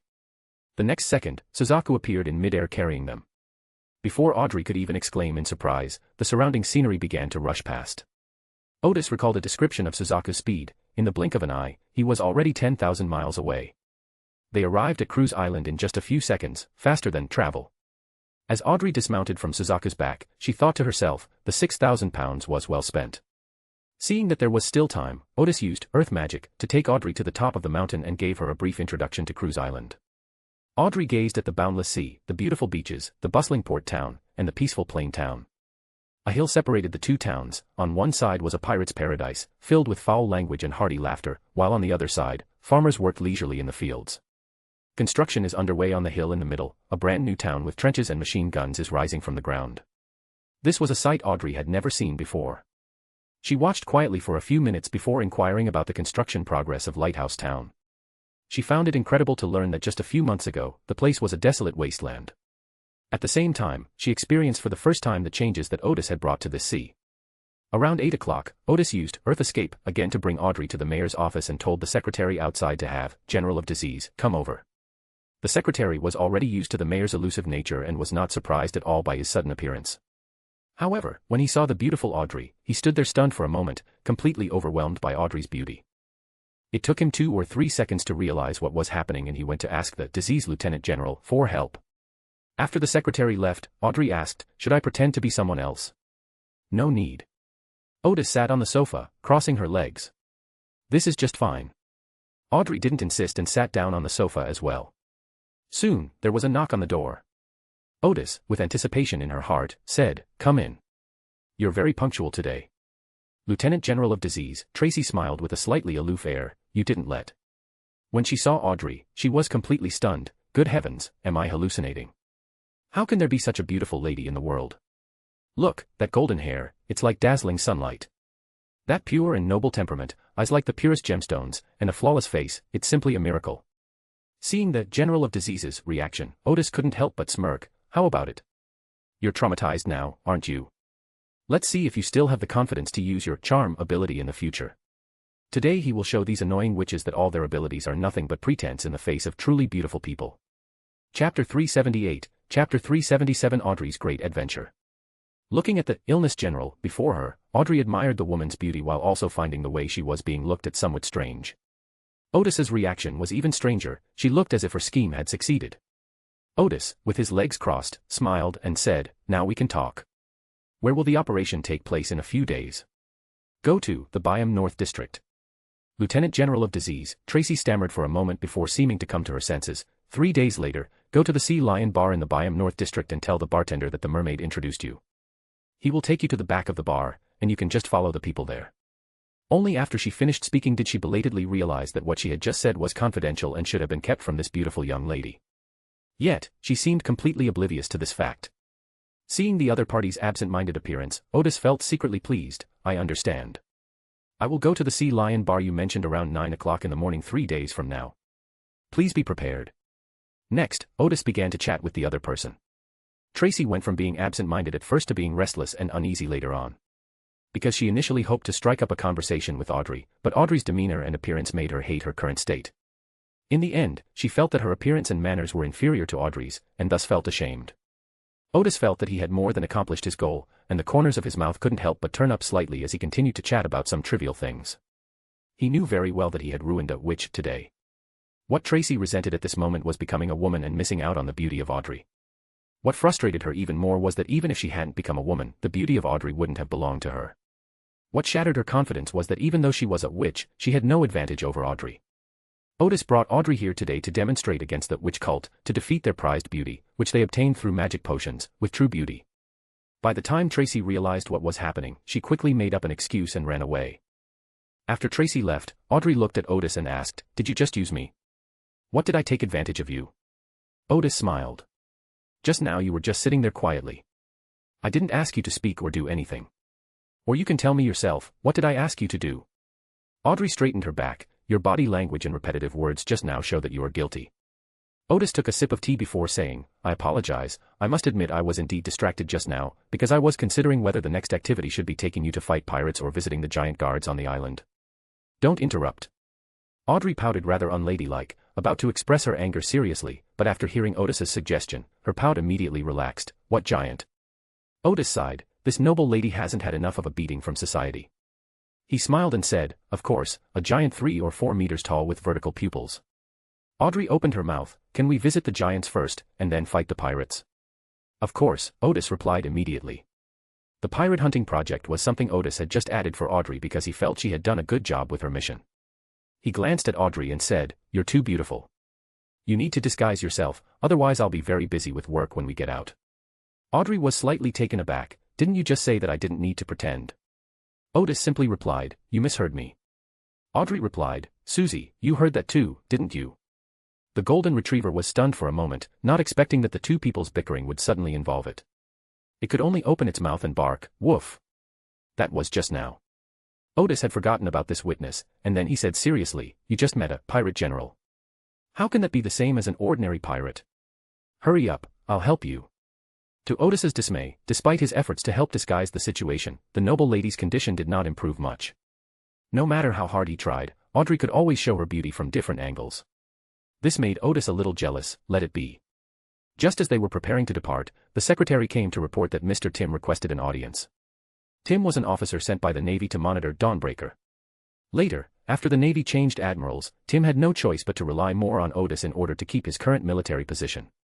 Because only Odis needs Tim, so can the Navy need Tim. So the naval officer became more proactive and hoped to enter the inner circle of Dawnbreaker. But Odis didn't trust him much, so he could only keep assigning him less important tasks. However, since the other party requested a meeting, Odis still agreed, because perhaps the Navy had some new ideas. He explained to Audrey, "This is a very special subordinate of mine. It may be something important, and I need to see him first." Audrey said, "Oh," and sat down on the sofa again, gesturing for Odis to go ahead with her work. The secretary glanced at the beautiful young lady again. Her fair face now had many more freckles and a birthmark than before. But what would be bothersome on other people's faces became quite beautiful on this young lady's face, as if each freckle was in the right place. Tim entered the office and smiled, "Captain." Then, out of the corner of his eye, he glanced at the sofa and saw an unusually beautiful young woman, wondering about her relationship with the captain. Odis gestured for her to sit down. "I've heard from Selena that you do your job very diligently." He had almost forgotten what exactly he had assigned Tim, which is why his praise was so vague. Tim was somewhat flattered. No, I wish I could do better, but unfortunately my abilities are limited." He then said, "However, the task you assigned me has recently yielded important clues, and I urgently need your help now." "Oh." Odis remembered that the task he gave Tim was to find out where the extraordinary characteristics of the 3 indigenous tribes in the mountains came from. As Odis further developed the island of Cruz, it created more and more jobs, and more natives left their villages to seek work opportunities elsewhere. Odis assigned professional staff to provide free training to the natives, starting with learning the rune language and then some common sense about modern society. The availability of products like smart helmets made the training process much faster. Some time ago, Odis's subordinates heard from the natives who went out to work that the leaders of the 3 tribes in the mountains were all extraordinary beings. Of these 3 tribes, the Tailang and Gelong tribes have established good cooperative relations with the outside world, while the Pulong tribe on the west side of the island has only established simple contact with the town government of Odis and conducted small-scale transactions. Odis guessed that since the tribal leaders were extraordinary beings, there must be more than one extraordinary being in these 3 tribes. Another question is, where do their extraordinary characteristics come from? Odis initially guessed that it had been taken from invaders from the northern continent, but after a little investigation, it seemed that no extraordinary invaders had ever visited the island. At that moment, Tim had nothing to do, so he sent Tim to investigate. This seemingly insignificant move has now yielded a result. On the sofa nearby, Audrey overheard the words mission and important clues, and secretly strained her ears to eavesdrop on the conversation between the two. Tim continued, "I found out that in the westernmost Plang tribe, there is an evil god called the God of No Light." Odis was taken aback. The God of No Light. This name doesn't sound like a proper deity at all. "Yes," Tim said. "After several unsuccessful attempts to communicate with the Pulong tribe, I used the smart helmet to learn the local indigenous language and secretly infiltrated the western part of the island. I originally thought they worshipped darkness, but I found out that their practice was to sacrifice their sight to the God of No Light and try to live in a lightless environment. Many people in the Pulong ethnic group live with their eyes closed most of the time. The further west you go, the more fanatical people there are. They live with blindfolds on day and night, and some even gouge out their eyes and offer them as sacrifices to their gods." Hearing this, Audrey, who was in the sofa area, was convinced that the so-called God of No Light must be an evil god. Odis listened quietly. He had previously observed the indigenous tribes on the island and remembered that some of them did wear blindfolds during the day. However, at the time he didn't think it was an eye mask, but rather some kind of strange local ornament, and didn't pay much attention to it. He never imagined that this would be related to the belief in an evil god. Then Odis recalled the strange rocks he had encountered on the island with Klein and the others. He seriously suspected that the natives of the Pulong tribe were worshipping something that had been corrupted by the outer gods. "I realized something was wrong," Tim continued, "so I broke some rules and arrested a few fanatics for interrogation." Odis had clearly stipulated that the island's natives enjoyed the basic right to life, and that after leaving the village to work elsewhere, they would further enjoy the rights of Cruz Island citizens. Therefore, those indigenous people should not be beaten or arrested at will. Tim said this, which was tantamount to reporting the matter to the captain. He estimated that the captain would not hold him responsible. Odis didn't seem to care much about the matter and gestured for Tim to continue. Tim continued, "From the interrogation, we learned that the Pran tribe does have a few extraordinary individuals, but their ranks are not very high. The extraordinary properties they used were obtained from the sea. According to the prisoners I captured, miracles began to occur after they began to worship the God of No Light. Sometimes, sea monsters will attack them for no reason. After killing the sea monsters under the guidance of the gods, they will gain some extraordinary characteristics. However, they did not have a specific concept of extraordinary characteristics, but rather said that it was a gift from the gods. Then the priests or clan leaders among them, without any auxiliary materials, devour those characteristics. According to a priest I captured, the probability of turning into a monster in this process is not high, but it is easy to become bloodthirsty, irritable, and completely insane." Audrey was listening intently, and at this moment she guessed, so those characteristics must not be high sequence, maybe only low sequence. "I heard that the sequence 9 characteristics, when taken without auxiliary materials, have a pretty high probability of successful advancement." Tim continued, "But they don't have a clear concept of the specific years, and they can't say for sure how long they've been worshipping the God of No Light. However, according to their description, it seems to have been a very, very long time ago. He paused for a moment and then said, in addition, I have also obtained important information. Recently, the God of No Light seems to be somewhat restless, and it is said that something terrible is about to happen. So this year's Festival of No Light, well, it's a festival of the Pulong people, where they offer sacrifices to their gods on this day every year. For this year's Festival of Darkness, they plan to offer more sacrifices. If their offerings fail to satisfy the God of Darkness, they even plan to capture some natives from other tribes to use as sacrifices. Because there was a possibility of bloodshed, I rushed here to report as soon as I received the news. Odis asked, when is the Festival of Darkness? It's today. Today. Odis was taken aback. He pondered for a moment, then said to the sofa, the pirate hunting project has changed, it's now about exploring a mysterious tribe deep within the island and uncovering their evil beliefs. Audrey immediately stood up and said, okay. She was already eager to set off. Tim was a little confused by the conversation between the two. Then Odis took out the goose's staff and a leather bag containing scrolls from the wilderness of knowledge. As he fastened his belt, he asked Tim, I remember you are the corrupted Baron, right? Tim paused for a moment, but then seemed to realize something and said, unable to hide his joy, yes. Odis then asked, have you obtained the Sequence 5 potion recipe? Not yet, Tim replied immediately. The military usually announces the promotion ceremony and then directly gives the potion. The merits you've accumulated from this investigation are enough for you to obtain the potion recipe for the Chaos Mentor, Odis said. Do you intend to take the recipe, or the gold pound reward? I need the recipe. Tim answered without hesitation. If he is promoted to Sequence 5, he will no longer have to worry about his official rank and status in the military. All right, Odis said. I'll give you the recipe as soon as I get back. If you continue to perform well in the following operations, you will gain merits. When you have enough merits, you can obtain the extraordinary trait of Chaos Mentor from me. He currently possesses 2 extraordinary traits of Chaos Mentor, one for the first officer and one for Tim.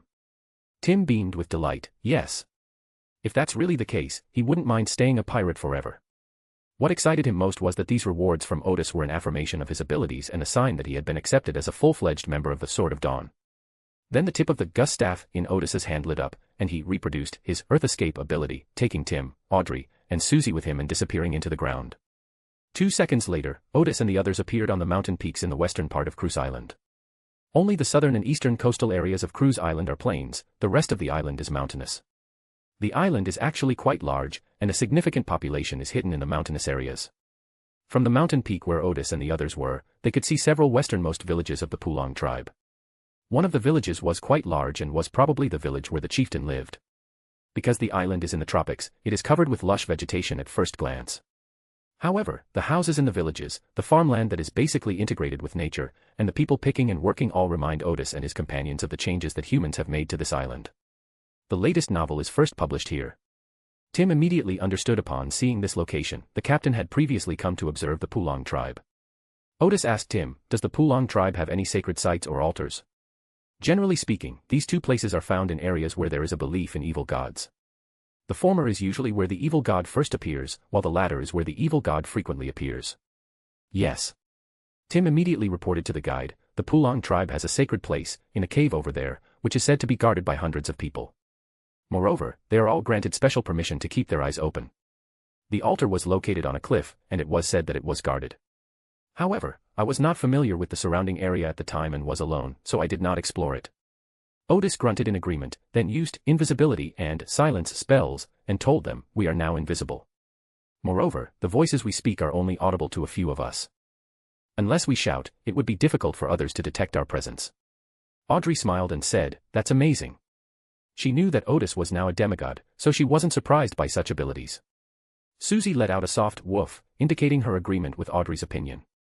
Tim exclaimed, that's amazing. His tone was tinged with surprise, as if this was beyond the capabilities of a Sequence 5. But he couldn't quite believe that Odis had already been promoted to a demigod. In the Navy, anyone who is a demigod is at least a vice admiral, and can be promoted to admiral with a little merit. Odis once again used his Earth ability to arrive at the cave that Tim had mentioned. There were indeed 20 or 30 natives guarding the cave entrance, and not far away there was a camp with what appeared to be dozens of people inside. Moreover, the area in front of the cave was very clean, with only a few large trees. This avoids revealing your tracks by walking through weeds. Odis walked openly past the sentry guards and strode toward the cave. Audrey and Tim, who were clearly not used to being invisible, seemed a little guilty as they walked. Admiral of Mysteries, Odis heard Audrey call his name softly just as he was about to enter the cave. He looked back and saw that Audrey and Tim had stopped, while Susie, the big dog who was at the back, stood rooted to the spot as if she had stepped on a landmine. Because there was a local woman wearing only a coarse cloth skirt staring at Susie's location, as if she had spotted the golden retriever. At this moment, Audrey whispered again, "That looks like a spectator."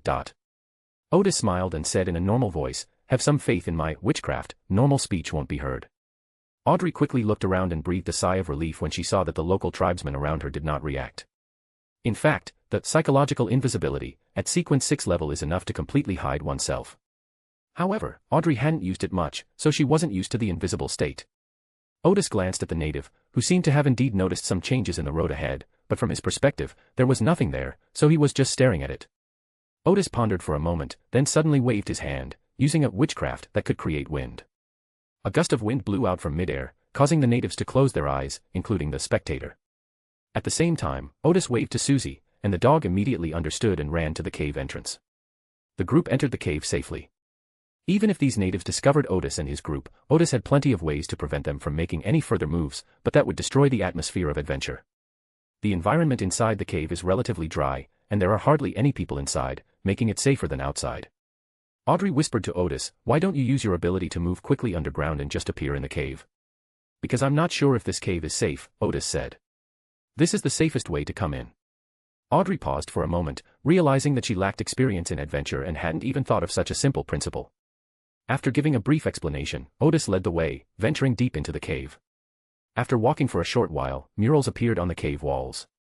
These murals are painted in a very simple style, yet they use only 3 colors, white, black, and red, and simple lines to create vivid images. The first image features several red eyes clustered together. Because it is so lifelike, Odis and the others even felt that those eyes were staring intently at them, the intruders who had broken into the Holy Land.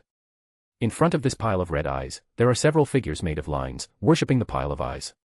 Odis immediately realized that these eyes belonged to the God of No Light. He continued looking at a few more murals and roughly understood that they were records of the island's indigenous belief in the God of No Light. While looking at the murals, Odis explained to Audrey, who was struggling to understand them, the later paintings are saying that anyone who sees the God of No Light is likely to fall ill with a strange disease. Of course, the so-called strange disease is likely due to contamination by the God of No Light.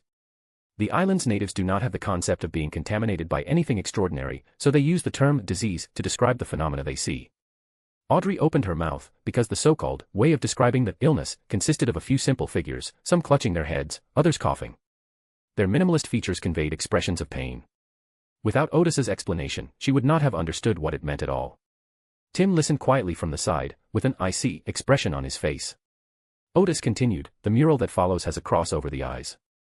The cross has a similar function in different civilizations. Placed in a series of murals, it can be interpreted as the indigenous people of Cruz Island realizing that they could not look into the eyes of the God of No Light. After that, the God of No Light dived into the sea from this cave and would surface on a fixed day every year. The natives would take this opportunity to worship the God of No Light. I don't know how long the ritual lasted, but they discovered that the God of No Light really liked eyes. Well, he didn't have eyelids, which means eyeballs. So they collected all kinds of eyeballs and offered them as sacrifices to the gods, some even gouged out their own eyes as sacrifices. The 3 indigenous tribes on Cruz Island have existed for a long time, and they once fought over the right to offer sacrifices to the God of No Light. At this moment, a divine gift appeared, and a not very strong conch shell brought the first extraordinary characteristic. Later, some extraordinary individuals and other sea monsters brought extraordinary characteristics. After acquiring those characteristics, they gained extraordinary power. The battle between the 3 tribes became increasingly bloody, and in the end the Pulong tribe emerged victorious, gaining the permanent power of the priest, God of No Light. The other 2 tribes initially joined forces to deal with the Pulong tribe, but as time went on, they gradually stopped believing in the God of No Light. However, their hostility towards the Pulong tribe remained, so their relationship was not very harmonious. The sacrifices of the Pulong tribe have never stopped, and the God of No Light still appears regularly. The mural ended here. After Odis finished speaking, he stroked his chin and fell into deep thought. After a long pause, Tim suddenly said, "What has this God of No Light brought to the natives? It hasn't made the Pulong tribe strong enough to completely conquer the other 2 tribes. The other 2 tribes did not suffer any divine punishment after they stopped believing in him. I estimate that the God of No Light is in very poor condition," Odis said. "His condition is worse than that of Poseidon Kavidos, and his level doesn't seem to be as high as Kavidos either." Otherwise, once they reach sequence 3, the indigenous people's prayers will be directed towards this evil god. Even if the other two tribes fail to win the right to worship the god of no light, their faith will not be interrupted within such a close range. They will each build their own altars and perform their own sacrifices. Odis thought for a moment and then said, I am more inclined to believe that the god of no light did not have a great impact on the local indigenous people, and the Pulong people's belief in it is more like a spiritual sustenance. Those fanatics may have been influenced by the god of no light. After all, this evil god is more like a monster and may spread some kind of spiritual pollution. Of course, they could also have been created by the priests to secure their own positions. Tim and Audrey both looked puzzled. The former part of Audrey's words was easy to understand, but what did the latter mean? Odis did not offer further explanation. After all, in a world of divine authority, most people would not question the legitimacy of divine authority, even if it was the authority of an evil god. Odis then said to Tim, this problem is not difficult to solve. Since today is the Festival of No Light, the Pulong tribe will be holding a corresponding ceremony. Let's go and take a look. If possible, let's just kill this evil god. If the small account can't take it down, the large account can step in. In short, under Odis's rule, or rather, in the territory of the evil god, Lord of Mysteries, such an evil god of unknown origin was not allowed. After roughly determining their location, Odis used Earth Escape again, and the group arrived at a mountain peak near the western coast. On the cliff below the mountain, thousands of people had gathered, worshipping devoutly. Some of the priests were dancing dances with distinctive tribal characteristics, while others were slaughtering prey and gouging out fresh eyeballs to place on the altar on the cliff edge. By this time, a small pile of eyeballs had been laid out, and the prey was almost all killed, but the god of no light had not yet appeared. Odis and the other two, along with their dog, noticed that those participating in the ceremony were all devout believers, or rather, fanatics. Most of them had empty eyes, suggesting that they had been sacrificed to the god of no light in a previous ritual. Odis, with his hands behind his back, said, let's wait a moment. The priests seemed tireless, dancing incessantly, making the ritual appear quite devout. About half an hour later, after the prey was killed, the priests suddenly started howling, their dance became more exaggerated, and the incantations they uttered became louder. At this moment, a believer wearing an eye patch stepped forward, removed the eye patch, bowed devoutly to the sea, took out a curved knife, and without hesitation gouged out one of his own eyes. Upon seeing all this, Audrey couldn't help but cover her mouth to prevent herself from screaming. The intense pain made the believer take difficult steps and put his eyes into the altar. Then he picked up the scimitar again, as if he had made a huge decision, and gouged out his other eye. The pain caused him to faint, and blood splattered all over his face. The two priests dragged him away and carelessly threw him under the altar.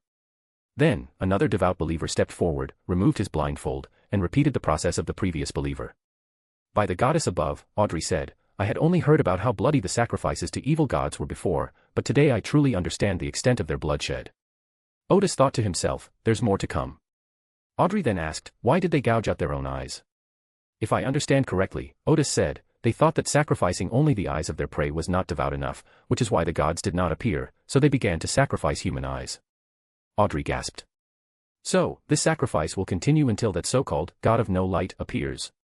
Yes, Odis replied. Then he looked towards the sea, the god of no light has arrived. Audrey looked out at the distant sea, as if something enormous was rising from the seabed. Chapter 379, Chapter 378 Audrey's Great Adventure.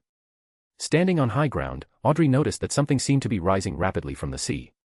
Then she saw a series of indifferent eyes. Remember this website's domain name, TaiwanNovelNetwork. The cold gaze from those eyes put Audrey into a strange state, the sounds around her were rapidly fading away, and everything around her seemed somewhat unreal.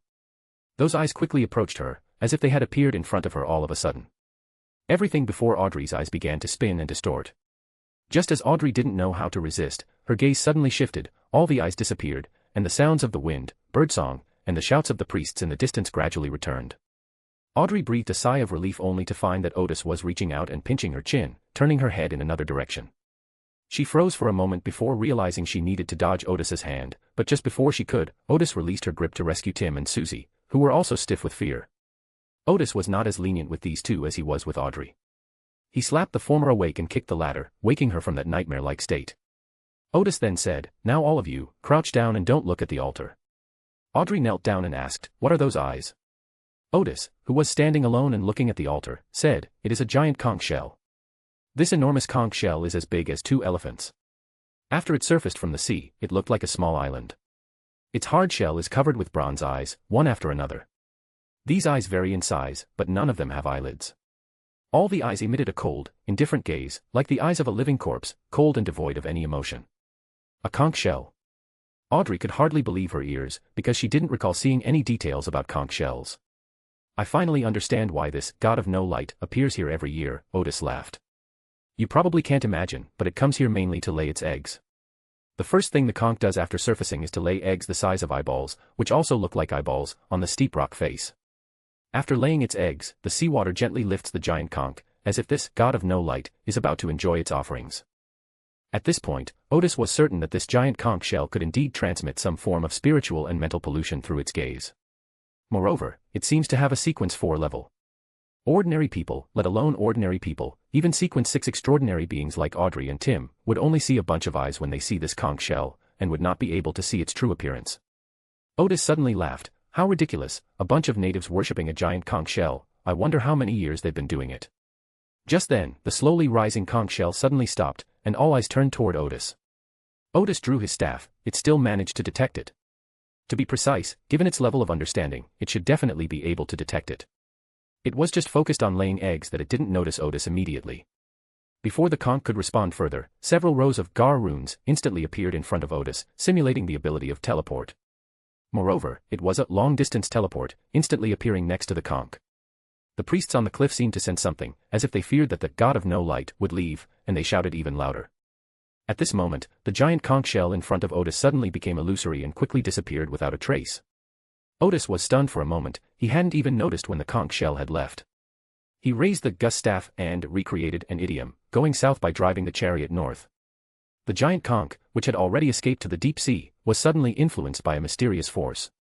It felt that since it was fast enough to swim, even if it swam to the shore and crossed the island, it could still escape. Then it surfaced again.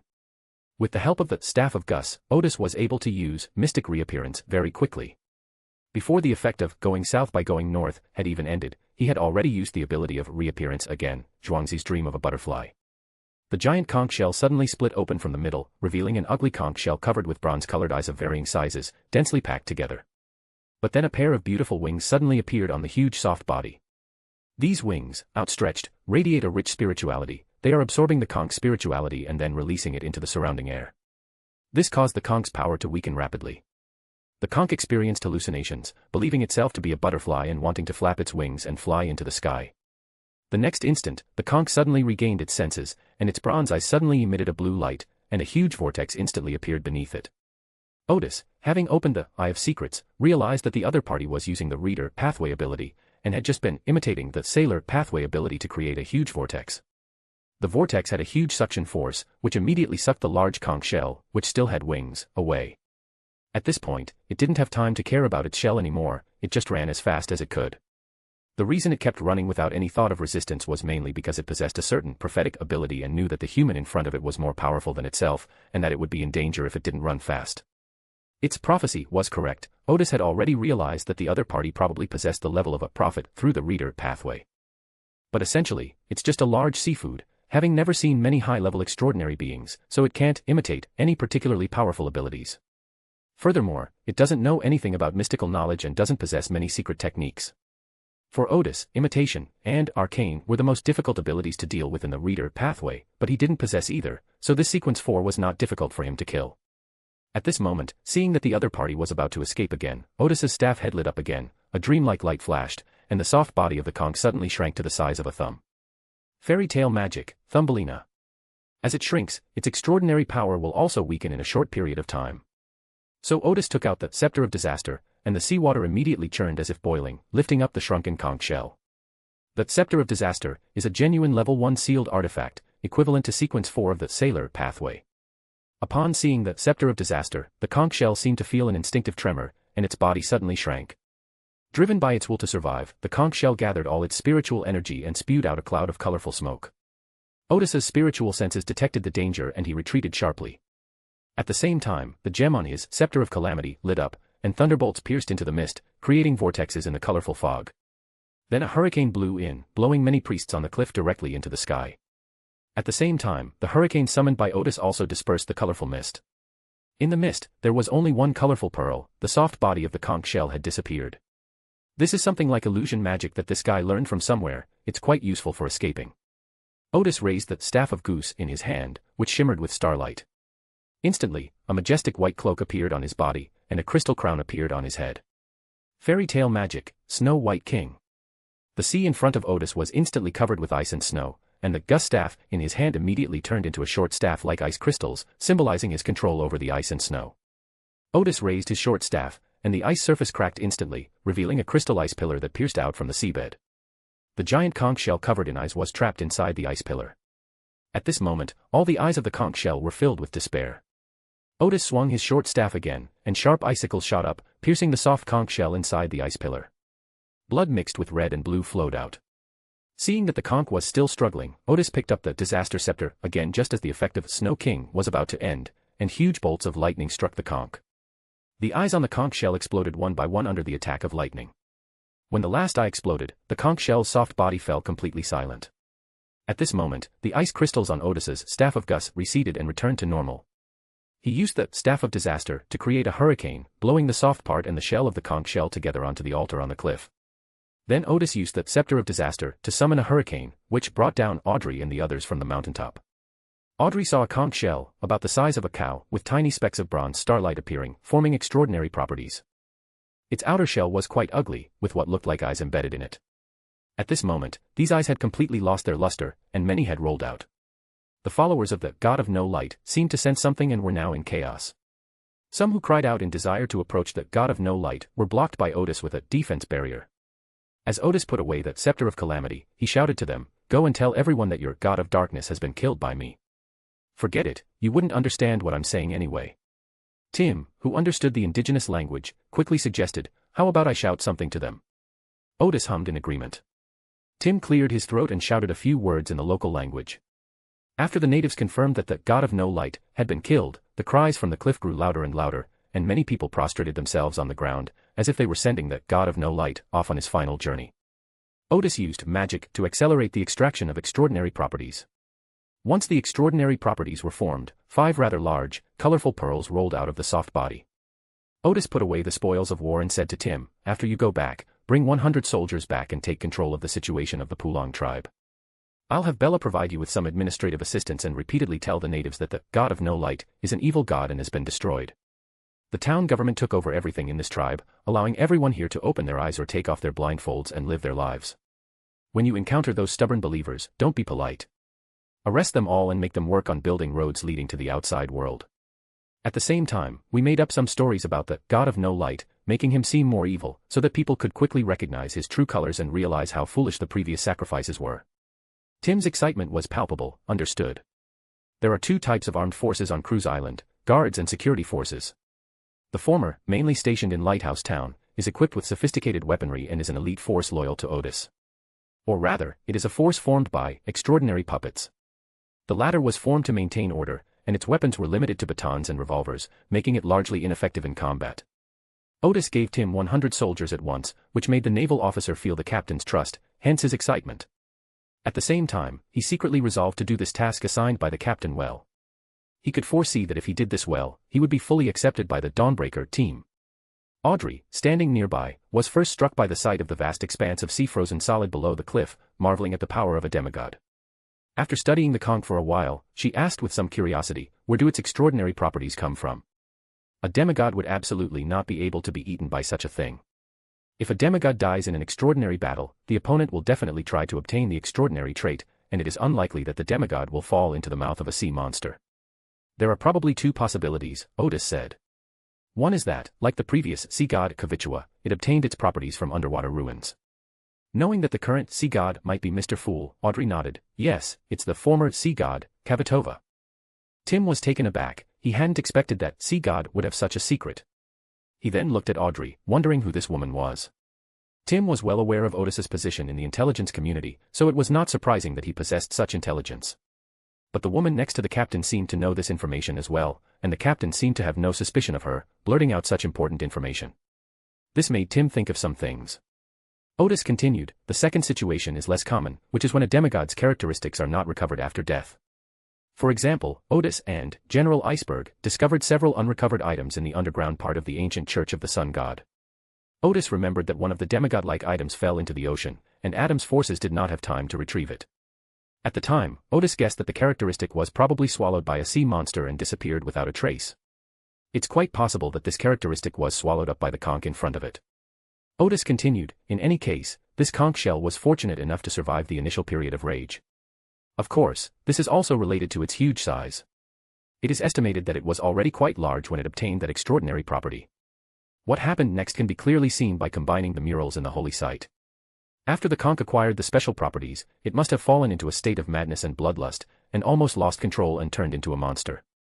Fortunately, the ocean is large enough that it is difficult for people with special characteristics to find the conch that has dived to the bottom of the sea. It is unknown how long it has been, but it came here and, due to the influence of its special characteristics, came ashore and entered the cave known as the Sacred Place, where it made contact with the local natives. After that, its condition gradually improved a little, and it was able to return to the sea. Audrey then asked, why did its condition improve in that cave? It must have laid eggs, Odis said. As a biological instinct, it laid a large number of eggs and expelled some of its characteristics, which made its condition slightly better. After that, it would produce a large number of eggs every year, which reduced its mental stress and gradually achieved a certain balance, giving it sufficient rationality. Susie, who was standing nearby, seemed to have a sudden realization, perhaps because she hadn't thought that laying eggs could have such a function. Audrey remarked, I never imagined that a creature as simple-minded as a conch could devour such a high level of characteristics. Then, as if she had thought of something, she asked Odis, so, after it acquired this characteristic, did it gain intelligence equivalent to that of a normal person? It might even be more intelligent than a normal person, Odis guessed. But it is, after all, a conch shell. Even if it is highly intelligent, it is unlikely that it can understand its current state and formulate a plan for further advancement like a human, due to a lack of corresponding extraordinary knowledge. Fortunately, it was just a conch shell, otherwise, the battle just now would not have been so easy for Odis. Odiston paused for a moment, then continued, as for the divine grace mentioned in the cave, the sea monsters described there are most likely descendants of this god of no light. Because their rank was low, they were killed in the siege by the natives. This scene is ironic, they killed the descendants of the gods to make themselves stronger.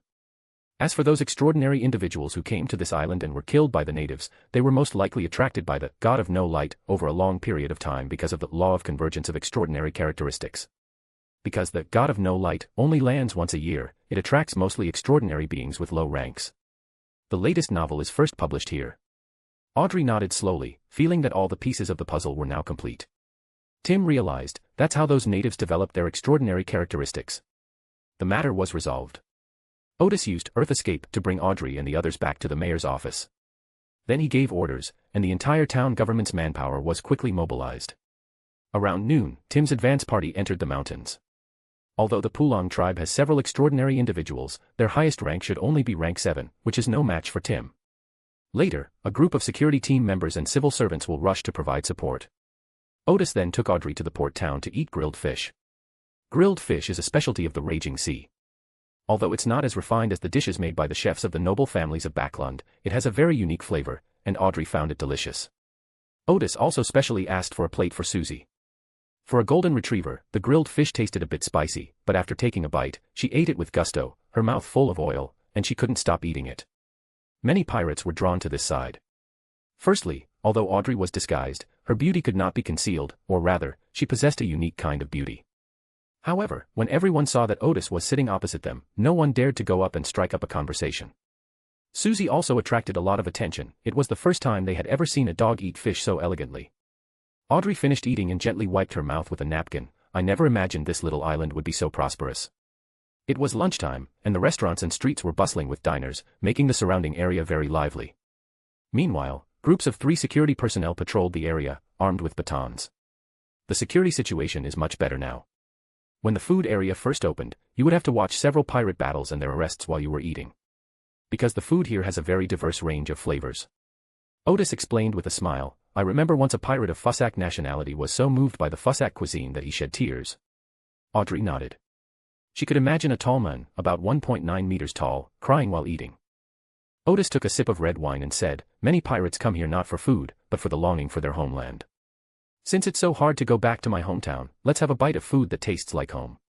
Audrey paused for a moment, then whispered, the stories about pirates I heard since I was a child had almost made me forget that pirates also had their own thoughts and worries, and their emotions were complex. She paused for a moment and then said, I always feel that the pirates you talk about are different from the pirates I imagine. You sympathize with them, but you are absolutely ruthless towards them.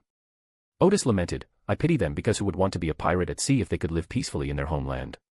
And I am as cold to them as a blizzard because we cannot have any illusions about pirates. Once they are on the high seas, they are no longer worthy of our sympathy. However, when they are willing to return to a fixed place to live, we can give them another chance. Audrey thought for a moment and said, "You're definitely a psychology expert." Then she smiled and said, "From a psychological perspective, at sea, only strength can guarantee one's rights and safety. Moreover, it is easy to escape at sea, which makes people feel less guilty when doing bad things, and at this time, one cannot expect moral constraints. Once you have a settlement, things change. First, if he buys property, it means that some of his assets become something he can't take with him when he leaves. Then, as the number of people increases, the constraints of morality and law come into play again, and it becomes harder for him to escape, so eventually he will have concerns." Odis smiled and said, "Yes, although we think in different ways, we arrive at the same conclusion in the end." After finishing the last sip of coconut juice, Audrey asked, "What are your plans for the afternoon?" "I'll take you to Byam for a stroll," Odis said with a smile. "It has a different feel from Backland." Audrey asked, "Aren't we fighting pirates anymore?" She also wanted to experience the feeling of extraordinary combat. "Didn't we fight an evil god this morning?" Odis said with a somewhat helpless smile. "Let's try something else this afternoon." Seeing that Susie had finished eating, he called the waiter to settle the bill and leave. After strolling around the food street for a while, Odis found an opportunity to recreate Suzaku and then brought Audrey to Byam. Audrey was quickly captivated by the scenery and, upon seeing the dazzling array of fruits, exclaimed, "It's a pity I didn't bring my easel, otherwise it would have definitely captured all these fruits. Look, their colors are so vibrant." Audrey had only heard of some of the fruits, but had never tasted them. After all, it would take several days to get from here to Backland, and some fruits were difficult to store, rotting while the ship was still en route. Of course, the most crucial point is that it's not that delicious, or rather, it hasn't been hyped up yet. For example, Odis had seen wild durians, but only many natives liked to eat them. No one from the northern continent was willing to eat them. So even members of aristocratic families like Audrey had never eaten some tropical fruits, or even seen some of them. Hearing Audrey's sigh, Odis took out a notebook from the wilderness of knowledge. "If you see a fruit you like, I'll draw it for you. You can just draw it when you get back." Audrey paused slightly, looking at the round-bellied fountain pen Odis was holding, and asked, "Could you help me mark the colors?" As she said this, she pointed to a brightly colored fruit. Although she said that, she still planned to buy a few to paint later. Odis wielded his pen, recording the fruit like a color printer. Despite holding a round-bellied pen, he was able to draw vibrant colors. This surprised Audrey greatly, and felt like a new world had opened up for her.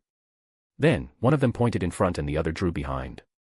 In just over half an hour, Odis filled a whole notebook with drawings. It's not just about fruit, but also about the local people's clothing, architectural style, and so on. Odis's paintings are almost like photographs. Audrey glanced at the notebook and remarked, "Your level of ability is really convenient." Because they were on the street, Audrey did not use the term demigod to describe Odis.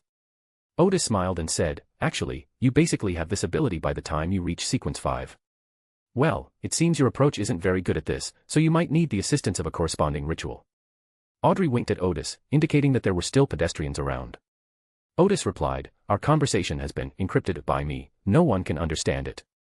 Audrey paused for a moment, then exclaimed again, "Your level of ability, no, demigod level, is really convenient."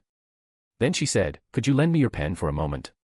Odis handed her the round-bellied fountain pen, and Audrey wrote on the first page of the notebook, "Traveling with Odis in Byam." The font is very beautiful and elegant. Audrey carefully put the notebook into her small bag, and then asked Odis to take her to a deserted island to see the vastness of the sea. Just then, Odis suddenly turned to look at the side. "Alan." Audrey followed his gaze and saw a carriage appear at the end of the street. The carriage drove along normally for a while, when suddenly the carriage door opened and a young man dressed in a mature manner jumped out. It was Alan, the intelligence officer that Odis had placed in Byam. Alan quickly waved and said, "Mr. Gar." Odis said, "Those are my men in Byam. Let's go take a look." His intuition had just sensed that Alan seemed to have something to ask him. Odis had only recently discovered that after fully absorbing the potion, his spirituality had become much sharper than before, making his premonitions more accurate. Okay. Audrey had no objections and followed closely behind. After the two met, Alan quickly said, "Mr. Gar, Bishop Dean has something urgent to discuss with you. He said he wrote to you but didn't receive a reply, so he called me over to inquire about your situation." He had just returned from the Church of Tranquility and was preparing to take a carriage and use the teleportation array to go to Cruise Island to see if Odis was on the island. As he spoke, Alan glanced at Audrey out of the corner of his eye. When he saw the beautiful birthmark on her face, he thought to himself, "I didn't expect my boss to have such unique taste." Odis hummed in agreement, let's go take a look at the church. Just as Alan was about to call for the carriage, Odis said, the carriage is too slow. After saying this, he walked towards a nearby alley. Audrey and Ellen understood and immediately followed. When the coachman arrived in his carriage, he was stunned, because the person and dog who had just entered the alley had vanished. Odis and the others appeared not far from the tranquil church, and then quickly walked towards the back door of the church. Odis said to Audrey, if it's something important, just wait outside. I have a feeling that the Church of the Goddess of Night may be taking action, and this journey will have to end sooner than planned. If my intuition is correct, I will send you back immediately after I finish speaking with the bishop. Alan immediately recognized the two key words in Mr. Gar's words, journey and send you, which gave him some new guesses about Audrey's identity. Audrey followed closely behind Odis. Could you take me with you? I'd love to see what an extraordinary battle is like, and how official extraordinary beings operate. She came out looking for excitement, so how could she possibly miss such an opportunity? Odis thought for a moment and said, if there is danger, then forget it. If it is not very dangerous, I can take you with me. However, I will distribute the spoils of war. If your abilities are not needed, you will not be allocated any spoils. Audrey immediately replied, no problem. She's willing to go even if she's paid, and she doesn't care whether she gets any loot or not. As they were talking, Odis entered the church's backyard and soon met Bishop Dean in the meeting room. Beside Bishop Dean were several other people, one of whom was an old acquaintance of Odis, a strikingly handsome member of the Red Gloves wearing a black trench coat, Leonard Mitchell. Another one is Daily Simone. Chapter 380, Chapter 379 Audrey's Voyage. The moment Odis saw Daily Simone, with her alluring beauty, wearing blue eyeshadow and blush. Immediately, the image of the Goddess of Night, presenting two scenes instead of asking for spoils after the initial setup of the Hidden Sage was resolved flashed through her mind. Taiwanese novel website. One of the images features Daily Simone. At that time, Odis realized that the Goddess of Night probably meant that she did not want spoils, but if Daily came to her in the future, Odis would have to provide some help. Now is the time to repay the favor done to the Goddess of the Night. By the goddess above, I have finally waited for you, Bishop Dean said with a smile. Odis smiled and said, I wasn't in the office today and didn't receive your letter. However, the goddess's guidance led me to Byam, where I met Alan. He did not explain why he did not receive the mail when he was not in the office. The group immediately drew the moon and stars on their chests and shouted, praise the goddess. Audrey habitually echoed the praise, then saw Odis's devout expression and perfectly executed gestures. She belatedly realized, this guy seems to be a follower of the Lord of Mysteries, right? Is it really okay for him to praise the goddess so devoutly? Bishop Dean then introduced, you've worked with Leonard before, these are his colleagues. He emphasized, this is Captain Simone. Daly generously extended her hand to shake hands with Odis and smiled, saying, a very young and handsome lad. Thank you for your compliment, Odis said with a smile. Daly then said, we need your help with something. She glanced at Audrey and Alan, perhaps thinking that there was no need to keep the upcoming conversation a secret, and also out of trust in Odis, so she didn't chase them away, but continued to ask, have you heard of Eye of the Dead, Bolton? I've heard of it, Odis said. The captain of the Ryan appears to be a Sequence 8 gravedigger. Daly continued, a few days ago, he conducted a large-scale ceremony on Garka Island, which claimed the lives of thousands. Audrey was somewhat surprised, never expecting that a Sequence 8 could cause such a tragedy. Odis pondered for a moment and asked, has Bolton's strength suddenly increased a lot recently? That seems to be the case. Odis then asked, is your mission to kill Bolton? We need to get some information from him, Daly said. Our mission is to investigate the 7 Priests of Death incident. At this point, it seems that this investigation also needs your help. Odis was taken aback, the 7 Priests of Death. Daly continued to explain, there is a legend on the east coast of East Bylang that at the end of the Fourth Age, after the Death God, also known as the Emperor of the Underworld, fell, the 7 priests who remained on the east coast chose to be buried with the Death God. They claimed to have received an oracle from Death, which said that when the 7 of them began to resurrect, Death would once again become the master of the Underworld. According to records, most of the extraordinary forces of the Church of Death were fighting on the northern continent at that time, and most of the 7 priests who stayed behind were Sequence 5. But their bodies have never been found since they died in the line of duty. Until recently, someone saw the bodies of those priests on the coast of East Bylang. They appeared on the gallows on the east coast and were already somewhat alive. The bodies of 4 priests have already been found. Odis asked, what is the exact condition of their bodies? Can they be destroyed? Those corpses have already acquired some characteristics of the living dead, Daly said. Although they are not very intelligent, they are impossible to kill. Audrey listened intently, thinking to herself, this is indeed a tricky matter. Odis nodded slowly, you've already fought those priests. Yes, Daly replied, we tried to burn the bodies with the help of the local night watchman, but we were unsuccessful. Just then, we received crucial intelligence. The current state of those corpses seems to be related to Bolton's previous sacrifice. Odis recalled the sea chart of the western part of the raging sea in his mind, and then asked, do you have any detailed information about Bolton? Yes, Daly said. I also learned some information through psychic communication. The first piece of intelligence is that Bolton's crew seems to be all living corpses. Furthermore, Bolton said he would go out to sea for further sacrifices. The third piece of useful information is that Bolton's condition is not right. He seems to have suffered a fatal wound to his chest, but he is not dead. The spirit communication she referred to was inquiring about the natural spirits around them, because the spirits of the corpses used as sacrifices had also vanished without a trace. She took a deep breath and said, but he seems to have received high-level protection. We can't divine his exact location, and we don't know where to find him. Odis hummed in agreement and asked, when was the last time Bolton made a sacrifice? 3 days ago. Odis pondered for a moment, then said to Bishop Dean, please get me a chart of the raging sea. Bishop Dean agreed and quickly went out, soon returning with a detailed map of the raging sea, which he spread out on his desk. Odis first located the island of Galka, then began to measure around the island, and after a few minutes he drew a small circle. It should be in this area. Audrey and several members of the Red Gloves were stunned, not understanding why Odis spoke with such certainty. Seeing their expressions and the questions in their eyes, Odis smiled slightly and explained, regardless of Bolton's condition, his intelligence is still normal, otherwise he wouldn't have chosen a remote island like Galka Island. Because the colonial government would not station official extraordinary persons on such islands, and even if there were churches, there would only be one priest at most. He must know that unless he kills everyone on the island, his evil deeds will be known to the official extraordinary beings via telegram within hours. Since we are going to offer sacrifices again, we first need to find an island similar to Galka, then we need to avoid being intercepted or pursued by the official extraordinary beings, and if his crew are all undead, there is no need to resupply them. Then he will definitely head northwest. You see, this direction is farther from Byam, and there are fewer official extraordinary beings there. And it's definitely not heading directly north, because there's a naval base there, and it's the sea area where the Rune Navy and the Fuzak Navy are facing off. No matter which country's navy it is, they will attack if they encounter pirates. Of course, heading southwest is actually the most ideal direction, as it lies between the Roside Islands and East Bayern, essentially a vacuum zone for official extraordinary individuals. But the problem is that the Punishers, who are familiar with the ocean, will definitely be on guard against this. Their fleet is favored by the sea and can always be in a favorable wind. They may very well arrive in that area in advance to ambush us. When this point was reached, everyone listened quietly, their faces showing admiration.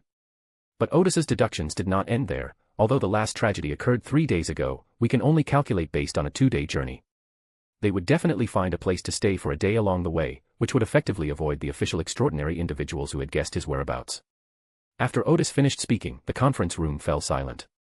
Everyone stared at the chart, momentarily feeling as if their brains were not quite there to process it. A few seconds later, Audrey exclaimed, being a pirate really is a job that requires intelligence. Odis smiled and said, what I said above is the thinking of a normal pirate. If it is a pirate crew with a Sequence 6 or Sequence 5 captain, finding their traces depends entirely on luck. He clapped his hands and said, all right, let's get started. But before that, there are some things I need to explain. Thinking that Odis wanted to talk about the spoils of war, Daly nodded, go ahead. First, we need to understand each other's strength, Odis said. I have already advanced and am currently a Sequence 4. Everyone except Audrey was stunned for a moment. Bishop Dean was somewhat surprised because when he first met Odis, he seemed to be only a Sequence 7. I never expected that I would advance to demigod in just half a year. Daly realized that the initiative in this operation might be handed over to Odis. Odis announced this matter right away for this reason. He continued, Captain Simone is Sequence 5, while Leonard and the others are Sequence 6 and Sequence 7. As is customary, you will follow my instructions for the following actions. Before Daly could even begin to haggle, Odis continued, I won't take any spoils from this operation, because the goddess has already bestowed her grace upon us. He was reiterating the fact that he was the favored one of the night, which was the legal basis for his ability to command Daly and others. Bishop Dean and Leonard knew about this, and when Daly heard Odis say this, she understood what Odis meant. At the same time, she didn't quite understand why Odis would become the favored one of the goddesses. Seeing that no one objected, Odis pointed to Audrey and said, this is Miss Anastasia. She and her dog will also be involved in this operation.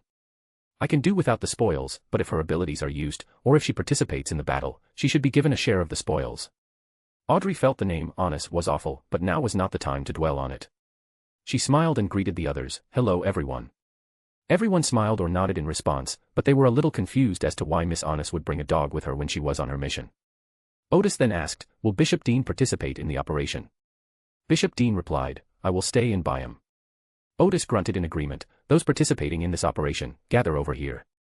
As he pulled out the Gus staff, he said, "Let's go to Gaka Island first. I need to see where they hold their ceremonies." As they spoke, a large fish that looked somewhat like a whale appeared beneath their feet. Its body was covered in green, blue, and white patterns that formed a design with an oriental charm. Its fins are very large, spreading out like wings, and on its back are two huge wings almost as big as its body. These wings, brightly colored and shrouded in mist, constantly emitted a sacred and radiant light. Mysterious reappearance, Kuenping. Everyone was somewhat surprised by the scene before them and was about to show their astonishment when Kuenping slightly flapped its wings. They had already appeared in the dark, cloud-covered sky, and beneath their feet was Garka Island. At this moment, Leonard and the others had not yet finished expressing their surprise. Audrey, who was not very familiar with the abilities of the mystic scholar, wondered, could the Hermit's ability after ascending to demigod be the ability to summon all sorts of extraordinary creatures? Including the previous vermilion bird, this is the second one. Although the Kuenping is faster and can carry more people, Odis cannot sustain it for too long. Upon reaching its destination, Kuenping immediately disappeared.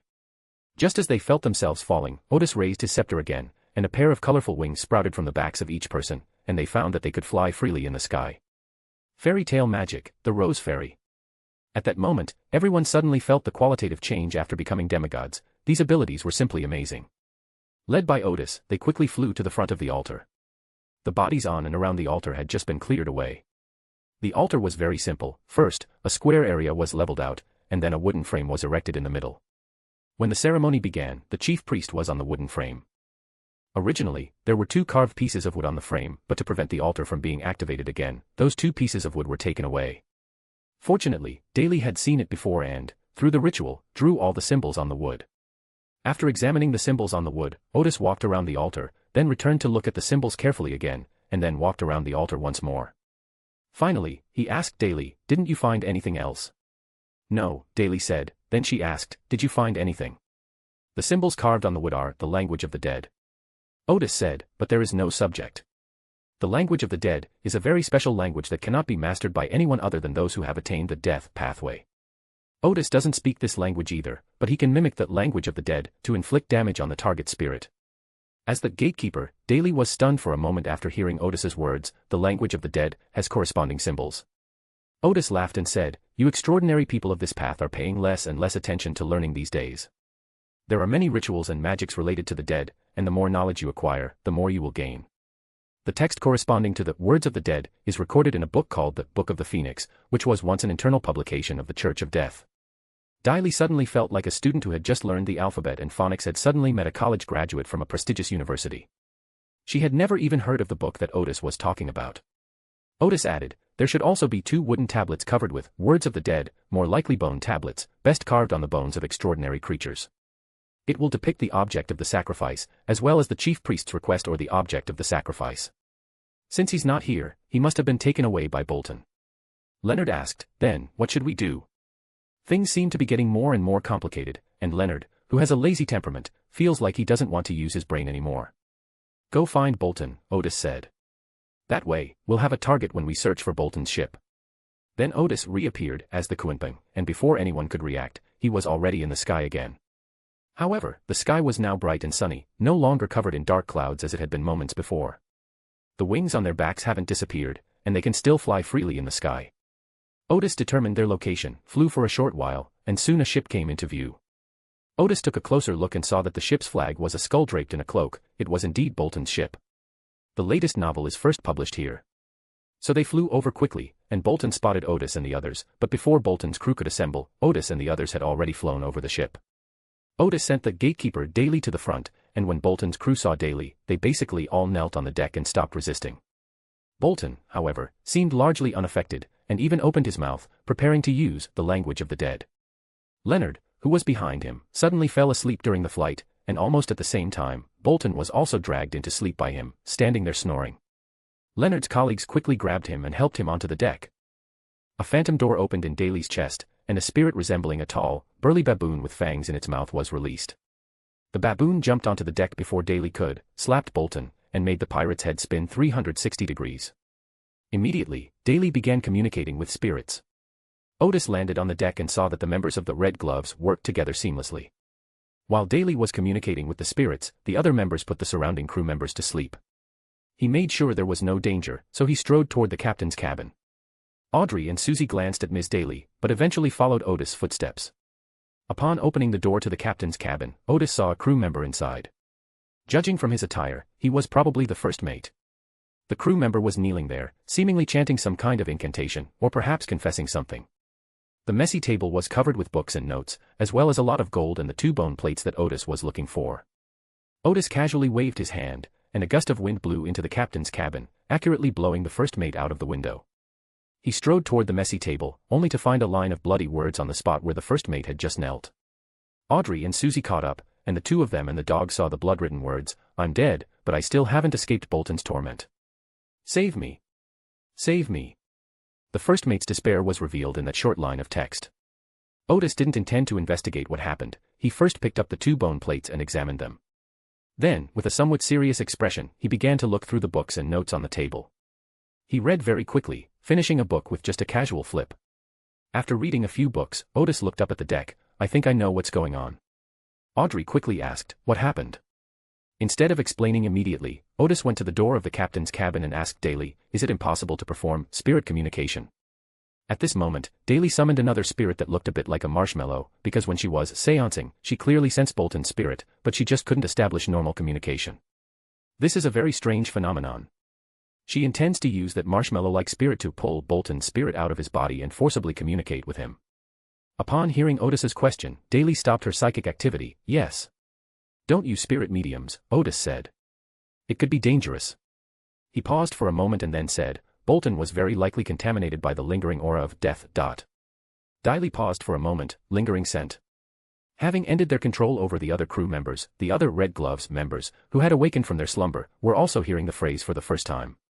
Odis further explained, even if the things that the Emperor of the Underworld used frequently during his lifetime did not possess extraordinary characteristics, they would undergo corresponding qualitative changes after being around him for a long time. Those things usually have the aura left by him. If some rituals are performed or some proper methods are used, these auras can be preserved for a long time.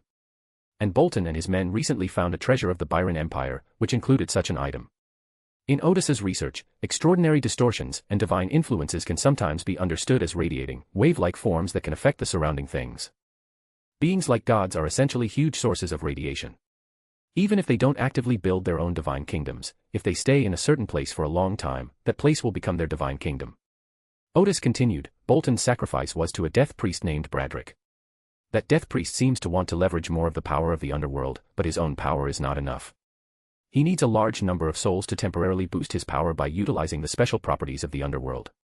Bolton, who had been dead, suddenly turned his neck 180 degrees, his face turned to the back, and looked at Odis. "The master of the underworld has returned, and you will all die." He opened his eyes and looked at Odis with icy eyes. "I made a pact with death. You can't kill me, you can't kill me, ha ha ha ha ha." Audrey, standing to the side, felt that Bolton's gaze was the gaze of a dead man, sending chills down her spine. She and Susie unconsciously moved to the side. Odis interrupted Bolton's laughter, "But in my opinion, killing you is not difficult. The one who made the contract with you was not the Grim Reaper, but the underworld. Well, to be precise, it was that priest named Bradrick who used the underworld to make the contract with you. All I need to do is sever your connection to the underworld and tear your spirit apart, and you'll die." Bolton paused for a moment, suddenly unsure whether he could be killed. Then Odis said to Daly, "Control him and make sure he doesn't move. I'm going to test out a special kind of witchcraft." Daly said, "No problem." After saying that, she used her ability to control the undead to freeze Bolton in place, unable to move at all. Bolton suddenly had a bad feeling. Odis smiled and said, "You'd better not die, so I can do more experiments." Bolton unconsciously swallowed, only to find that his body was completely out of his control, and he couldn't even swallow. Odis drew the staff of Goose, and starlight emanated from its tip, instantly solidifying into shapes and Gar runes. These symbols, arranged in a specific order, form a pattern featuring a six-pointed star and a circle, which surrounds Bolton. This is the one-thought formation, invented by Odis after he became a demigod. Under the influence of the wilderness of knowledge, Odis's spirituality was more abundant than that of a normal demigod, and he could completely use the method of solidifying his own spirituality to replace the spiritual materials used to draw the magic circle. When the magic circle is no longer needed, there is no need to destroy it, it is sufficient to simply cease maintaining the spirituality that makes up those symbols. At this moment, the magic circle that Odis set up with her spiritual power was the magic circle that separated Botone from the underworld. Immediately afterwards, Odis raised his hand, and a pale red flame ignited around Bolton. Mysterious reappearance, Samadhi fire. Audrey, Daly, and the others noticed that the flames summoned by Odis seemed to have a certain texture, making them feel as if some kind of liquid was flowing. But soon, they were awestruck by its power. In the blink of an eye, Bolton's flesh was burned and deformed, as if the flames had flowed into Bolton's body and burned from the inside out. Under the scorching of the flames from both inside and outside, he was instantly reduced to ashes. Amidst the pitiful hulls of Bolton's spirit, Bolton's skeleton seemed to be burned into liquid first, but before this liquid could even touch the ground, it was burned away. Finally, as Bolton's spirit struggled and roared, it was engulfed in flames. The next second, the spirit transformed and disappeared, leaving nothing behind. Not only were Audrey and the others stunned by the power of these flames, but Odis was also somewhat surprised. He could only reproduce the Samadhi true fire at the lowest level, but he did not expect it to be so powerful. A second or two later, Odis stopped maintaining the mysterious reappearance and the magic circle. On the deck where Bolton had just been, only a charred mark remained, not even a trace of ash. Daly asked Odis, "These flames should also be able to burn those priests we couldn't kill before." Odis replied, "It shouldn't be possible. Based on the information I just reviewed, I deduce that they have already established some contact with the underworld. If we can't find where their spirits are, we can't burn them to death at all. Killing an extraordinary being who has passed the death pathway sounds like an extremely difficult task." Daly smiled and said, "It seems you found a way to kill them completely." "Yes," Odis said, "it was a clue I found in the information just now. The place where those corpses appeared must be the altar where they committed suicide. We must destroy the altar and kill the corpses and souls stored in it." Daly frowned slightly and said, but there are only black stones around there. At least the Red Gloves and the Night Watchman did not notice the altar. Odis gestured for them to come closer. "That's the problem we need to solve next." The moment that Kuenping appeared, Odis used witchcraft to set the Ryan ablaze, and in the next instant, they had vanished without a trace. This time, the Kuenping took a little longer to appear, about a second, before it reached its destination. Because this time it took a little longer, Audrey and the others witnessed an amazing scene. The surroundings seemed to have become colorful, as if they had entered a vibrant tunnel. Daly was certain that it wasn't the spirit world or the underworld, but rather something like a description of the astral realm. After delivering Odis and the others to their destination, the Kuenping immediately disappeared. Odis's current, mysterious reappearance is probably of two kinds. One is the ability that can be maintained for a period of time, such as the Samadhi True Fire that just reappeared, and the Snow Queen that was reappeared this morning based on the Snow Queen. Another type can only appear briefly, such as Odis's reenactments of playing the lute to a cow and heading south while driving north. These abilities are inherently instantaneous, but their effects can last for a period of time. Another issue is that the level of the representation object is too high, such as Kuenping. Previously, when Odis was reading some mythological stories, he had no concept of the different levels of those gods. He then tried to recreate some deities using the mysterious reappearance technique. The first one he tried was the 8 Immortals, which he was familiar with, and he was able to recreate them very easily. However, when it came to reappearing the 3 Great Traders of Heaven, they couldn't reappear for even a second. Only after Odis used his unique skill, Divine Tide, that he gained during his ascension could he barely reproduce their primary form. As for beings of the 3 Pure Ones level, they cannot even be reproduced in the slightest. Odis even suspected that the 3 were source matter after they had acquired consciousness. These thoughts flashed through Odis's mind as they arrived at the coast of East Byron. Odis once again used the fairy tale magic of the Rose Fairy, and the group quickly landed on the turbulent shore. Odis and Audrey saw 5 tall gallows on the bare black rocks, each with a corpse dressed in the robes of a bishop of the Church of Death hanging from it. This instantly reminded Odis of the first image that Goddess had given him. The only difference is that in reality, these corpses were golden masks, while in the image provided by the goddess, these corpses are looking at Odis. The nearby coastline was already under the control of the Night Watchers. When they saw Odis and the others descending from the sky, their faces were full of vigilance. Only when Daly stepped forward and gave them the password did their vigilance lessen slightly. "On the day we left, another corpse appeared?" Daly asked. "It's not just an extra corpse," said the captain of the Night Watchmen in charge of the area. "They've started chatting on the gallows." Chapter 381, Chapter 380 Odis's Extraordinary Weapon Show. Following behind Odis and Captain Daly of the Red Gloves, Audrey suddenly felt a sense of absurdity upon hearing the Night Watch captain's reply. She looked again at the 5 gallows, where 5 corpses hung by their necks, now swaying in the wind. "They can even chat. What should we talk about?" What position is most comfortable when suspended in the air? Night Watch Captain Baldwin said, we've been observing them the whole time, and we had absolutely no idea how the fifth body appeared. Even a few seconds later, they seemed to come to their senses and realize that there was another corpse. Odis could basically understand the underlying reasons. This event involved at least some operations at the demigod level, and the overflowing divinity affected the spirits and mental bodies of these Night Watchers. To put it simply, the spirits and minds of these Night Watch team members were subjected to tremendous pressure in an instant, making them feel like they couldn't react at all. By the time I realized what had happened, several seconds had passed. Therefore, a certain illusion was created, as if the fifth corpse had clearly appeared, but in the first few seconds, nothing seemed unusual. After listening attentively for a while, Daly said, they're not chatting, they're casting curses in the language of the dead. Beyonders of the death pathway also possess some curses targeting spirits, but they are not as convenient as words of the dead, and are rarely used by them. Captain Baldwin of the Night Watch paused for a moment before asking, who are they cursing? Daly shook her head, I don't know. At this moment, Odis, who had been silent until now, suddenly asked, they clearly offered themselves up voluntarily, so why are they hanging on the gallows? Hanging was generally used on heinous criminals, such as pirates or traitors. After hearing this question, Baldwin first looked Odis up and down before explaining, many customs in the southern continent are different from those in the northern continent. They didn't find anything wrong with it, because they were used to strange details that often appeared when they encountered cases involving the natives of the southern continent. Odis slowly nodded, turning to look at Audrey, have you discovered anything? The bishop's robes on these corpses look like they were put on after they died, Audrey said. Look at the second and fourth corpses from the left. Their arms are clearly not outstretched, but they are not stuck by their clothes. And their collars, if they were hanging while wearing bishop's robes, wouldn't be so neat. Then, with some curiosity, she asked Daly, can extraordinary individuals through this pathway really be hanged? Daly was stunned for a moment. Even if she didn't use her extraordinary abilities, an ordinary rope wouldn't be able to hang her. Although these priests who remained were said to be of a relatively low rank, they were at least sequence 5. Seeing Daly's reaction, Audrey already knew the answer, those gold masks don't seem like ornaments at all, but rather like they're concealing something. Birdwing couldn't help but ask, what are you hiding? Audrey said with certainty, the real cause of death. This answer surprised everyone slightly. Odis then asked Daly, when you were fighting these corpses, didn't you try to remove their masks? Daly replied, once you get close to the gallows, many evil spirits will emerge from the rocks and block your way forward. Our previous attempts were all about using the sealed artifacts to try and kill them. If they were normal enemies, they would have been killed, but after these bodies are killed, they immediately turn into black stone, and a new body will appear on the gallows. We considered removing their masks, but we were unsuccessful.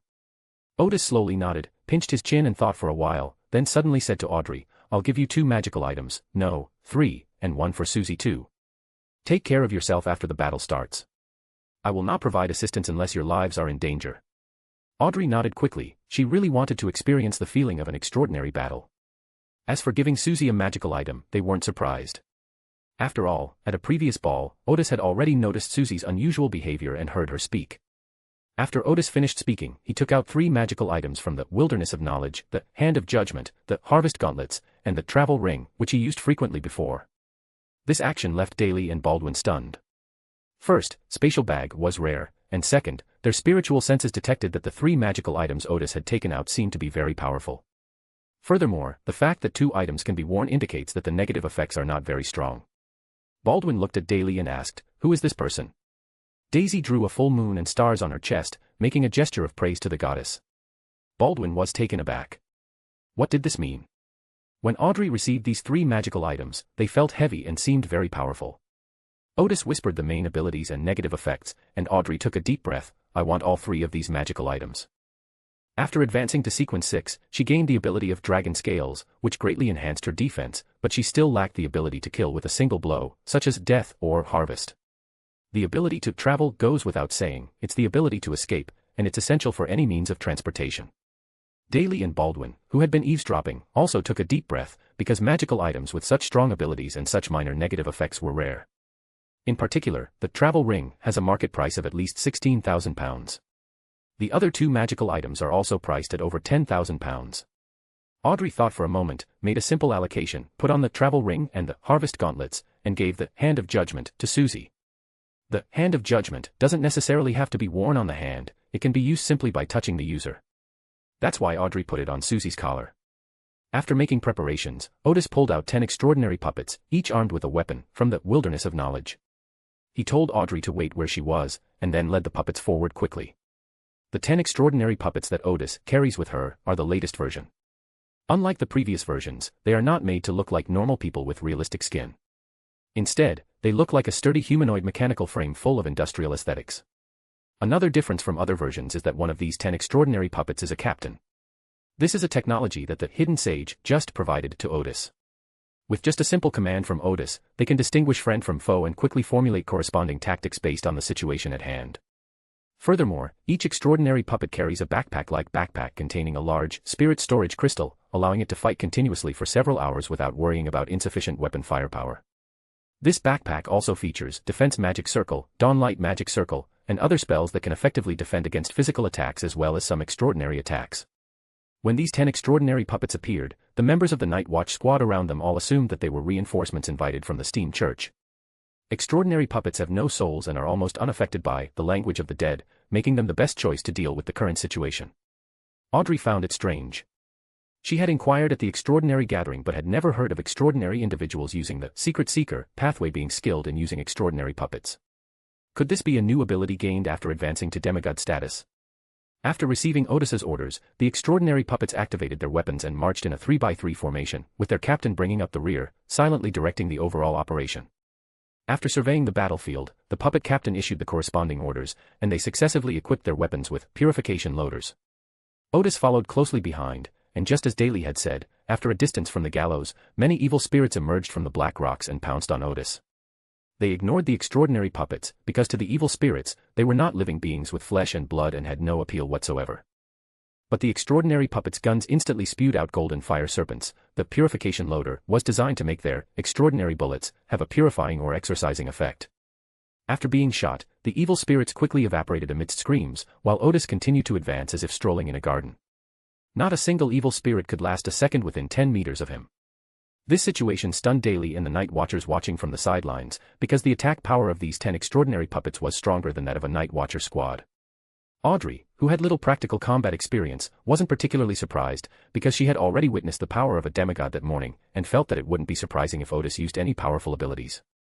Odis quickly arrived in front of the gallows, pulled out the Staff of Gus, and appeared at the same height as the Golden Mask, as if he had suddenly defied gravity. Meanwhile, the 10 extraordinary puppets formed an arc formation around them, firing continuously to purify the evil spirits one by one. The evil spirits that Daly and the others had previously fought with great effort were nothing more than targets for these extraordinary puppets to practice shooting at. Odis waved his hand, and the golden mask on the corpse moved slightly, but it seemed to be stuck to something. It moved left and right, but it couldn't be removed. At this moment, the 5 corpses simultaneously attacked Odis with the words of the dead, but a phantom barrier appeared around Odis, and she was completely unaffected by the words of the dead. When Odis realized he couldn't remove the mask, he infused his spiritual power into the Gus staff. A gust of wind blew, striking the golden mask and sending it flying into the air. Beneath the mask was a face with a terrified expression, like an ordinary person seeing a ghost. Looking inside the mask, there were characters with special symbols. Odis realized that the mask seemed to be used to trap the souls of corpses. He pondered for a moment and wondered if the voluntary sacrifice back then might have been forced. He then removed the other 4 masks, and without exception, each one revealed an expression of terror or pain. 2 of the corpses had the faces of people from the northern continent. Odis felt something was wrong, because all the extraordinary beings in the Church of Death back then were from the southern continent, so how come among these 5 priests, 2 were from the northern continent? At that moment, Daly shouted from a distance, "Mr. Gar, that's not the death priest who committed suicide earlier." Odis paused for a moment, then quickly flew to Daly's side. "You also find this strange?" Meanwhile, the 10 extraordinary puppets maintained their defensive formation and quickly retreated. "It's really strange," Daly said. "Those 5 bodies should all be people who went missing in the vicinity. For example, the person behind the first mask that was removed was named Heiko Gale. He and his brother were thugs in the nearby port. The 2 brothers once came to steal the golden mask, but only the brother, Mima Gale, went back. Moreover, his brother's condition became very strange. He actually turned into a living corpse that retained his original memories." Baldwin, who was standing nearby, said, "We started investigating this matter precisely because we noticed Mima Gale's situation. Of the other 4 people, 2 others also recently went missing." While the group was discussing, the 10 extraordinary puppets had already been withdrawn, and since no one was approaching the gallows anymore, the evil spirits no longer appeared. "That's strange," Odis said. "Why would the mastermind behind this want to hang these corpses around? Or rather, wouldn't it be better if they planned it in secret?" Why do they have to let us know that their plan has begun? Audrey tried to analyze. Perhaps this is a necessary procedure. Odis hummed in agreement, a very reasonable guess.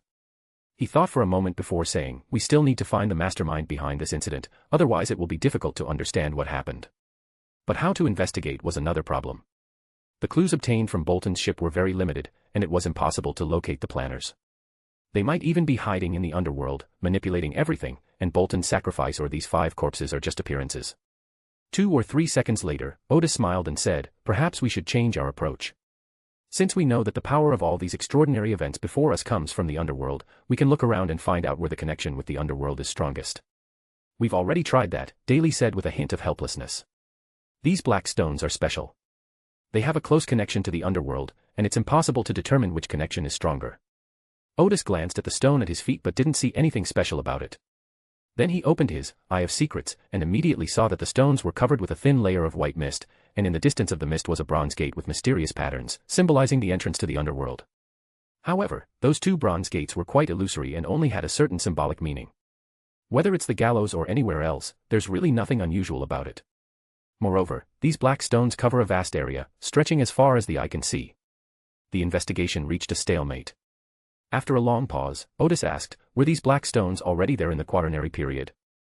After a moment's thought, Daly understood what Odis meant, and she immediately looked at Baldwin, who was more familiar with the local situation. These stones are indeed quite strange, because these black stones are only found in the nearby waters off the coast of East Byran. Perhaps these stones were not formed naturally. Baldwin thought for a moment and said, we don't have the corresponding historical records from the 4th epoch, but according to some legends, this was a large city during the Byran Empire. But this is just a legend, because no one in the vicinity has said that their ancestors came from that big city. Everyone believes that the city does not exist. He paused for a moment, then continued, there are many such legends in the southern continent, and it seems that many cities have disappeared in the past 1 or 2,000 years. However, according to the experience summarized by some scholars who study the southern continent, such legends are divided into 2 types. One type has the ruins of cities, and some tribes or city residents say that their ancestors moved out of the lost cities. The other type is one where there are only legends about the city, but no city ruins, and no residents claiming to have come from that city. Most scholars believe that the latter may have been fabricated from some myths and stories, and is not a city that actually existed. Odis pondered for a moment before saying, is it possible? In the second scenario, when the city was destroyed, it also swallowed all its inhabitants. The reason no one claims to be from that city is because no one has escaped from it. Baldwin paused for a moment, but Daly had already said, it's not impossible. According to some historical records, the Byran Empire was a country where the dead and the living lived together. The larger the city, the more zombies the extraordinary beings control. Moreover, it is said that the rulers of this empire are extremely indifferent and cruel, and do not value life at all. Perhaps for some sacrifices they deem important, the inhabitants of a city can really be sacrificed.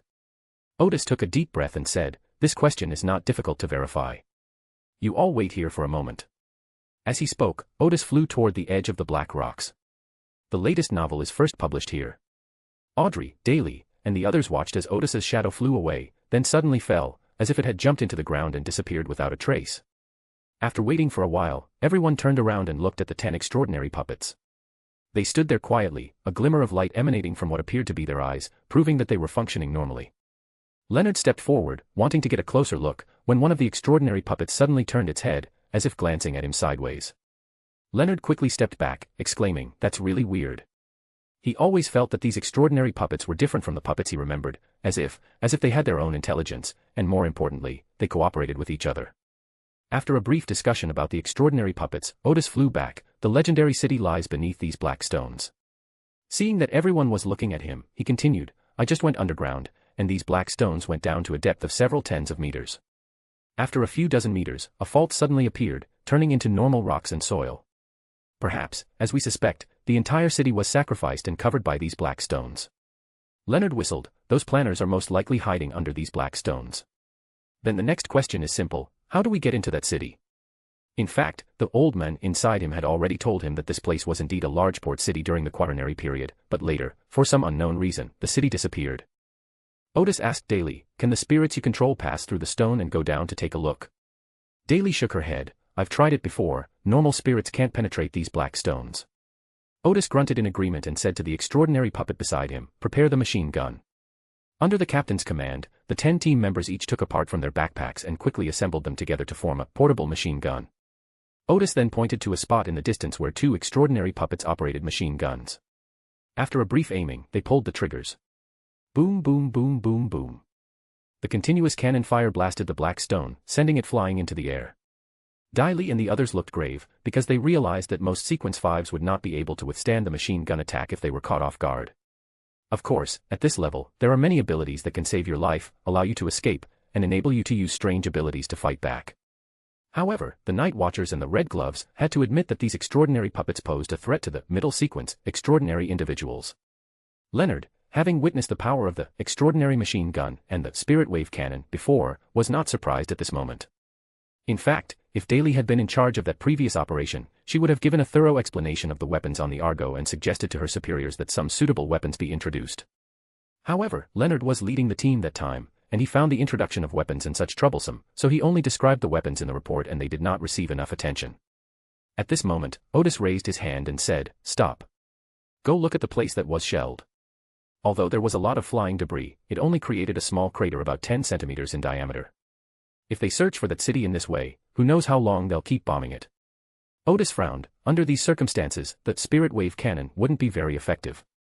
As he was pondering how to utilize the reproduction ability, he suddenly realized that while the spirit wave cannon might not be very effective, the spirit annihilation cannon, specifically designed to attack undead and spirit creatures, might be useful.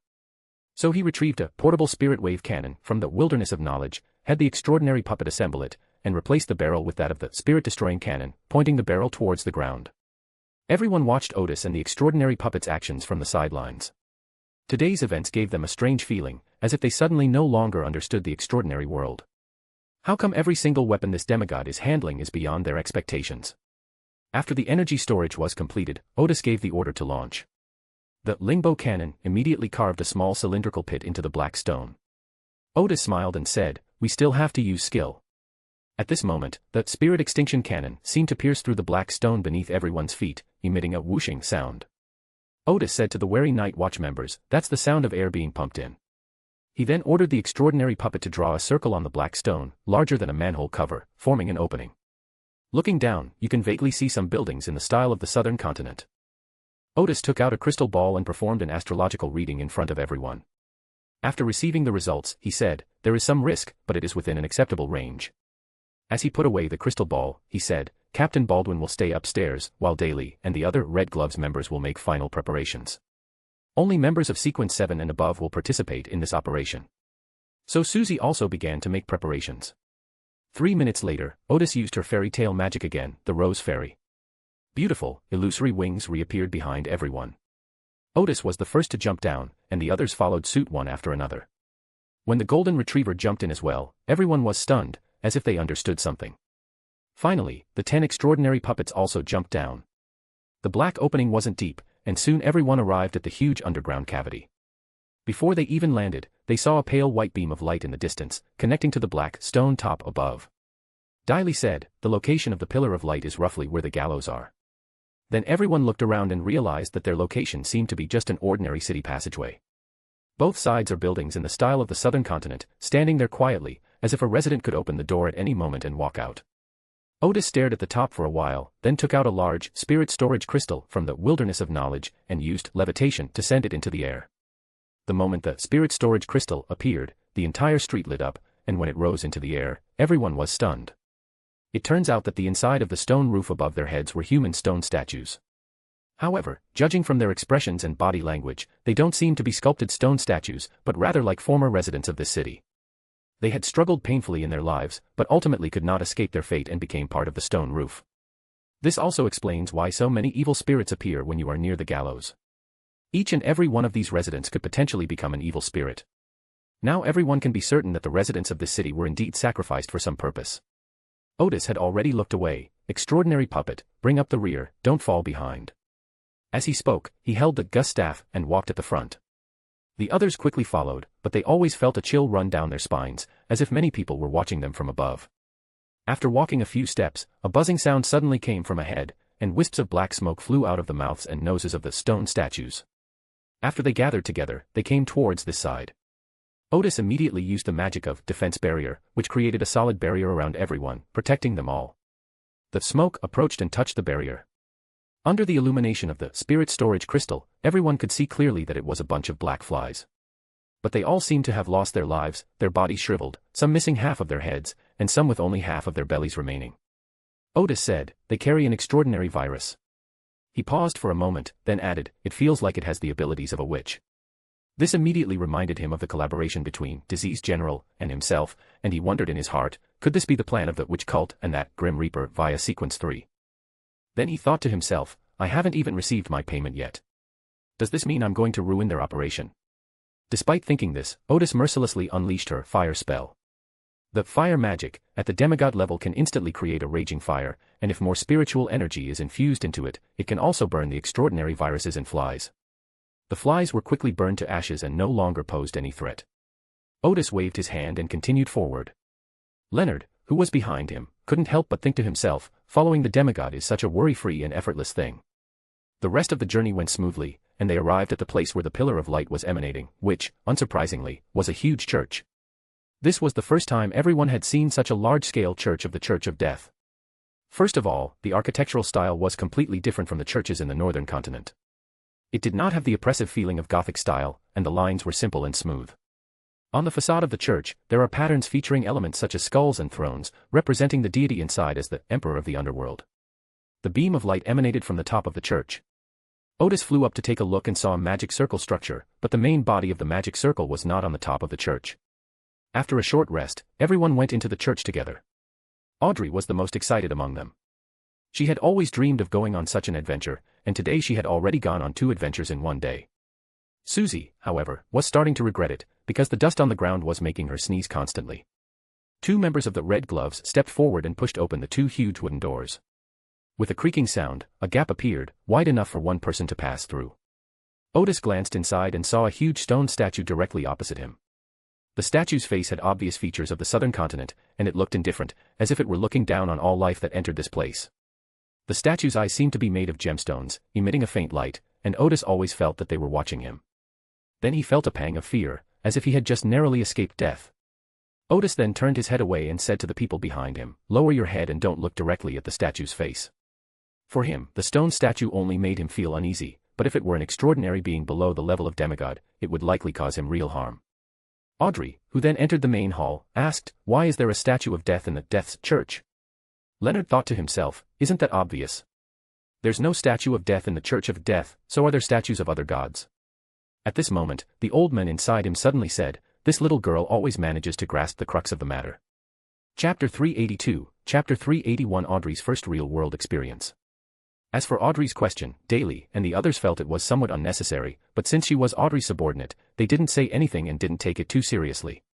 Only the old man inside Leonard reminded him that this was actually a rather crucial issue.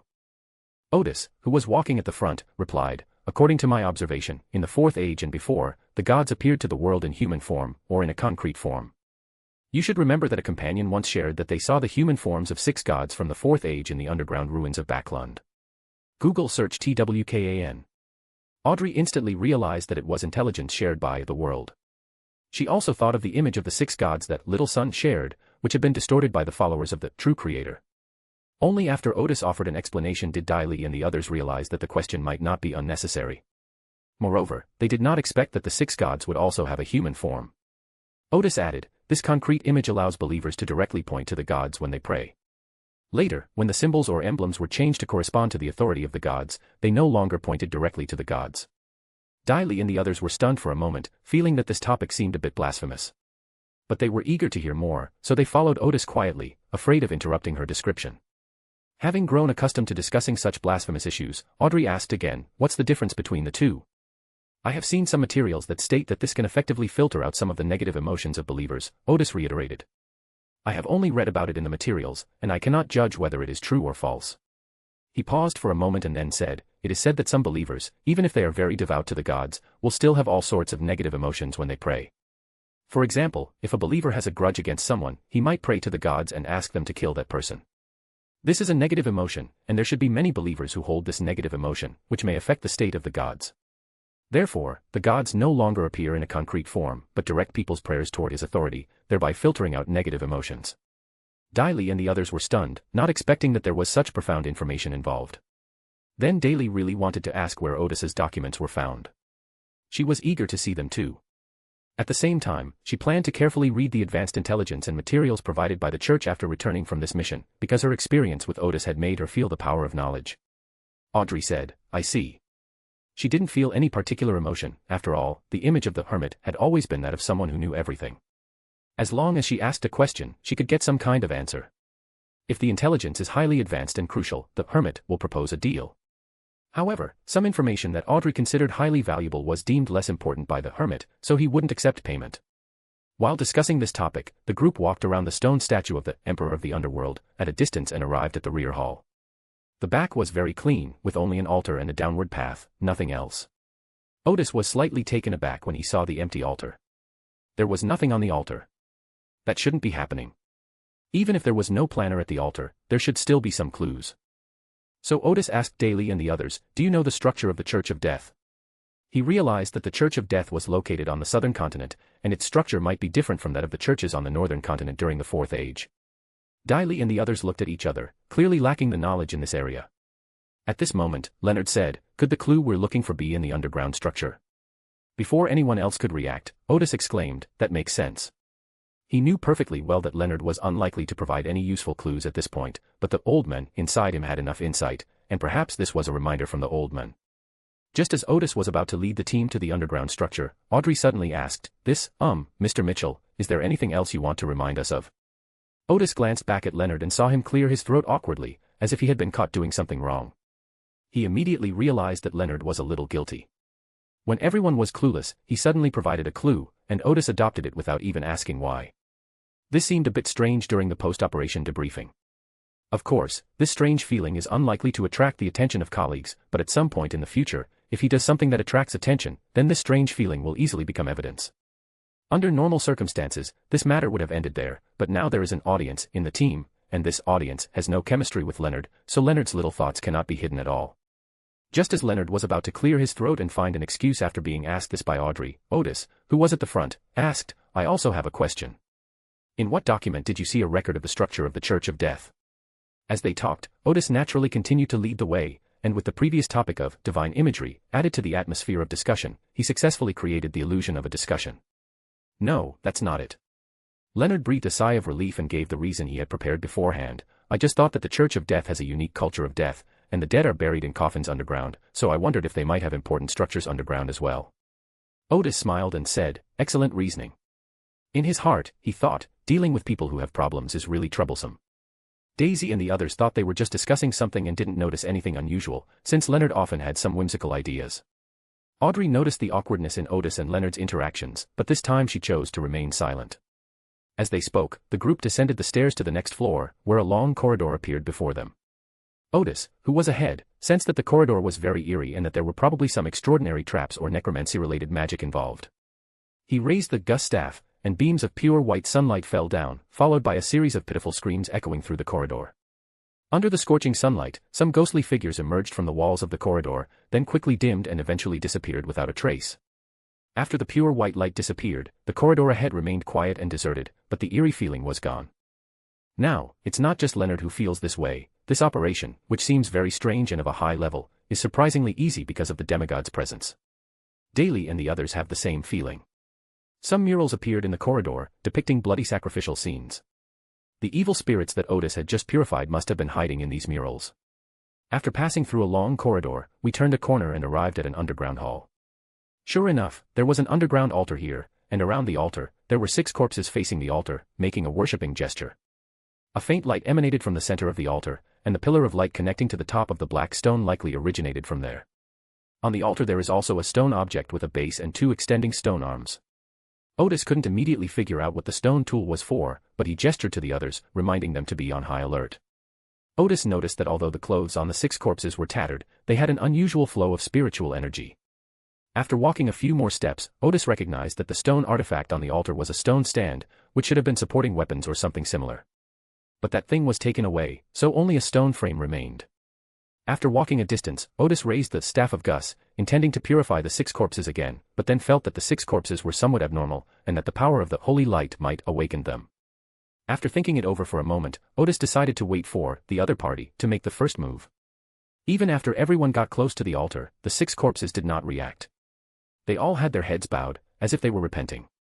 It was impossible to tell how they died from their bodies. Odis first noticed that there was a line of black writing in front of several corpses, which seemed to have been left by the corpses before they died. The script was the local Dutton script of the southern continent. Odis had mastered this script long ago. He glanced at it and saw that in front of one of the corpses was written, "Bradrick lied to us." Odis was taken aback. Bradrick was the very person Bolton, the pirate captain, had sacrificed himself to. He continued reading, and in front of the second corpse was written, his purpose was not to awaken the master of the underworld at all. The bodies behind them each bore the inscription, "We need to find him. Tear his soul apart. We want to be resurrected. We want to be resurrected. Only by being resurrected can I find Bradrick." There were no words written on the last body. Odis frowned. He was increasingly confused about this matter. He didn't understand why they were sacrificing the entire city's population. He didn't understand what Bradrick had lied to them about. Odis then translated the words the corpse had written before its death for Daly and the others, and then asked them, "What are your thoughts?" Everyone frowned, because these words made it difficult to guess the whole story. At this point, Audrey, using the clues she had observed, tried to guess, could it be that this man named Bradrick conspired with these 6 corpses? It's very possible that this city was sacrificed by them. But Bradrick concealed his true purpose, all 6 of them died, but he did not. If we include Bradrick, that makes 7 people. Could they be the 7 priests who sacrificed their lives back then? Moreover, we should also carefully examine that corpse that left no writing. There must be some reason for its abnormality. Odis smiled and said, "You're right, the 6th corpse, no, I should say the 6th person, is not dead yet." "He's not dead yet." Everyone immediately assumed a defensive stance. When they looked at the person again, like the other corpses, the flesh had completely dried up and turned black, resembling a mummified corpse, showing no signs of life. Odis raised his hand, and a power resembling that of the underworld burst forth from his scepter. This surprised Daly, Leonard, and the others standing nearby, because in their eyes, Odis was very versatile. She had previously released an ability similar to Holy Light, and now she had released an ability with necromancy attributes. This was actually an ability that Odis simulated using the Gar rune. When the power he imitated was poured into the body of the 6th person, the mummified corpse suddenly moved its neck and made a creaking sound like a machine that was severely lacking oil. Then he slowly stood up, raised his head to look at the staff of Gus in Odis's hand, and then looked at Odis. In fact, his eyeballs had long since shrunk, but Odis and the others could still feel his gaze. His lips didn't move, but a deep voice rang out, "Is the Moss Ascetic Order preparing to start a civil war in the southern continent again?" Everyone immediately realized that this was a spiritual dialogue initiated by the other party. However, they didn't quite understand the meaning of that sentence. Odis immediately recalled that he had received intelligence that during the 4th Age, the Moss Penitentiary Order had opposed the Byron Empire's attitude towards its people, and it seemed that a battle had taken place. He did not answer the question but instead said, "The Byron Empire has perished. The territory currently ruled by the royal faction of the spiritual cult is not even as large as a kingdom." Before the other party could react, Odis continued, "We were investigating Bradrick and tracked him down here. He's using the power of the underworld to carry out some actions. Do you know his true purpose?" The 6th person did not answer Odis's question, but said, "No one can stop our resurrection process, nor can anyone stop the return of the master of the underworld." Odis laughed and said, "I'm not as optimistic as you." He pointed to the stone shelf on the altar. "According to our investigation, there should have been a scepter on there, which was the most important thing in your plan, but Bradrick took it away." This was the association that Odis had just made. He was almost certain that the demigod of the death pathway who cooperated with the witch cult was Bradrick. He then went on to recall that White Saintess Katarina had once said that Bradrick could provide a scepter to grant Odis a certain amount of power, so that a demigod could recreate the Emperor of the Underworld. He then boldly speculated that Bradrick had taken the scepter from here. Everyone clearly saw a look of surprise on the gaunt face of the 6th person. "You know about the Scepter of the Dead?" Daly and the others remained expressionless, but in their hearts they were all basically thinking, "They've gotten away with it." "Of course I know," Odis said. "But the information we have may not be comprehensive enough to accurately deduce Bradrick's purpose. How about this? You tell us Bradrick's purpose, and we'll help you get revenge." Audrey thought to herself, Emperor Roselle once said that the best way to capture a target is to let it go first. The Hermit's earlier statement was a deliberate show of weakness, which actually made his words more believable and further served to confuse the other party. He really is an expert in psychology. The 6th person remained silent for a moment before saying, "I don't need your help with revenge." Odis interrupted him forcefully, "Bradrick has become very powerful through a sacrifice and the scepter in his hand. Even if you were resurrected, so what? Could you kill him?" The 6th person fell silent again. Odis knew he had touched on the key point, so he didn't say anything more. After a long pause, the sixth man asked, "After I tell you Bradrick's purpose, what are your plans to do against us?" "Seal it," Odis said. "This city has a very close connection with the underworld, and you should have some special abilities that you can use here. The best way is to seal it off. You all continue to guard this place, as long as you don't cause significant damage to the outside world." The sixth person smirked. "Sealing is indeed the best method. I have one request: if you kill Bradrick, bring the scepter and his head here." Odis knew very well that the other party was testing him, so he said, "A head is acceptable, but a scepter is not." He often did this. If he immediately agreed to their demands in order to obtain information, they would definitely become suspicious, because the scepter was something he would never give them under any circumstances. After the terms were agreed upon, the sixth person said, "Bradrick wants to become the master of the underworld." Odis was taken aback. "He wants to be the Grim Reaper." No, he is the master of the underworld. The sixth person emphasized, "Of course, he ultimately wants to become the new Grim Reaper. But his current goal is to become the master of the underworld, so that he can use the power of the underworld to temporarily possess the power of an angel, or even an archangel. To prepare for further promotion." Odis nodded slowly. He knew very well that becoming an angel was a difficult thing, no matter when or in what organization. Then he asked, "What was your plan when you sacrificed the lives of the entire city?" Upon learning of the fall of the great Emperor of the Underworld, Bradrick lied, claiming he had received a divine oracle to help the Emperor of the Underworld resurrect. The sixth man recounted. "The fall of the gods plunged all the priests into confusion and chaos. We believed Bradrick's words and used the scepter of the dead to sacrifice the lives of people in the city to the underworld, connecting the city to the underworld and making it a part of the underworld in the real world. Bradrick declared that a fragmented part of the soul of the great death needed such a place to recuperate and await the opportunity to be resurrected. When the sacrifice was performed, we realized something was wrong. Although the seven of us were sacrificing our souls and lives together, Bradrick was not affected and left after we died, living in a city outside. We then realized that after learning of the fall of the great Grim Reaper, Bradrick began his conspiracy. He had been waiting for the right moment to completely take control of the underworld. Just recently, he seems to have found the opportunity to come here and take the scepter." Odis asked, "Has Bradrick never left in all these 1,000 years?" The sixth man replied, "He should have left, but in my current state, my inspiration isn't sharp enough to determine exactly when or how he left." Odis nodded. "There's another question: can you resurrect without the scepter? Or what is the principle behind your resurrection?" The sixth man glanced at Odis again before answering. "After Bradrick took the scepter, we could not tolerate him usurping the authority of death, so we used the underworld to begin the process of resurrection." But he didn't explain the specific process. "Let me guess," Odis smiled. "You can't actually be truly resurrected. You've just allowed your spirits to attach themselves to some fresh corpses, temporarily gaining the ability to move freely. The reason you use the gallows to kill those people is because of your hatred for the traitors. The latest novel is first published here. Well, from this we can deduce that you are not able to leave this place under normal circumstances. Not even your souls. The reason you didn't go through the resurrection process before was probably because you were afraid of being interrupted by Bradrick. This shows that the main power for your resurrection process came from the underworld, not from that scepter. Therefore, the legend that, when the seven priests are resurrected, death is resurrected, is false. Well, strictly speaking, you can't really be called resurrected." As Odis spoke, he paced around as if searching for something.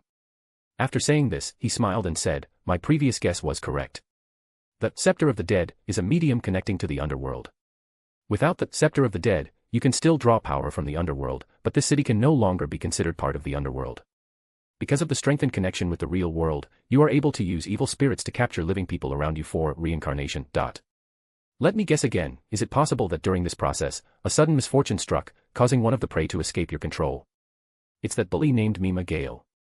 He returned to the port and attracted the attention of the official extraordinary beings. That misfortune that fell from the sky was most likely orchestrated by the goddess. After Bradrick obtained the scepter of the dead, he lured Bolton's pirate crew to discover the treasure of the Byron Empire. Bolton then came back to life and helped him perform the sacrifice. This is the whole picture." After hearing Odis's words, the sixth person said, "You don't intend to seal us away?" "Yes," Odis smiled. "I'm sorry, I lied just now. We certainly can't let people like you, who are capable of sacrificing an entire city, get away with this. What you're holding is the staff of Gus." The sixth man sounded somewhat agitated. "Don't you even have this much integrity?" Odis raised the staff of Gus in his hand. "I just sincerely apologize to you." Diley and the others all gave a rather unkind smile. The sixth man stood there stunned, not reacting for 2 or 3 seconds. Odis stomped his foot on the ground, and Gar runes and various shapes spread outwards, covering the entire room. These runes slowly floated up, emitting a soft light. This is an upgraded version of the barrier array, which can completely sever the connection between the real world and the underworld. The faint light on the altar then disappeared, meaning that these 6 corpses could not possibly regenerate like the people on the gallows outside after being killed. While negotiating with the other party, Odis had already devised a plan to eliminate them. And as he walked around just now, he was constantly injecting spiritual energy into the ground. At this moment, the 6th man no longer harbored any illusions. He opened his mouth and uttered a whisper. When the other party uttered the first syllable, Audrey and the others felt their bodies stiffen, as if their souls were about to leave their bodies. The other party wasn't immortal in life, so although he sacrificed his soul and life, he has always been in a state between life and death. Because he was a demigod, words of the undead became an area of effect skill for him. At that moment, a phantom cow suddenly appeared in front of them, and the cow looked quite different from the cows they remembered. There is another object that looks somewhat like a 7-string zither, but with obvious differences. Idiom story, playing the lute to a cow. The moment these illusory things appeared, the 6th man's words of the dead instantly turned into a comical sound like a clown's performance, and their spirits were no longer affected in any way. Odis pointed the staff of Gus forward, and the 6th man's feet instantly turned gold, with the gold rapidly expanding upwards. Mythical magic, turning stone into gold. Daly and the others retreated in unison, avoiding the battlefield of the 2 demigods, and then began to use their extraordinary ranged abilities to attack the 5 corpses still on the ground. The 5 corpses rolled over in unison, stood up, and began to fight back. They all possessed the strength of the 5th level of the sequence. Audrey looked at the other person's gaunt face and almost gasped. Imprison. At this moment, Susie suddenly used the Hand of Judgment to imprison one of the mummies in ancient Hermes. Audrey has adjusted her mindset and is using magical items to attack the imprisoned mummified corpse. At the same time, she thought to herself, Audrey, this is so embarrassing. Susie is more composed and calmer than you. On the other side, 2 skeletal arms suddenly emerged from behind the 6th man, detaching his legs and throwing them to the other side of the altar. Immediately afterward, before the 6th man had even fallen to the ground, 2 skeletal legs quickly emerged and supported him again. The 2 legs that were thrown out quickly turned into hard gold. At this moment, Odis launched another attack, and the 6th man could only try his best to dodge. This undying one was no longer at his peak, and now that he couldn't run away, he could only grit his teeth and persevere. After launching several attacks, Odis probed the opponent's condition and strength. Although he had fully digested the potion and could reproduce many powerful abilities, he was still not very proficient in mastering demigod abilities. Fortunately, neither of the 2 enemies he encountered today were normal demigods. In the case of a normal demigod, Odis would have a considerable advantage, but the opponent could easily escape. Upon learning of the opponent's strength, Odis gripped the Gus staff tightly with both hands, and the staff's tip emitted an unprecedented light. After becoming a demigod, Odis was also able to make better use of the Gus staff and design abilities that were stronger than those of a normal sequence 4. For example, the ability he is using now is one that can only be used with the Gus staff. Mythological story, 10 suns in the sky. A burst of pure light erupted from the Gus staff, stopping at the top of the hall and making the entire hall seem as if it were bathed in the midday sun. The abilities of the 6th man and the 5 corpses were all weakened to some extent. Then Odis's hair seemed to turn golden, as if it were burning with golden flames, and the Gus staff then burst forth with a golden light and appeared at the top of the hall. Everyone felt their exposed skin burning, as if it were on fire. The 6th man realized that this ability would cause him great harm, so he pushed forward, hoping to open the gates of the underworld. Although Odis used a magic array to sever the power of the underworld, it was still unable to stop the extraordinary abilities of a demigod. A bronze gate with intricate and mysterious patterns appeared before Odis, and at the same time, the flames that had just ignited on the 6th man were extinguished. On the other side, flames broke out on both the fallen and the unfallen corpses. They struggled desperately, only to find they could not extinguish the flames engulfing their bodies. Odis said to Daly and the others, "Get behind me." As soon as Daly and the others came behind Odis, the burning sensation lessened considerably. The moment Odis spoke, a beam of light shone from his mouth. This beam of light, amplified by the staff of Gus, became a phantom of light. Beams of light with purifying power descended and shone upon the 5 corpses. They collapsed to the ground amidst screams, their spirits quickly dimming and disappearing under the purifying light. Another purifying light shone on the 6th man, who quickly hid behind the gate of the underworld and pushed hard against the bronze gate, finally managing to open a crack. At this moment, as Odis breathed, bursts of light also shot out. The head of the Gus staff shone brightly once again, and a blazing white ball of light flew out, rapidly rotating around the top of the hall. As it rotated, clusters of blazing white flames fell, which immediately dispersed upon hitting the ground, igniting a white inferno. The stone bricks on the ground and the stone altar had been burned into lime, and the entire hall was so hot that it was suffocating. At the same time, the gate of the dead, of the sixth man finally opened, and countless indescribable eyes looked outward. But just as the aura of the underworld was about to penetrate into the real world, the sunlight of 4 suns simultaneously shone into the black underworld. The owners of those eyes hidden behind the door were either scorched from the inside out by the golden flames, chased by the light of purification, or burned to pieces by the blazing white flames. At this moment, Odis's gaze was replaced by sunlight, and a huge pale yellow orb of light emerged from the gust staff, forming a huge pale yellow sun in the sky above the hall. It was like a giant eye, indifferently watching the gate of the underworld, as if a light had appeared in the eternal underworld. Squeak! The massive bronze gate closed and vanished in an instant. Without the protection of the gate of the underworld, the sixth man was immediately exposed to the radiance of the 5 suns. His body was instantly covered by blazing white and golden flames, while his spirit was purified. He had calmed down by now, quietly watching Odis, waiting for the final blow. Odis was radiating light, and a white ball of light shot out from the gust staff. After reaching the top of the hall, it fired a blazing white javelin that struck the sixth man in the chest. He was completely engulfed in flames, the blazing white javelin exploded, the sixth man was blasted to pieces, and the fragments were burned to ashes. His last words echoed in the hall, "You have the potential to kill Bradrick." Odis took a deep breath, and 6 suns of different sizes and colors spun above everyone's heads. Although this ability was called 10 suns in the sky, he could only reproduce 6 at the moment. If the Divine Tide ability had been used in advance, perhaps 2 more could have been recreated. Only when the enemies before him had all rapidly transformed into extraordinary beings did Odis gradually withdraw his spirituality, and the light emanating from his body slowly faded. About 10 seconds later, the hall returned to darkness. However, Audrey and the others still felt the air was scorching hot and were drenched in sweat. If they hadn't been hiding behind Odis, they might have been roasted into mummies and burned to ashes long ago. Although everyone was extraordinary, the sunlight just now was too bright. After the sunlight disappeared, everyone's eyes could not adjust for a while, and everything in front of them was pitch black. Only after they activated their spiritual vision could they see a blurry scene. Odis breathed a sigh of relief and smiled. This ability is perfect for dealing with undead creatures. His original intention was to deal with the Rose School, but he didn't expect to test it out here first. Audrey pursed her slightly dry lips and asked, "Are all demigods this powerful?"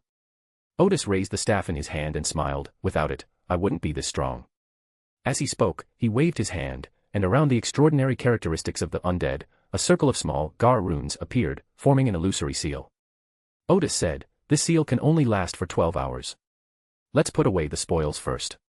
Then Daly remembered that Odis had promised not to take any spoils, but when she put away the spoils, Daly gave Audrey the extraordinary gatekeeper ability, which was her spoils. Audrey, however, deflected the question, saying, "I didn't play a very big role either." Because it was her first time participating in an extraordinary battle, even with 3 magical items, she and Susie could only withstand the attack of 1 corpse. Odis said, "Captain Simone gave it to you, so you can keep it." Under normal circumstances, Audrey wouldn't have gotten so many spoils, but the extra portion was Daly's way of thanking Odis. After collecting their spoils, everyone's vision gradually adjusted to the surrounding darkness. They noticed that the sixth man and several corpses had been burned to ashes. After leaving the stuffy underground hall for a short while and resting outside the church, we returned the way we came. The pillars of light in the church had disappeared, and the group returned to the ground. The first thing they saw was that the wooden gallows had all fallen to the ground, and the problem was obviously solved. Of course, Bradrick's matter still needs to be investigated, but that is not within Odis's scope of work for the time being. After chatting with Daly and the others for a few more minutes, he reappeared as Suzaku and left with Audrey and Susie. As evening approached, the finishing touches were handed over to the night watchman. Daly needed to deliver the extraordinary properties of the undead to the church as soon as possible, so the Red Gloves members evacuated first. To prevent their extraordinary abilities from affecting ordinary people, the members of the Red Gloves must drive themselves. Leonard volunteered to be the first driver.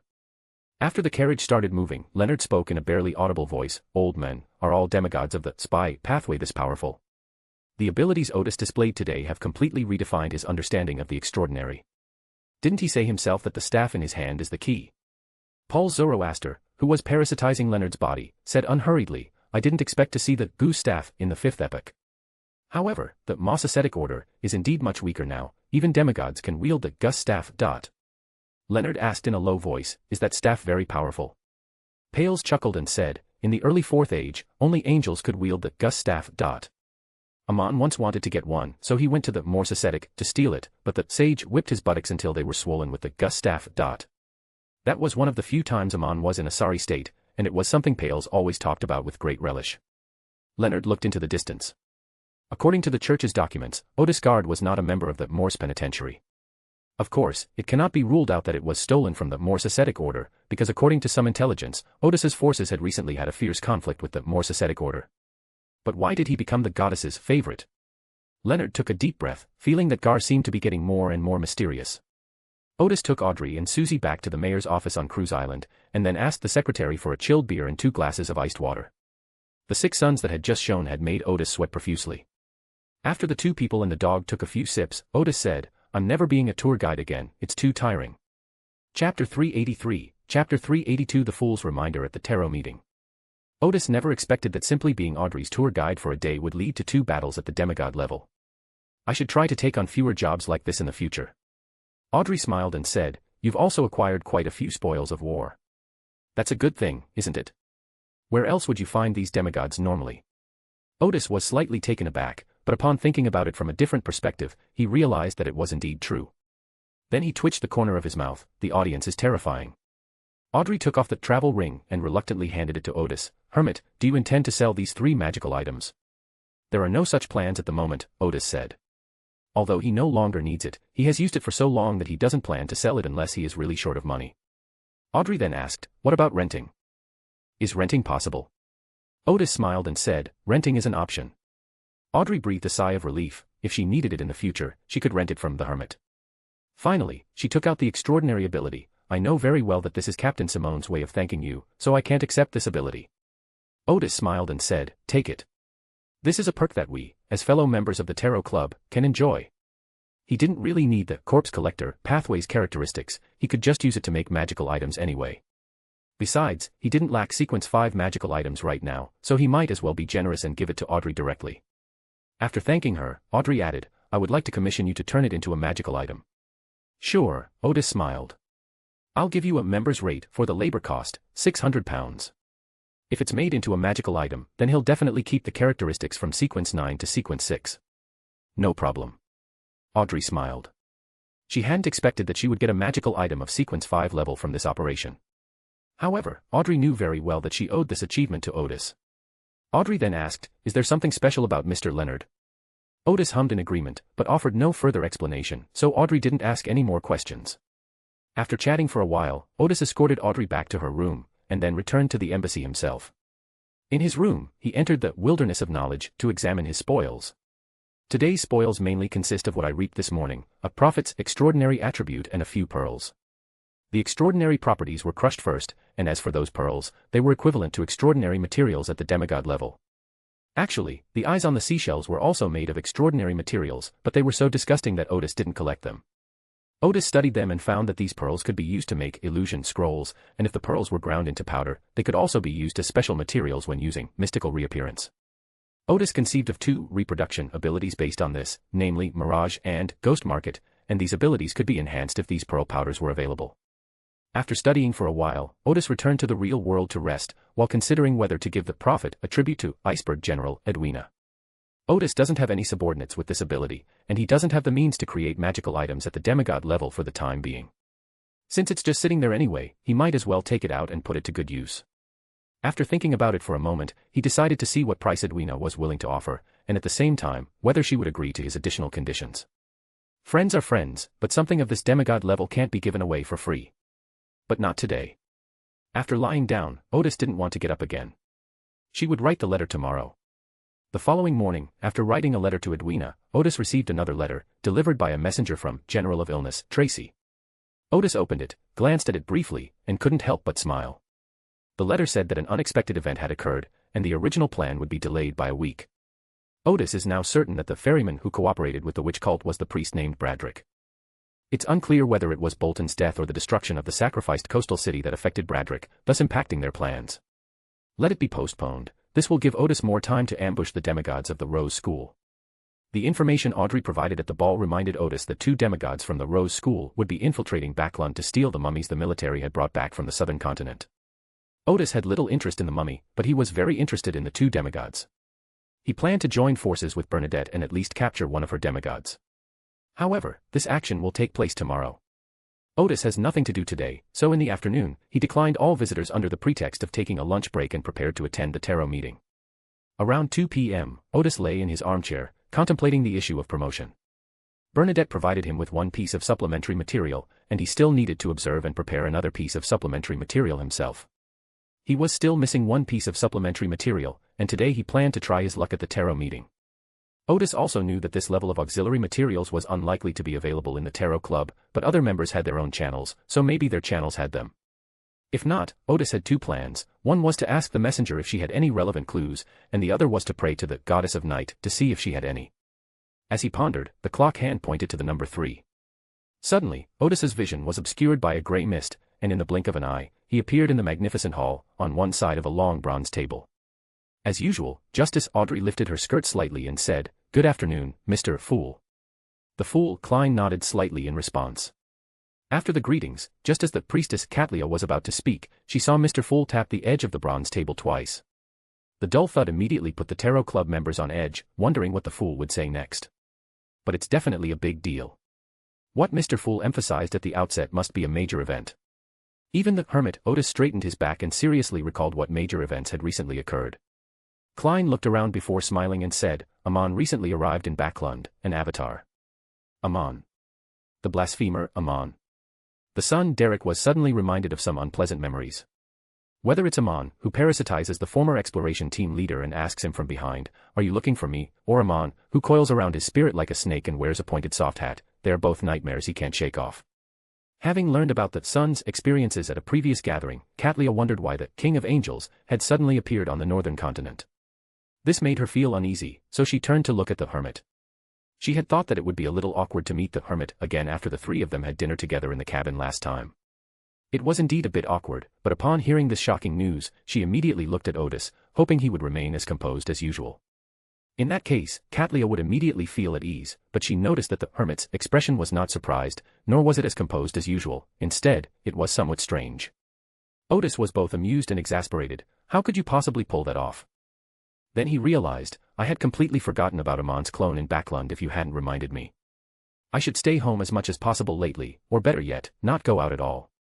Audrey glanced with some concern at the bewildered and fearful magician and Moon, then looked towards the head of the bronze table. "Honorable Fool, may I find a way to inform the church about this?"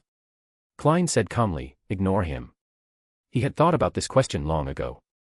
As the nominal master of Above the Grey Fog, and the initiator of the Tarot Club, he himself had the highest probability of encountering Amon. The other members of the Tarot Club, under the protection of Above the Grey Fog, as long as nothing happens, will not encounter Amon unless they are extremely unlucky. However, if the church is informed, their investigation will certainly alarm Amon, who may then follow this lead to the whistleblower. So Klein just wanted to remind everyone that he himself is currently making active preparations to temporarily hide in the southern continent for a while. Ignore him. Alger, the hanged man, felt a mixture of awe and bewilderment as he wondered, in Mr. Fool's eyes, only sequence 0 true gods were worthy of serious consideration. Indeed, when the sun was possessed by an avatar of Amon, Mr. Fool easily purified it. As long as it wasn't Amon's true form, it wouldn't pose any major problems for him.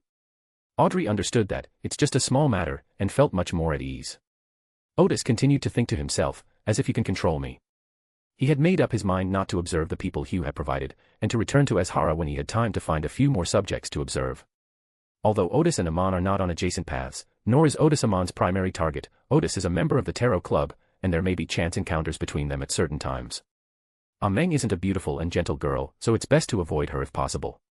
Furs, the magician who had once encountered the traveler traitor from the Abraham family, was not comforted, because she knew very well that sometimes the law of convergence of extraordinary characteristics could create some wonderful encounters.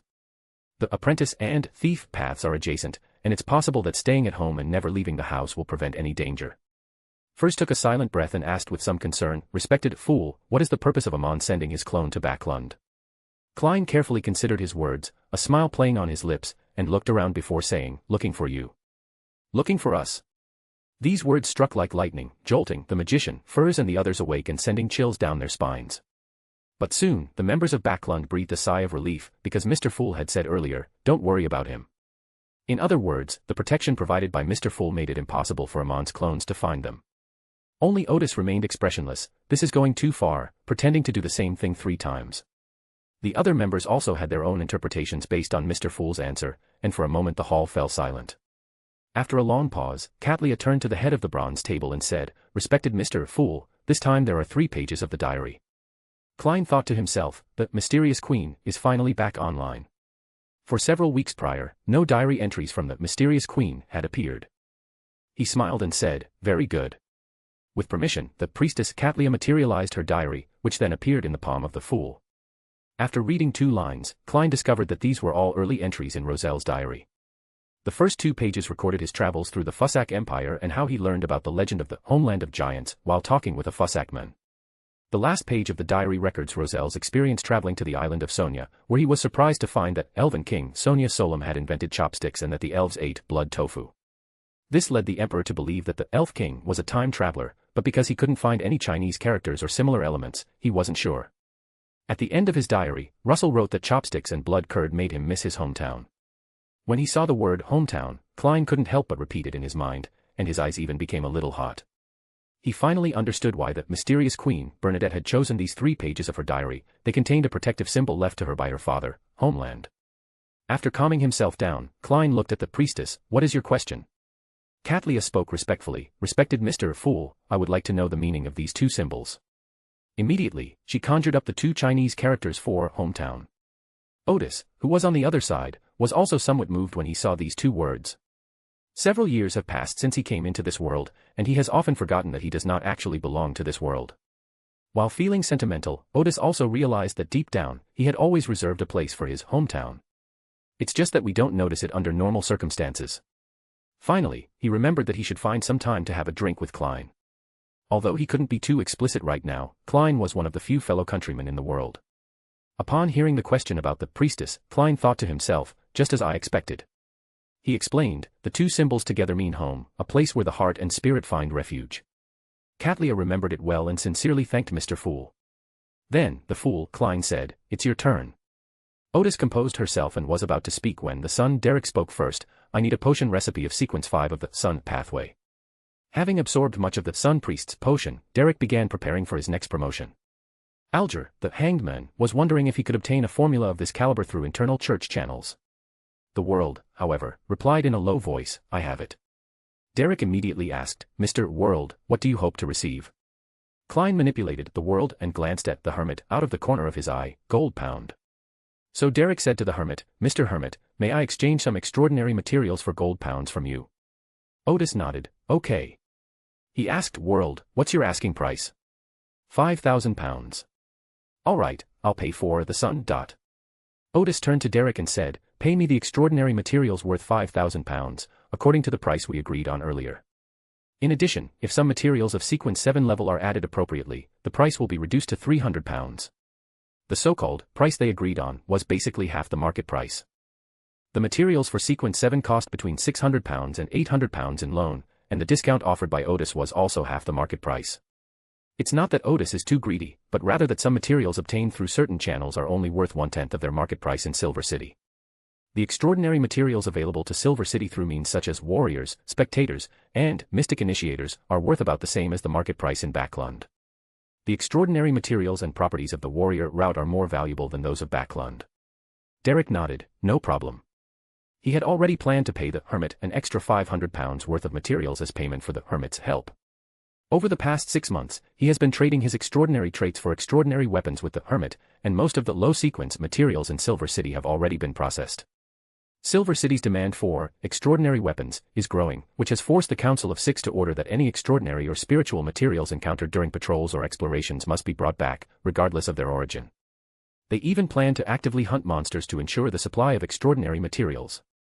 This is why Silver City can guarantee that it will provide enough extraordinary materials. After completing this 3-way transaction, Odis immediately initiated another transaction. "Please keep an eye out for the Phantom Multi-Body Worm's liquid brain." Caldelia, who was sitting opposite him, was slightly taken aback. She had already obtained the potion recipe from the Master of Prophecy, from the Queen, and knew that Odis was looking to buy one of the auxiliary ingredients. Catlia frowned slightly. She wasn't surprised that Odis had already digested the potion, since with Odis's help, she had also basically digested her own potion. But unexpectedly, the Hermit didn't intend to familiarize himself with the mystic's abilities any further, and instead began preparing to advance to the level of Master of Prophecy. The other members had never heard of the phantom multibody worm, but they all promised to keep an eye out for the Hermit. They could roughly guess that the Hermit was already preparing for promotion to Sequence 3. The latest novel is first published here. Klein couldn't help but think to himself, this guy's promotion speed is really like riding a rocket. He then manipulated the world and said, I want to sell something special. It originally belonged to a demigod's puppet, but for some reason, the connection between it and the original body was broken. Then, after pretending to consult the fool, he showed everyone his spoils in Misty Town. It looked like an elderly person, with the hair and wrinkles rendered so realistically that if it weren't for the world introduction, everyone would have thought it was just an old man in a daze. Odis immediately recognized him as a puppet of Hermit, the Archbishop of the Steam Church in Backland. At the same time, he realized that Klein had ended the operation in Misty Town and obtained the Sequence 4 potion recipe. Because Odis clearly remembered that during the Great Smog of Backland, Hermit's puppet had been locked in the dark room by the Goddess of Night along with the Lady of Despair. For Odis, a perfect pathway, a Sequence 3 puppet, is of great research value. So he asked, how much are you planning to sell it for? 3,000 pounds. Odis immediately said, deal. Everyone was stunned. Before they could even ask about the puppet's purpose, the transaction was over. In fact, it wouldn't be of much use to the other members if they bought it back. First of all, they have no use for this puppet. If it were really activated, the Archbishop of the Steam Church would most likely come knocking on their door. Then Klein manipulated the world and asked, little son, do you have any evil spirits or monsters where you live? Perhaps you call them by other names. It is adept at disguise, possesses bizarre abilities, and is nearly at the level of a demigod. After it is killed, its characteristics will gather in its main eye. If Mr. Moon deliberately pointed out, nearly demigod level, it must be to show off. But when the world says this, everyone thinks it's a warning to the sun that it's a very dangerous monster. Alger was filled with mixed feelings, he was also preparing to become a demigod. Audrey cheered herself up inwardly, I'm already Sequence 6, and I have a chance to become a demigod. Derek thought for a moment and said, it's not among the common monsters, but perhaps someone has encountered it. I'll look up the information or ask around for you. When he was promoted to Sequence 6, he still owed the world a huge debt, and this was the opportunity to pay it off. Whether the transaction was completed or not, it was done very quickly. After Derek and the world finished their conversation, the magnificent hall fell silent. A few seconds later, seeing that no one had any other requests, Audrey raised her hand slightly and said, the Hermit, we have already traded information about the Third Age. Can we trade information about the Second Age? Everyone was stunned for a moment. After the transaction about the ancient sun god was over, it seemed that there were no more secrets left in the extraordinary history. It was only after being reminded by Justice that everyone realized they didn't know much about the Second Age. The only thing known is the far-reaching War of the Gods that took place in the middle of the Second Age. But considering that the Hermit had a comprehensive understanding of the history of each era, he must know even more detailed history, so everyone looked at the Hermit and waited for his answer. Odis pondered for a moment before saying, I do know some information about the Second Age. The transaction can be divided into two parts. The main characters in the first part are the 8 ancient gods, and the main characters in the second part are the ancient sun god. The reward for each part is 5,000 pounds. Audrey immediately said, could we trade the second half first, so that it can be connected with the tertiary history we traded earlier? The proposal was first supported by the son Derek, and others were also moved by the reasons given by Miss Justice, so they began to raise the 5,000 pound reward. As an observer, Odis noticed that after Audrey's promotion, she could easily come up with reasons that seemed reasonable and acceptable to others.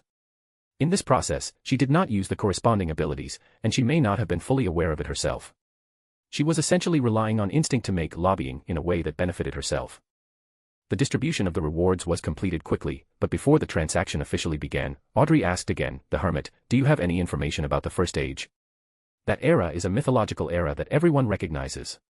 Only some vague myths have been passed down, and there is nothing that could possibly be called history.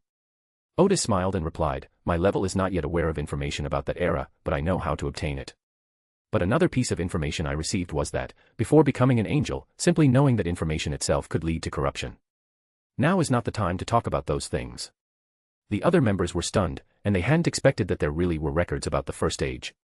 Immediately afterwards, Catlia, Klein, and Alger, who had met the Lord of Mysteries, realized that the Lord of Mysteries was likely an ancient deity from the First Era. Even Audrey, who raised the question, felt as if she had found a history book about the mythical era. Overall, it was a feeling that reality and fantasy were mixed together. Klein recalled the intelligence he had previously obtained and realized that the First Era might involve a lot of information above the gods. He remembered that the Hermit had said that some beings, above the gods, would be corrupted simply by knowing detailed information. All right, Odis smiled. Let's proceed with the transaction for the Second Age. Before we begin today's trading, I'd like to ask you all a question. You're all probably quite familiar with the legend of the desecrating slab, right? Whether it was Derek in the Forsaken Land, or Audrey and Furs, who had not received systematic training in mysticism, they all nodded. Anyone who has ever been in contact with the extraordinary has heard the story of the desecrating slate. After joining the Tarot Club, they also learned through their exchanges that it contains 22 divine paths. Odis gave everyone a few seconds to recall information about the blasphemy slab before continuing. Before the blasphemy slab appeared, there was no concept of potions or adjacent pathways. Even the hierarchy of the sequence was rather vague, so you can imagine how chaotic the extraordinary world must have been at that time. Such chaos is very detrimental to humanity, because other extraordinary races are either large in size or have strong vitality, and they have a greater chance of successfully advancing after absorbing extraordinary characteristics. Although they may inevitably fall into a state of bloodlust and madness, at least they won't become mindless monsters. Humans do not have an advantage in terms of size and vitality, so for a long time they have been on the periphery of the extraordinary world, or rather, they have not produced many high-level extraordinary beings. This description immediately transports everyone back to that primitive era, where our understanding and environment were completely different from modern times. At the same time, everyone once again felt how desperate the situation faced by humanity in that era was. Of course, the only exception was Emlyn the Moon, who did not feel despair.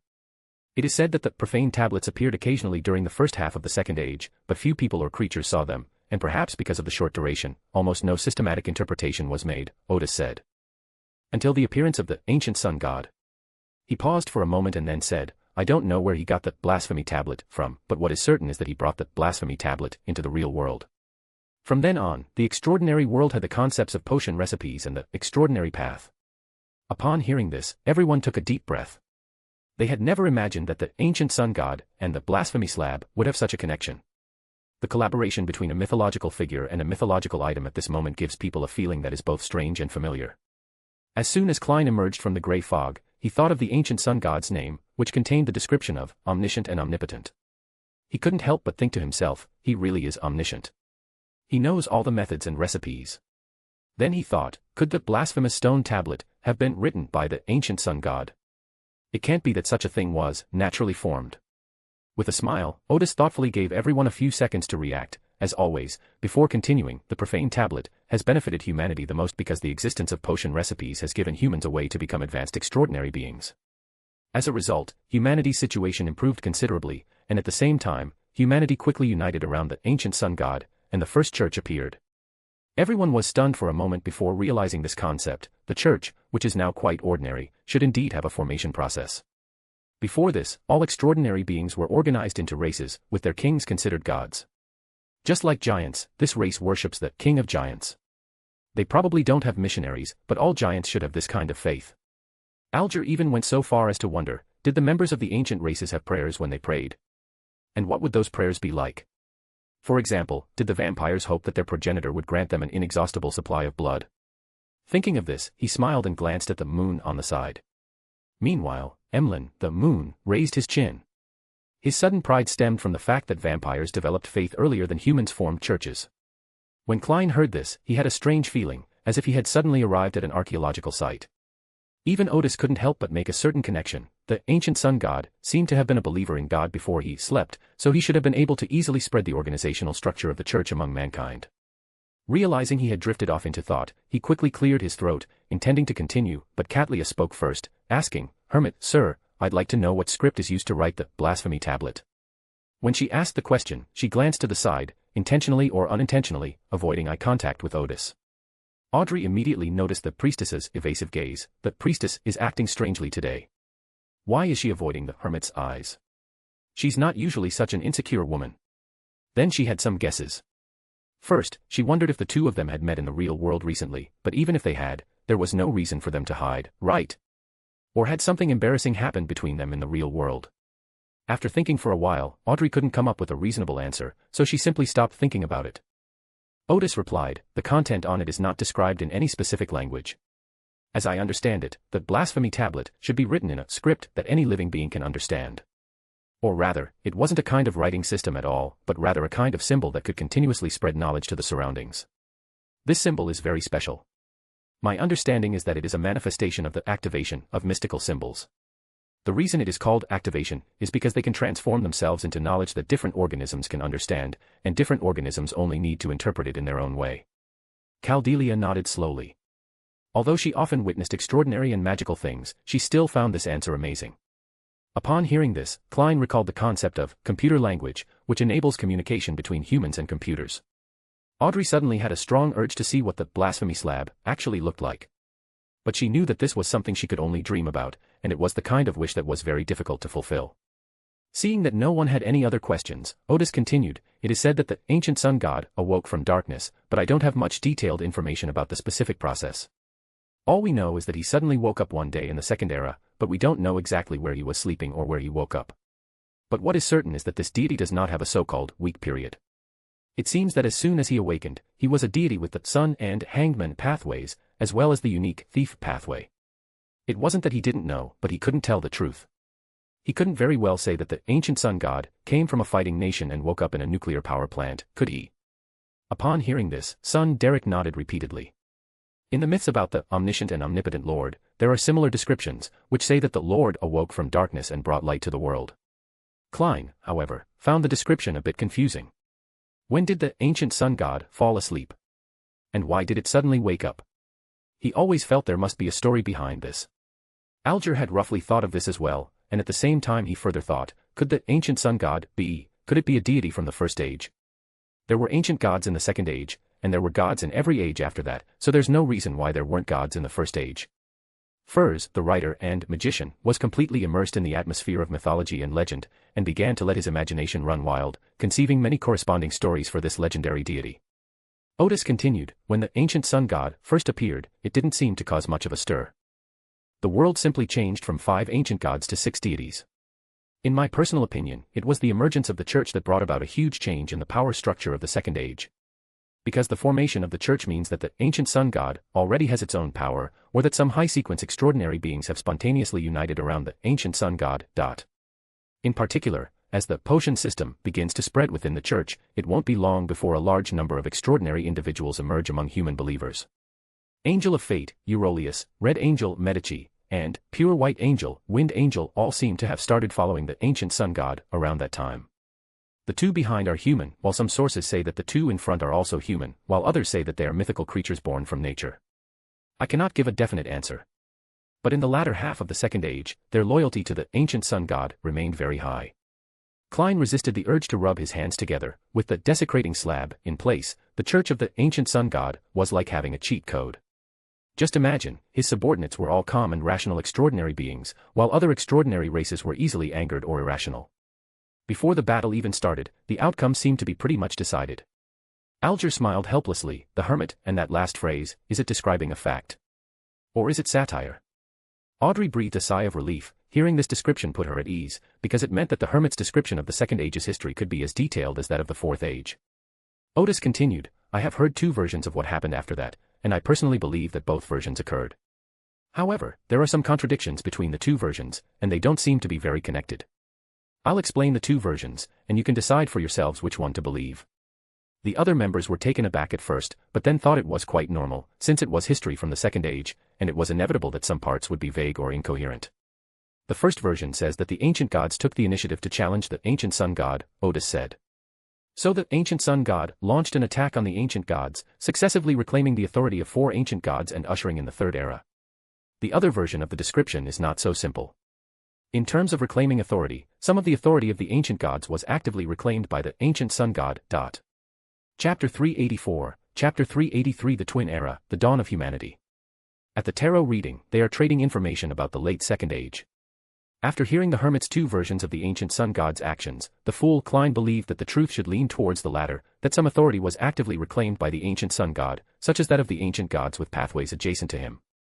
He had this conjecture before, but today it became more concrete. He remembered that the pathways of the 2 ancient gods, Imaginary Dragon and Elf King, were adjacent to the pathway of Sun. Since the ancient sun god awakens as a dual-path deity, and also possesses the uniqueness of the thief path, there's no reason for it to overlook those unique characteristics and traits. This book is first published online by As for the previous version, which claims that the ancient gods started the trouble first and then the ancient sun god took action, it was probably fabricated by a church loyal to the ancient sun god. What puzzled Klein was why the thief pathway was unique when the ancient sun god awakened. The sun and hanged man pathways might be attracted together by reasons such as the law of convergence of extraordinary characteristics, but the thief pathway is not adjacent to those two pathways. Other members had similar conjectures, but none of them had Klein's final question. The only one with a different opinion was Derek the son. Of the two versions mentioned by the Hermit, the first was a myth I had heard since childhood, and the second version was one I had never heard of, but it was also reasonable. Without pausing, the Hermit Odis continued, in the second version, the process of the ancient sun god reclaiming the authority of the ancient gods is distinguished. The authority of the dragon of imagination and the elf king was actively reclaimed by the ancient sun god, in the order of elf king first, then dragon of imagination. The authority of the giant king and the phoenix ancestor was likely due to the ancient gods posing a certain threat to the ancient sun god, which led to their destruction. The order was likely phoenix ancestor first, followed by giant king. At this point, Odis smiled and then said, "It sounds like the second version is more reasonable, but the reason I say the first version is also reasonable is because of another key piece of information I've learned. The ancient sun god is very likely a human who had a miraculous encounter." The other members were all taken aback. Justice Audrey first conducted an internal self-analysis. The reason I was slightly surprised to hear this news was because in an era dominated by ancient gods, suddenly hearing about a human deity was somewhat unexpected. But upon reflection, it didn't seem so unusual. Alger, the hanged man, pondered, if the ancient sun god was indeed human, then the first version would certainly make sense. According to the Hermit's previous description, humans in the Second Age were a relatively unimportant extraordinary race, likely even the targets of hunting and enslavement by extraordinary races like the giants. The sudden appearance of a deity within such a group is a matter of great interest, as it may indeed take the initiative to provoke the ancient sun god. Odis paused briefly here, giving the other members some time, before saying, "That's why I think that both versions may coexist, just from different perspectives. The perspective of the first version is that of the Church, which is loyal to the ancient sun god. In their eyes, the battle to reclaim the authority of other ancient gods must be a provocation by the other side that is overestimating its own strength. This has a bit of a politically correct feel to it, but it also fits the mentality of worshippers and believers of the ancient sun god, who believe that a benevolent deity would not initiate a war. The second version is very likely from the perspective of the high-sequence extraordinary beings at that time, such as the angels. In their view, the ancient sun god should naturally take back the characteristics and authority of its adjacent pathways. Some of those angels later pledged allegiance to the ancient sun god, while many others were the precursors of the angel family during the Fourth Age. I also learned that during the Fourth Age, angels generally did not have much respect for the gods, but I don't know what it was like during the Third Age. Given their long lifespans and lack of reverence for deities, their views are bound to be passed down. The other members found the idea of Hermit's novel, but undeniably, it was also quite reasonable. In particular, Klein believed that the Hermit hit the nail on the head and felt that it aligned with his historical values. Historical events are not clearly right or wrong, but only different perspectives lead to different views. He also remembered that Russell had written in his diary that Mr. Dort seemed to have no respect for the gods whatsoever. Emlyn, the moon, said somewhat helplessly, "The Hermit, you could have just stated the conclusion directly, which would have saved me some of the thinking." The members, including the son Derek and the magician, Furs, nodded in agreement. They also felt a bit shaken. At first, the Hermit's description made it seem like a historical mystery, but as he talked, he had already analyzed the matter so clearly. Odis smiled and said, "After all, the information I have is not very comprehensive. I can only tell you what information I have and my guesses." Then he added, "So that's the general outline of the story. After the ancient sun god awoke, he saw that the living environment of humans was extremely harsh. So they began to use the knowledge of the desecrating stone tablets to enhance human strength and establish their own power. At the same time, he began to systematically eliminate those ancient gods, and the first one he targeted should be the Elf King. The order in which the ancient god's authority is reclaimed is my guess. There are two reasons why the Elf King is the first one. First, it is an adjacent authority to the ancient sun god. Second, it follows the principle of starting with the easy and then moving to the difficult. Odis looked around and then said, "The first reason is not hard to understand, but to explain the second reason, we must first explain another matter. The history of the Second Era was basically marked by the divine war in which three ancient gods, including the vampire progenitor, Lilith, perished. The latter half of this era is known as the Twin Age. It seems that this era lasted for hundreds of years before the ancient sun god finally awoke. There are also two versions of the Twin Age. The first version of Twin refers to King of Giants and Imaginary Dragon, or Giants and Dragons. These two races were the strongest at the time and were in a state of hostility, hence the name Twin Age. meaning that these two ancient gods and their races dominated the extraordinary world. We'll talk about the second version later. Let's first discuss where the dragons are so powerful. First, there are two pieces of information that can be confirmed and that everyone knows. The first piece of intelligence is that the Cherarchs are the angel kings of the Reader pathway, and they are also a giant dragon. The second piece of information is that among the 5 pathways mastered by the ancient sun god, the Reader pathway is included. When everyone heard the Hermit put these two pieces of information together, they seemed to understand what the Hermit wanted to express. Before the other members could figure out the key point, Odis continued, among the ancient gods of the Second Age, none of them were gods of the Reader pathway. So where did the ancient sun god obtain the extraordinary properties of the Reader pathway?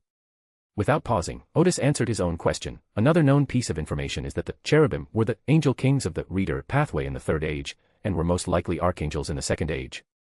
Then could we speculate that, within the dragon race, there is more than one high-sequence dragon with the Reader pathway?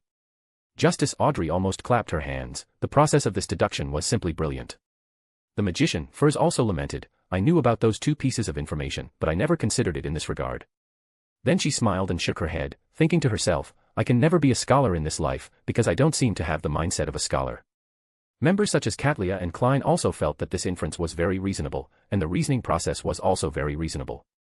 Odis continued, the final conclusion is that the dragon race possesses all the sequence 1 characteristics of the spectator pathway, as well as most of the extraordinary characteristics of the high sequence of the reader pathway, and perhaps also the high sequence characteristics of other adjacent pathways, making them one of the most powerful races in the Twin Age. He paused for a moment and then said, let's go back to the topic of the ancient sun god, reclaiming his authority. In that case, we'll know the order in which the elf king and the imaginary dragon fell. Comparatively speaking, the ancient sun god is a dual-path deity, while the imaginary dragon most likely only has the sequence 1 characteristic of the adjacent path, and is definitely not as powerful as the ancient sun god. However, the safest approach is for the ancient sun god to first reclaim the authority of the elf king and utilize the high sequence characteristics of the elf race to enhance the strength of its own forces before reclaiming the authority of the imaginary dragon. The other members nodded in agreement, all agreeing that the hermit's idea made a lot of sense. Gadria thought to herself, I have to say, the way of thinking of the hermit is very special.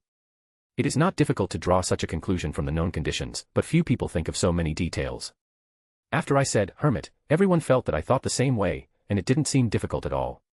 But the truth is, this is more like a blind spot in thinking. Few people would think of so much before the hermit reveals his speculation.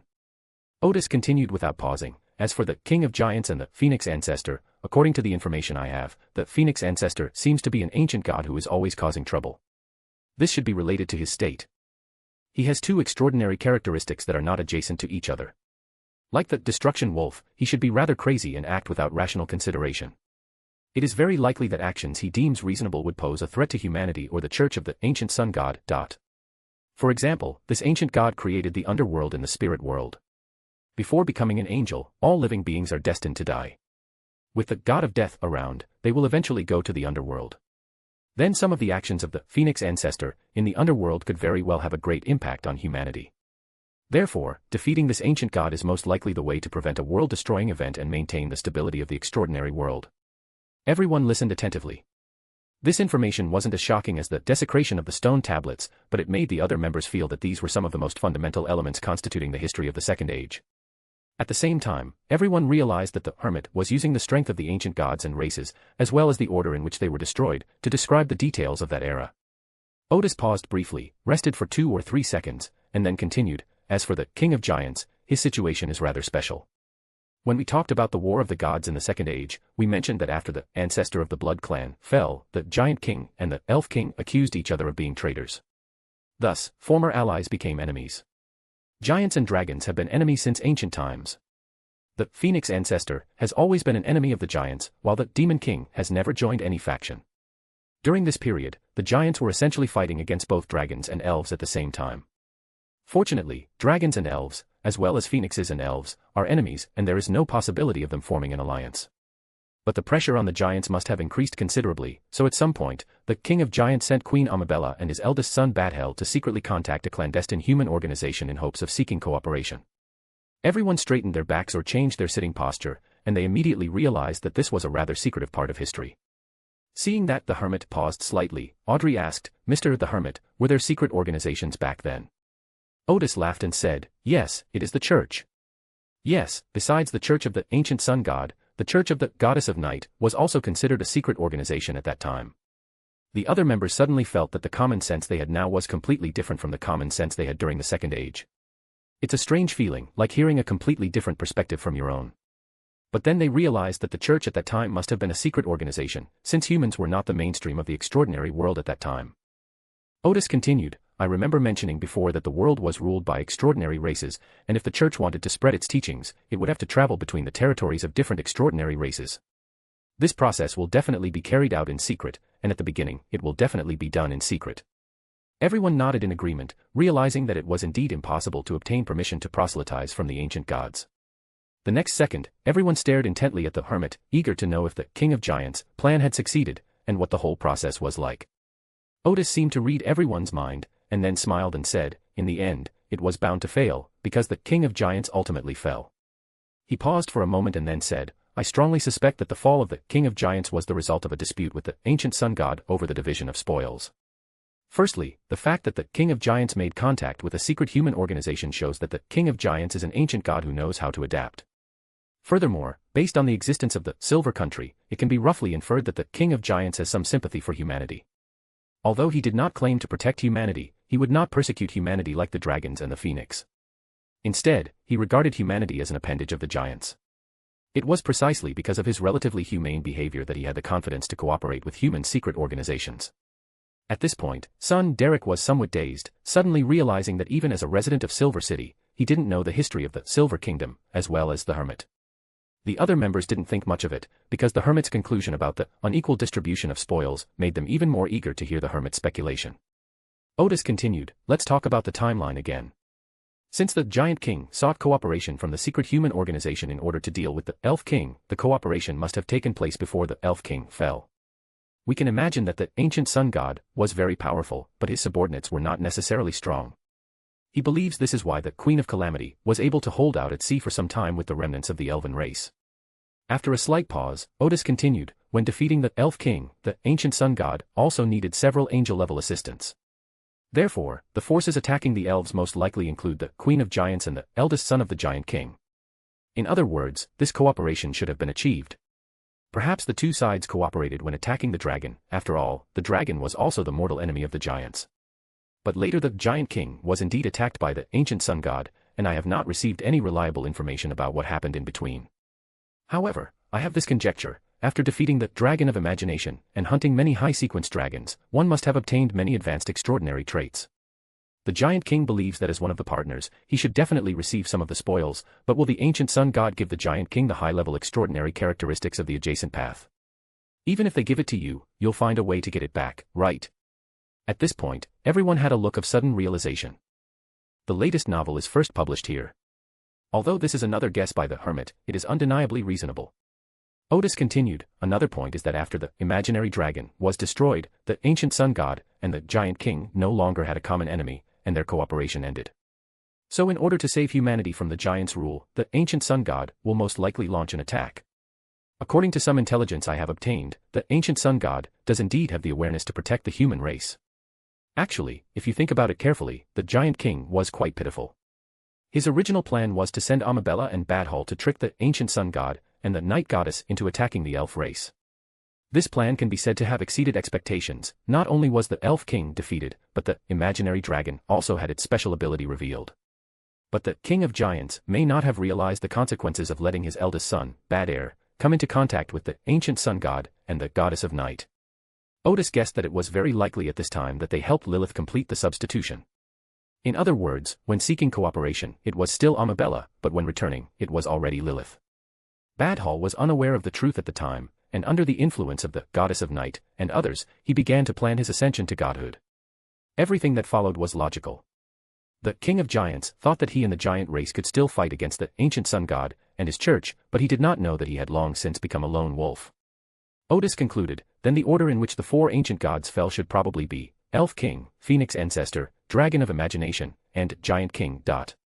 I'm not sure about the exact order of the Phoenix Ancestor and the Imaginary Dragon, but I can be sure about the order of the Elf King and the Giant King. He said this because of the evidence presented in The Travels of Grosser, which was originally a magical artifact used by the Imaginary Dragon, Angelwade, to seal away the pollution of God. It had already passed through the hands of the giants before the Dragon of Imagination fell, and only after the Dragon of Imagination fell did it become a backup plan for their resurrection. Its first owner was the giant grocer, its second owner was the elf Shadas, and its third owner was Snowman, the ascetic of the ancient church of the sun god. If the King of Giants had fallen before the King of Elves, then this travelogue would most likely have become the spoils of war of the ancient church of the sun god, and Snowman would have been its second owner. After finishing his description of the question, Odis took a deep breath and continued, in the Twin Age, the ancient sun god, seizing the power of the four ancient gods was a significant event of that time. But there were also some important events that happened during this era, such as Hermes inventing the ancient Hermes language, which had a significant impact on mankind. We've talked about this before, the mystical languages of various races are difficult for humans to master due to differences in physiological structure. But the most critical issue is that it is quite dangerous. First of all, those languages do not offer any protection for humans. Secondly, in an era where both the King of Giants and the imaginary dragon existed, rituals were performed using both the language of giants and the language of dragons, so there was absolutely no privacy involved. It can be said that Hermes' inventions enabled humankind to build its own extraordinary world. It is of great significance. The other members nodded slowly, they shared the same sentiment.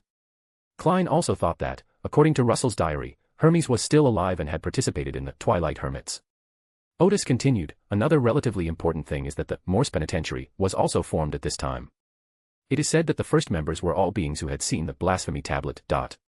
And the leader of this organization, the Sage, seems to have cooperated with the ancient sun god to resist the invasion of the outer gods into the real world. I'm not very clear about the specifics. I only know from some sources that some people believe the so-called Twin Era refers to the ancient sun god and the Sage. However, this is most likely the view of humans, rather than the view shared by all extraordinary beings. Upon hearing this, everyone recalled the Hermit's descriptions of the Sage. Since the Sage was on par with the ancient sun god, they could be certain that the Sage was at a very high level. But the question is, how come I've never heard of this deity before? There hadn't been a chance before, but this time Audrey seized the opportunity and asked, the Hermit, has this deity also fallen? Odis replied, yes. When did this happen? Late Quaternary period.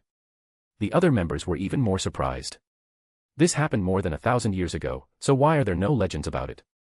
It should be noted that most ordinary people today know about the four emperors, so logically, there should be no legends about the wise men who existed at the same time. So Audrey asked, am I the only one who hasn't heard of this deity's deeds? The magician, Furs, immediately replied, I hadn't heard of that before either. Other members also said they had never heard of it before, and even Derek from the Forsaken Land had never seen a similar record. I'm not entirely clear on the specifics either, Odis said. But I have some information that I can't distinguish between true and false. First of all, the path to which that Sage belongs is somewhat special, especially when they reach the level of gods. It seems that they try to maintain an air of mystery as much as possible. The second reason is that the hidden sage seems to have altered some knowledge about this deity, causing the concepts of hidden sage and sage to overlap in some places. Furthermore, the god of steam and machinery has been deliberately concealing the existence of this deity and even trying to eliminate his influence on the real world. This answer immediately sparked a lot of speculation. Klein, emerging from the grey fog, first thought, then, that Sage is most likely a dual-path deity, combining the qualities of a seer and a generalist. It's highly probable that the uniqueness and characteristics of the hidden sage and the god of steam and machinery originate from this deity. Perhaps that sage left a backup plan for resurrection in those characteristics. That's why the hidden sage and the god of steam and machinery are guarding against the sage as if they were thieves. Other members shared similar thoughts, believing that this deity might be like the ancient sun god, perhaps not having perished completely. The priestess, Catlia, thought to herself, if it weren't for the Hermit's revelation, I wouldn't have known that such a deity had ever appeared through the path of the Seeker. At this moment, Odis said again, the above is the information about the Twin Age. For the extraordinary world at that time, the 5 ancient gods and the ancient sun god were the protagonists of that era. For us today, the ancient sun god is the protagonist of that era. In this era, the ancient sun god popularized the potion system to mankind, which was a far-reaching event for both humanity and the extraordinary realm. In particular, he led humanity from a supporting role in that era to the protagonist of an extraordinary world. No matter how the era changes, humanity should remember the glory of the ancient sun god. Upon hearing this, the son Derek was deeply moved. Even though he knew that the all-knowing and all-powerful god had fallen, he still couldn't suppress his excitement. Odis concluded that era was the dawn of humanity, and the ancient sun god was that ray of light shining upon mankind. The other members were slightly taken aback, because the Hermit rarely spoke so highly of a deity. Then they felt a wave of modernity wash over them, and in this feeling, they quietly digested the intelligence they had just received. A few seconds later, everyone seemed to snap out of their daze. Derek first made a deal with Odis to exchange extraordinary materials for extraordinary weapons. Then, the transaction process continued. The priestess Catlia turned to look at the world. The information you requested is ready for you. Klein bought information about Sibrin from the priestess. He originally wanted to trade with the Hermit, but then he realized that he wouldn't be able to negotiate the price if he traded with the Hermit. Since the information didn't need to be too detailed or too professional, they consulted the Hanged Man and the priestess, ultimately choosing to trade with the priestess, who offered the lower price. Hearing this, Klein understood the other person's warning. I will pay you the reward later. Caldelia hummed in agreement and said nothing more. Klein thought to himself, what a disappointment. There wasn't even a polite greeting like, I hope this information meets your needs. That cost him a full £300, and if it didn't meet his requirements, he would definitely consider returning it. Then, Klein manipulated the world to look at Miss the Magician. I have a request. Feeling uncomfortable under her gaze, first shifted her posture and cleared her throat, asking, what request? The most important thing we need to do with the information we get about Calderon City in the spirit realm from the Abraham family is to locate it. Furs didn't know what kind of city it was, but she forced a smile and said, no problem, I'll ask for you. Odis thought for a moment. Klein was making preparations for his promotion. World asked Magician in a calm tone, how much payment do you need? 1,000, no, £500. Furs said, feeling quite pressured. Ever since she witnessed the world hunting down the traitor of the Abraham family, she had been vaguely afraid of this adventurer who roamed the seas. In Furz's perception, the Hermit is also very powerful, but at the same time he also exudes a warm, steady, and reassuring aura. The world is different. He gives people a very cold and unapproachable feeling. Furz even had a feeling that if he was not careful in his communication with the other party, he would become the other party's next target. This offer surprised Klein. He hadn't expected the Magician's final offer to be so cheap, because detailed information about Calderon was probably only available to the Abraham family, besides the 7 lights. Then he thought to himself, look at Miss Magician. I didn't even have to haggle, and she gave me a 50% discount.